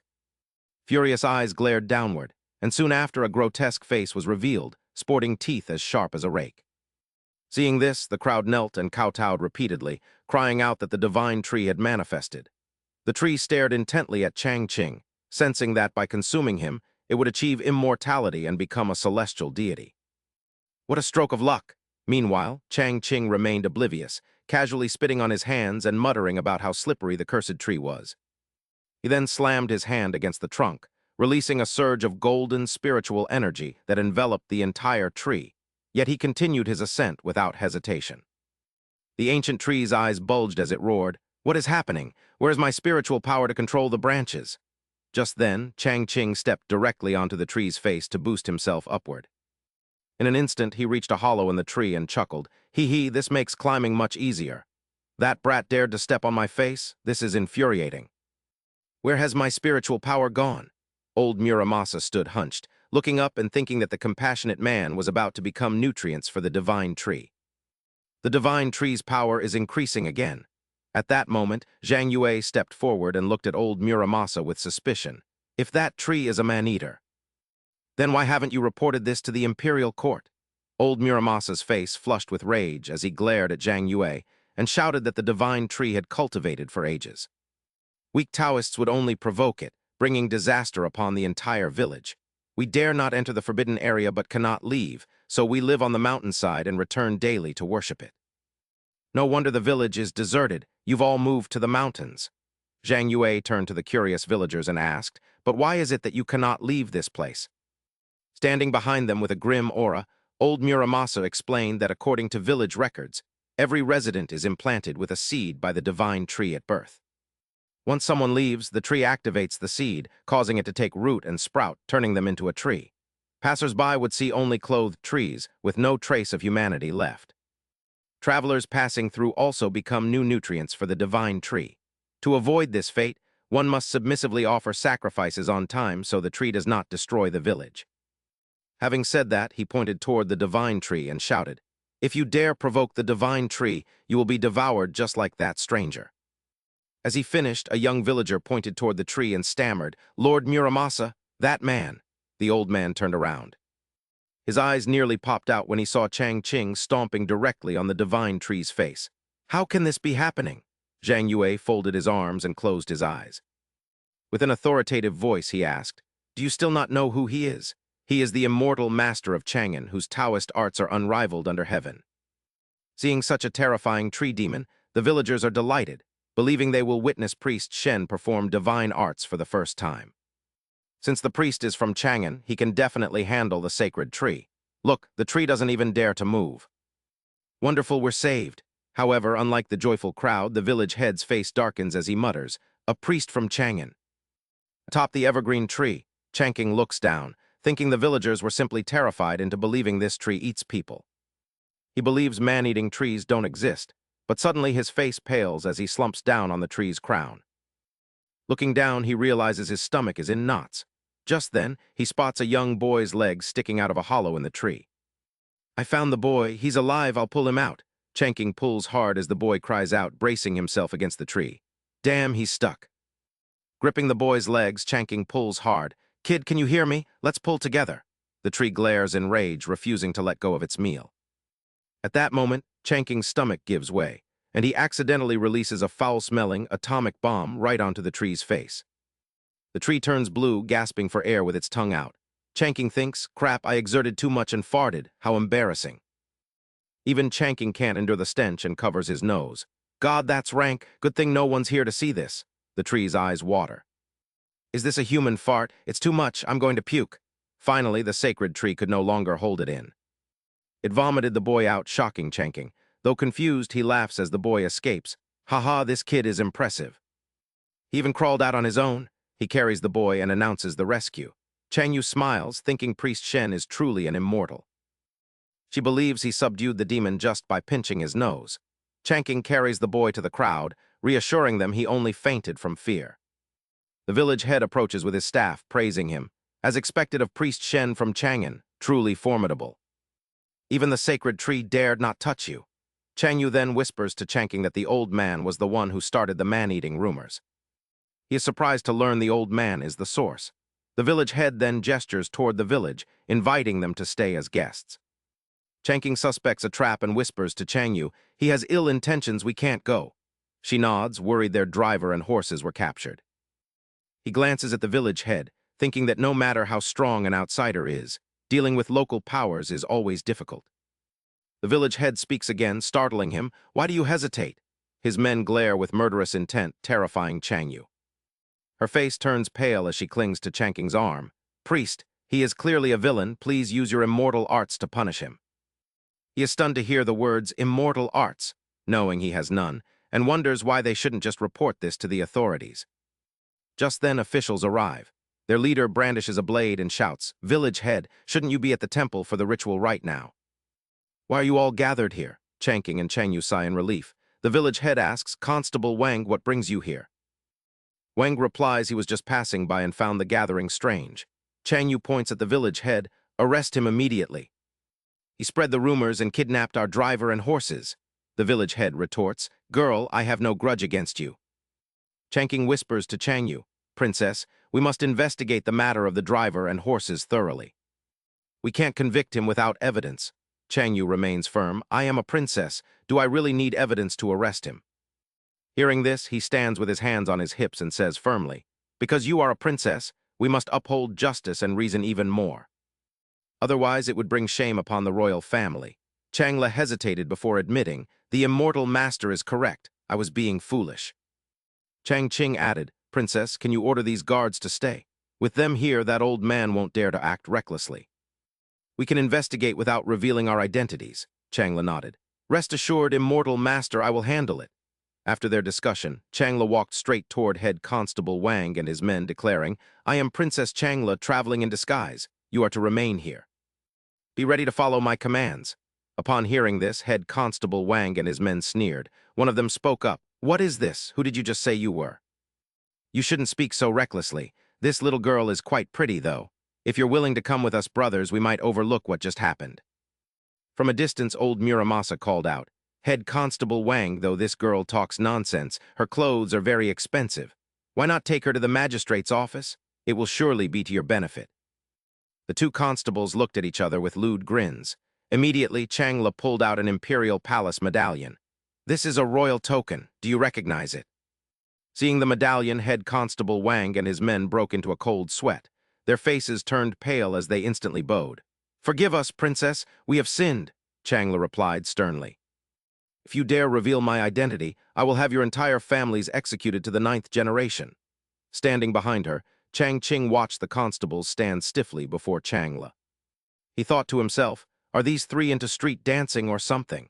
Head Constable Wang cleared his throat and said, My lady, I will thoroughly investigate your accusations against Muramasa. He then pointed at old Muramasa's face and ordered, Arrange sleeping quarters for my brothers. We will be staying in the village tonight. Old Muramasa's expression darkened as he schemed. He thought that the girl must have bribed the guards with some favors. But once they enter the village, all those treasures will be mine. Head Constable Wang stepped forward and pointed his blade at Muramasa's face. He growled, Hurry up and make the arrangements. Prepare rooms for this young master and lady as well. If you don't treat them well, I'll hold you accountable. Furious, old Muramasa glared at the protagonist with eyes full of hatred. However, he still complied, saying, Very well, I will arrange for everyone to stay in the village. Internally, he thought, HMPH, you'll get what's coming to you tonight. Once everything was settled, Chang Ching turned and gave Chang Lo an encouraging smile. Much later, as evening approached, Chang Ching and head constable Wang's group entered the village. He muttered, "We've searched all day and turned the village upside down, yet there's still no sign of anything. How could a living person and a horse just vanish?" Head constable Wang asked politely. "Princess, immortal master, we've searched the village all day. What exactly are we looking for?" Changla replied coldly, "Just follow us as you were told. Don't ask questions that don't concern you." "Yes, of course," he replied as the protagonist stroked his chin. He looked into the distance and thought, "It would be great if Xiao Bai were here. His dog-like nose is very useful for finding things." Then he turned and said warmly to head constable Wang, "I must trouble you all to follow me up the mountain for the night. Perhaps we will find some clues there." Head constable Wang smiled humbly. "You are too kind, immortal master. It is my great honor to serve the princess and yourself." From afar, old Muramasa watched the protagonist's group head toward the mountain. He wailed internally, "Why are they going up the mountain? Weren't they supposed to stay in the village? My heart." Meanwhile, in another location, a horrifying scene unfolded. Human skeletons emerged from the ground, creating a chilling atmosphere. Back at Changqing Temple, where the protagonist lived, Dong-er was diligently washing and hanging clothes in the courtyard. On the roof, Xiao Bai and Xiao Hai sat with their chins in their hands, muttering, "Truly wealthy and generous. After all, you are a 1,000-year-old fox demon. Can't you try a little harder?" Suddenly, Xiao Bai stood up and frowned, staring straight ahead. "I felt it. The immortal master is calling for us." Immediately, the two of them dashed toward Longxi Road. When they arrived, they stopped before a divine tree, terrifying it. This tree demon looked truly frightening. "I wonder how strong it is. Perhaps the immortal master wants to use it to test if we've been training seriously." Xiao Bai took a sniff and caught Chang Ching's scent. "The immortal master's aura is here. He must have come to test us. Let's work together to defeat it." Xiao Bai transformed, his body growing massive as dragon horns sprouted.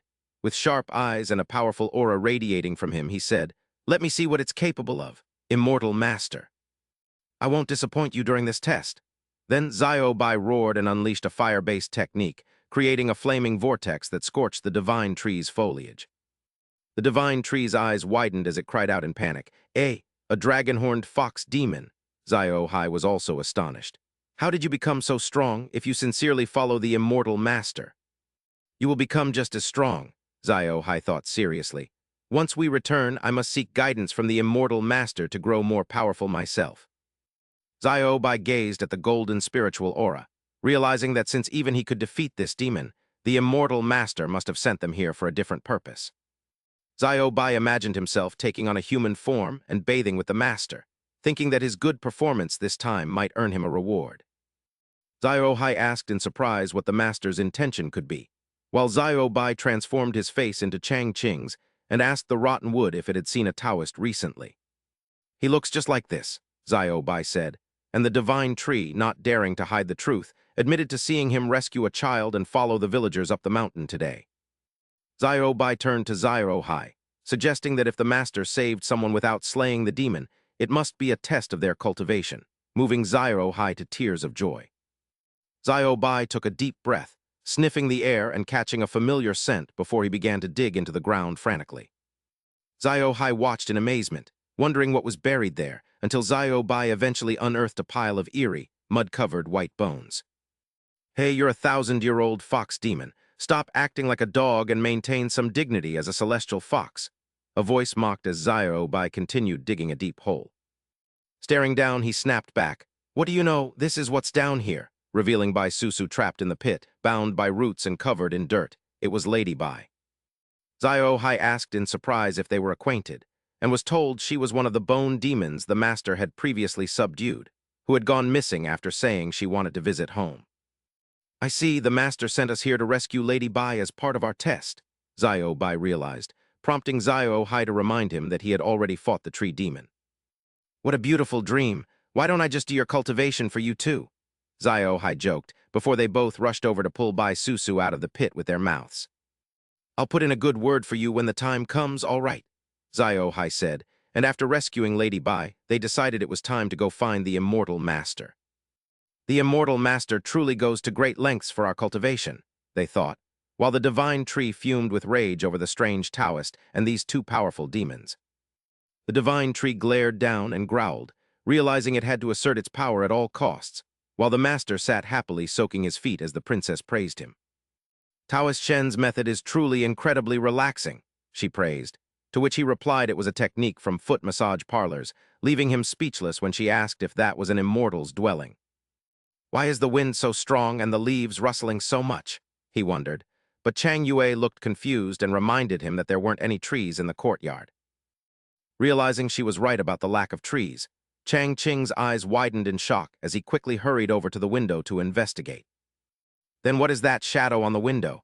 Is it a ghost or the tree demon seeking revenge? He wondered, just as a sudden knock echoed from the door. Chang Yue gasped in fear as she and Chang Qing stared at the main door, wondering who could be visiting so late at night before Chang Qing finally opened it. Peering outside, he was stunned to see the boy he had rescued that morning standing there, his body covered in blood and bruises, his face pale with dark circles under his eyes. He looked closely at the child, confirming it was indeed the boy from earlier, just as Chang Yue poked her head out to ask who had arrived. Upon seeing Hu Zai, Chang Yue broke into a cold sweat and let out a piercing scream that echoed throughout the entire village. Head Constable Wang and his men heard the scream and turned back in a rage, fearing that an assassin might be attacking the princess.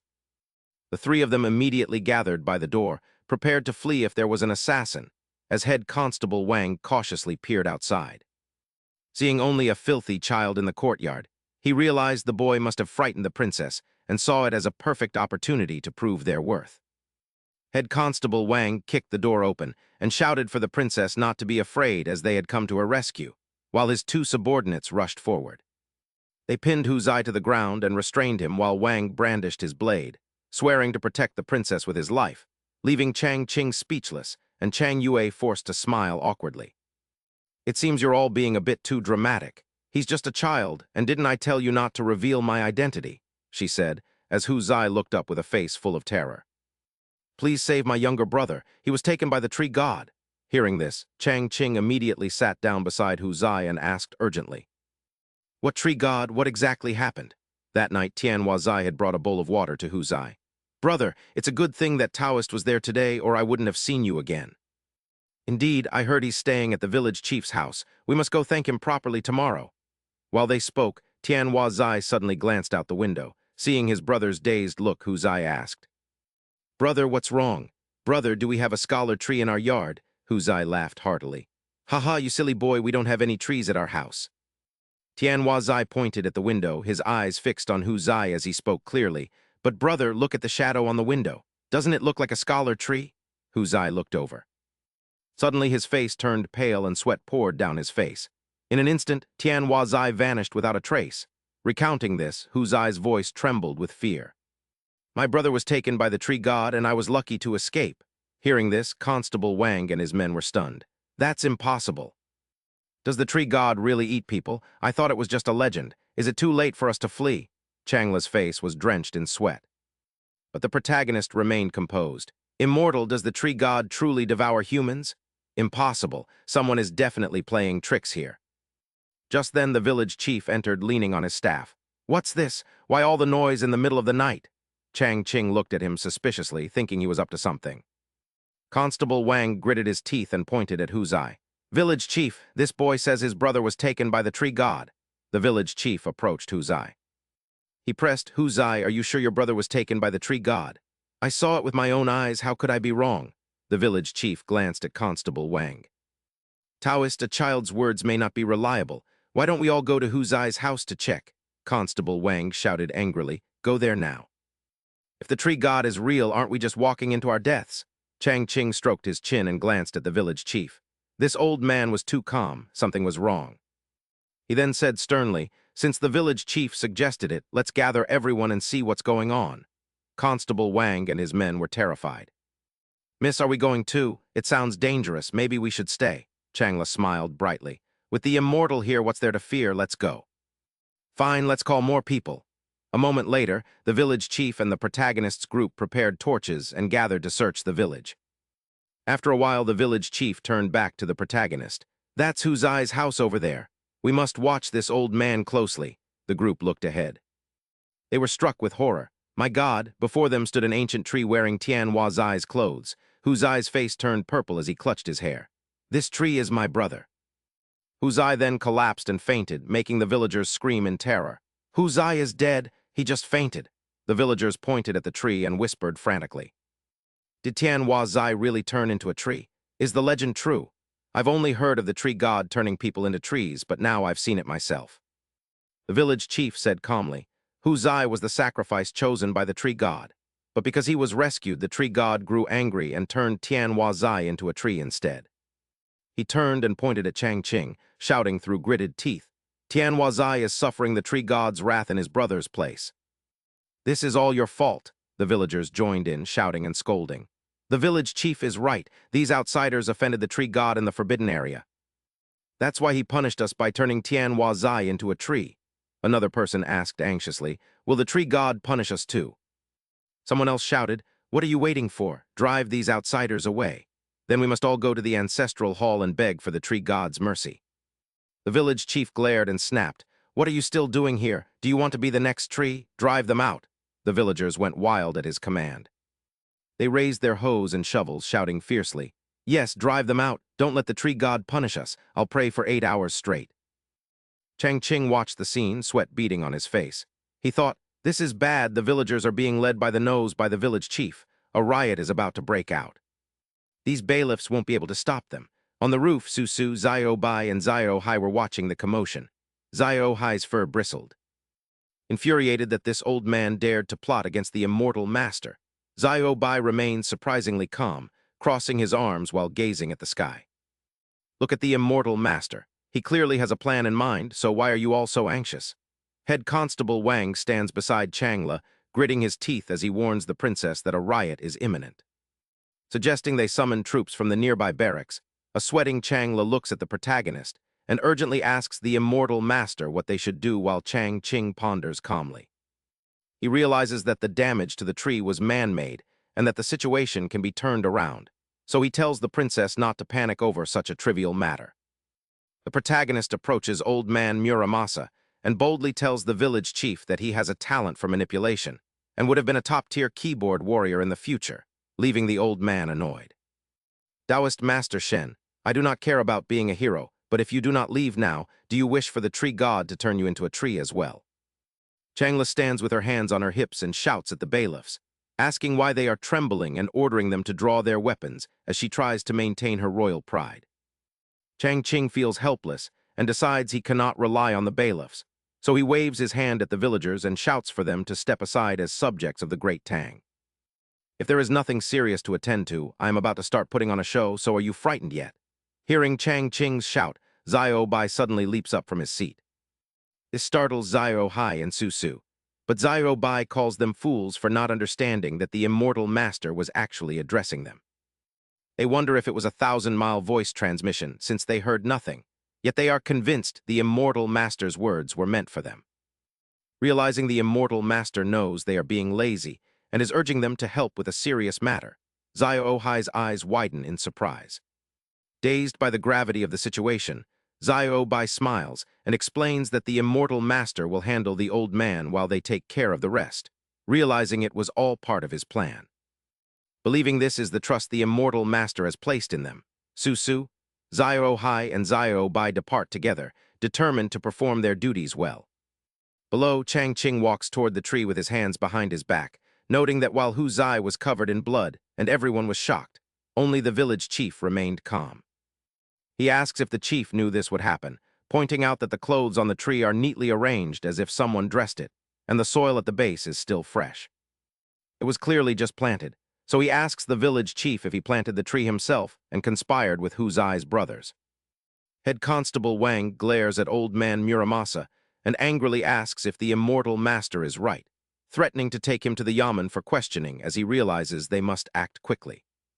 Fearing the princess will investigate the matter thoroughly, old man Muramasa breaks into a cold sweat and nervously asks how the protagonist could possibly know the truth.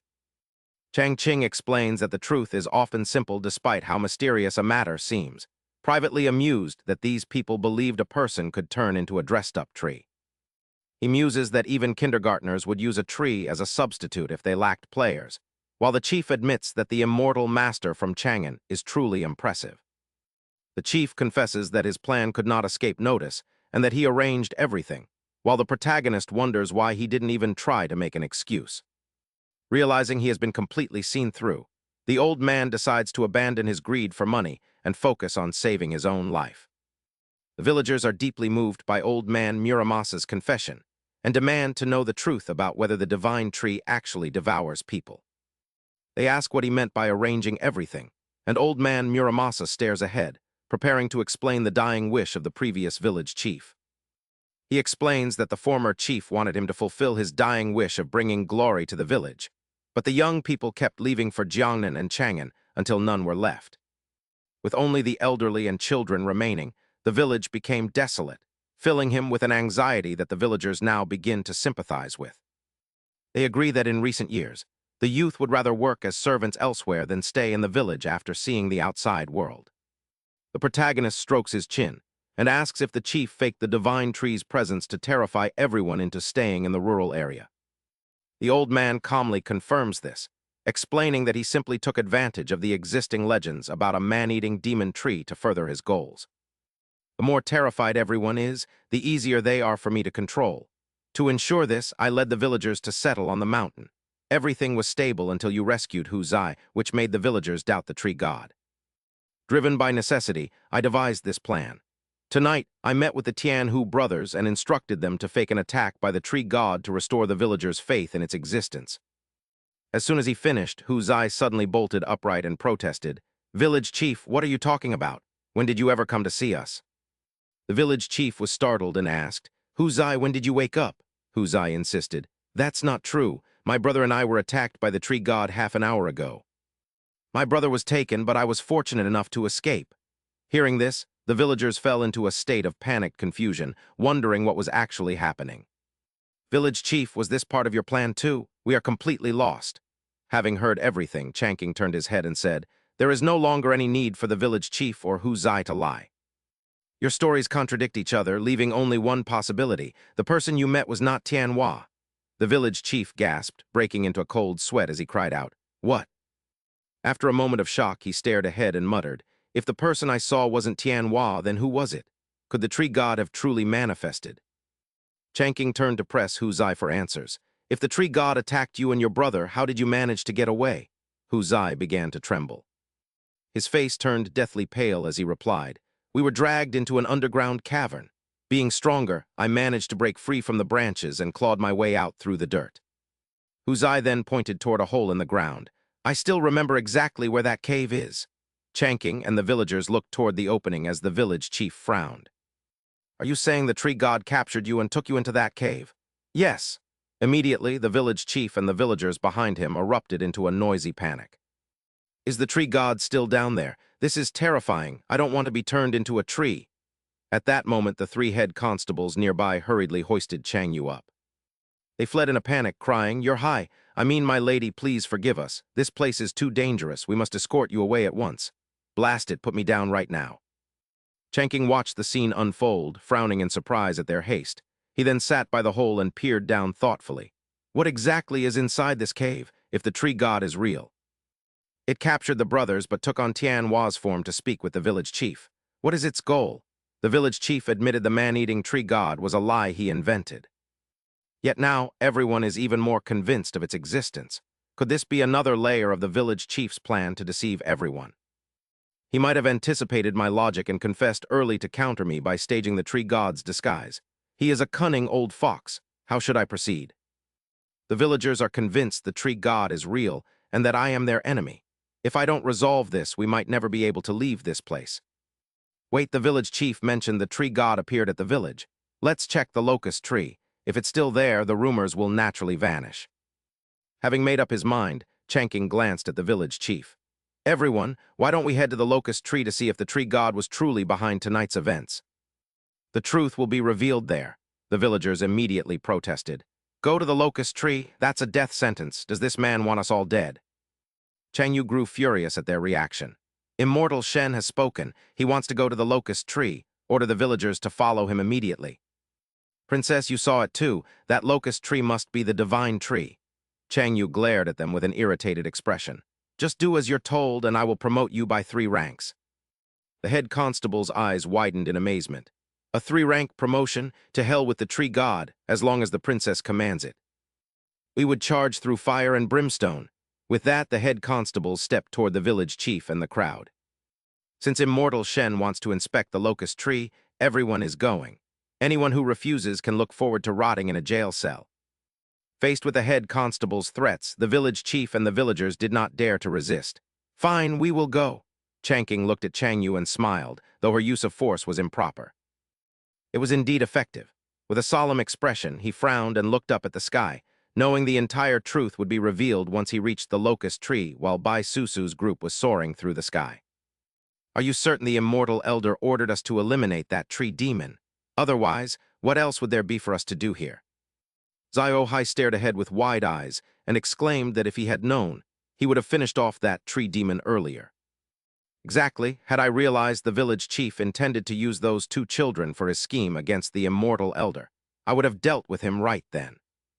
Hearing Xiao Hai and Susu, Xiao Bai grew frustrated, remarking that their narrow perspective was to blame and that things wouldn't have escalated if they had been more alert. We must train harder under the immortal elder's guidance. Flashing back to the moment before Tian Wazi was captured, Susu's group was on a rooftop and witnessed the scene. They whispered among themselves, wondering why the tree demon had taken the child, concluding that as long as it didn't trouble the immortal elder, they didn't care. It was none of their business, so they remained silent as someone approached. Below, old Muramasa carried a large log and a shovel, calling out for Hu Zai and Tian Wazi. Observing the old man's suspicious behavior, Susu's group wondered why he was searching for the 2 children so late at night. Lady Bai, transform into that child to hear what the old man is saying. Moments later, Bai Susu disguised herself as Tian Wazi and stepped before old Muramasa. Tianhua, where's your older brother? Hearing this, Bai Susu instinctively replied that her brother had already gone to sleep. As soon as she spoke, the old man began stripping her clothes, causing her to blush in panic as he told her to take them off so he could dress the log.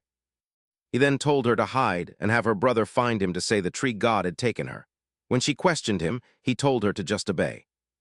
Old Muramasa turned back to dress the log in Tian Wazi's clothes, instructing her to tell her brother to add some wounds to make it look more convincing. He asked why she was covering her chest since she wasn't a girl, to which she thought he would never know what he was missing. Once the setup was complete, old Muramasa departed, and Xiao Bai and Xiao Hai descended from the roof, wondering what the old man was planning. They wondered if he knew about the tree demon's kidnappings while Susu, without a stitch of clothing on her body, covered her chest and asked if she could put her clothes back on. He told her to just transform into a form that was wearing clothes as he wanted to see the old man's scheme, and the other agreed out of curiosity. Returning to the present, Xiao Bai looked annoyed that their curiosity almost ruined the immortal elder's plan as they arrived to find the tree demon had grown stronger. The divine tree opened its eyes and glared at them with fury, surrounded by a thick, suffocating demonic aura as it roared that they had returned. It claimed it no longer feared them, prompting an annoyed Xiao Hai to remark that while fish were known for bad memories, trees seemed no better. He asked if the demon had forgotten how the great fox immortal dealt with it. Then Xiao Bai stared ahead and asked if its confidence came from the child. The divine tree gave a sinister smile and explained that the child possessed an innate pure yang body, which it had intended to consume only after he grew up. However, to deal with them, it decided to devour him immediately. With that, the divine tree opened its maw and began absorbing surges of purple mist. Witnessing this, Xiao Bai frowned with a sharp gaze and shouted that they had to stop him immediately, regardless of what he was doing. Without hesitation, Xiao Hai and Bai Susu charged toward the divine tree with iron determination, declaring that they already knew what had to be done. They were determined to avenge the grudge of being buried in the ground. Seeing them approach, the divine tree swung its arms as surging spiritual energy enveloped its body. The demonic energy it unleashed struck Susu and Xiao Hai directly, causing them immense pain and forcing them back as Bai Susu cried out that his power was too great. Realizing they were no match and wondering how he had changed so much, they decided to find the immortal elder, as only he could handle this tree demon. Xiao Bai stepped forward, staring coldly at the tree trunk and stating that the immortal elder had calculated everything if he had sent them there. Believing they could defeat the tree demon, Xiao Bai fanned out her tails and approached the trunk with light steps. She smiled, realizing they had overlooked something, while the tree god gnashed its teeth and swung its arm at her. Xiao Bai looked up with a triumphant grin and stopped just out of reach, mocking the tree god's futile efforts. She teased that its arms were too short, while Xiao Hai glared and ridiculed the demon for being a stationary stump. Enraged, the tree god bristled its leaves and roared that it wasn't immobile, immediately uprooting itself from the earth. However, the moment its roots left the soil, the tree god froze in terror and desperately tried to replant itself. Since no tree can survive being uprooted, the tree god's power withered away instantly, leaving it devoid of life. Xiao Bai smirked at the sight, noting that it lost its power when moving and was a mere target when standing still. Infuriated, the tree god roared that it would be free to move once it finished refining that child. As the demon gathered energy, Xiao Hai and Su Su worried they couldn't win without the immortal master's intervention. Just as they hoped for a miracle, Chang Qing let out a massive sneeze that sent droplets flying. Suddenly, dark clouds gathered, and a lightning bolt obliterated the tree god, much to the relief of the trio. They were stunned by the immortal master's blunt efficiency, having expected a grand battle rather than such a simple strike.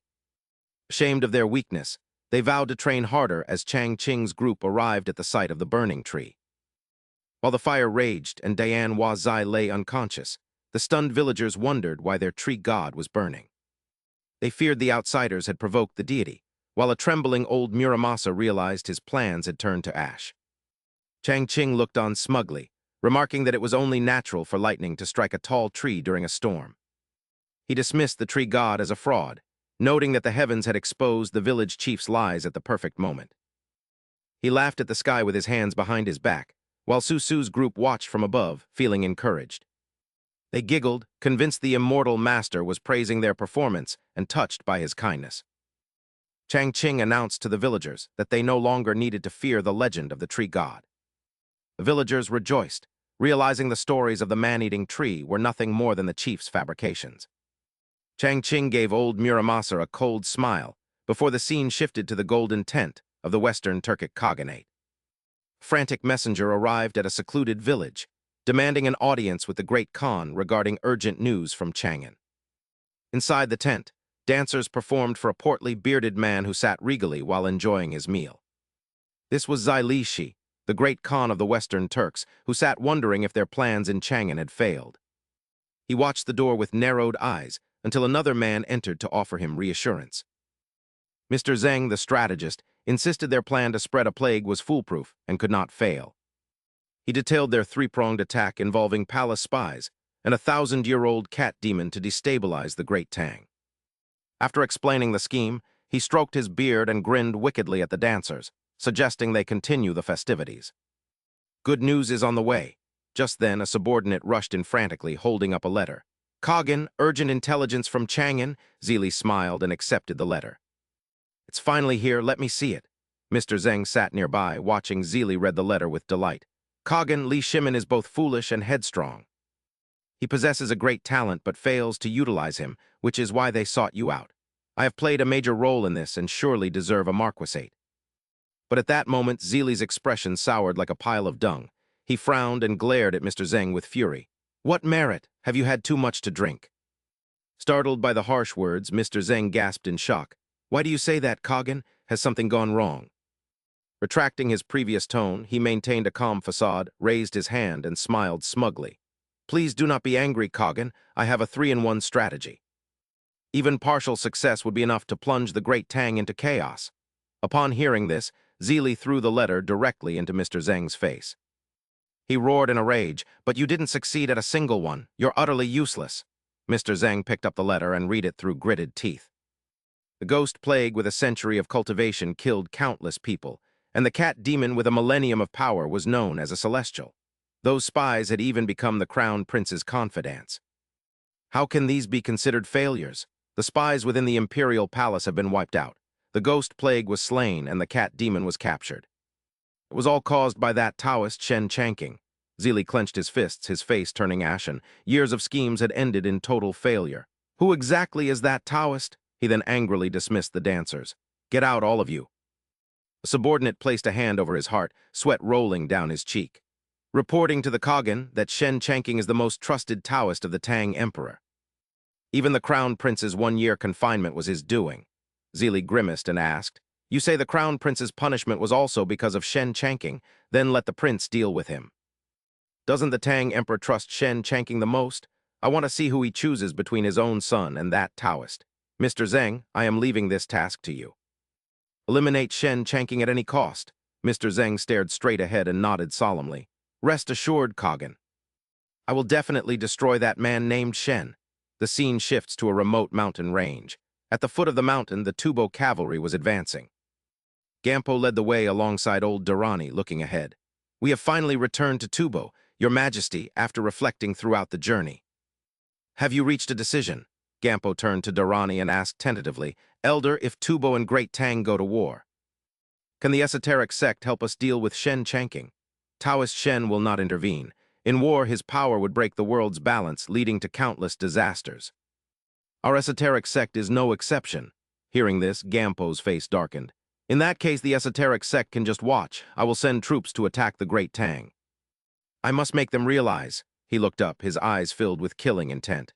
"My Tubo is not a nation that anyone can insult." Back to Chanking, he was sitting in the carriage, chin in hand, looking out the window. The mystery of the tree demon remained unsolved. We continued our journey toward Longshi Road, but in the end, the coachman and horses were never found. The village chief and the locals insisted they saw nothing. Perhaps, as the constable said, the coachman fled with the horses. Speaking of the constable, he was now the one driving us back. Changle looked out anxiously and asked, "Constable Wang, are you all right driving?" Constable Wang gave a confident smile. "Please be at ease, Princess and Immortal. I have many years of experience behind the reins. I am familiar with horse carriages, ox carts, and hand carts. There will be no issues. Constable Wang, I shall promote you by 3 ranks." The 2 runners were overjoyed at the promotion. "Why do you want to come with us? What is the point of a 3-rank promotion?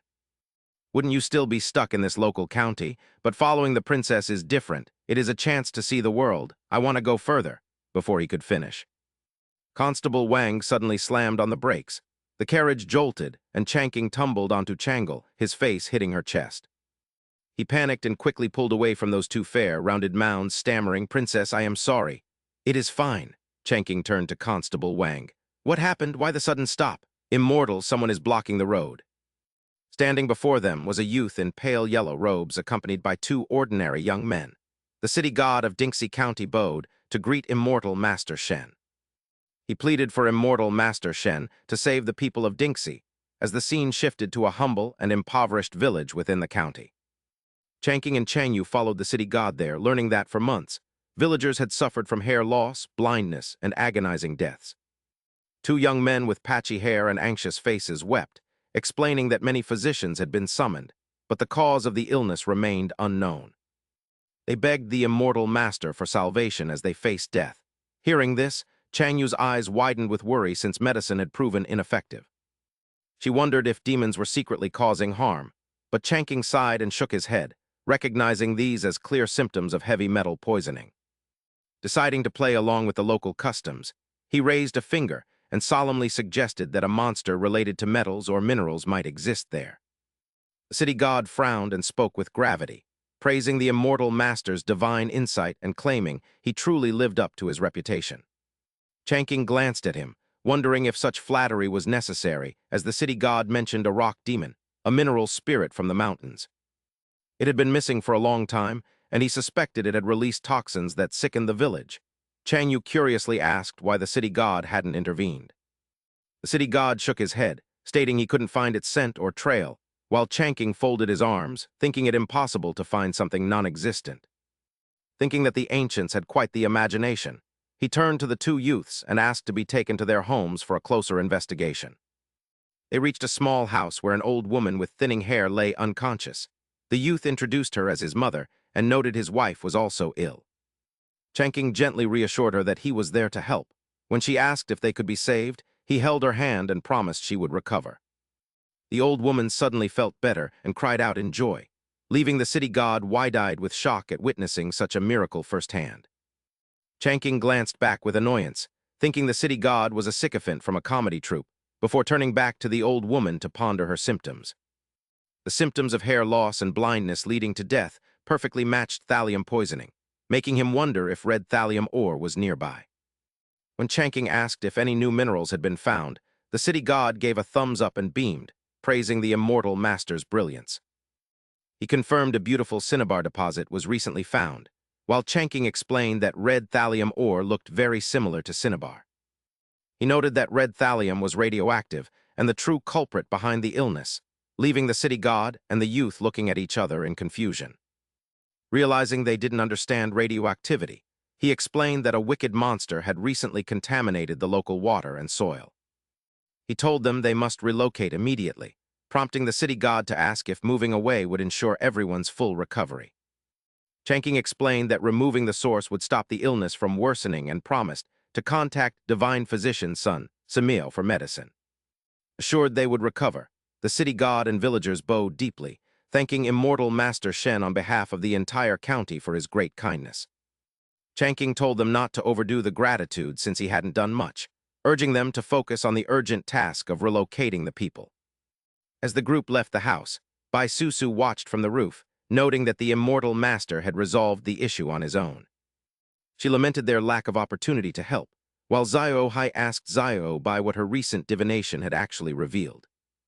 Xiao Bai looked ahead and stated that her divination revealed someone would harm the immortal master, making Xiao Hai wonder who was so bold. In the palace at Chang'an, the emperor and empress were joyfully feasting on the delicious roast duck that the immortal master had invented. The emperor called it a peerless delicacy and asked Gao Lishi to explain what made immortal Master Shen's roast duck so special. I visited the roast duck workshop opened by the immortal master. The facility is immense, even surpassing a prince's mansion in size.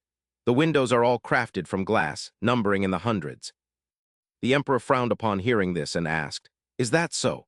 Its area is larger than a prince's mansion, and it has hundreds of glass panes. Even the imperial palace is not that grand." Noticing the emperor's displeasure, Eunuch Cao felt even more triumphant, thinking to himself, "This man Shen, his majesty promotes frugality. Yet you have defied the rules. It is a capital offense." Back at the crown prince's eastern palace, there was a wooden dummy with Shen Chanking's face attached to it. The crown prince was violently striking the dummy while shouting, "Shen Chanking, I have fallen to this state all because of you. It is all your fault." Suddenly, Eunuch Cao arrived to report. "Crown prince, why are you here?" he replied. "This servant was ordered to visit your highness." Still bitter about his house arrest, the prince said, "Go back and tell my father that I am still alive." Eunuch Cao looked around for a moment and then whispered, "Please do not be disheartened, your highness. In the Forbidden Palace, every word must be carefully considered. What is there to fear? A crown prince exiled to the cold palace like me has no chance left to fight back."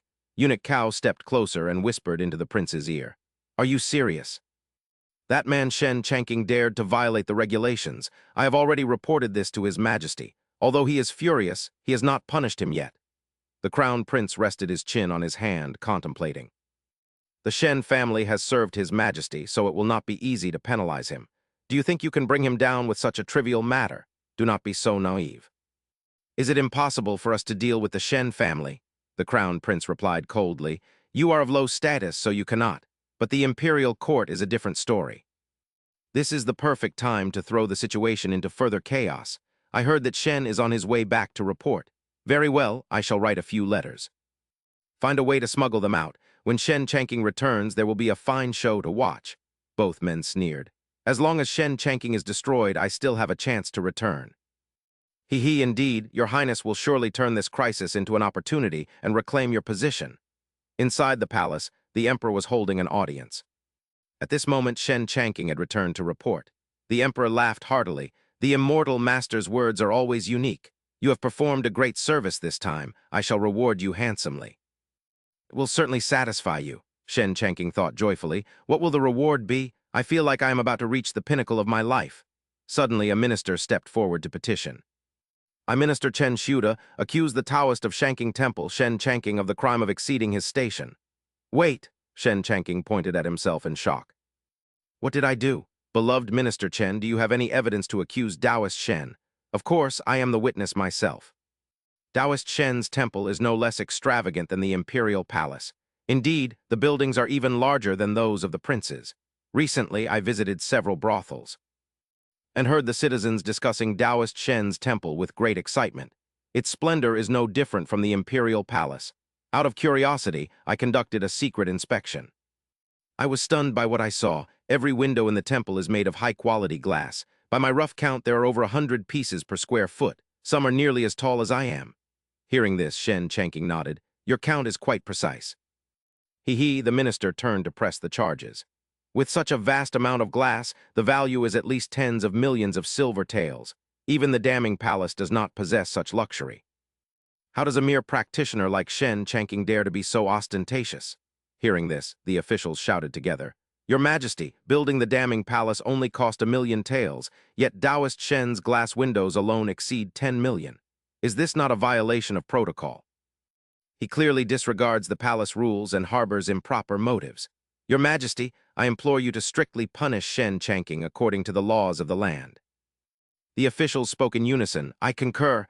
I also support this. Sitting on the dragon throne with a hesitant look, the emperor said, whether immortal Master Shen has truly exceeded the regulations still requires a thorough investigation. Today, I have only heard Minister Chen's testimony. Then he turned to ask Shen Chanking, do you have anything to say about this? Shen Chanking looked composed and detached as he replied, is that what this is about? If so, what does it matter? A minister immediately reacted, Your Majesty, Shen Chanking is unrepentant and speaks with such arrogance. If he is not eliminated, the court will never know peace. The atmosphere in the hall suddenly grew cold. The emperor said gravely, Immortal Master Shen, your reaction makes it difficult for me to shield you. At this, Shen Chanking finally spoke slowly, Lord Lu. You keep insisting that I have exceeded the regulations. Do you dare to ask me exactly where I have done so? Lord Chen shouted in a rage. Things have come to this, yet you still feign ignorance. You are using glazed glass worth tens of millions of taels, which is strictly forbidden. Shen Chanking calmly replied, Lord Chen, this is not glazed glass, but crystal glass I recently manufactured. Its value is entirely different from the glazed glass you mentioned. What is crystal glass? How dare you make excuses before His Majesty? Shen Chanking turned to the emperor and said, Your Majesty, I have coincidentally ordered some glass panels to be presented to you.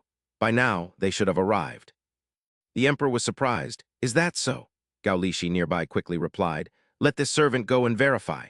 Holding the glass panel, Gao Lishi thought to himself, I don't know what this Shen fellow is planning, but voluntarily offering glazed glass is clearly seeking his own death. Your Majesty, I have brought the glazed glass presented by immortal Master Shen. Shen Chanking held the glass panel and announced, Everyone, please guess how much this glass is worth. The officials observed it closely and began to comment one by one. With such size and transparency, it is truly rare. I have lived more than half my life and have never seen such magnificent glazed glass. Lord Chen pointed at Shen Chanking and said, Shen Chanking, glazed glass this exquisite must be worth at least tens of thousands of taels. Shen Chanking did not respond, but brought the glass panel before the emperor. Your Majesty, how much do you think this piece of glass is worth? The emperor frowned and said, Such rare glazed glass must be very expensive. This piece should be worth over 1,000 taels, right? Shen Chanking raised 3 fingers. He said, This glass panel only costs 30 copper coins. The items in the homes of the officials here are many times more expensive than this. If my use of glass is considered a violation of regulations, then wouldn't the entire court be breaking the law? Lord Chen was astonished. That's impossible. How could its value be only 30 copper coins? Shen Chanking smiled and said, If Lord Chen does not believe me, I am willing to sell it to you for 30 coins per panel.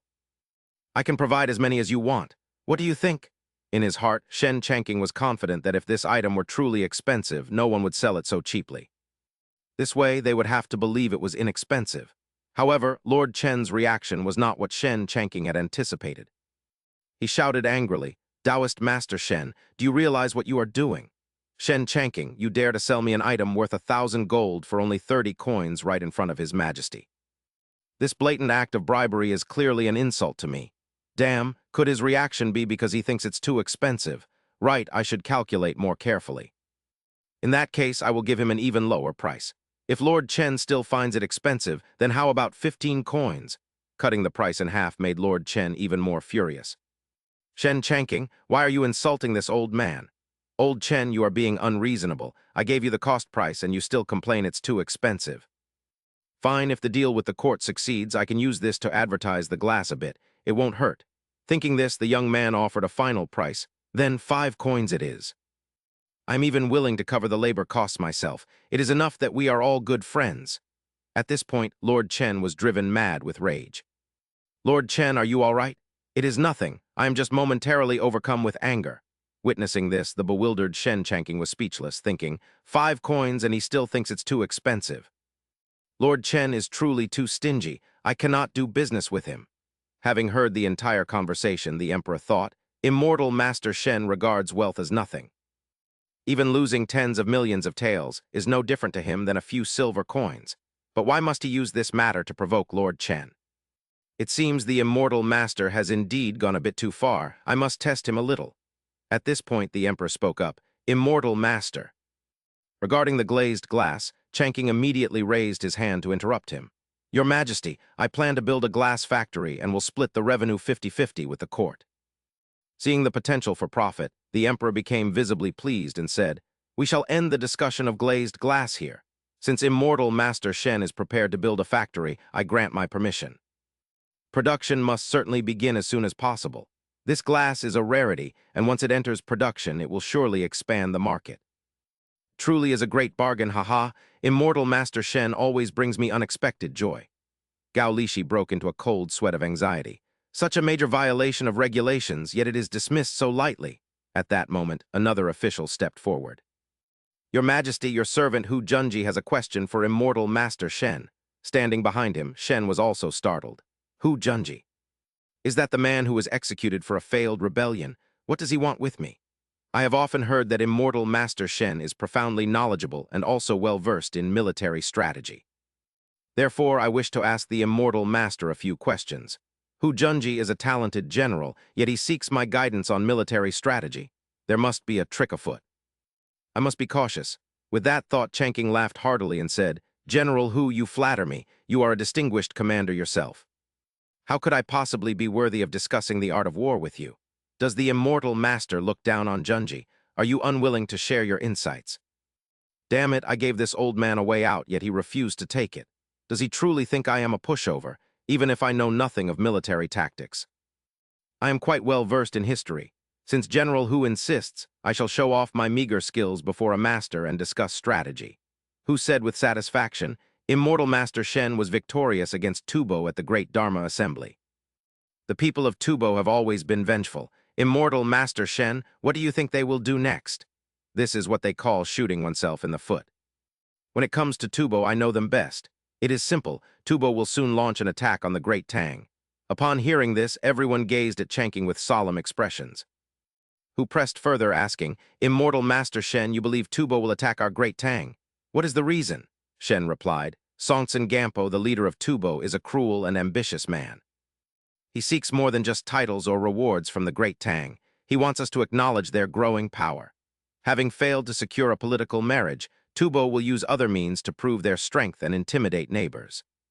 The long-bearded elder, who had been listening intently, nodded and said, "Tubo and the surrounding nations fear only strength, not death. Immortal Master Shen's words are very reasonable." The man with the goatee beside him chimed in, "The Great Tang is far stronger than Tubo. Do they truly believe they can devour us?" Hu Junji then spoke up. "Immortal Master Shen, Tubo has only recently established its state, and its strength is limited. If they attack the Great Tang, are they not afraid of being annihilated by our retaliation?" Chanking laughed and replied, "General Hu, Tubo's geographical location is unique. They are situated on a high plateau, making them easy to defend and difficult to attack. Are you confident that you could wipe out their entire nation?" Hu Junji pondered for a moment before saying, "If it came to a real war, destroying Tubo would indeed be very difficult. However, if Tubo wishes to attack the Great Tang, they can only pass through the Longxi Road. We have fortified that area for years. Tubo will find no opportunity to exploit any weakness." Chanking shook his head. "No, Tubo will not take the Longxi Road. They will advance toward the southeast." Hu Junji was surprised. "The southeast? That is the territory of the Taiyuan tribe. Will Tubo ally with the Taiyuan, or will they bypass them?" Chanking replied, "Neither. They will attack the Taiyuan first and use their land as a springboard to strike Songju." Hearing this, Hu Junji laughed loudly.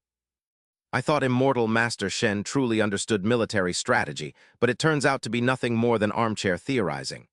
The emperor spoke up in warning. "We are in the imperial court. Junji, do not be impolite." Hu Junji quickly apologized. Please forgive me, your majesty. Immortal Master Shen's words were so amusing that I could not restrain myself. It seems the immortal master knows nothing of the art of war. Allow me to enlighten you on a few points. Changqing calmly replied, the strengths of Tubo and the Taiyuan are equal. If Tubo attacks the Taiyuan first, they might emerge victorious. But they will also deplete their own vitality. If they then attack Songzhu, they will surely be defeated. At that point, the Taiyuan will not remain idle, and Tubo will be caught in a pincer movement. Their entire army would face the risk of annihilation. Just then, a man rushed into the hall holding an urgent dispatch and shouted, "Emergency military intelligence from 800 miles away. Tubo has attacked Songzhu." Changqing breathed a sigh of relief. Fortunately, history was unfolding exactly as he knew it. Otherwise, he would have been utterly humiliated. The emperor read the urgent report. Frowning, he noted that Tubo had indeed attacked the Taiyuan first before striking Songzhu. Everything had happened exactly as immortal Master Shen had predicted. Hu Junji, is he a prophet? Changqing smiled and thought, I can see so far because I stand on the shoulders of the giants of history. Haha, are you afraid now? Hu Junji immediately reported to the emperor, Tubo has invaded Songzhu. I beg your majesty to allow me to lead the army to meet them in battle, crush Tubo, and force them to submit to the great Tang's sharp blades. The emperor nodded. Your words are very reasonable. We shall proceed as planned. I hereby order Hu Junji to lead the troops to confront and suppress Tubo. Hu Junji spoke again. Your majesty, I have one more request. The emperor smiled. Speak freely, my dear official. Hu Junji glanced toward immortal Master Shen. With a cunning tone, he said, Immortal Master Shen is a military genius who foresaw Tubo's schemes. If he joins the campaign with me, our army will surely be victorious. Unexpectedly, the emperor agreed at once, saying Junji was right. In that case, I ask Immortal Master Shen to join the army and wipe out Tubo. Shen Changqing thought to himself, damn it, is this for real? Can't you just let me be a keyboard warrior in peace? Hu Junji smirked, thinking to himself, HMPH, once you're at the front lines, your life will be entirely in my hands. As Changqing trudged back home, his heart was filled with irritation, thinking, those heartless people. I just got back and haven't even rested before being dragged into the palace. He expected a reward, but instead he was forced to the front lines. They truly are a thoughtless bunch. Upon reaching the door, his two cousins, Dong Li and Dong had been waiting since the afternoon. Immortal Master, you've returned. We've prepared a feast to welcome you back to the Immortal Manor, and I've readied a bath so I can serve you while you wash. The two girls began to argue whether the weary Immortal Master should eat first or bathe first, while Changqing could only sigh in response. He suggested he could do both, but they noticed the Immortal Master seemed off today as the other three arrived to greet him. Immortal Master, you're back. Yes, I know, he replied before Changqing suddenly realized, wait, didn't you go home? He wondered when she had returned, while Xiao Bai barked about his concern and Xiao Hai meowed for her not to waste his kindness. Bai Gujing bowed and explained her business was finished, asking to stay, which a pleased Changqing happily accepted. He noted the others were still naive and needed her experience to lead the house, then told everyone to follow him for an announcement. Inside, Changqing solemnly informed them that the court was sending him to the front lines, where his survival was not guaranteed. The Dong sisters were worried, but he told them his heart was heavy and that he would leave the manor to them and Lady Bai if he fell. With the roast duck business thriving and the glass factory nearly finished, he assured them that their future was secure. Changqing closed his eyes and sadly lamented that he was fated to leave this world without leaving any legacy behind. The two pets looked at each other in sorrow as the others left, leaving Changqing alone at the table to sigh at the heavens. He felt miserable that he had to face death at the front before even enjoying this new world, sitting there in silence for several hours. Dong Li entered late at night, and when he asked what was wrong, she requested to come in and immediately closed the door. When he asked why she closed the door, Changqing turned to see a seductive Dong Li beginning to remove her clothes. She mentioned his regret about leaving no legacy before going to war, then let her clothes fall to reveal her stunning figure. Dong Li offered to bear his child so he wouldn't have regrets, leaving Shen Changqing panicked and trying to explain the misunderstanding. Bashful Dong Li told him not to worry, as Lady Bai had already taught her 18 bedroom positions and 36 seductive arts. He hurriedly signaled for her to stop, but just then, a noise from outside indicated that someone else was there. Shen Changqing told her to hide so she wouldn't be seen like that, Then he quickly opened the door to find Dong-er standing there. A shy Dong-er appeared, and when he asked why she was there so late, she began acting exactly like Dong-li had. She asked to enter and then closed the door, a sequence of events that felt strangely familiar to him. Chang Qing broke into a cold sweat as Dong-er began to undress, repeating his words about leaving no legacy before the war. She claimed to understand his wishes and was willing to bear his child, promising to serve him devotedly throughout the night. Chang Qing was both terrified and enthralled, his eyes nearly bulging out even though he knew this was all a misunderstanding. He couldn't look away, but then Dong Li stormed out from her hiding spot, shouting that she had arrived first. She insisted on being the first to bear his child and told the other to wait her turn, leaving both girls standing seductively before him. They asked him to choose between them, and while he secretly wanted both, he didn't dare say it out loud. He agonized over the impossible choice, while three onlookers watched the entire scene unfold from outside the room. Xiao Hai asked if she was sure about the hint, but Lady Bai insisted that his comment about her experience clearly meant teaching them bedroom arts. Xiao Hai questioned why the immortal was being so cryptic if he intended to leave a legacy, while Xiao Bai explained that someone of his stature naturally speaks in a lofty manner. Even after reaching enlightenment, the immortal couldn't abandon worldly desires like intimacy, leading Xiao Bai to wish she could be summoned for the night as they all lamented the nature of men. It seems all three of them are female. The scene then shifts to the next day under a bright sun where Bai Susu is diligently writing on paper. She complained about having to transcribe the Tao Te Ching daily while kneeling, noting that while she was used to kneeling for other things, she had never written until her hands were this sore. Xiao Bai snapped at her to stop whining, pointing out that being a human was far easier than the struggle they were facing. Their current forms made the task much more grueling for them, which Xiao Hai agreed was the reason they had to take over the table. Exhausted and seeing no one around, Xiao Hai wanted to transform into her human form, but Xiao Bai warned her not to forget the immortal's instructions. The immortal was well aware of their petty tricks, recalling the previous night, Shen Chanking had asked the girls what they were plotting. He accused them of trying to lead him astray and ordered that after his departure, they must each transcribe the Tao Te Ching once every day. He forbade any laziness and promised to check their work upon his return, though he only intended to punish the three who were flaunting themselves. Unexpectedly, the two pets also thought they were being punished, and the immortal's warning against laziness meant they weren't allowed to use magic to finish the task. Bai Susu pondered with her pen against her chin, wondering why the immortal had been so angry and if she had perhaps misunderstood his intentions. Xiao Hai believed their guess was correct despite his anger, but Xiao Bai asserted that he was unhappy precisely because they had seen through him. Superiors never like it when subordinates read their minds, and she found following such a boss to be incredibly mentally draining.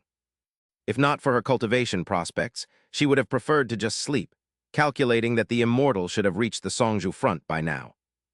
At the gates of Songju amidst a heavy downpour, Hu Junji announced that 100 elite volunteers were standing by and awaiting orders. He requested the immortal to lead them to reinforce Luocheng's slope, but Shen Chanking sighed, asking to decline since he had never led troops before. Old Hu placed a hand on his shoulder, remarking that he also lacked experience when he first started, yet now he was a general. He insisted that the immortal's knowledge of military tactics would make leading easy, especially with 100 elites he had specifically gathered for him. Shen Chanking eventually relented and accepted his role as the commander, but he was stunned when he finally looked at his troops. One was obese, another was too old to walk, and some were wounded and near death, leaving him wondering where the actual elites were. He was quickly ushered out of Songju and told that the military order was final, requiring him to depart immediately. Failure to comply would result in execution under military law, so he bitterly realized he had no choice but to go. Watching them leave, Hu Junji sneered, thinking that he wouldn't even need to get his own hands dirty to kill Shen Chanking. At the Luocheng slope camp, Yang Yizhai read the dispatch stating that General Hu had sent immortal Shen to take over the defense of the area. Shen Chanking asked if they had always been stationed there, and the commander confirmed it was an ideal spot due to the water source and defensible terrain. Shen Chanking immediately ordered the entire army to relocate to higher ground, stating they could no longer remain in that location. The commander argued that the river was their only water source and moving could be disastrous, but Shen warned that the continuous rain would trigger a flash flood. He explained that they were in a basin by the river and would all perish if the water rose, though the commander saw nothing unusual about the river. The junior officers mocked his fear, claiming they had been there for a long time without issue, while Shen thought that every flood victim thinks the same way. Flash floods can happen at any time, and I have no time to waste words with you. Having said that, he raised the command token and shouted that he was there on General Hu's orders. My word is law here, so follow my command and move to higher ground immediately. The other general was defiant but ultimately complied. Fine, the high officials might listen to you, but will the king do the same? The young man ignored the hardships and helped the soldiers relocate, urging them to hurry. They moved all the essentials to the hilltop, while the other general cursed from afar, calling Shen a useless fool who understood nothing and would lead them all to their deaths. If the Tubo army attacks, we are finished. We fought so hard to hold this position, yet he arrives just to steal the credit, which is truly infuriating. Suddenly, his expression turned cold as he declared they would never let anyone steal their credit, deciding to kill them all and report to the court that the Tubo were responsible. While he was carrying timber, 3 dark-faced men armed with swords appeared behind him. Then the scene shifted to the Tubo camp, where a fat man sat with a beauty while belly dancers performed. The king told them to take turns just as Gampo, the Tubo envoy, entered with a stern expression. The Yangtang king had been far too enthusiastic when meeting with the great Tang, causing the fat man to tremble and stammer as he addressed Lord Sanpo. He hurriedly dismissed the maids and prostrated himself on the ground, trembling as he greeted Lord Sanpo, who noted that the Yangtang king had already had 3 days. Gampo coldly asked if he had captured Zhuliucheng yet, leaving the fat man flustered as he claimed his soldiers were not skilled in combat. He added that the defenders of Zhuliucheng were very stubborn, which was why he had not taken it yet, but Gampo pointed a sword at him and threatened to give him only 1 more day. If Zhuliucheng did not fall, the Yangtang tribe would get a new leader, prompting the man to promise he would personally lead the troops immediately. The scene returned to Changqing as the rain intensified while he commanded the troops, until a soldier suddenly screamed in panic that the floodwaters were rising. As a massive torrent of water surged toward them, Changqing shouted for everyone to run and abandon the supplies, as saving their lives was the top priority. Everyone fled, including the sword-wielding general, and once they reached high ground and looked down at the water, they realized with horror that they would have been swept away if they had stayed in the valley. The general wondered if he truly possessed the power of prophecy like a half-immortal, and when a subordinate asked if they should still strike, he snapped back at him. He declared that the immortal master was a divine figure who had saved their lives and ordered everyone to respect him from now on, while Changqing breathed a sigh of relief. He was glad he had urged everyone to move in time to avoid the danger, but he became confused when the general approached to apologize for his earlier offense. He wondered when the man had offended him, but decided to ignore it since the ancients were fond of etiquette, thinking he should lead the troops to set up camp so he could finally rest.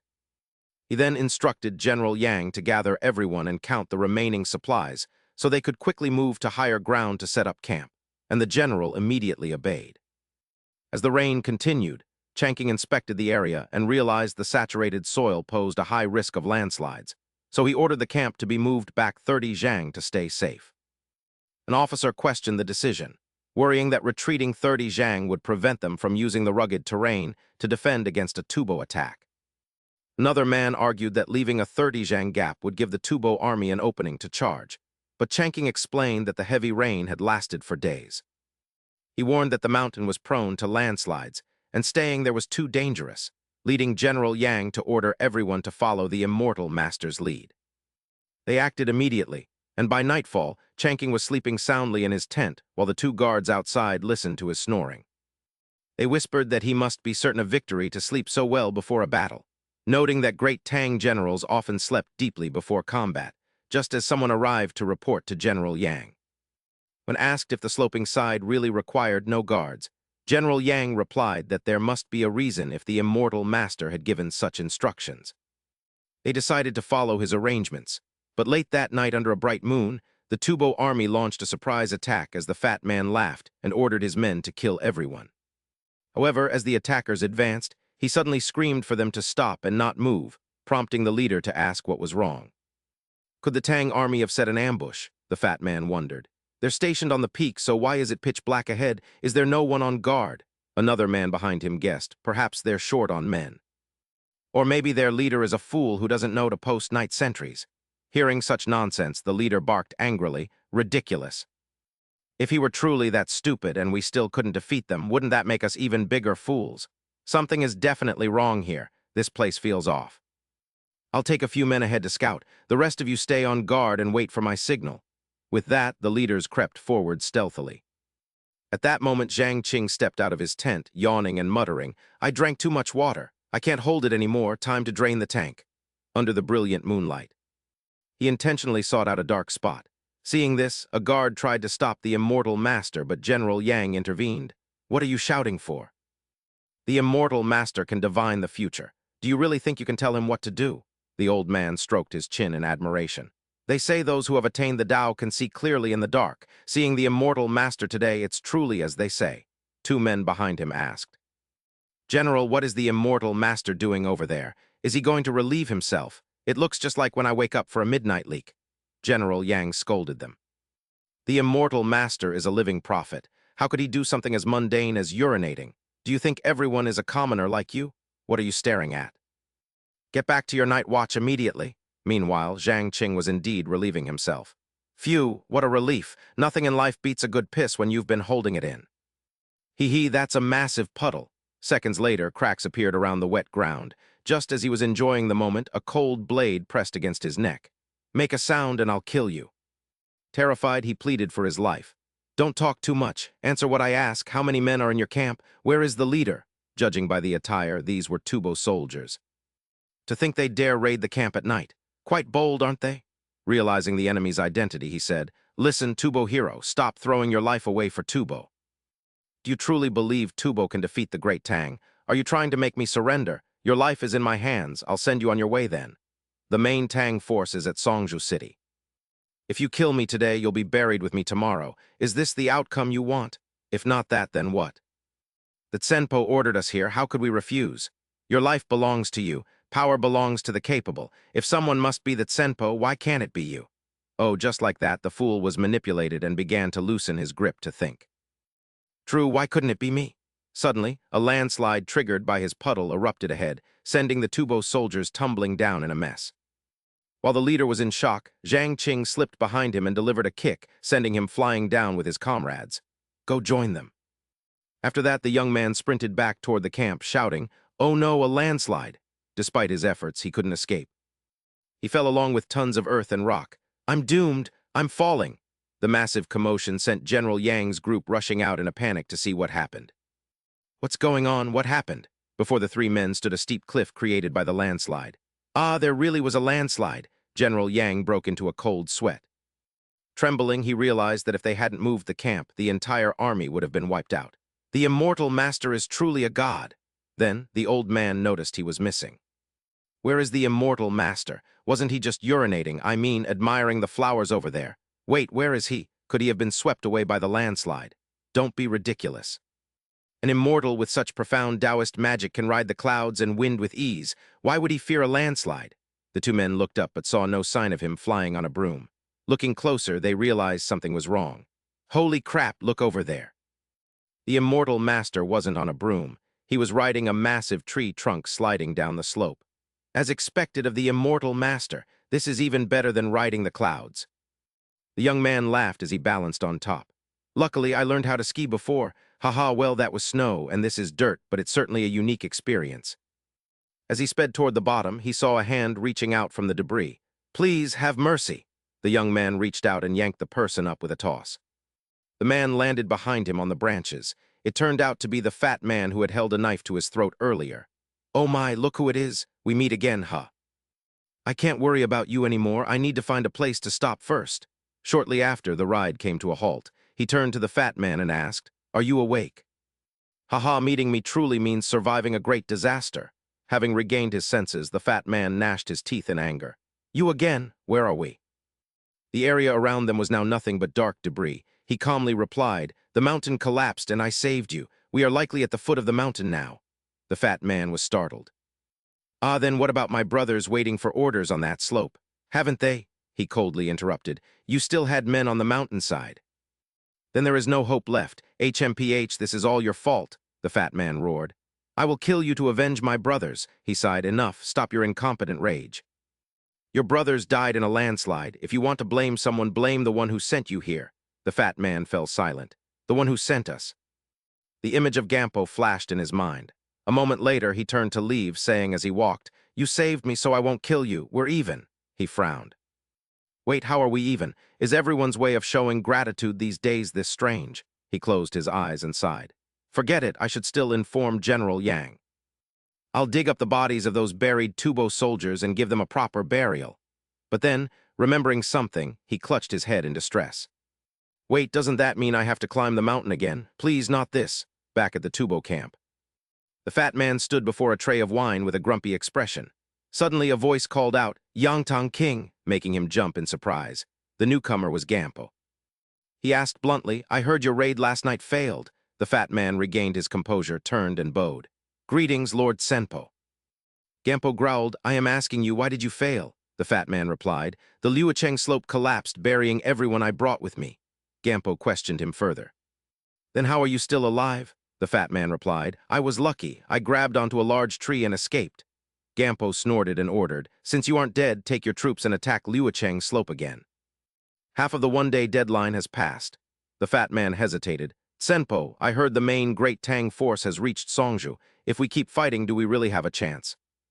Gampo laughed confidently. We must strike while they haven't settled in. Speed is the soul of war. We will take Songju in one blow.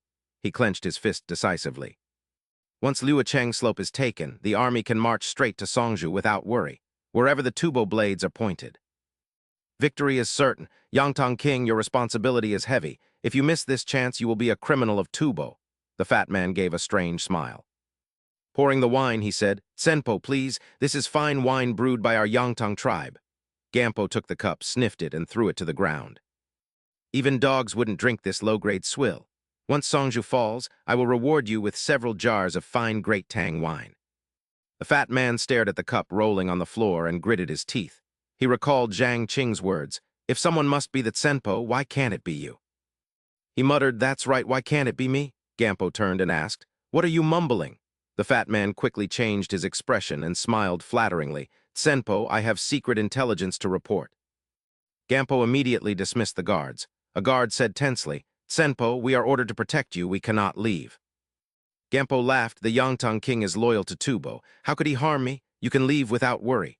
Once everyone had left, Gampo asked, What is this secret? Speak quickly. The fat man feigned seriousness. During my raid on Liucheng slope last night, I overheard the Tang generals discussing a secret. Gampo was curious. Oh, what were they discussing? The fat man was clutching something in his hand. Suddenly, he swung his arm and 3 hidden arrows flew out. Haha, they said it's time for a new Tubo Senpo. Gampo recoiled in horror but was still struck by an arrow. In pain, he asked, Why? The fat man sneered, There is no future for the Yangtang tribe following you. I will strengthen my tribe my own way. After killing you, I will join the alliance leader. With that, he drew his blade to finish Gampo. Gampo cried out in terror, This cannot be. I am a wise ruler who will make history for Tubo. I cannot die here. Then everything descended into chaos. Blood splattered across the screen. The scene shifted to where he was commanding his soldiers to bury the Tubo men buried by the landslide. Lay them down respectfully, give them basic dignity. General Yang arrived to report, Immortal Master, the initial excavation is complete. We have found over 100 Tubo bodies, with likely hundreds more still buried. We suffered no losses, yet we've eliminated several hundred Tubo soldiers. This is a massive military achievement. He sighed wearily, noting they suffered due to their lack of knowledge and the mountain landslide. Immortal Master, you truly are a living god. Master Shen's posture as you slid down the mountain was even more graceful than the immortals of legend. If I were a woman, I would surely be smitten by you. I am not a woman, yet I am also enchanted by you. Ah, it seems they are about to fall in love with me, he shouted out in alarm. Enough, stop testing my psychological endurance. I am a straight man. General Yang asked his subordinate what a straight man was. I have never heard that term. Could it be the language of the celestial realm? A moment later, a soldier arrived to report. Immortal Master, someone calling himself the Yangtang Wang of Tubo wishes to see you. Oh, isn't he an old friend? Why has he come here? The fat man gave a strange, forced smile. So you are the renowned Immortal Master Shen. It is no disgrace to lose to you. Then he solemnly presented a wooden box, saying, "Immortal Master Shen, I have killed Ganbu. The Tubo tribes are willing to submit to the Great Tang and cease hostilities from now on." Chanking was stunned, asking if he truly killed Ganbu. "You may verify it yourself. Open the box." It really is Ganbu's severed head. Is he truly dead? Chanking felt his vision blur and his head spin, turning away in nausea and fear. "Immortal Master Shen, what is wrong? Let me think for a moment." He was flustered because history had been altered. According to history, Ganbu should not have died for another 7 or 8 years, but now the Yangtang Wang has killed him. Will history change? Will I be punished by the heavens? Suddenly dark clouds gathered. Is it going to rain? Lightning flashed above him. No, the divine punishment is coming. General Yang said angrily, "It has been raining for so long. We finally had a bit of sunshine, so why is it raining again?" But in less than 30 seconds, the clouds vanished and the sky turned clear again. Where did the clouds go? They were just filling the sky. Why did they all disappear? Standing behind him was a charred figure who said, "Shen Chanking, I took this divine punishment for you, but next time you must pray for yourself. The mandate of heaven cannot be defied." Nothing else happened. He exhaled in relief, thinking carefully that since he had changed history many times before, perhaps he wouldn't be punished by the heavens after all. General Yang asked the fat man how he managed to kill Ganbu. He replied that Ganbu treated him like a dog, never expecting a loyal dog to bite back. After hearing Immortal Master Shen's words, I decided to resist. Ganbu pushed me too far, so I killed him. Now only the Great Tang can take me in. Just a moment ago, you said the Tubo tribes would submit to the Great Tang.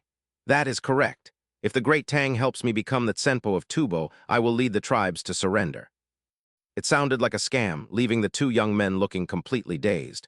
What if we refuse? Since I dared to come here alone, I naturally came prepared.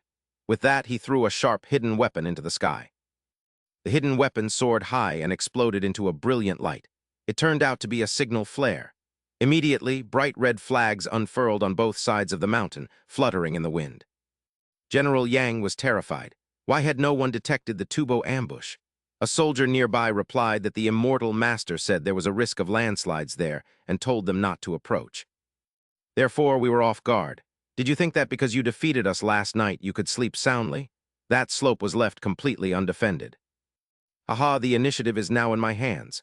While the fat man was boasting, a muffled explosion suddenly rang out, shaking the very foundations of the earth. Everyone panicked, unsure of what was happening.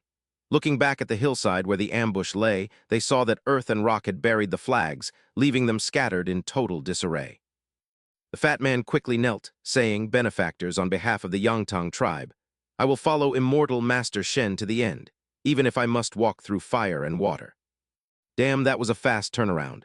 Are you a professional at switching sides? Heh, I actually preferred your arrogant and defiant attitude from before.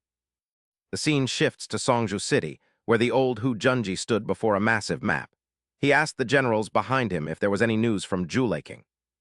The general replied that no news had arrived yet. He frowned in thought. Juleking was a place that Tubo would certainly fight for. I dispatched Shen Chanking with a troop to provide reinforcements there. If Tubo still cannot eliminate Shen Chanking, then they are truly useless. He pointed to a location on the map and sneered, saying that this place was truly unlucky for Shen Chanking, wasn't it, Immortal Master Shen? Just then a soldier rushed in to report, "Commander-in-Chief, an urgent message has arrived from Juleking. Could it be that Juleking has been seized by Tubo? Where is Shen Chanking?" Isn't his group already outside? The Commander-in-Chief should go see for himself. Has Shen Chanking returned? He actually dared to abandon his post and return to Songju City. If the Tubo sees this chance to attack Songluo Slope, I will certainly display your severed head as a warning to all. His face darkened, shrouded in a sinister aura as he barked, "Guards! Seize Shen Chanking for me?" Instantly, a group of aggressive soldiers rushed forward to apprehend him. "General Hu, please do not be so impulsive. The war between the Great Tang and the Tubo has already concluded. My return to Songju City was not an unauthorized desertion of my post, Immortal Master Shen. Have you drunk too much wine and started talking nonsense? The Tubo have massed a heavy army outside Songju City. Since when did the war end?" Seeing the general's disbelief, he called for the stout Yang Tongwang. The man immediately understood, dropping to one knee to present a box. "Gampo has been eliminated. His head is right here." Hu Junji and his officers were struck with horror. "What? Gampo is dead? How is that possible? General Hu, if you doubt it, you may verify it with your own eyes." Upon opening the box, it was indeed Gampo's head. It really is him, he is truly dead. He continued, the Tubo are now like a dragon without a head. Even if the Great Tang does not deploy its army, they will fall into internal chaos and no longer have the strength to attack us. Has the war not ended then? Immortal Master Shen, how exactly did you manage to kill Gampo? The stout man then stepped forward and bowed respectfully. This humble one is Yang Tongwang of a Tubo tribe. After being persuaded by Immortal Master Shen to repent, I took action and killed Gampo. Oh, in that case. It seems all the credit belongs to Immortal Master Shen. The young man chuckled, dismissing it as a minor feat. However, Shen Chanking's achievement did not please old Hu. His face turned livid. Eliminating Gampo was a monumental achievement. This credit absolutely could not be claimed by Shen Chanking. After a moment of reflection, the old man asked, who else is aware that Gampo has been killed? After Yang Tongwang's successful assassination, he came to Songluo Slope to find me. Currently, only I and the Great Tang soldiers stationed at Songluo Slope are aware of this. To not realize the intent behind such a blatant question would be truly naive. Excellent. Immortal Master Shen and Yang Tongwang, you both have worked hard. He summoned his subordinates and gave orders. Men, escort these two to the rear courtyard to rest. I shall immediately draft a report to His Majesty to request rewards for the Immortal Master. 2 soldiers promptly led them away. Immortal Master Shen, this way, please. Before departing, the stout man cast a suspicious glance back at Hu Junji. The old man's cold, sinister expression made him break into a cold sweat and tremble. Once they had left, Hu Junji stood staring at Gampo's severed head, deep in thought. He commanded, immediately dispatch men to Songluo Slope under the guise of granting rewards.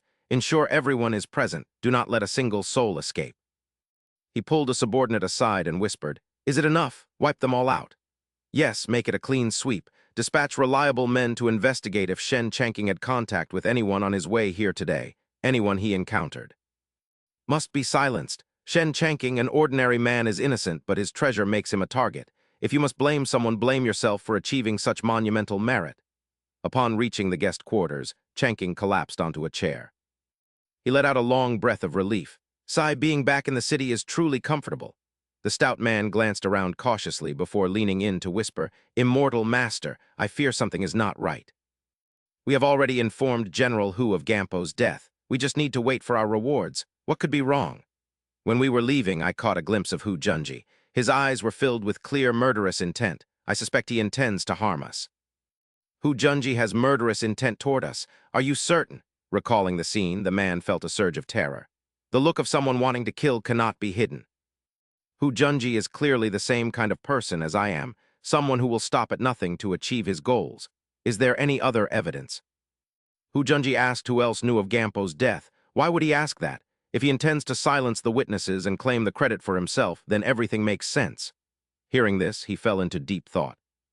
Hu Junji truly is a man with the heart of a wolf. Silencing witnesses is indeed a very likely possibility. Having realized the truth, he clenched his fists and said, Yang Tongwang, we must leave this place immediately. I will follow your arrangements, Immortal Master. As they stepped outside, a guard questioned them. Immortal Master Shen, where are you two headed? He smiled and replied, Oh, it has been a long time since I was last in Songju City. I wish to take a stroll and show Yang Tongwang the prosperity of our Great Tang. Indeed, I have long heard of the Great Tang's unparalleled splendor. I have always wanted to broaden my horizons. Immortal Master Shen. General Hu has ordered that you and Yang Tongwang are not to leave for the time being.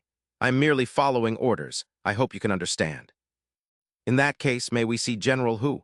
The general is currently occupied with urgent military matters. No visitors, act depressed on my behalf. Fine, we will stay in here. Back in the room, the fat man asked, Master Shen, what should we do? We are clearly being confined. Hu Junji didn't kill us directly, but chose to confine us first, so he must have some reservations. He is likely investigating Gampo's death to see if anyone else knows the truth. Once he confirms that no one else knows, our day of death will arrive. Hearing this, the fat man said without fear that if he dies, he dies. Killing one person breaks even, and killing 2 is a profit. Perhaps there is still a chance for a turn of events that we haven't considered. Back with Hu Junji, a general reported that everyone from Ryu Lecheng was present, and none had escaped, as General Wang had already surrounded the area and confirmed Shen Zhanking had no contact with anyone on his way back to Songju. The old man's face turned purple as he ordered assassins to attack the backyard where Shen Jianqing lived and kill everyone without exception, as the scene shifts to the heavenly court high above the clouds. Inside the palace, a white-haired elder sat in meditation with a fat servant and a thin one behind him, facing a massive glowing orb. The orb began to show strange phenomena that terrified the two servants as the armillary sphere cracked, and the elder calculated the shift in the heavenly Tao, finding it was related to a mortal named Shen Jianqing. He realized he couldn't even see through the man's destiny, which explained his great influence, and after thinking for a moment, the elder decided that since he was just a mortal, he would take action. He told them there was no need for them to act, as he would personally adjust the heavenly Tao to show the mortal the inviolable divine majesty, while a black-clad figure swept past Shen Jianqing's hiding place.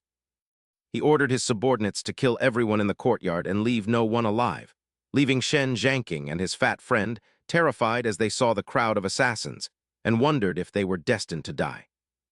At that moment, the sky suddenly turned dark as violent thunder and lightning erupted, yet the man in black still charged toward them, sneering that today would be their end. However, he suddenly noticed something unusual about the strange weather, realizing the dark clouds looked hauntingly familiar, much like a previous heavenly tribulation. Before he could react, a blinding bolt of lightning struck down, causing him to scream that it was targeting him again, and he was surely doomed. Strangely, the lightning missed him and struck the approaching assassin directly, causing a massive explosion, and once the smoke and dust cleared, a massive crater like a bomb site was all that remained before them as Shen Jianqing quickly pulled his fat friend along to run, fearing another lightning strike. They shouted that they would die if they didn't hurry toward the exit, complaining that the ground felt as though it had been scorched through. The lightning was truly terrifying as the other assassins were reduced to ash, and the sole surviving assassin could only watch as Shen Jianqing made his escape. He sighed, realizing Shen Jianqing had escaped, and the news quickly reached Hu Junji, who was shocked to hear that General Li had been killed by lightning.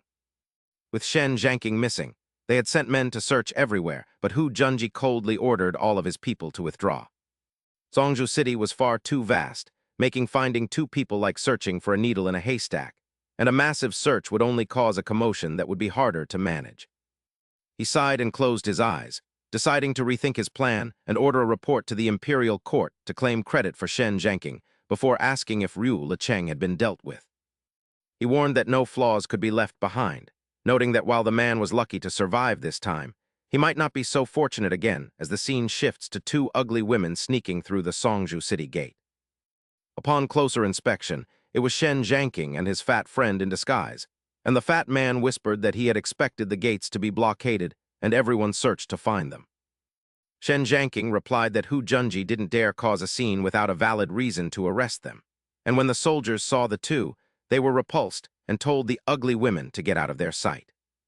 However, they were called back before they could get far, making Shen Jianqing worry they were exposed and might have to fight, but his fat friend told him to stay calm.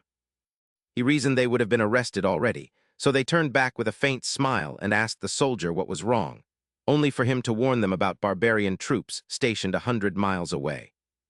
They quickly thanked the soldier for the warning, with Shen Jianqing pretending to be a young woman, before they both hurried away. Before long, they reached the territory of Ryu Licheng, and the fat man worried that if Hu Junji had truly taken action against the town, their return would be in vain.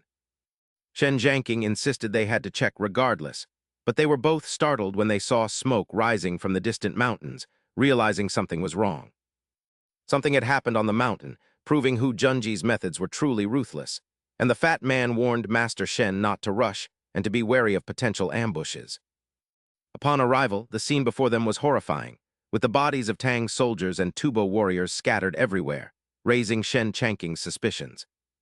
The fat man shook his head, doubting the Tubo could have attacked this place and suggesting someone might have staged the assault to frame them. He reasoned that with General Yang's prowess, even if they couldn't win, he should have at least been able to lead everyone to safety. As they began searching for remaining clues, the fat man suddenly heard a noise and alerted immortal Master Shen to the disturbance.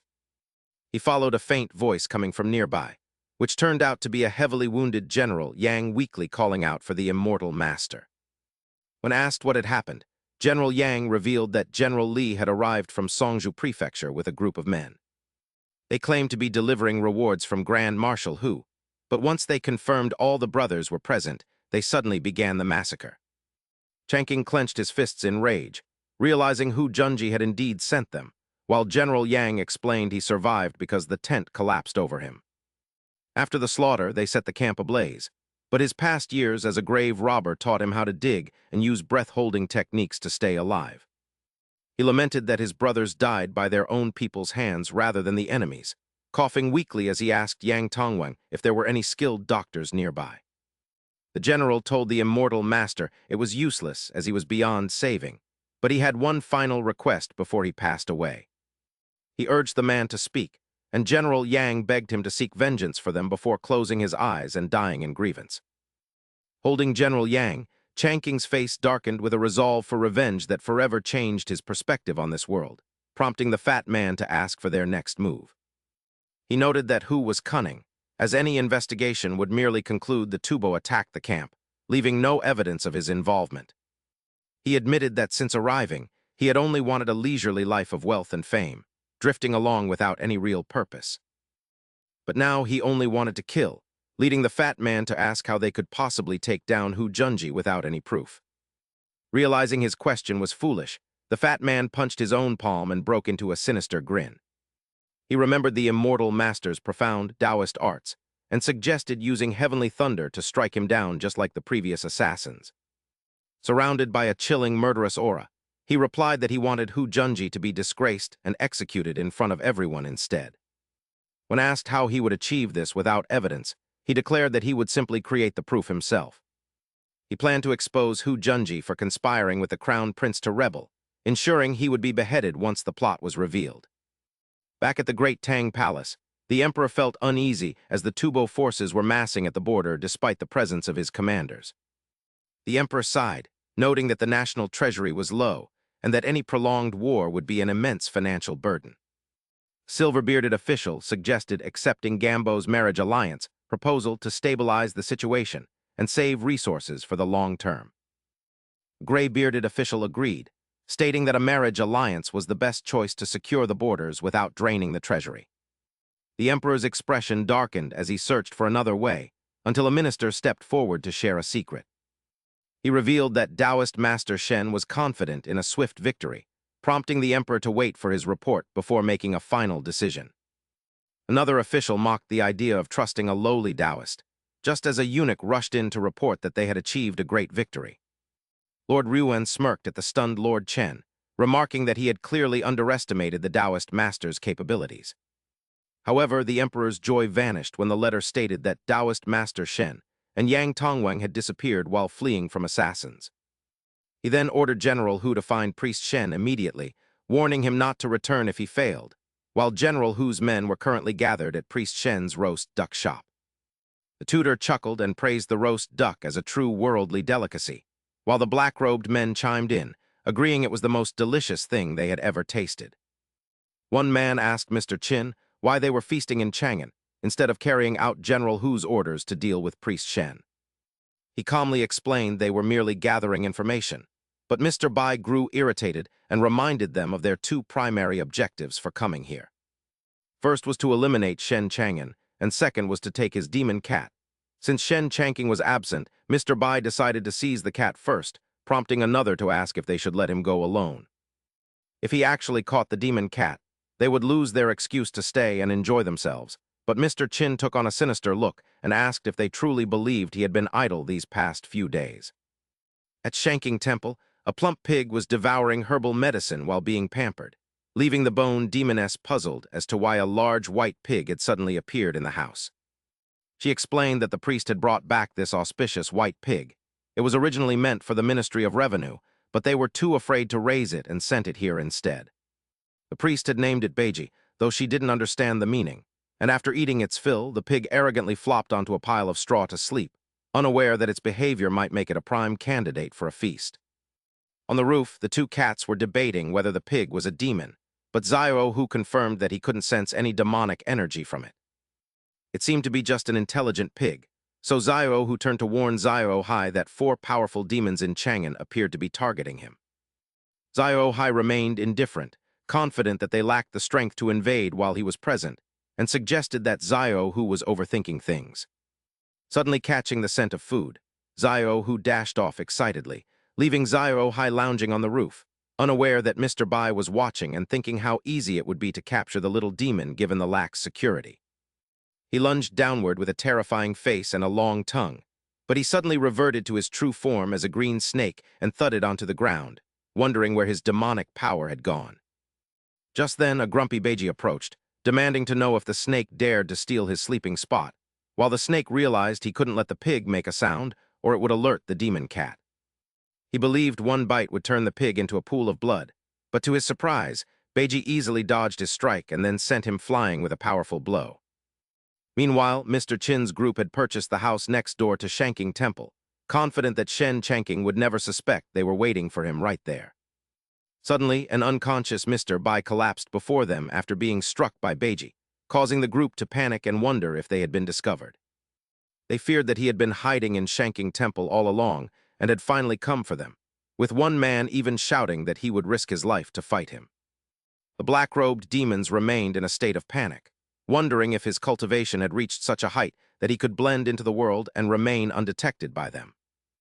Mr. Chin shouted out in terror, claiming that the 4 demons of Yin Mountain were the ones targeting Priest Shen, and that he had no involvement in their scheme.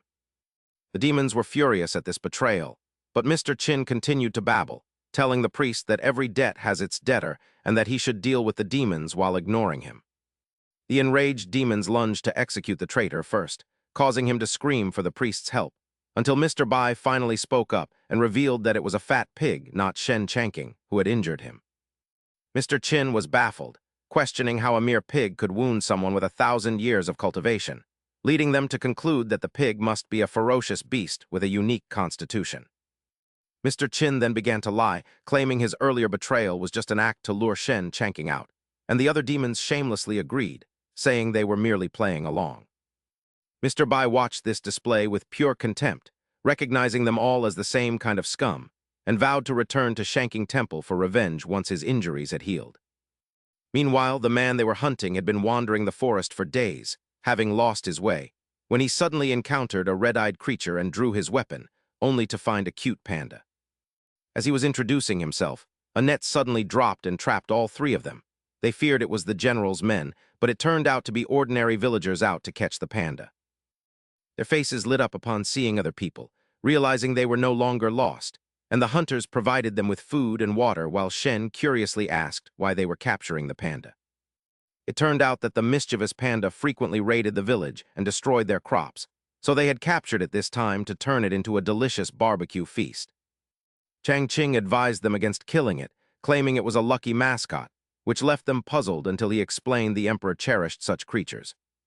He assured them that presenting it to His Majesty would bring great rewards, and to gain their trust, he claimed to be from Chang'an, guaranteeing the compensation would satisfy them.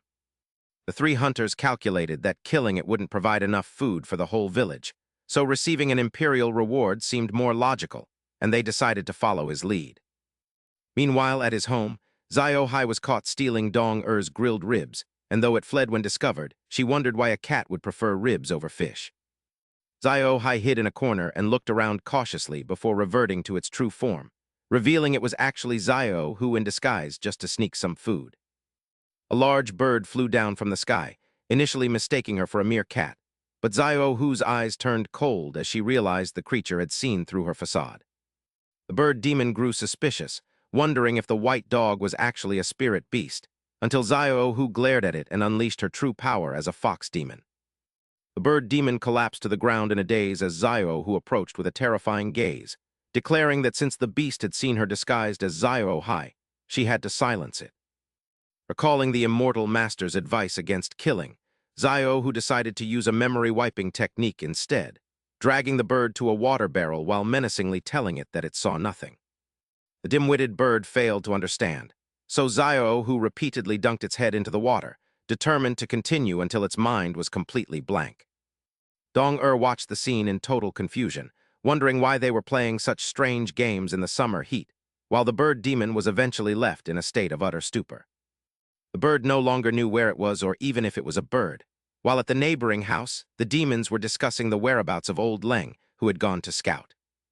As soon as they spoke, he fell unconscious in the courtyard, a sight all too familiar to the group as it mirrored old Bai's condition, leaving one severely injured and the other a fool.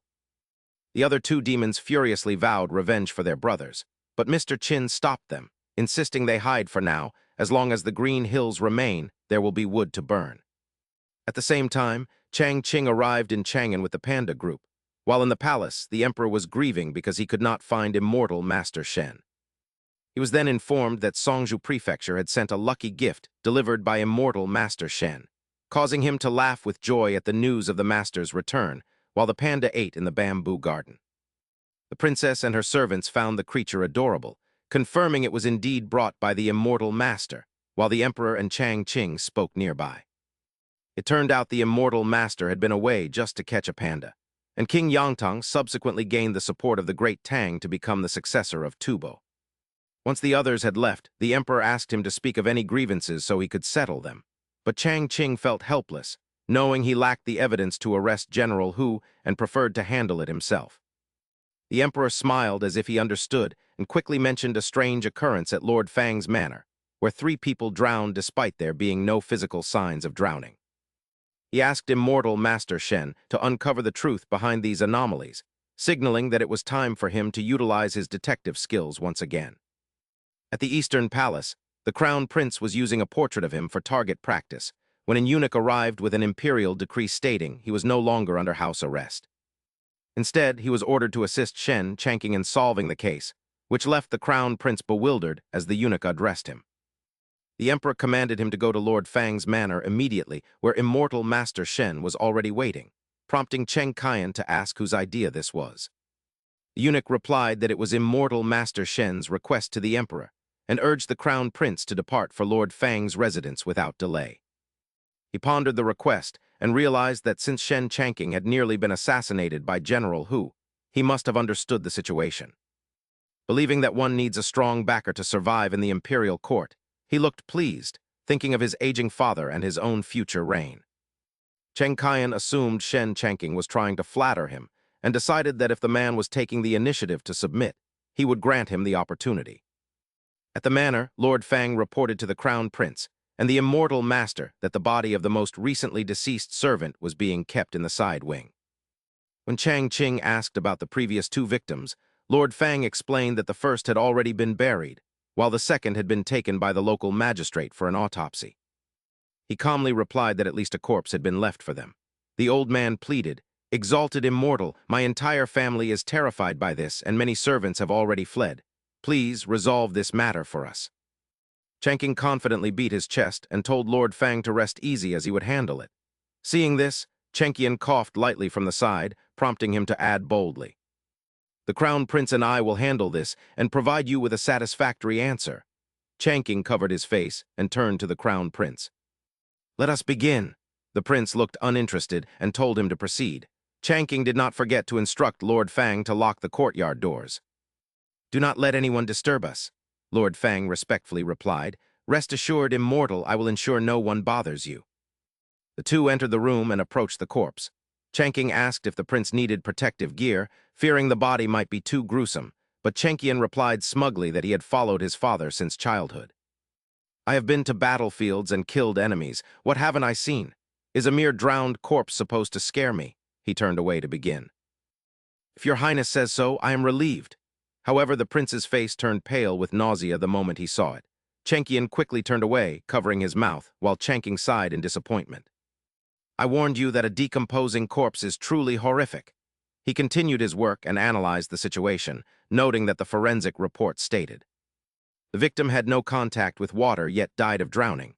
Changqing observed closely, concluding that if it wasn't suicide, a killer must be involved. He pondered, unable to figure out the killer's method. In his memory, no detective story he knew matched this specific case. Changqing scratched his head in frustration. He had planned to involve the Crown Prince in solving the case to share the credit and hasten his rebellion, but he hadn't expected the case to be this difficult. Changqian asked with a grimace, "Shen Changqing, you've been staring at that corpse for a while. Have you found anything?" He calmly remarked that the prince had recovered quickly and seemed quite patient. The prince snapped, "How dare you speak to me like that? Is this your idea of flattery?" Changqing shot back. "Who wants to flatter you? What are you talking about?" Changqian closed his eyes, thinking he had been too impulsive. How could Shen Changking admit to flattery? If word got out, how could he maintain his standing in court? Having thought this through, he raised his hand and spoke calmly. It is nothing. Just ignore what I said. You have been looking at the body for so long. What have you discovered? He countered by asking if the prince had noticed anything himself. Chenkian laughed, claiming he had already solved the case. He explained that the victim drowned despite there being no signs of water on the exterior.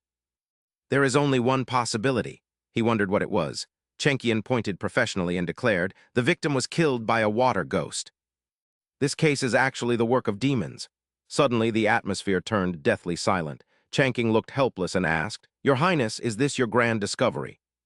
He insisted, exactly. Do you have a problem with what I said? Seeing his strange expression, Chenkian asked curiously, What is it? Changking removed his mask and lamented to himself, I am truly a fool.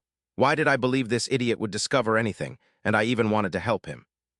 Chenkian asked competitively, Hey, what are you saying? Are we still investigating? He replied irritably, Of course we are, but I have no leads yet. The prince continued to pester him. Is my analysis wrong? If you do not think it was a demon, then how did those people die? Changking's face darkened as he began to doubt. Indeed, their deaths are very strange. Suddenly, he jolted as he realized, Wait, I overlooked this point. Chenkian followed him, demanding to know what he found. Changking quickly put on his mask and said anxiously, Forgive me. This only piqued the prince's curiosity further. Shen Changking, what are you doing? He broke into a nervous sweat and replied, Investigating the case to verify my theory. Chenkian looked horrified. Shen Changking, are you really going to commit such a cruel and blasphemous act upon a corpse? Covering his mouth to keep from vomiting, he left, saying, I cannot take this anymore. Once outside, Chenkian walked slowly, still feeling nauseous. I truly underestimated that Shen Changking. To remain so indifferent in the face of a corpse, he must be an incredibly cruel man. His face was dazed. No wonder he keeps ruining my plans. If I can win him over, it would be like a tiger growing wings. I could surely achieve great things. Changking stepped out of the room and approached him. Your Highness, are you all right? Why did you vomit? Chenkian tried to act fine. When did I ever vomit? Earlier it was too stuffy inside, so I just stepped out for some fresh air. He then spoke up to ask the crown prince, Your Highness, I have a favor to ask of you. Could you bring some martial arts experts here? He didn't answer immediately, wondering to himself. Shen Changking is proficient in Taoist arts and knows masters like the city guard commander. Why does he want me to find martial arts experts? Recalling being humiliated by Changking, you are the crown prince. Don't you have any experts under your command? His imagination had already run wild. He's trying to gauge my strength. That makes sense. A man like him wouldn't ask me for a favor lightly. Cheng Kaian laughed loudly and replied, Is it just a few experts, to be honest with you? I have every kind of expert under my command. If it's just martial artists, I have as many as you need. Changking replied happily, That's excellent then. Then I'll trouble your highness to find some experts for me. I intend to stay here tonight. He jumped up in shock. Stay here tonight. After what you did to that corpse earlier, you still dare to stay the night. What I did to the corpse was for the investigation. Don't you know that? He turned away and scoffed. Besides, what right do you have to criticize me? What have you actually contributed to this investigation so far? Cheng Kaian snapped back furiously. I haven't contributed anything. Fine, if it's just staying the night, I'll stay with you. A short while later, 2 martial arts experts arrived. Greetings, Your Highness and Master Shen. Cheng Kaian introduced them proudly. Zhang Wudi and Wang Bubai, 2 top-tier experts under me, they are incredibly powerful. He stood there blankly, thinking those names didn't sound like very formidable characters. He continued suggestively, It seems I must let you witness their true skills. Zhang Wudi and Wang Bubai bowed and said, Please observe, Master.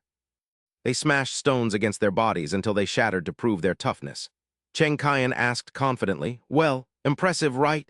Changking's disappointment turned into despair. They were clearly useless, but better than nothing. He had to rely on them for now. You too, please lie in wait secretly and observe if there's anything unusual in the Fang residence. If there's any news, report to me immediately. The 2 replied in unison, No problem, leave it to us. In the quiet of the night, Changking sat outside reading when a voice called out, Shen Changking, aren't you actually afraid? Seeing what was before him, he was momentarily stunned. I really should educate you all on materialism. Also, do you really have to be this flamboyant? Cheng Kaian appeared in armor heavier than his own body. My life is worth 1,000 gold. There can be no mistakes. Being cautious isn't wrong. he asked curiously. Shen Chanking, you sent Zhang Wudi and the other to gather information. What exactly have you discovered? Chanking replied as planned. I recalled seeing a similar method of crime in a martial arts novel, so I wanted Zhang Wudi and his partner to look for evidence. Cheng Qian was still confused. A martial arts novel? What is that? He grinned and replied, knights use martial arts to violate prohibitions. And scholars use literature to disrupt the law. Martial arts novels are legendary tales about them. He found it fascinating and marveled. You've even read the records of the grand historian? Shen Chanking, you truly are talented. I think even more highly of you now. Suddenly, Zhang Wudi and Wang Bubai rushed out in a panic. Your Highness, there's a ghost on the loose. The news hit Chanking and Cheng Qian like a bolt from the blue. A ghost on the loose, he drew his weapon for defense. A ghost, where? He calmly asked for clarification. Speak up, what exactly happened? Zhang Wudi pointed in that direction. Outside, there's a headless ghost. Wang Bubai added, sweating profusely. It has no head on its neck. It's carrying its own head in its hand, walking around the house. Chanking said without a hint of fear. A headless ghost. Where? Lead us there to take a look. He was terrified. Shen Chanking, are you serious? That's a headless ghost. He turned back and scolded. There are no such things as ghosts in this world. If you're scared, then don't come. Cheng Qian felt embarrassed and denied it. Who's scared? Let's go. They all ran toward the direction the two men had pointed. As soon as they arrived, a headless figure appeared as if it had been waiting for them. Chapter 112. Cheng Qian said with a trembling voice, Shen Chanking, there really is a headless ghost. Wang Bubai stood frozen in horror. Master, it's a real ghost. Chanking remained calm and unreactive. There are no ghosts in this world. Stop scaring yourselves. Besides, there are 4 of us and only one of it. Why should we be afraid? He used words to provoke them. Aren't you two supposed to be experts? Now is the time to demonstrate your strength. Zhang Wudi hugged himself and explained. Master, we only know how to deal with people, not ghosts, Bubai added with a tremble. We can kill men, but catching spirits is beyond us. These two were seizing the chance to extort more money. If they wanted them to charge in, they had to pay up. Chanking gave a thumbs up, amused by how quickly they could flip their attitudes. Cheng Qian made a decision. Fine, we'll increase the pay. If we win, each of you gets an extra 50 taels of gold. If anything happens to you, your families will receive 200 taels each. Hearing this, the two rushed eagerly onto the battlefield. All right, let's do this. For that much money, it's worth dying for. He watched them with disdain, thinking that with enough money one could even buy a god. It was truly speechless. He grew even more prideful. See that? This is the true bearing of a master like me. Chanking decisively said, Let's go, we're heading in too, leaving Cheng Qian startled and terrified. We're going too. He glanced back sarcastically. Too much talk. Didn't we come here to solve the case? What are you so afraid of? The man thought to himself in annoyance. It was rare for Shen Chanking to rely on him. If he disappointed him now, he might change his mind. He couldn't afford to miss this opportunity. With newfound resolve, Cheng Qian declared, Ridiculous! As if this prince would be afraid, let's go. He didn't forget to mock him, asking if his legs were stuck in the mud. He loudly denied it, claiming the night air was just a bit chilly, causing him to shiver. The two of them then began following the other two. Suddenly, arrows flew out of nowhere, aiming straight for him. Bubai reacted instinctively, closing his eyes to focus before snatching every arrow out of the air. Surprised, he remarked, Impressive. I thought you were just a con artist, but it turns out you're a real expert. Masked men in black appeared one after another. So there are still some stubborn ones left. Unfortunately, you're all going to die. Bubai asked in surprise, Who are you people? They brandished their weapons and replied, The one sent to kill you. The scene shifted elsewhere, where a group was gathered in a room.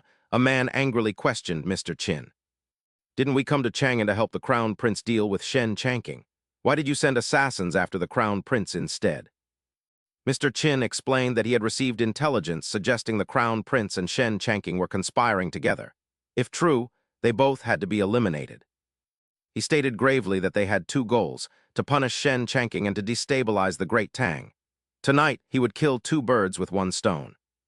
The man questioned him further, asking why he hired assassins to kill Shen Chanking and the Crown Prince instead of doing it themselves to ensure success. He asserted that the group of assassins he hired at a high price were among the top experts in the world. Their strength was sufficient to assassinate both Shen Chanking and the Crown Prince. Secretly, Mr. Qin schemed, having reported double the actual cost of the assassins to the Great Khan. The difference in price would go straight into his own pocket. This was his true way of killing 3 birds with 1 stone. The scene returned to where the assassins appeared. Wudi and Bubai had already knocked them unconscious. Cheng Qian clapped in praise, saying, "Well done, as expected of my subordinates," before pausing to reconsider. He turned and added, "Right, since we're working together, there are subordinates now." Chengqing snapped back, "That's not what I meant." He felt something was off. Despite the loud commotion from the fight, no one nearby had reacted. Where were all the people in the manor? The area was unnervingly silent. Cheng Qian felt the same way, noting that he had also noticed the strange lack of presence. "Where are all the manor guards?" Wudi pressed his ear to the ground to listen, but there wasn't a single footstep. It was as if everyone in the residence had vanished. He shouted hysterically, "Shen Changqing, I told you it was ghosts and demons. You still don't believe me." Changqing pointed and scolded him.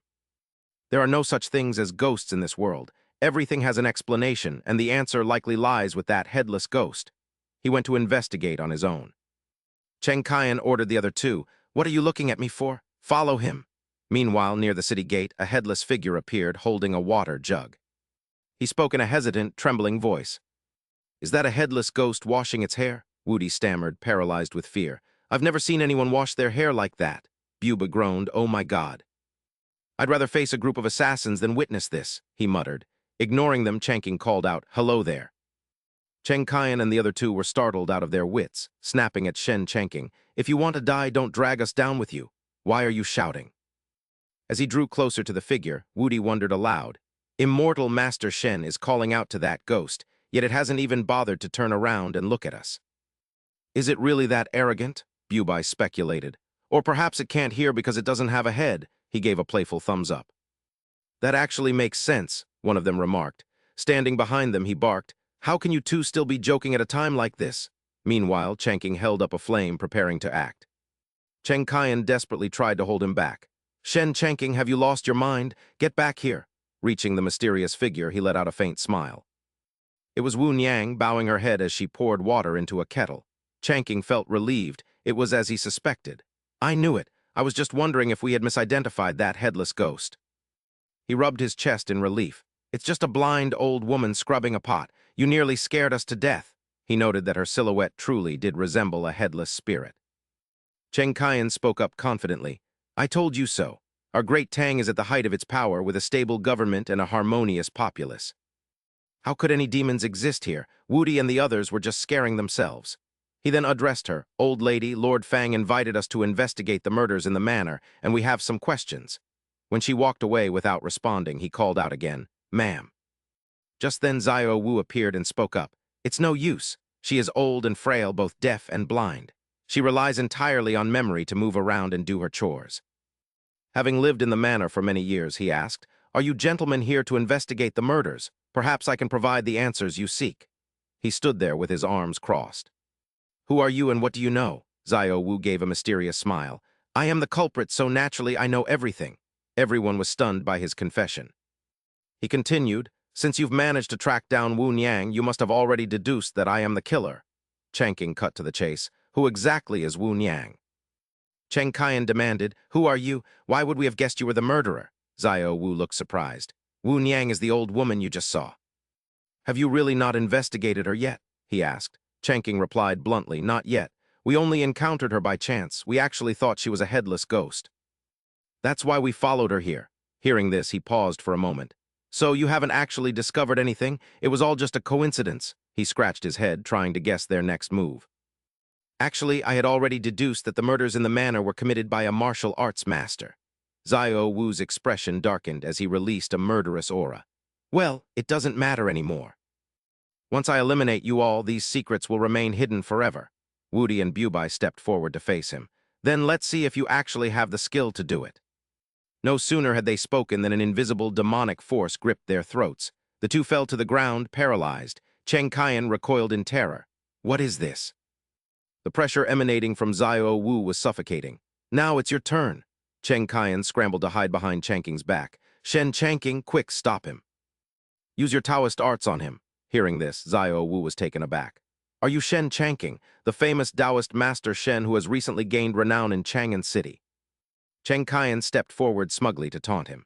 "Since you know of immortal Master Shen's reputation, why haven't you knelt to beg for mercy?" He possesses a pure immortal body from thousands of years of cultivation. Obliterating your soul would be effortless for him. Meanwhile, the man's muscles began to bulge with power. A pure immortal body. If I consumed Taoist Master Shen's flesh, I could surely boost my cultivation. Becoming a demon immortal would then only be a matter of time. His jaw dropped in horror. His words had clearly backfired. Cheng Qian ducked behind him once more. Shen Changqing, you must protect me. I only ended up here because of you. Changqing glanced at the corpse and pondered. There was no water, yet the victim had drowned. He pointed directly at the man and declared, "You truly are the murderer." Xiao Wu didn't deny it. "That's right. Every murder in this manner was my doing. Does the immortal master intend to enact justice on behalf of heaven?" He lunged forward with razor-sharp claws and demonic energy. "I want to see for myself just how powerful this immortal Master Shen really is."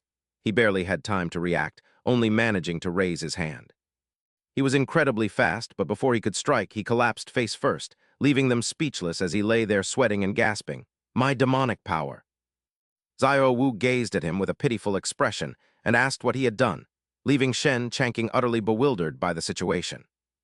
He wondered why the man who had just tried to kill him was suddenly putting on an act, so he calmly remarked that it must be his many sins catching up to him. Suggesting that his conscience was finally prompting him to atone, Shen Changqing knelt and told him that putting down the blade would lead to enlightenment. He added that there was still hope if he repented, prompting a curious Cheng Qian to ask if Shen Changqing wasn't actually a Taoist.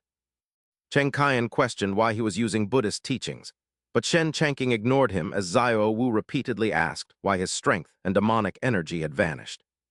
When asked what spell he used, Shen Changqing scolded him to stop acting, as pretending to be a demon wouldn't help him escape the laws of the Great Tang. He insisted that demons didn't exist in this world, a statement that struck Xiao Wu like a bolt of lightning, causing him to spit out a shocking green fluid. Clutching his chest in agony, Xiao Wu cried out that his demon core had shattered before collapsing, leaving Shen Changqing confused by his seemingly sincere display of remorse. Cheng Qian praised him in admiration, noting that Shen Changqing was truly impressive for scaring such a powerful master into coughing up blood. When Xiao Wu asked for his true identity, Shen Changqing simply turned away and replied that he was just a free-spirited Taoist. Cheng Qian marveled at this display of supreme skill, while Shen Changqing began to interrogate the man about his crimes. He demanded to know why the man had killed those people, but Xiao Wu only sneered, saying it didn't matter and they could do as they pleased with him. An enraged Cheng Qian called him a stubborn demon and threatened that the Court of Judicial Review would find a way to make him talk. Xiao Wu laughed mockingly, claiming he wasn't afraid and could still kill them easily, leading Cheng Qian to urge Shen Changqing to use magic to force the truth out of him. As Wu Niang slowly approached, all eyes turned toward her, and a trembling Cheng Qian wondered if the old woman was an accomplice. Shen Changqing calmly suggested they wait and see, watching as she walked to a corner and set down a bowl, telling someone not to go hungry. While Shen Changqing wondered if she was feeding a cat, Xiao Wu suddenly stood up and revealed that what Wu Niang was feeding was no ordinary animal. He began to exude a demonic aura, causing a terrified Cheng Qian to wonder how a man who seemed near death could still stand. Shen Changqing frowned, wondering if the man had suddenly regretted his earlier decision to confess his sins. Xiao Wu tightened his fists and asked if they were curious about what she was feeding, explaining that it had started with a lost demon. Wu Niang poured water onto the ground and walked away, completely unaware that someone was hiding in the bushes nearby. Sensing she was being watched, a panicked Wu Niang asked who was there before a small brown creature slowly crawled out to look at her. Relieved to see it was only a monkey, she asked why it was hiding there, but the creature suddenly stood up and gnashed its teeth in anger. She laughed in amusement at how cute it was, and realizing it was hungry, told the monkey to wait while she went to get food. When she returned, she placed a large bowl of buns on the table and gently encouraged the creature to eat so it wouldn't be hungry. The monkey hesitated as it looked at the food, but she kept a warm smile on her face and promised not to disturb it any further. As soon as she finished speaking, the monkey began to eat ravenously while Wu Niang watched the creature intently under the bright moonlight. After it finished eating, she sat down beside the monkey, and the two of them spent a long time together gazing at the full moon. She introduced herself as Wu Niang and decided to call him Xiao Wu, and many years later, she sat by the monkey's side once again to talk. Wu Niang sadly told Xiao Wu that she was growing old and wouldn't live much longer, so he would have to learn to find food for himself once she was gone. The creature watched Wu Niang's frail figure lean on her cane as she departed, his monkey-like eyes filled with profound sorrow. Xiao Wu's face was wrinkled with the hardships of time as he stood before Changqing and Chengqian to state his purpose. I killed those people to use sorcery to absorb their life force, hoping to refine a golden core to extend Wu Niang's life, he confessed. Changqing rested his hand on his chin in admiration. I didn't realize you were such a sentimental demon, Changqing remarked with a smile as he crossed his arms. What an intriguing tale. Suddenly his expression hardened into a cold stare. Why are you telling me this? What is your goal? Chengqian pointed a finger and barked. Are you asking us to spare you? We aren't that merciful. The white-haired old man gazed at Wu Niang in the distance and pleaded, I do not regret losing this worthless life of mine. But I hope you can look after Wu Niang, he added. Once I am gone, I fear she won't be able to hold on for much longer. Changqing frowned, lost in dark thoughts. Where did all these ghosts and gods come from? It seemed this old man knew his crimes were severe and had fabricated a touching story. He wants us to take care of that old woman. He turned his head, his voice echoing. As long as it's proven Wu Niang did nothing wrong, I'll ask Auntie Fang to let her live out her days in peace, but you must confess. Xiao Wu stopped at a table laden with buns, picking one up and eating it with a look of wonder. So delicious, he muttered, looking up as the moon seemed to narrow. Wu Niang, I can no longer stay by your side. His grip loosened, letting the bun fall to the ground. Changqing and Chengqian stood behind him, watching as he collapsed motionless. Chengqian raised his hand to wipe his eyes, not expecting such an end. Changqing spoke with a voice full of helplessness and pity. There is a folk saying that people only speak the truth when death is near, yet even in his final moments he lived within his own lie. Suddenly, Xiao Wu's fingers twitched slightly. His entire body rose as if hoisted by a magical force, thrusting his arms toward the two men. Xiao Hai, perched on the roof, watched the scene and asked, Do we need to step in and help the immortal master? Xiao Bai replied with absolute faith in Changqing. Does he really need our help? We're just here to observe and learn how he deals with demons. She had an idea. Let's take this chance to test the effectiveness of the stealth technique we just learned. She narrowed her eyes confidently. It seems quite powerful. Even the immortal master hasn't noticed us. Xiao Hai reminded her helplessly. He is a 1,000-year-old demon after all. Can you be a bit more careful? She frowned, assessing the situation. The spider demon had used a sedative to knock out everyone in the manor. Now he's manipulating the water ghost's corpse to attack the immortal master. It seems he intended to harm him from the very beginning. Xiao Hai looked down with concern. Will the immortal master really be all right? Xiao Bai crossed her arms and smirked. Of course he will. Exorcising a demon is a simple task for him. Below, Xiao Wu lunged at Chengqian, who narrowly dodged the attack. The demon hit the ground and glared. Chengqian hid behind Changqing, trembling. I've heard of human corpses rising, but never a demon's. This is terrifying. Changqing pulled out a bow and held it out with a serious expression. What do you mean, rising? All fear stems from a lack of firepower. The arrow struck the demon's head, knocking Xiao Wu to the ground. However, he stood back up almost immediately, leaving Changqing and Chengqian gaping in shock. Xiao Wu charged at Chengqian, but Changqing quickly pushed him out of the way. The demon paused, looking resentful before relentlessly chasing Changqing. Chengqian watched the chase and remarked, though I don't like being ignored. In this situation, being ignored seems like a very good thing. Xiao Hai was bewildered. Didn't you say the immortal master could handle demons easily? The fox immortal was equally puzzled. With his cultivation, it should be effortless. Why is this happening? Chengqian shouted from a distance. Shen Changqing, think of something. Where are your Taoist arts? At that moment, Changqing was running. With all his might thinking in shock, what on earth is going on? He's clearly dead, so why is he still moving? Is there really a monster here? He gritted his teeth, refusing to accept this.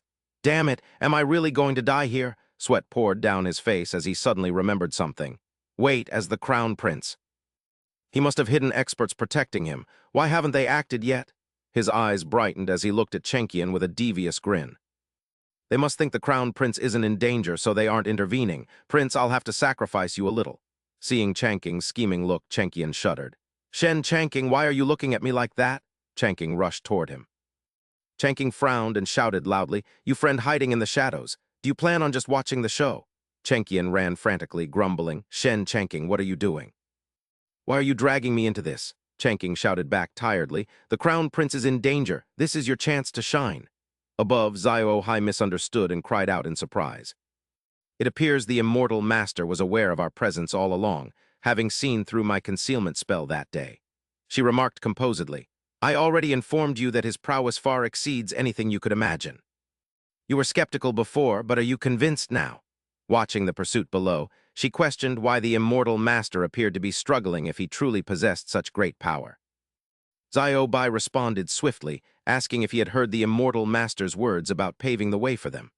Xiao Hai remained perplexed, wondering what exactly that meant. She whispered an explanation that by rescuing the crown prince, they could utilize his dragon chi for their cultivation once he ascended the throne, as he would surely permit it. Realizing it was a transparent strategy, she remarked with excitement that such a method was far more honorable than their previous plans. Comparing it to sneaking into the palace to steal dragon chi, she scoffed that those who cultivate without using their intellect are destined to remain mere demons forever and should learn more. As the spiritual energy of the two fox demons surged, they realized the immortal master was risking his own reputation despite being capable of eliminating the monster with a single gesture. He feigned defeat solely for their sake, and they resolved not to fail him. The fox demon's magic summoned a powerful gale, leaving Cheng Qian struggling to maintain his balance while wondering if another monster had appeared. The transparent threads manipulating Xiao Wu's body swayed violently in the wind, until they suddenly snapped and detached from him. Xiao Wu immediately collapsed helplessly before Chang Qing, who frowned as he realized the truth. Shu then revealed her true form, mockingly shielding her face. The wind is quite fierce, she said with a sinister laugh, resting a finger under her chin while mockingly claiming she had no desire to kill using the wind. Shu chuckled deviously while manipulating a stream of purple light, causing a brown substance to stick to the mouths of Xiao Hai and Xiao Bai. As they closed their eyes in panic, Xiao Hai glared sideways and shouted. This spider demon is incredibly powerful, Xiao Hai exclaimed. Xiao Bai squinted toward their opponent, wondering how such a formidable monster could be hiding within Chang'an. Suspecting the creature had a formidable background, Shu stood with her hands on her hips and looked up at the roof, confidently noting that immortal Master Shen had allies. No wonder you show no fear, she remarked. Chang Qing carefully observed the scene before him and smiled, thinking to himself that his suspicions had been correct. It was clear that a hidden master was protecting the crown prince. Standing nearby, Cheng Qian realized that Chang Qing had assistance all along, which explained his composure. Meanwhile, Shu approached Chang Qing with an arrogant air. I have long heard of immortal Master Shen's divine abilities, but seeing you in person, you appear to be nothing more than an ordinary mortal. Xiao Hai furrowed his brows in anger and gritted his teeth, remarking on the spider demon's arrogance and suggesting they help the immortal master eliminate her. Xiao Bai glared at him and scolded Xiao Hai for being a fool, questioning if the immortal master truly needed his assistance. She then gazed down from the rooftop with a tense expression. The immortal master feigned weakness earlier for our sake, but now that the mastermind has appeared, it is time for him to demonstrate his true power. Her eyes widened as she nodded in agreement, realizing that if the immortal master did not act now, the crown prince would surely deem him incompetent. Believing he lacked any real skill, she watched as Chang Qing pointed directly at her and asked if she had come from Dongying. Shu narrowed her eyes and stroked her chin, surprised that he recognized her origin from the Dongying Immortal Mountain. She noted that he was the first in years to do so, standing confidently with one hand on her hip. Immortal Master Shen is quite knowledgeable. It seems you do possess some talent. I am Shu from Dongying, also known as the Black Stone Spider. Chang Qing smiled excitedly while pointing at her, noting that she was indeed from Japan. He remarked that her puppet technique resembled that of a Japanese ninja and jokingly asked if she had a brother named Sasori of the Red Sand. A bead of sweat rolled down her cheek as she gasped in shock, demanding to know how he knew her elder brother's title when he had always cultivated in Yingzhou. She added that he had never set foot in the mortal realm. Chang Qing grew increasingly excited and replied that he had only been speaking offhandedly, wondering if the story of Naruto was actually based on truth. Is it based on a true story? Do you also know Sasuke and Boruto? He asked. Shu stared at him with wide, panicked eyes before shouting. Who on earth are Sasuke and Boruto? If you truly know my brother's title, could it be that you are actually a deity descended to the mortal world? Chang Qing calmly observed the situation and told her not to worry about the details, demanding she confess what she had done. In response, Shu swayed her body and seductively licked her lips. I'm the one behind the murders in the manor you're investigating. Chang Qing clenched his fists and shouted, then what is your connection to him? Shu spread her arms and sneered. He was merely a pawn of mine, nothing more than a homeless water ghost.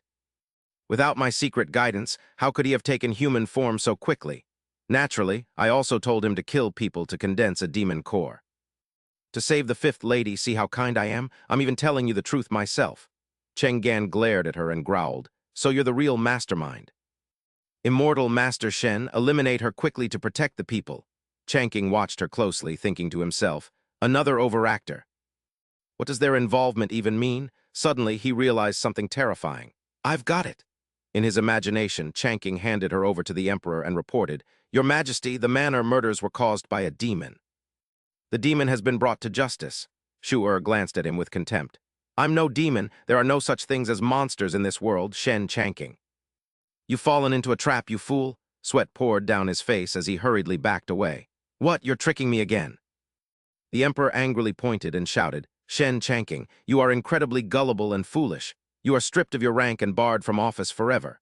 Chang Qing gasped and clutched his face, screaming, I never thought my lifelong reputation would end in such ruin.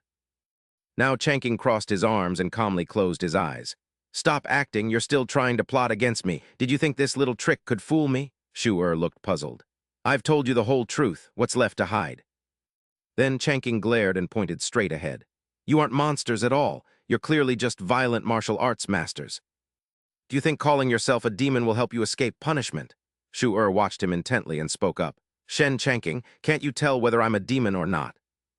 With one hand on his hip and the other pointing at her, Chang Qing said seriously, I've observed you. Your palms and arms, as well as the old man's, are extremely thin and small. Your techniques might be clever, but they won't escape my notice. She raised her hand and tilted her head to look. Isn't it normal for a spider's legs to be thin? He frowned, clenched his fist, and continued his explanation. I've read in novels about martial arts masters who undergo special training. They can thrust their arm into someone's mouth before they can react, attacking the fourth cervical vertebra from the inside to kill them. That vertebra is connected to the adrenal glands. Once stimulated, it causes the body to secrete a large amount of fluid, making it look like a drowning. This is the truth behind the manor murders. Shu was confused and annoyed. Shen Chang Qing, what on earth are you talking about? Cheng Gan asked curiously, Shen Chang Qing, is that technique you mentioned really possible for a human? Is it something you saw in a book? Chang Qing replied with a confident smile, exactly. This is the power of knowledge. You wicked woman, are you shocked by my powerful deduction skills? Shu gritted her teeth and muttered angrily, I thought you were someone truly formidable. It turns out you're just a lunatic talking nonsense. She swung her sharp claws and screamed, Once I catch you, I'll rip your brain out to see how you know my brother's nickname. Bai chuckled excitedly. Great, we get to see the immortal master in action again. Hai smiled and added, with such a powerful demon, the immortal master will surely show his true abilities. He clenched his fist and thought to himself with a smirk. She knows the crown prince's guard is still here, yet she dares to attack. She's truly seeking her own death. Chang Qing thought, protect the crown prince. That master will definitely make a move, so I must be extremely careful. Cheng Gan snapped in a panic. Shen Chang Qing, what are you doing standing next to me? He told him firmly, Crown Prince, it's your turn to be useful. He asked in confusion, what do you mean? Chang Qing closed his eyes and smiled. You'll find out soon enough. As Shu lunged forward with her sharp claws, she wondered, why is he so calm? Does he have a trump card? She stopped and began to calculate her next move. Even though those two demons on the roof are powerful, they're no match for me. So where does Shen Chang Qing's confidence come from? He stood with his hands on his hips and pointed forward confidently. Shu broke into a cold sweat. Cheng Gan saw this and was quite impressed. Is Shen Chang Qing about to strike? What kind of immortal technique is this? Bai was thrilled. Finally, we get to see the immortal master fight seriously. Hai marveled. What an intense pressure. Is this the immortal master's true power? He raised his hand in a provocative gesture. Come here. Terrified, she quickly shielded her face. The atmosphere suddenly fell into a dead silence. Shu glanced around in confusion, wondering why nothing was happening. Chang Qing continued to provoke her, telling her to come closer. Feeling insulted, Shu-er gnashed her teeth in rage, realizing he was mocking her and accusing him of seeking his own death. She declared that regardless of his background, she would certainly kill him today. Suddenly, Shu-er raised her hand, causing thin strands of silk to spray out. He tried to react as he saw purple threads coiling around his body. Clenching the spider silk in her palm, she laughed with delight, explaining that this was silk she had refined for 100 years.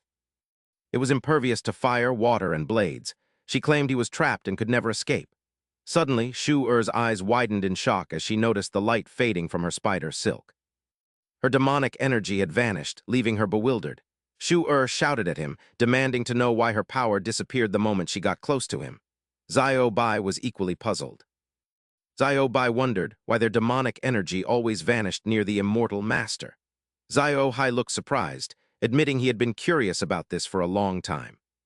He noted that a demon had finally asked the question for him.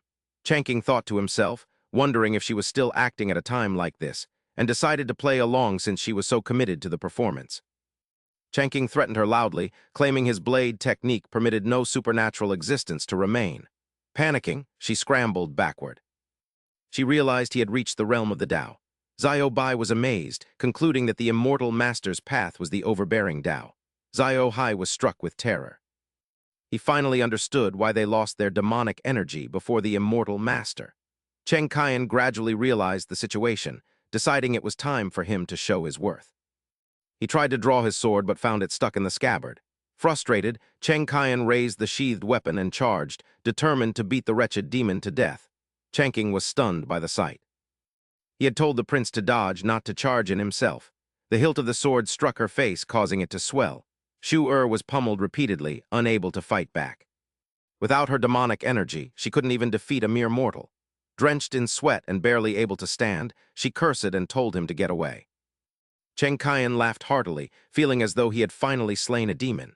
Xiao-bai couldn't believe her eyes, seeing such a powerful demon being beaten like this by a mortal. Xiao-hai hurriedly covered his eyes and muttered. He didn't dare watch any longer. He marveled at how the immortal master didn't even need to lift a finger, using a mortal to eliminate the demon instead. Shu-er lay motionless on the ground, her face bruised and swollen. Chanking immediately stepped in to stop the assault, fearing the prince would actually kill her. Cheng Qian asked with a wide grin if his performance was satisfactory. He replied with an awkward smile. He praised the prince's divine bravery and promised to report his achievements to his majesty. Suddenly, Baiyan and Wu Ju appeared. The two bowed respectfully with flattering smiles, thanking the immortal master for subduing the demon on behalf of the underworld. Chanking stood with hands on his hips, inwardly cursing the underworld for their shamelessness in trying to claim the credit, yet he still clasped his hands and spoke politely. They informed him that Yan Wang had invited him to the underworld for a visit. Chanking asked in surprise if Yan Wang was truly inviting him. Xiao-bai was shocked to hear that Yan Wang had sent the black and white guards to invite the immortal master. Xiao-hai excitedly noted how influential he was.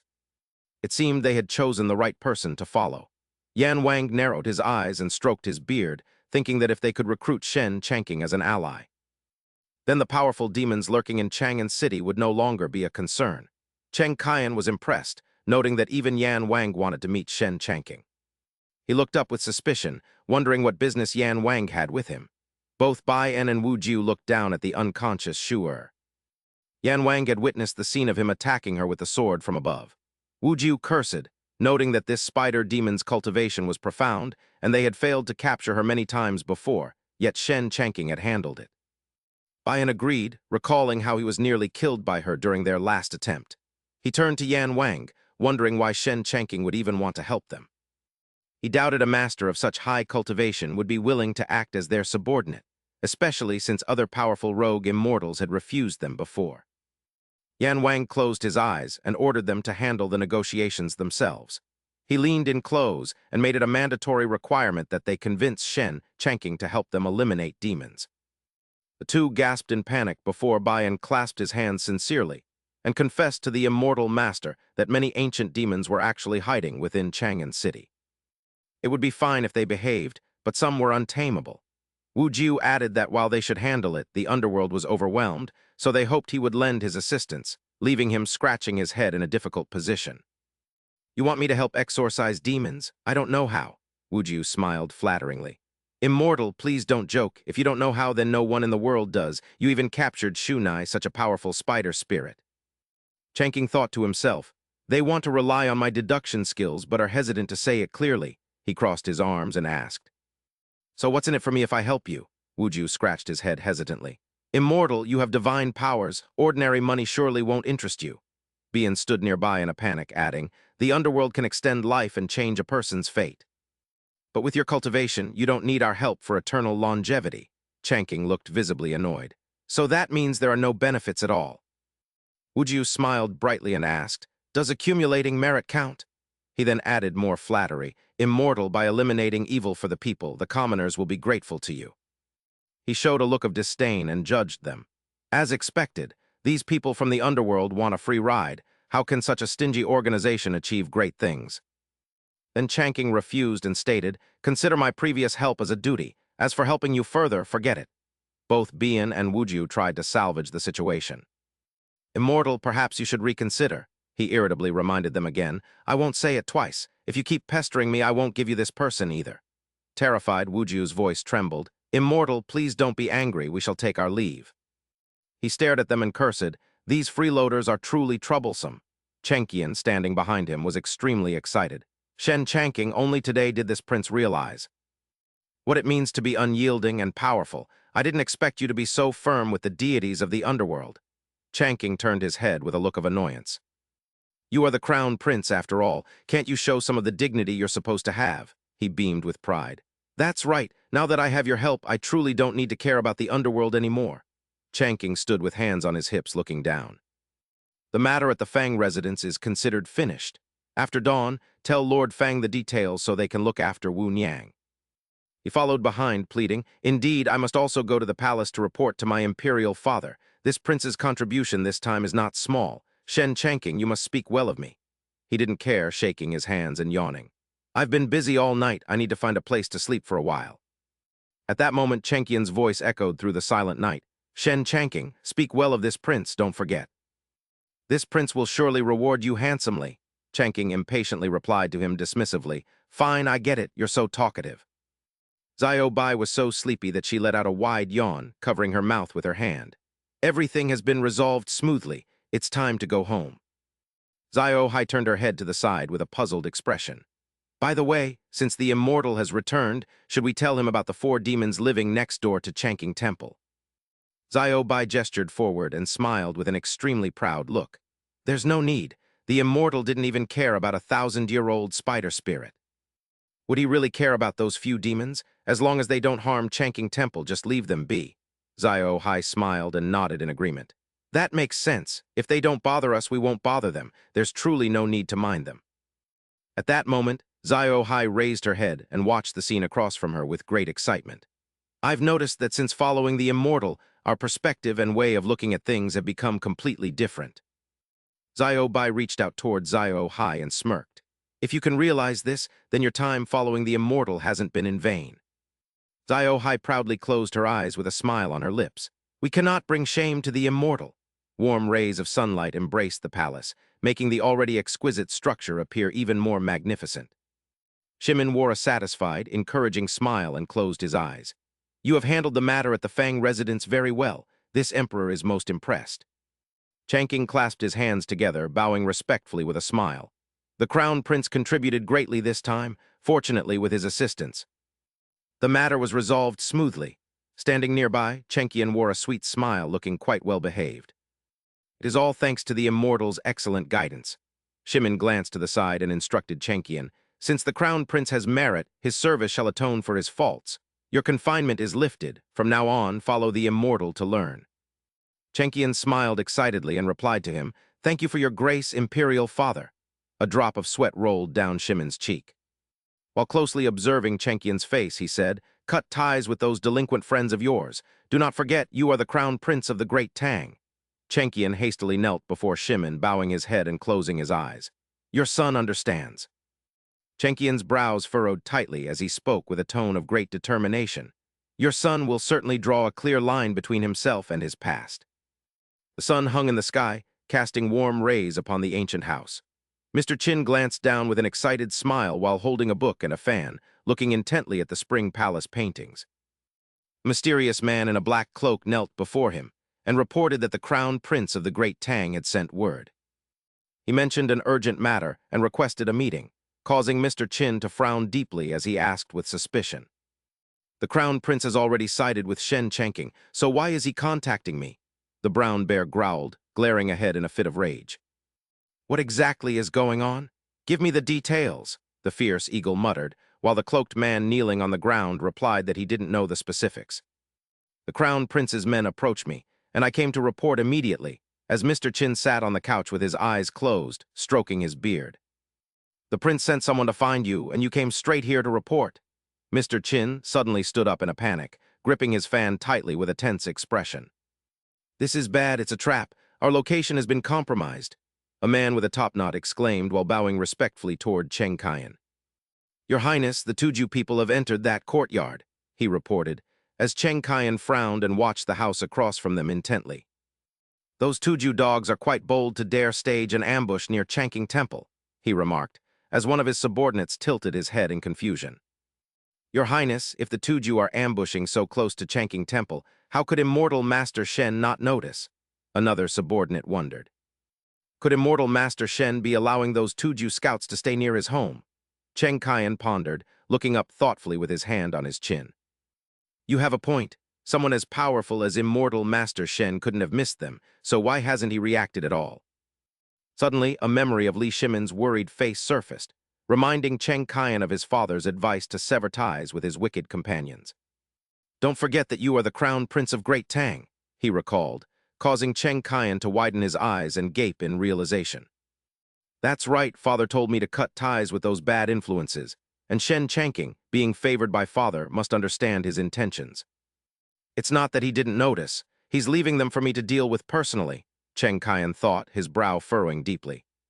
He then ordered his subordinates to attack and leave no one alive, while Shen Changqing sat at the dining table with an excited smile on his face. Oh, since when did Changqing Temple become so lively? This finally feels like a real home, Dong Li remarked with a sweet smile as she looked around. We are so happy you've returned, Immortal Master. We missed you dearly while you were away, Bai Su added with a radiant smile, as Shen Changqing closed his eyes in delight. He gestured for them to stop the sentimentality and said, Let's eat first. I have an important announcement to make after the meal.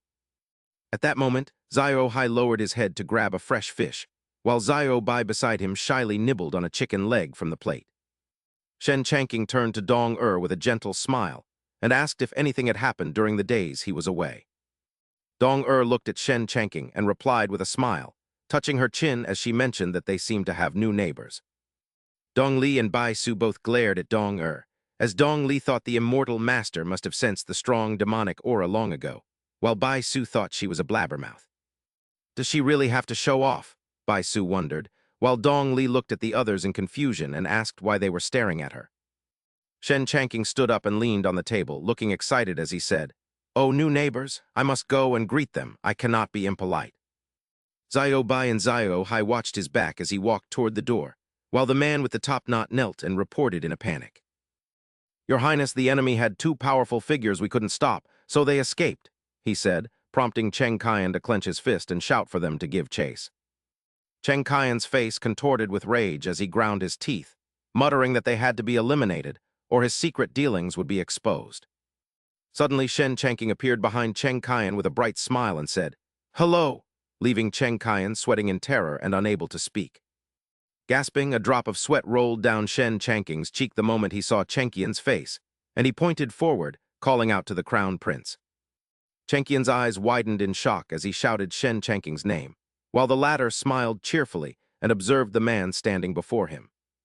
Crown Prince, why are you here? Cheng Kian covered his mouth and replied with his eyes closed. Ah, this is my manner, so I came to tidy up a bit. At that moment, Shen Changqing reached out with an enthusiastic expression, saying, Oh, so it turns out you are my new neighbor. That is wonderful. I happen to have something to discuss with you, Cheng Kian asked curiously. Something for me? Shen Changqing quickly pointed toward the door nearby and invited him. Come, let's have a meal at my place and talk while we eat. Cheng Kian agreed and followed Shen Changqing, saying, Very well, I also have a few matters to discuss with you. Meanwhile, Mr. Chin was panting heavily. He reached out toward the group ahead, his voice trembling with exhaustion. "Phew, wait for me." Sweat poured down Mr. Chin's face as he glanced back fearfully, wondering if they were being pursued. The brown bear glared, baring its terrifyingly sharp teeth, and remarked that they couldn't escape at all while carrying such a heavy burden. The tiger standing nearby glanced over and nodded in agreement, suggesting they should just throw him away. Mr. Chin stared ahead in shock, his mouth hanging open. Suddenly, both the brown bear and the tiger raised their legs and kicked Mr. Chin away, sending him flying forward and losing his balance.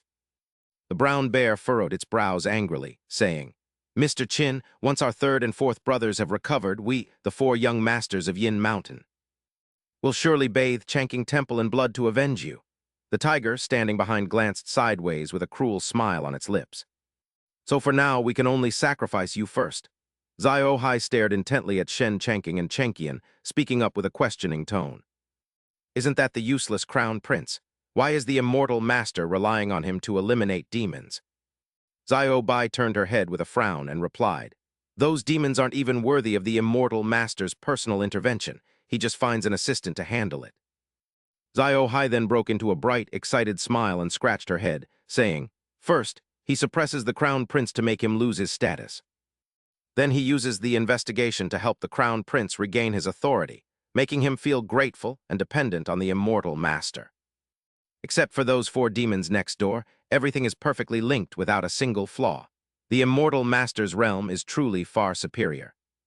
Xiao Bai wagged her soft fox tails and smiled triumphantly, noting that the immortal master possessed both profound cultivation and great wisdom. "He truly is a perfect man." Shen Changking gestured to the side and smiled at Chengqian. "Crown Prince, let me introduce you to my household over a meal." Chengqian smiled with interest. He replied, "The immortal master is too kind. It is I who have presumed to disturb you." At that moment, Shen Changking looked toward Xiao Hai and Xiao Bai sitting on the steps and asked, "Xiao Bai, Xiao Hai, why did you two come out here?" Chengqian stared ahead in shock. Xiao Hai glared irritably.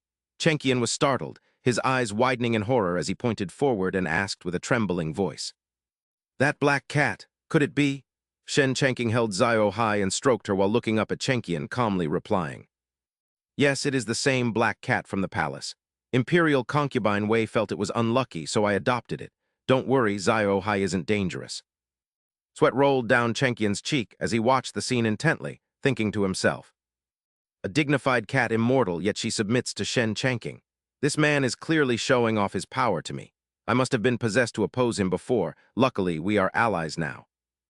Chengqian then reached out with a flattering expression and a bright smile, saying, "The immortal master is truly kind-hearted, a model for a junior like me to follow."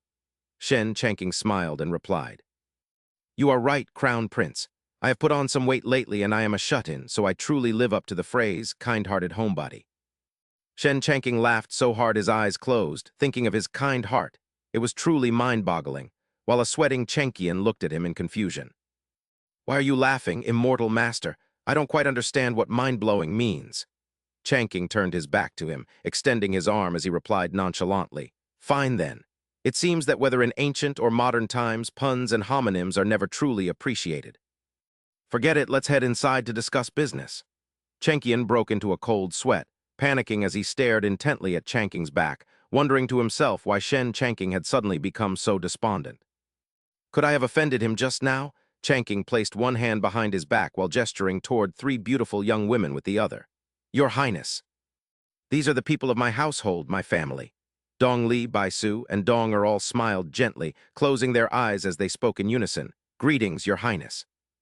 Chengqian cupped his hands with a joyful expression, thinking to himself that these must be the women he cultivates with. Each one is stunning with an extraordinary bearing. Shen Changking certainly has excellent taste. Chengqian then spoke politely while staring straight ahead. "There is no need for such formalities. Please forgive me if I have intruded today." Chengqian then turned to Changking and asked curiously, "Immortal Master, you mentioned you had something to discuss with me. I wonder what it is." Changking smiled, touching his head as he replied, "Right, I almost forgot the main point." Excitedly observing Chengqian's expression, Changking pointed a finger toward the sky. "Your Highness, I intend to open a branch of my roast duck shop in Chang'an. I hope you might consider investing. What do you think?" Dong Li glanced at Changking and said worriedly, "Opening another branch, Immortal Master. There are already several taverns in Chang'an. They all raised their prices after we supplied them with roast duck. If we open our own shop in Chang'an, wouldn't we be competing directly for their business?" Changking clenched his fist and held it out, his expression determined and his brows furrowed. "That is exactly why we must open a shop in Chang'an. We need to bridge the gap between production and consumption by connecting directly to the market, eliminating middlemen, reducing prices, and lowering costs to maximize profits." Bai Su looked a bit confused, yet she clapped enthusiastically in praise.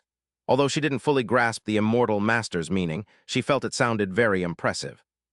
Standing in front, Dong flashed a sweet smile and joined Bai Su in clapping. "Whatever the Immortal Master says must be right. We should just follow his lead." Chenkian smiled and looked ahead.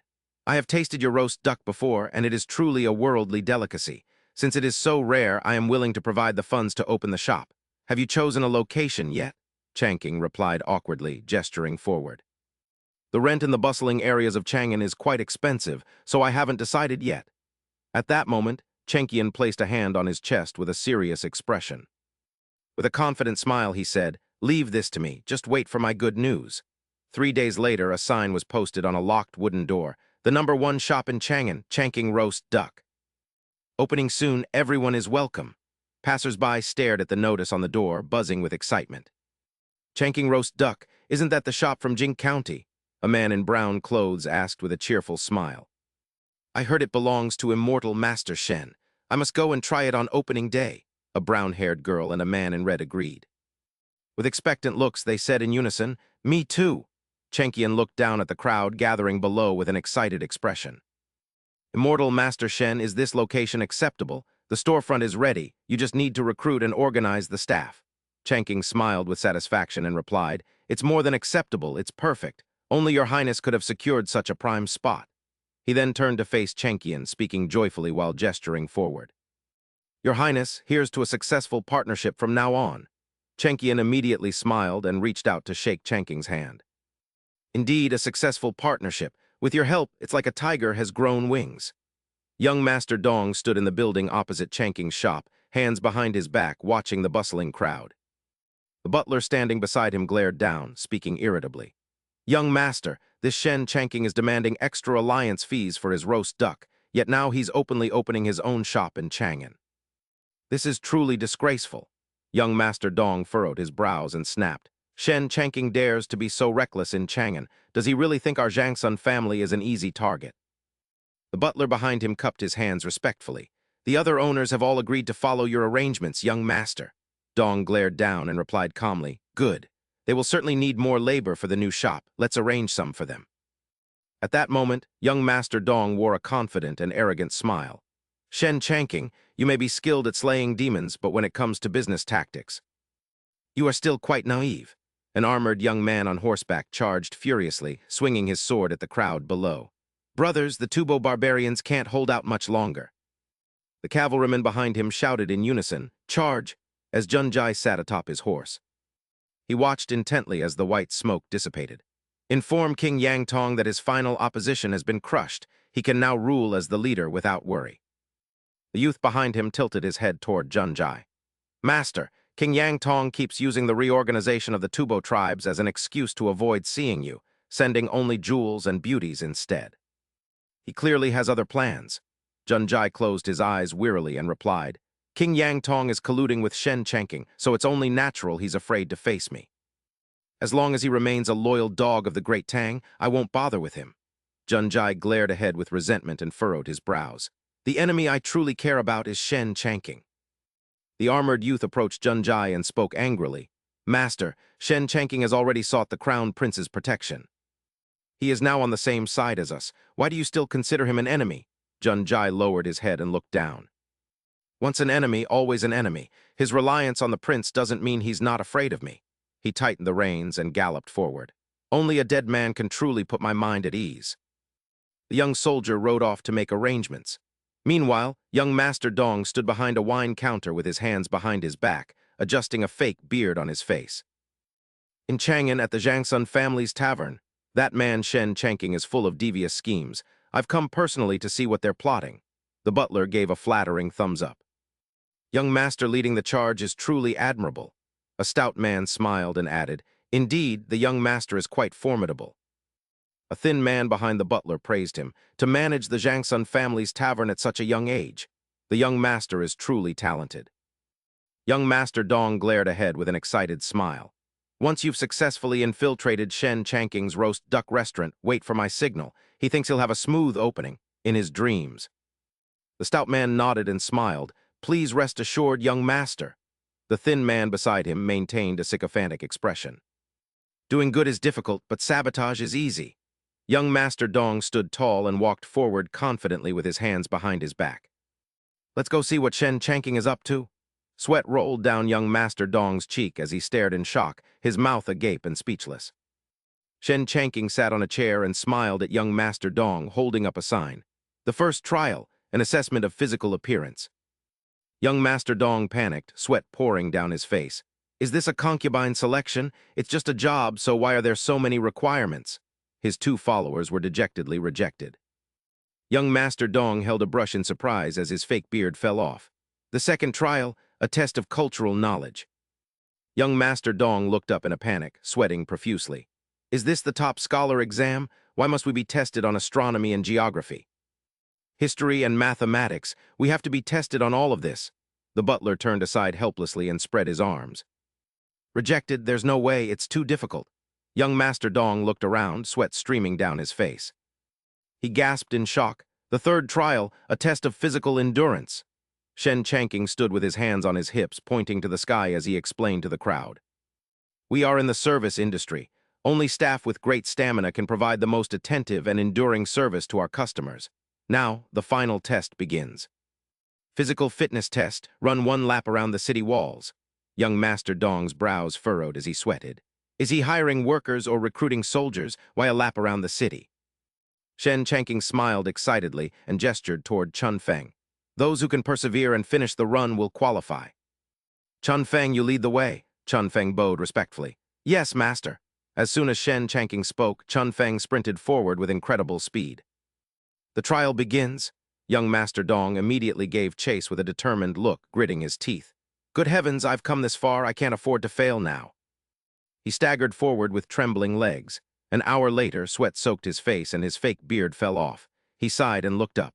Running over 70 miles around the city is truly exhausting, but I cannot give up. Suddenly, Shen Chanking supported young Master Dong's arm and smiled. My friend, he said with a satisfied grin, persistence is the key to victory. Dong Luo trembled and stared at Chang Ching with wide, shocked eyes, stammering, Why is it you? At that moment, Dong Luo fainted in Chang Ching's arms as his fake beard partially detached. Chang Ching supported him and smiled, admiring his refusal to quit even while unconscious. Dong studied Dong Luo's face and frowned suspiciously, suggesting to the immortal master that his fake beard and disguise might be a sign of trouble as Chang Ching turned around. With an excited look, he decided the man had only disguised himself for fear of being rejected for his youth and declared, I'm hiring him. Suddenly, 3 mysterious figures in black cloaks appeared at the city gates of Chang'an, armed and wearing hats to conceal their identities.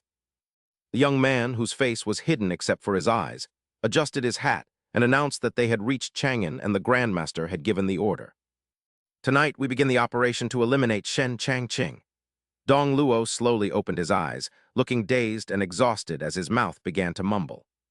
Dong looked down at him and gave a sweet, cheerful smile, saying, That's wonderful, you're finally awake. Dong placed her hands on her waist and turned back to shout excitedly, Immortal Master, he's regained consciousness. Chang Ching, standing on the ladder, turned with an excited smile and walked over to grab Dong Luo's hands, saying, You're awake. Congratulations on passing the test. From this moment on, you are a member of our #1 roast duck shop. A bead of sweat rolled down Dong Luo's cheek as he stared ahead in disbelief. What does he mean? I passed the test. Didn't I just faint? Chang Ching watched him with a satisfied smile, praising his unyielding spirit. We need people like you. Dong Luo broke into a cold sweat and pointed at himself in confusion, wondering, unyielding spirit, me. Chang Ching held up the registration paper and looked down with interest, noting, According to this, your name is Ming Liang. You're the only one who passed today. Welcome to the #1 roast duck shop. Dong Luo stared at Chang Ching as a realization dawned on him. Wait, does this mean I've successfully infiltrated Shen Changqing's inner circle? He couldn't help but smirk, thinking, Shen Changqing, you've truly invited a wolf into your home.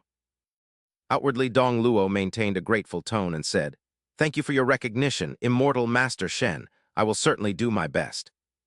Changqing raised his hand and announced happily, Everyone, let's give a round of applause to welcome Luo Ming Liang to our family. Changqing held up 3 fingers with a bright smile and said, Everyone worked hard tonight. You'll stay here and I'll triple your overtime pay. Chun Feng, Dong and Bai Su all smiled and clapped loudly, agreeing to follow the immortal master's lead as Changqing picked up 2 red lanterns. Li Chun Feng, come with me to hang these lanterns at the entrance. Chun Feng followed obediently, and once finished, Changqing looked up and sighed, finally done. Suddenly, both Changqing and Chun Feng heard a trembling voice and turned to see Mr. Chin, who asked, Are you 2 hiring workers here? A scrawny Mr. Chin approached with a white fan in hand, saying, I only ask for food and a place to stay. Changqing crossed his arms. He studied the man suspiciously and asked, I'm the owner. Sir, you look like a scholar. How did you end up like this?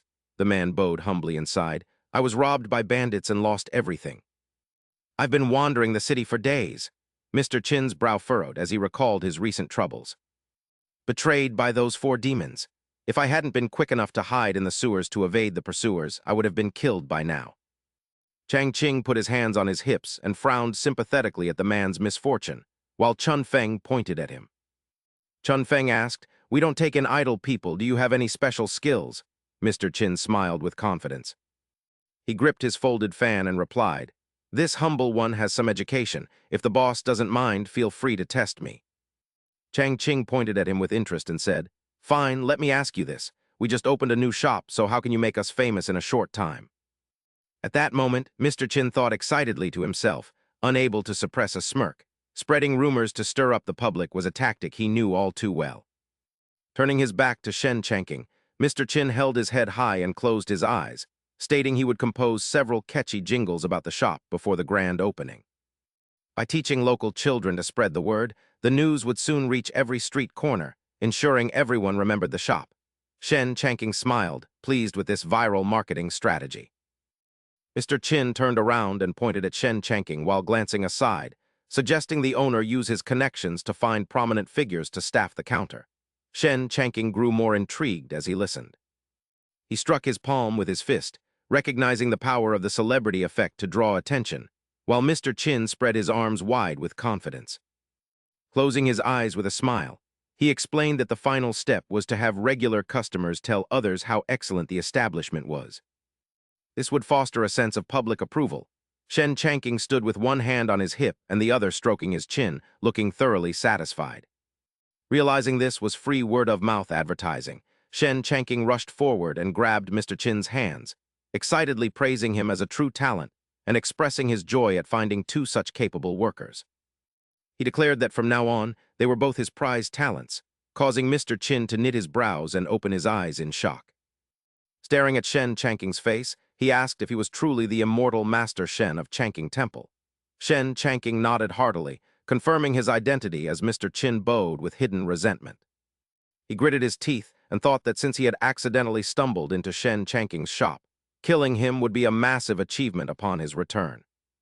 With a cunning smile in his mind, he thought Shen Changqing was leading a wolf into his own home, yet outwardly he acted full of admiration and gratitude for the master's recognition. Xiao Hai lay on the floor tiles, staring ahead and noting that while the others were busy opening a new shop in the city, they were left behind to guard the house. Xiao Bai pushed a chess piece forward with a smile, telling Xiao Hai that this was a sign of the master's trust in them. Stop complaining, checkmate. At that moment, an irritated Xiao Hai raised both hands and flipped the board, scattering the pieces everywhere. She refused to play any more, bored of constantly losing, but Xiao Bai suddenly smirked and glanced aside, announcing that something interesting had arrived. 3 cloaked figures stood on the roof tiles of the gate, watching the interior closely. A masked, brown-haired girl knelt on the roof, looking nervously at her companion. She warned her elder brother to be careful, as Shen Changqing was rumored to possess formidable magic. The man frowned, questioning how a nameless Taoist could compare to the orthodox Longhu Mountain sect, as he glared ahead and held up a yellow talisman between 2 fingers. He ordered that no one in Changqing Temple be left alive. Meanwhile, A tiger's raspy voice called out to his third and fourth brothers as four demons appeared before the ancient house. He asked if they were truly all right, to which the eagle demon replied with a serious expression, assuring his second brother that he had recovered. He vowed to reclaim his honor after the humiliation suffered at Chanking Temple. Mr. Bai flicked his tongue out with predatory eyes, noting they could recover as long as they stayed away from that place.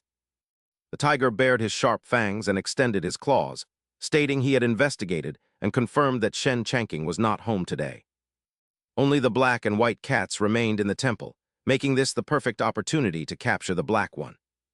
The bear demon gritted his teeth and flexed his muscles until his clothes tore, insisting they could no longer delay the mission assigned by that lord. He declared they must take the black cat tonight and handed out 4 willow leaves, explaining they would hide their scent. As the bear spoke, the 4 of them leaped from the roof into the courtyard with incredible speed. Failure was not an option for tonight's operation. Xiao Hai raised her head and watched the scene unfolding before her. She noted the man had a Taoist aura but was unsure of his origin, while Xiao Bai stood calmly beside her. Xiao Bai replied that there was no need to worry about his background, as they could just capture him and ask. Suddenly, Xiao Hai glanced aside in confusion. Are there more intruders entering the temple? Xiao Bai's eyes widened as she stared ahead, her brow furrowing in tension. Why didn't I sense them earlier? This scent belongs to those 4 monsters from next door, Xiao Hai muttered before charging forward with a furious expression. Let me handle this side, Xiao Bai said, reaching out to grab Xiao Hai's tail while closing her eyes to calmly restrain her. Xiao Hai, don't be reckless. Xiao Hai lay flat on the ground with tears welling in her eyes as she clutched her nose. What are you doing? Xiao Bai asked, her eyebrows knitting together as she glanced aside. Neither of these groups has good intentions. Dealing with just one wouldn't be an issue for us, but facing 2 factions simultaneously is a different story. I fear that just the 2 of us won't be enough. Xiao Bai crossed her arms and closed her eyes, calmly analyzing the situation. The immortal master is all-knowing. He surely anticipated an attack on Changqing Temple tonight. Xiao Hai looked ahead and asked in a puzzled tone, What exactly are you trying to say? Xiao Bai stepped forward with an air of absolute confidence, an arrogant smile playing on her lips. The immortal master isn't worried at all. Leaving us here to guard the place means he must have made arrangements. Let's just stay quiet and observe for now. Xiao Hai smiled in agreement and replied to Xiao Bai. Exactly. With the immortal master here, what is there to fear? Changqing's enthusiastic voice resonated throughout the sealed room. Everyone has worked hard today. Finally, I would like to propose a toast to you all. Changqing extended his wine glass with a smile so wide his eyes closed. From now on, we are one family. Master Dong respectfully raised his glass with both hands and offered a flattering smile. The immortal master is being far too modest. It is our honor to serve under the immortal master. Mr. Qin also raised his glass toward him. He wore a hearty smile as he spoke. The immortal master is truly a seeker of talent and a shining example among shop owners, a model for all bosses.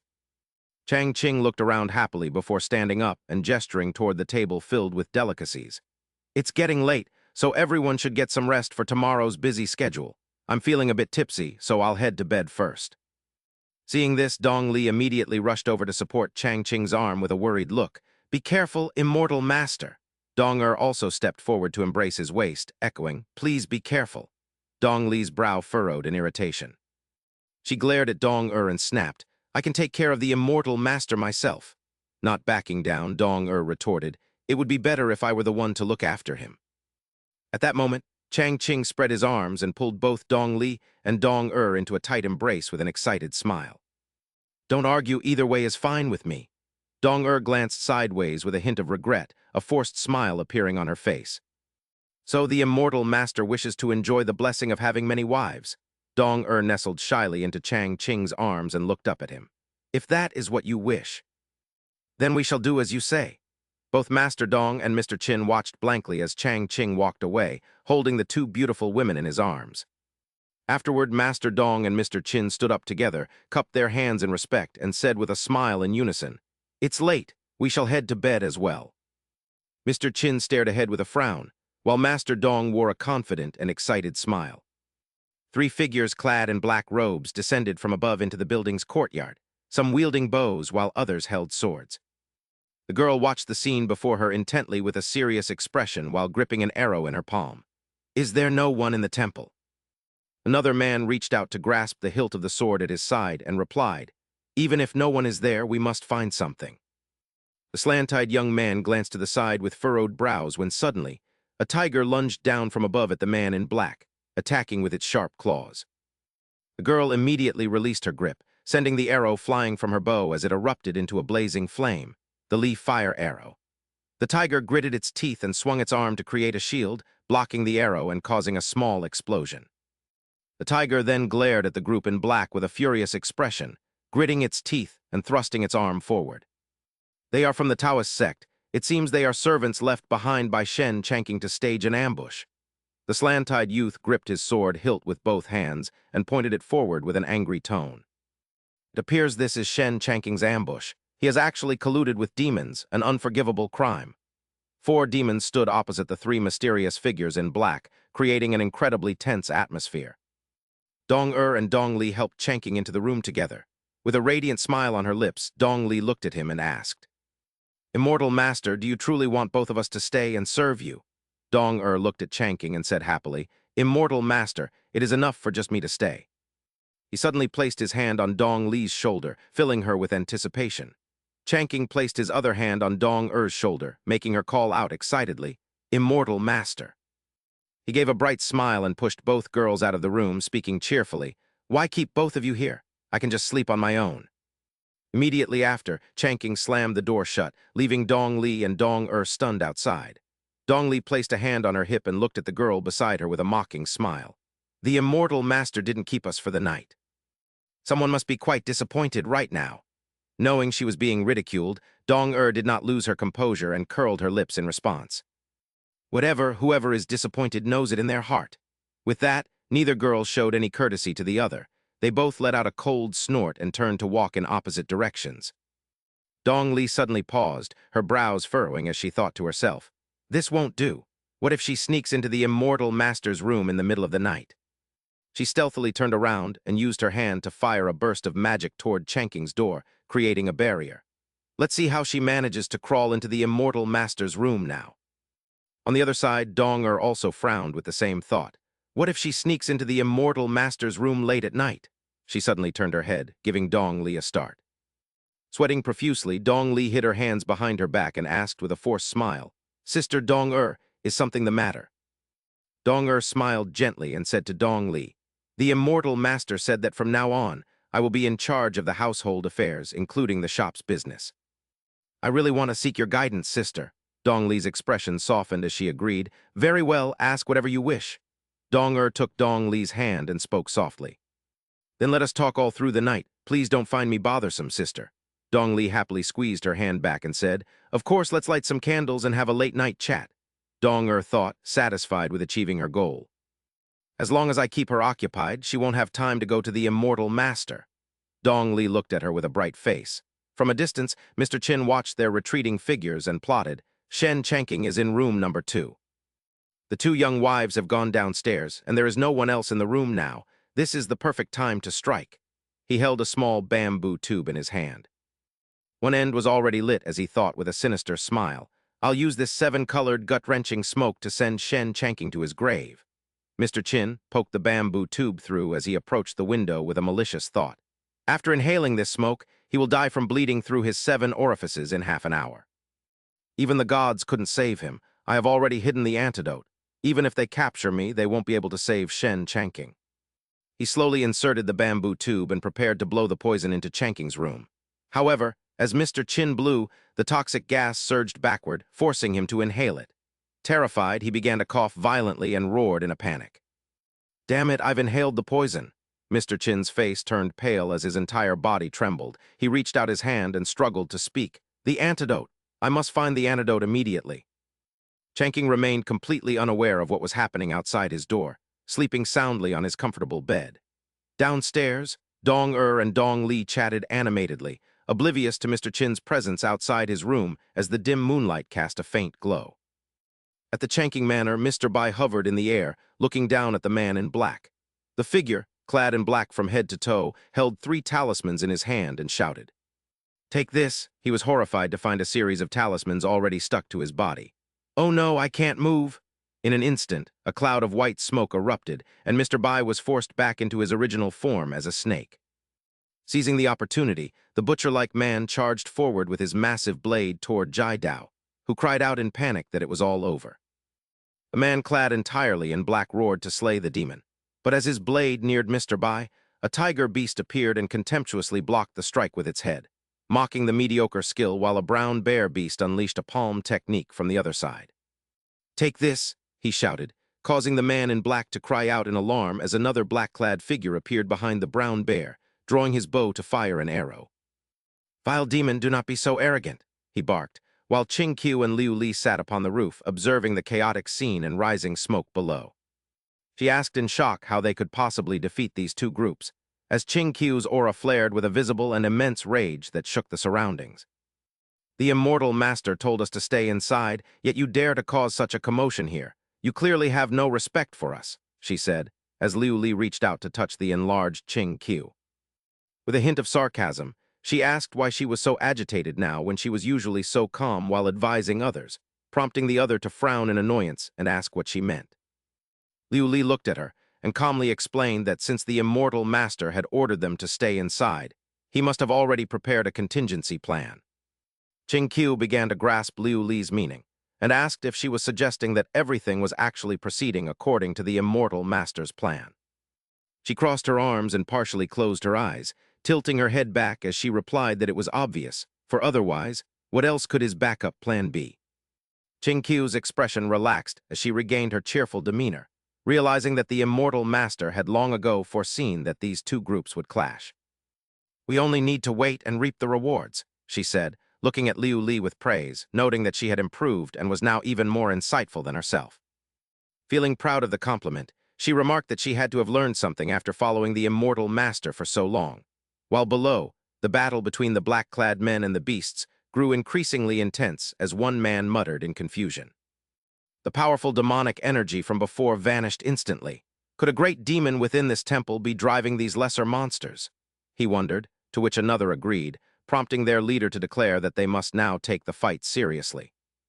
The brown bear was equally shocked by the powerful aura, wondering if a great demon in the temple was urging the Taoists, a sentiment Mr. Bai agreed with before the black-striped tiger spoke solemnly. It seems we must truly get serious, the tiger said, as the three men in black began a formation that summoned bolts of lightning around them, invoking the Ziwei Palace Five Thunders righteous method. A powerful and ferocious spirit quickly manifested behind them, while the beasts stacked atop one another and opened their mouths to create a magical sphere, chanting in unison the Yin Mountain Four Desolations array. The magical spirit, wreathed in lightning behind the black-clad men, let out a menacing roar as the beasts combined their power to unleash a spell that blocked the incoming attack. The entity formed from magic surged forward to create a shield that intercepted the beast's strike, resulting in a massive explosion that reached high into the sky. Liu Li and Ching Qiu were buffeted by the gale from the clashing spells, and as Liu Li stared at the massive fissure in the ground, she wondered if they had used the explosion to escape, while Ching Qiu continued to marvel at Chang Qing.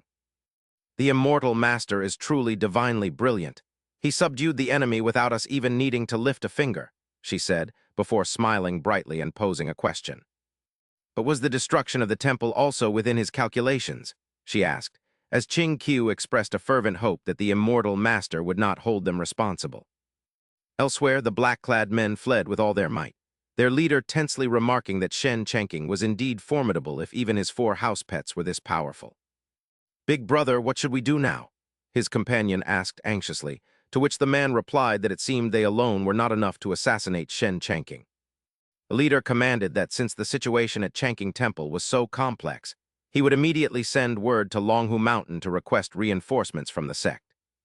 With a cruel scowl, he declared his disbelief that the orthodox Longhu Mountain sect could fail to eliminate an obscure Taoist of unknown origin like this Shen Changqing. The brown bear raced through the night with the 3 other beasts on its back, hissing in fury that the 4 of them had failed to defeat even 3 lowly Taoists guarding Changqing Temple despite giving their all.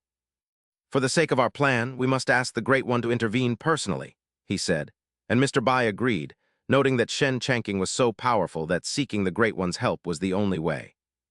Thus, the brown bear hurried into the forest with its 3 juniors in tow, and soon, the gentle morning light began to shine upon a shop in Chang'an. The next day, at the premier roast duck shop in Chang'an City, he stretched with vitality and a bright smile, happily remarking that he had enjoyed a wonderful night's sleep. Chang Ching, lacking his usual energy, stared at Dong Li and Dong whose dark circles showed they were drained of life, and pointed at them in confusion. "Good heavens, what were you two doing last night? Why are your dark circles so prominent?" Dong Li glanced at Dong and frowned. "This woman kept me up all night with her nonsense just to prevent me from visiting the immortal master's room," she thought, while Dong brightly replied that they had just stayed up late chatting. Chang Ching clapped his hands in realization, assuming it was just late-night girl talk, when Chun Feng suddenly rushed in, waving his arms. "Immortal Master, a distinguished guest has arrived." Chang Ching wondered who it could be as he watched the boy's secretive behavior. "What are you doing? Why the mystery?" Chang Ching asked, and Chun Feng whispered that the crown prince had come in disguise, leaving him stunned. The man with side-swept hair smirked, thinking his chance had come, as Cheng Qian approached Chang Ching with 2 guards in tow. "Immortal Master, how are the preparations for the shop coming along?" Cheng Qian asked, and Chang Ching happily replied that everything was ready for the grand opening. Cheng Qian clapped his hands enthusiastically and suggested they open today, as there was no better time than the present to share in the immortal master's good fortune. Chang Ching was taken aback by the sudden proposal, but Cheng Qian was clearly excited about the prospect. "Master Shen, I have never witnessed a restaurant's grand opening, so please grant me this wish," Cheng Qian urged, leaving Chang Ching with no choice but to agree. "Very well, I will inform everyone that we are opening today," Chang Ching said, before standing tall and instructing his staff to get ready. The man with the side-swept hair smiled wickedly, thinking about how he had already instructed his subordinates to cause a scene by claiming the roast duck was terrible. Chang Ching smiled broadly and announced that today was their grand opening, even if it felt a bit rushed. "Life is not like cooking. You cannot always wait for every ingredient to be ready before you start," he mused, before noticing Mr. Chin was missing and asking where he was. Ming Liang quickly reported that Mr. Chin hadn't returned to his room last night and was nowhere to be found in the shop. Chang Ching grumbled about him leaving without saying goodbye, while Chun Feng pointed towards some distant crates in confusion.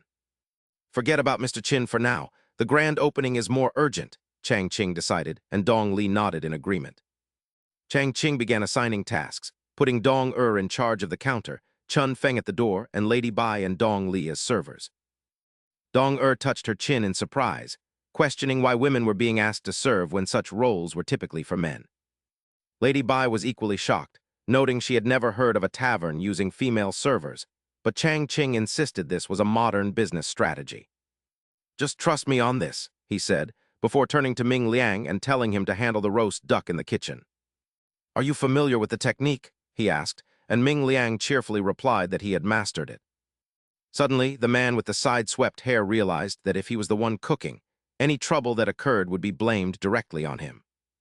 Panic set in as he wondered if Chang Ching had already seen through his identity and was using this as a trap to deal with him. Seeing the man's terrified expression, Chang Ching stepped forward and placed a hand on his shoulder with a bright smile. "You seem a bit tense. Don't worry, just do your best and I will be keeping an eye on things," he said reassuringly. Chang Ching's words only deepened the man's fear, as he interpreted the promise to keep an eye on things as a direct threat. Finally, Chang Ching waved his hand and told everyone to get to their stations, so the grand opening could proceed without any mistakes. As everyone responded in unison, Ming Liang watched Chang Ching's retreating back, darkly noting that the man seemed far more calculating than he appeared. Shen Changking is truly a deep and formidable opponent, the man with side-swept hair thought as he broke into a cold sweat. "Damn it, my men are about to cause a scene, and I'll be implicated. I must warn them," he thought, just as Changking turned back to call Ming Liang with a bright, trusting smile. "I'm entrusting the duck roasting to you, so get to it," he said, leaving the man in blue to respond with a strained expression. "I'll go right away, shopkeeper," he replied, while Mr. Chin's figure lurked behind a pile of bricks and wooden barrels in the sunlight. With a scowl on his cunning face, he thought that Shen Changking must have seen through his identity and prepared in advance last night. "But he surely won't expect me to be hiding here instead of fleeing," Mr. Chin thought, staring at the distant door with a devious smirk. "The most dangerous place is the safest," You're still too naive to match wits with me, Shen Chanking, and if you try to open today, then I'll make sure this shop never opens, he plotted, pulling a small packet of poison from his robes. Once I poison the ducks, anyone who eats them will die. Your reputation will be utterly ruined today, Shen Chanking. Suddenly, Chanking appeared before Mr. Chin with a plate of roast duck and asked in confusion why he was standing there. Where were you? Everyone has been looking for you, and what happened to your mouth? He asked, as Mr. Chin hid the poison and sweated nervously. What is Shen Chanking pretending for? Is he mocking me? Does he really not know what happened to my mouth? The man thought bitterly. Not wanting to pry, Chanking cheerfully said he respected his employee's privacy and noted that the man had returned just in time. Ming Liang can't handle it alone, so go help him. I've already taught you the process, Chanking said as he walked away, leaving a startled Mr. Chin to wonder if he really had to help Luo Mingliang roast ducks. The man with side-swept hair held a prepared duck and tried to think of a plan, while Mr. Chin sensed a conspiracy was afoot. As he prepared the duck, he wondered why Shen Chanking would ask him to roast it when he knew he was an enemy. Is he plotting against me? Will he sabotage the roast duck and then pin the blame on me? He wondered suspiciously. The man in blue was also deep in thought, realizing he had to notify his subordinates of the planned change before he sabotaged himself. In their tension, the two men accidentally overinflated the duck until a sudden scream from outside startled them, causing the duck to explode. Something has gone wrong with the customers, Mr. Chin thought, his face turning pale as he broke into a cold sweat. The man in blue stared in shock as a stout young man knelt on the ground, wailing loudly for his father. How could you end up like this after just a few bites of roast duck? The young man cried out, his sobbing growing louder. He looked up and shouted for justice, claiming that his father had collapsed after eating only a few bites of the tainted duck. A man at a nearby table began sweating profusely, his eyes bulging as he wondered if the roast duck was poisoned. A young woman in pink gasped in horror, covering her mouth as she asked if the food was truly toxic. The man opposite her dropped his chopsticks and warned her to stop eating, while a woman outside wondered how a new shop could be so deadly. A bystander watched the shop closely to see what would happen, while the stout man cried out, asking if there was any justice left. Dong-er stepped forward with a calm smile and raised her hands, asking everyone to stay calm as their roast duck was perfectly safe. Bai Su added with a sweet smile that they only used the freshest ducks and invited everyone to inspect their kitchen. The stout young man frowned and turned his head, pointing his finger directly at Dong-er and Bai Su. Are these two women still making excuses? What respectable restaurant allows women to entertain guests? Sweat rolled down Dong-er's cheek as she glared at him and snapped, "You." Dong-jia knit his brows in anger, watching the opposite side while gritting his teeth. With sweat pouring down his face, he thought to himself, "Perfect timing, aren't you just trying to ruin me?" A bead of sweat trickled down Mr. Chin's forehead as a thought suddenly struck him, just as I suspected. Shen Chanking intended to tamper with the roast duck to frame me. The chubby young man stared at Dong-jia with wide, surprised eyes while thinking to himself. Lord Jiangsun is watching me, so I must put on a better performance. At that moment, tears began to stream uncontrollably down the chubby young man's face. He raised his arms high and wailed, "Oh heavens, who will bring us justice? Eating this roast duck has killed a man." Dong-jia furrowed his brows in rage and pointed at the kneeling chubby man, shouting, "How could eating roast duck possibly kill someone? What nonsense are you spouting? Your father must have died from eating something else." Mr. Chin, standing nearby, could not help but bark out. As he pointed forward, he added, "Exactly, our roast duck is perfectly clean. There is definitely nothing wrong with it." The chubby man stared back in stunned silence. Dongjia stepped right up to him and grabbed the chubby man's collar, gritting his teeth as he threatened, "I roasted that duck myself." "How could it kill anyone? Think carefully before you speak." The chubby man's voice trembled as he was being hauled by his collar. "I misspoke earlier. My father didn't die from the roast duck. The chubby man then turned his head to look aside. The chubby man suddenly extended his arm, pointing to the side as he screamed, "He died from drinking the tea." Two men holding teacups instantly spat out their drinks with tense expressions, while sweat rolled down Dong-jia's cheek. He then let out a sigh of relief and replied with a smile, "Right, it must have been the tea." Mr. Chin glanced down and placed a hand on his chest, thinking that as long as it wasn't the duck, anything else was fine. The chubby man burst into loud sobs again, closing his eyes and clutching his stomach. "Someone come and judge this? This tea has killed a man." Cheng Qian turned to Changqing and asked, "Immortal Master, aren't you going down to handle this? Someone is clearly causing trouble on purpose." Changqing folded his arms and watched the scene below with interest. "No need.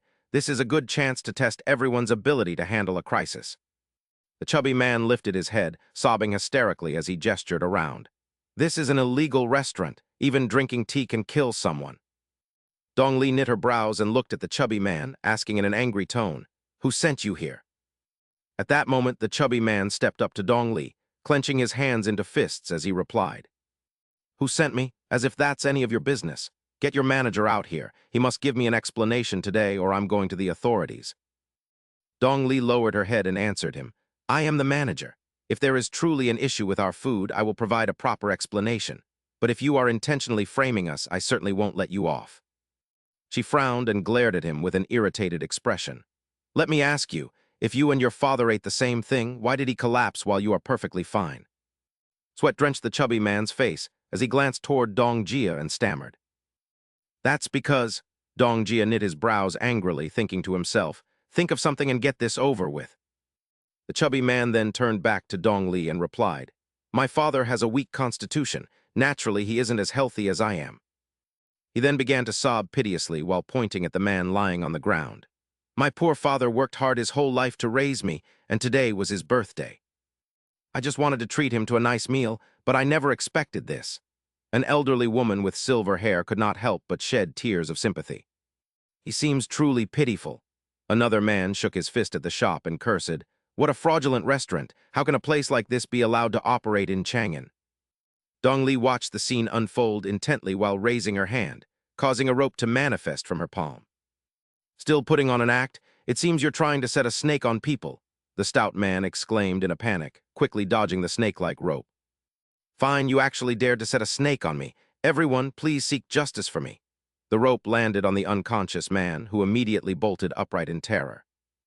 He threw his arms up and screamed, "Oh heavens, a snake!" before looking down at the rope on the floor with a look of bewilderment. "It's not a snake." Dong Li knit her brows in anger, placing one hand on her hip while pointing at them. "Done acting? Then you'd better give us an explanation right now." The stout man and the elder stared at Dong Li in stunned silence. Just then, the elder glanced upward as his hat slipped off his head. Dong Li kept her hands on her hips, watching the pair with a mocking grin. "Is this guest going to claim our roast duck is so toxic it made his father go bald?" The stout man and the elder scrambled toward the exit in a panic. Suddenly, Dong Li shifted instantly to the door, causing the stout man's eyes to widen in shock. The stout man scowled and ground his teeth, thrusting his arm forward. "Get lost. A good dog doesn't block the path."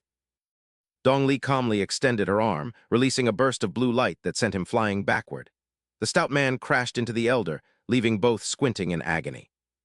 Dong Li's expression darkened as she glared down at them. "If you don't provide a satisfactory explanation today, don't even dream of leaving this place." Both men turned simultaneously to look at Dong Jia, who flinched in alarm. Dong Jia ground his teeth and raised his hands, muttering under his breath, "Why are you looking at me, you idiots?" A guest pointed at him in surprise. "Isn't that manager Zhang, son of Yanzin Pavilion?" Beads of sweat rolled down Dong Jia's face. He hurriedly raised his arm to shield his features and replied with a tremble, "It's not me. I'm not that person. You've got the wrong man." The guests stared in the same direction and spoke in unison. "That is definitely manager Zhang, son of Yanzin Pavilion. Why would a manager be working here as a waiter?" Cheng Qian looked down with an amused, mocking smile. "As expected of immortal Master Shen. His subordinates are truly capable. To think a simple hospitality tactic could resolve this crisis and even expose the mastermind." Chang Qing watched the scene with his arms crossed, thinking to himself, "So Ming Liang came to stir up trouble. I wasted my trust on him." Suddenly, Dong Jia reached toward Mr. Qin. He snatched the mask off Mr. Qin's face, causing the man to frown in alarm. Dong Jia was now drenched in a cold sweat. He hurriedly pulled the mask over his own face and insisted, "I told you have the wrong person. I've always been a waiter here." Dong Li glared at Dong Jia, raising her hand with a tone filled with deep disappointment. "The immortal master placed his trust in you, yet this is how you repay him." Chang Qing looked down and smiled, extending his hand to stop her. "Dong Li, let it go. Don't make things difficult for them." Dong Li turned her head irritably and replied, "But immortal master." Chang Qing opened his palm toward her. He closed his eyes and explained, "One should be magnanimous. Their scheme has already failed and they no longer pose a threat to us." Dongjia quickly fled toward the door, followed closely by the stout man and the elder. "Let's get out of here." Mr. Chin looked up at Cheng Kian and Chang Ching in astonishment. Cheng Kian wore a smile as he looked down at the scene with great interest. Mr. Chin's eyes widened in panic as he stared ahead, quickly using both hands to cover half of his face. Cheng Kian frowned, finding Mr. Chin's suspicious behavior as he turned away quite odd. He glanced at Chang Ching and asked, "Immortal Master Shen, do you know the man who just ran to the kitchen?" Chang Ching smiled cheerfully and gave a quick response to Cheng Kian. "You mean Mr. Chin? He is a man of talent, and I intend to make good use of him from now on." Cheng Kian's brow furrowed deeply as a grave thought crossed his mind. No wonder the assassins couldn't find Mr. Chin. It turns out he was saved by Shen Chanking. It seems his true identity didn't escape Shen Chanking's notice. Shen Chanking definitely has an ulterior motive for saving him, Cheng Kian thought to himself while staring intently at Chanking. On the surface, Shen Chanking relies on me, yet he secretly plays tricks and even dares to let me know. He is truly arrogant. Chanking approached Cheng Kian with a polite smile and asked if the crown prince felt unwell, noting his poor expression. Cheng Kian placed his hands behind his back and closed his eyes, irritably asking if immortal Master Shen wasn't already well aware. Cheng Kian frowned and glared forward, clasping his hands in front of him while remarking that immortal Master Shen was indeed talented. "I am impressed. The future is long, so we shall compete later," he said, leaving Chanking looking confused at his retreating figure. He scratched his head and muttered to himself, wondering why the man had suddenly turned hostile when he seemed fine just moments ago. The clear blue sky and warm sunlight bathed the entire area, where a temple stood surrounded by lush green trees. Xuanzeng looked down while writing as 4 demons stood before him, all staring intently in the same direction. Xuanzeng stopped writing and looked up with a frown, asking why these Changbai Mountain demon immortals would target Shen Chanking despite their difficult cultivation. The bear stood before Xuanzeng and pressed its paws together in front of its chest, addressing him as Master Xuanzeng. "We were ordered to retrieve a black cat from Chanking Temple, otherwise we wouldn't provoke Shen Chanking," the bear replied respectfully when Xuanzeng asked who gave the order. "By the order of Taoist C.I. Hang," the bear said, causing Xuanzeng to frown and realize he could no longer remain a mere bystander. Chapter 130. At night, Chanking's shop, the #1 roast duck restaurant, was bathed in the gentle glow of the moon hanging high above. Chanking crossed his arms and wondered if Mr. Chin had truly left without saying goodbye, while Chun Feng glanced to the side. He gestured forward and explained that he had searched the entire area but found no trace of the man. Chanking stared ahead dejectedly, remarking that he thought he had found a hidden genius, only for the man to be a spy. "A deserter," Chanking muttered, closing his eyes and resting his chin on the wooden table, worried about where to find new staff on such short notice. Suddenly, Dong Li smiled excitedly from across the table and placed a hand on her chest, offering to bring some of her family's servants if he didn't mind.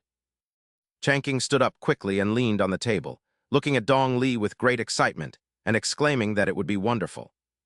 "The people you send from your home will surely be reliable," he said, but Dong Li shyly asked if he cared about the identity of her clansmen.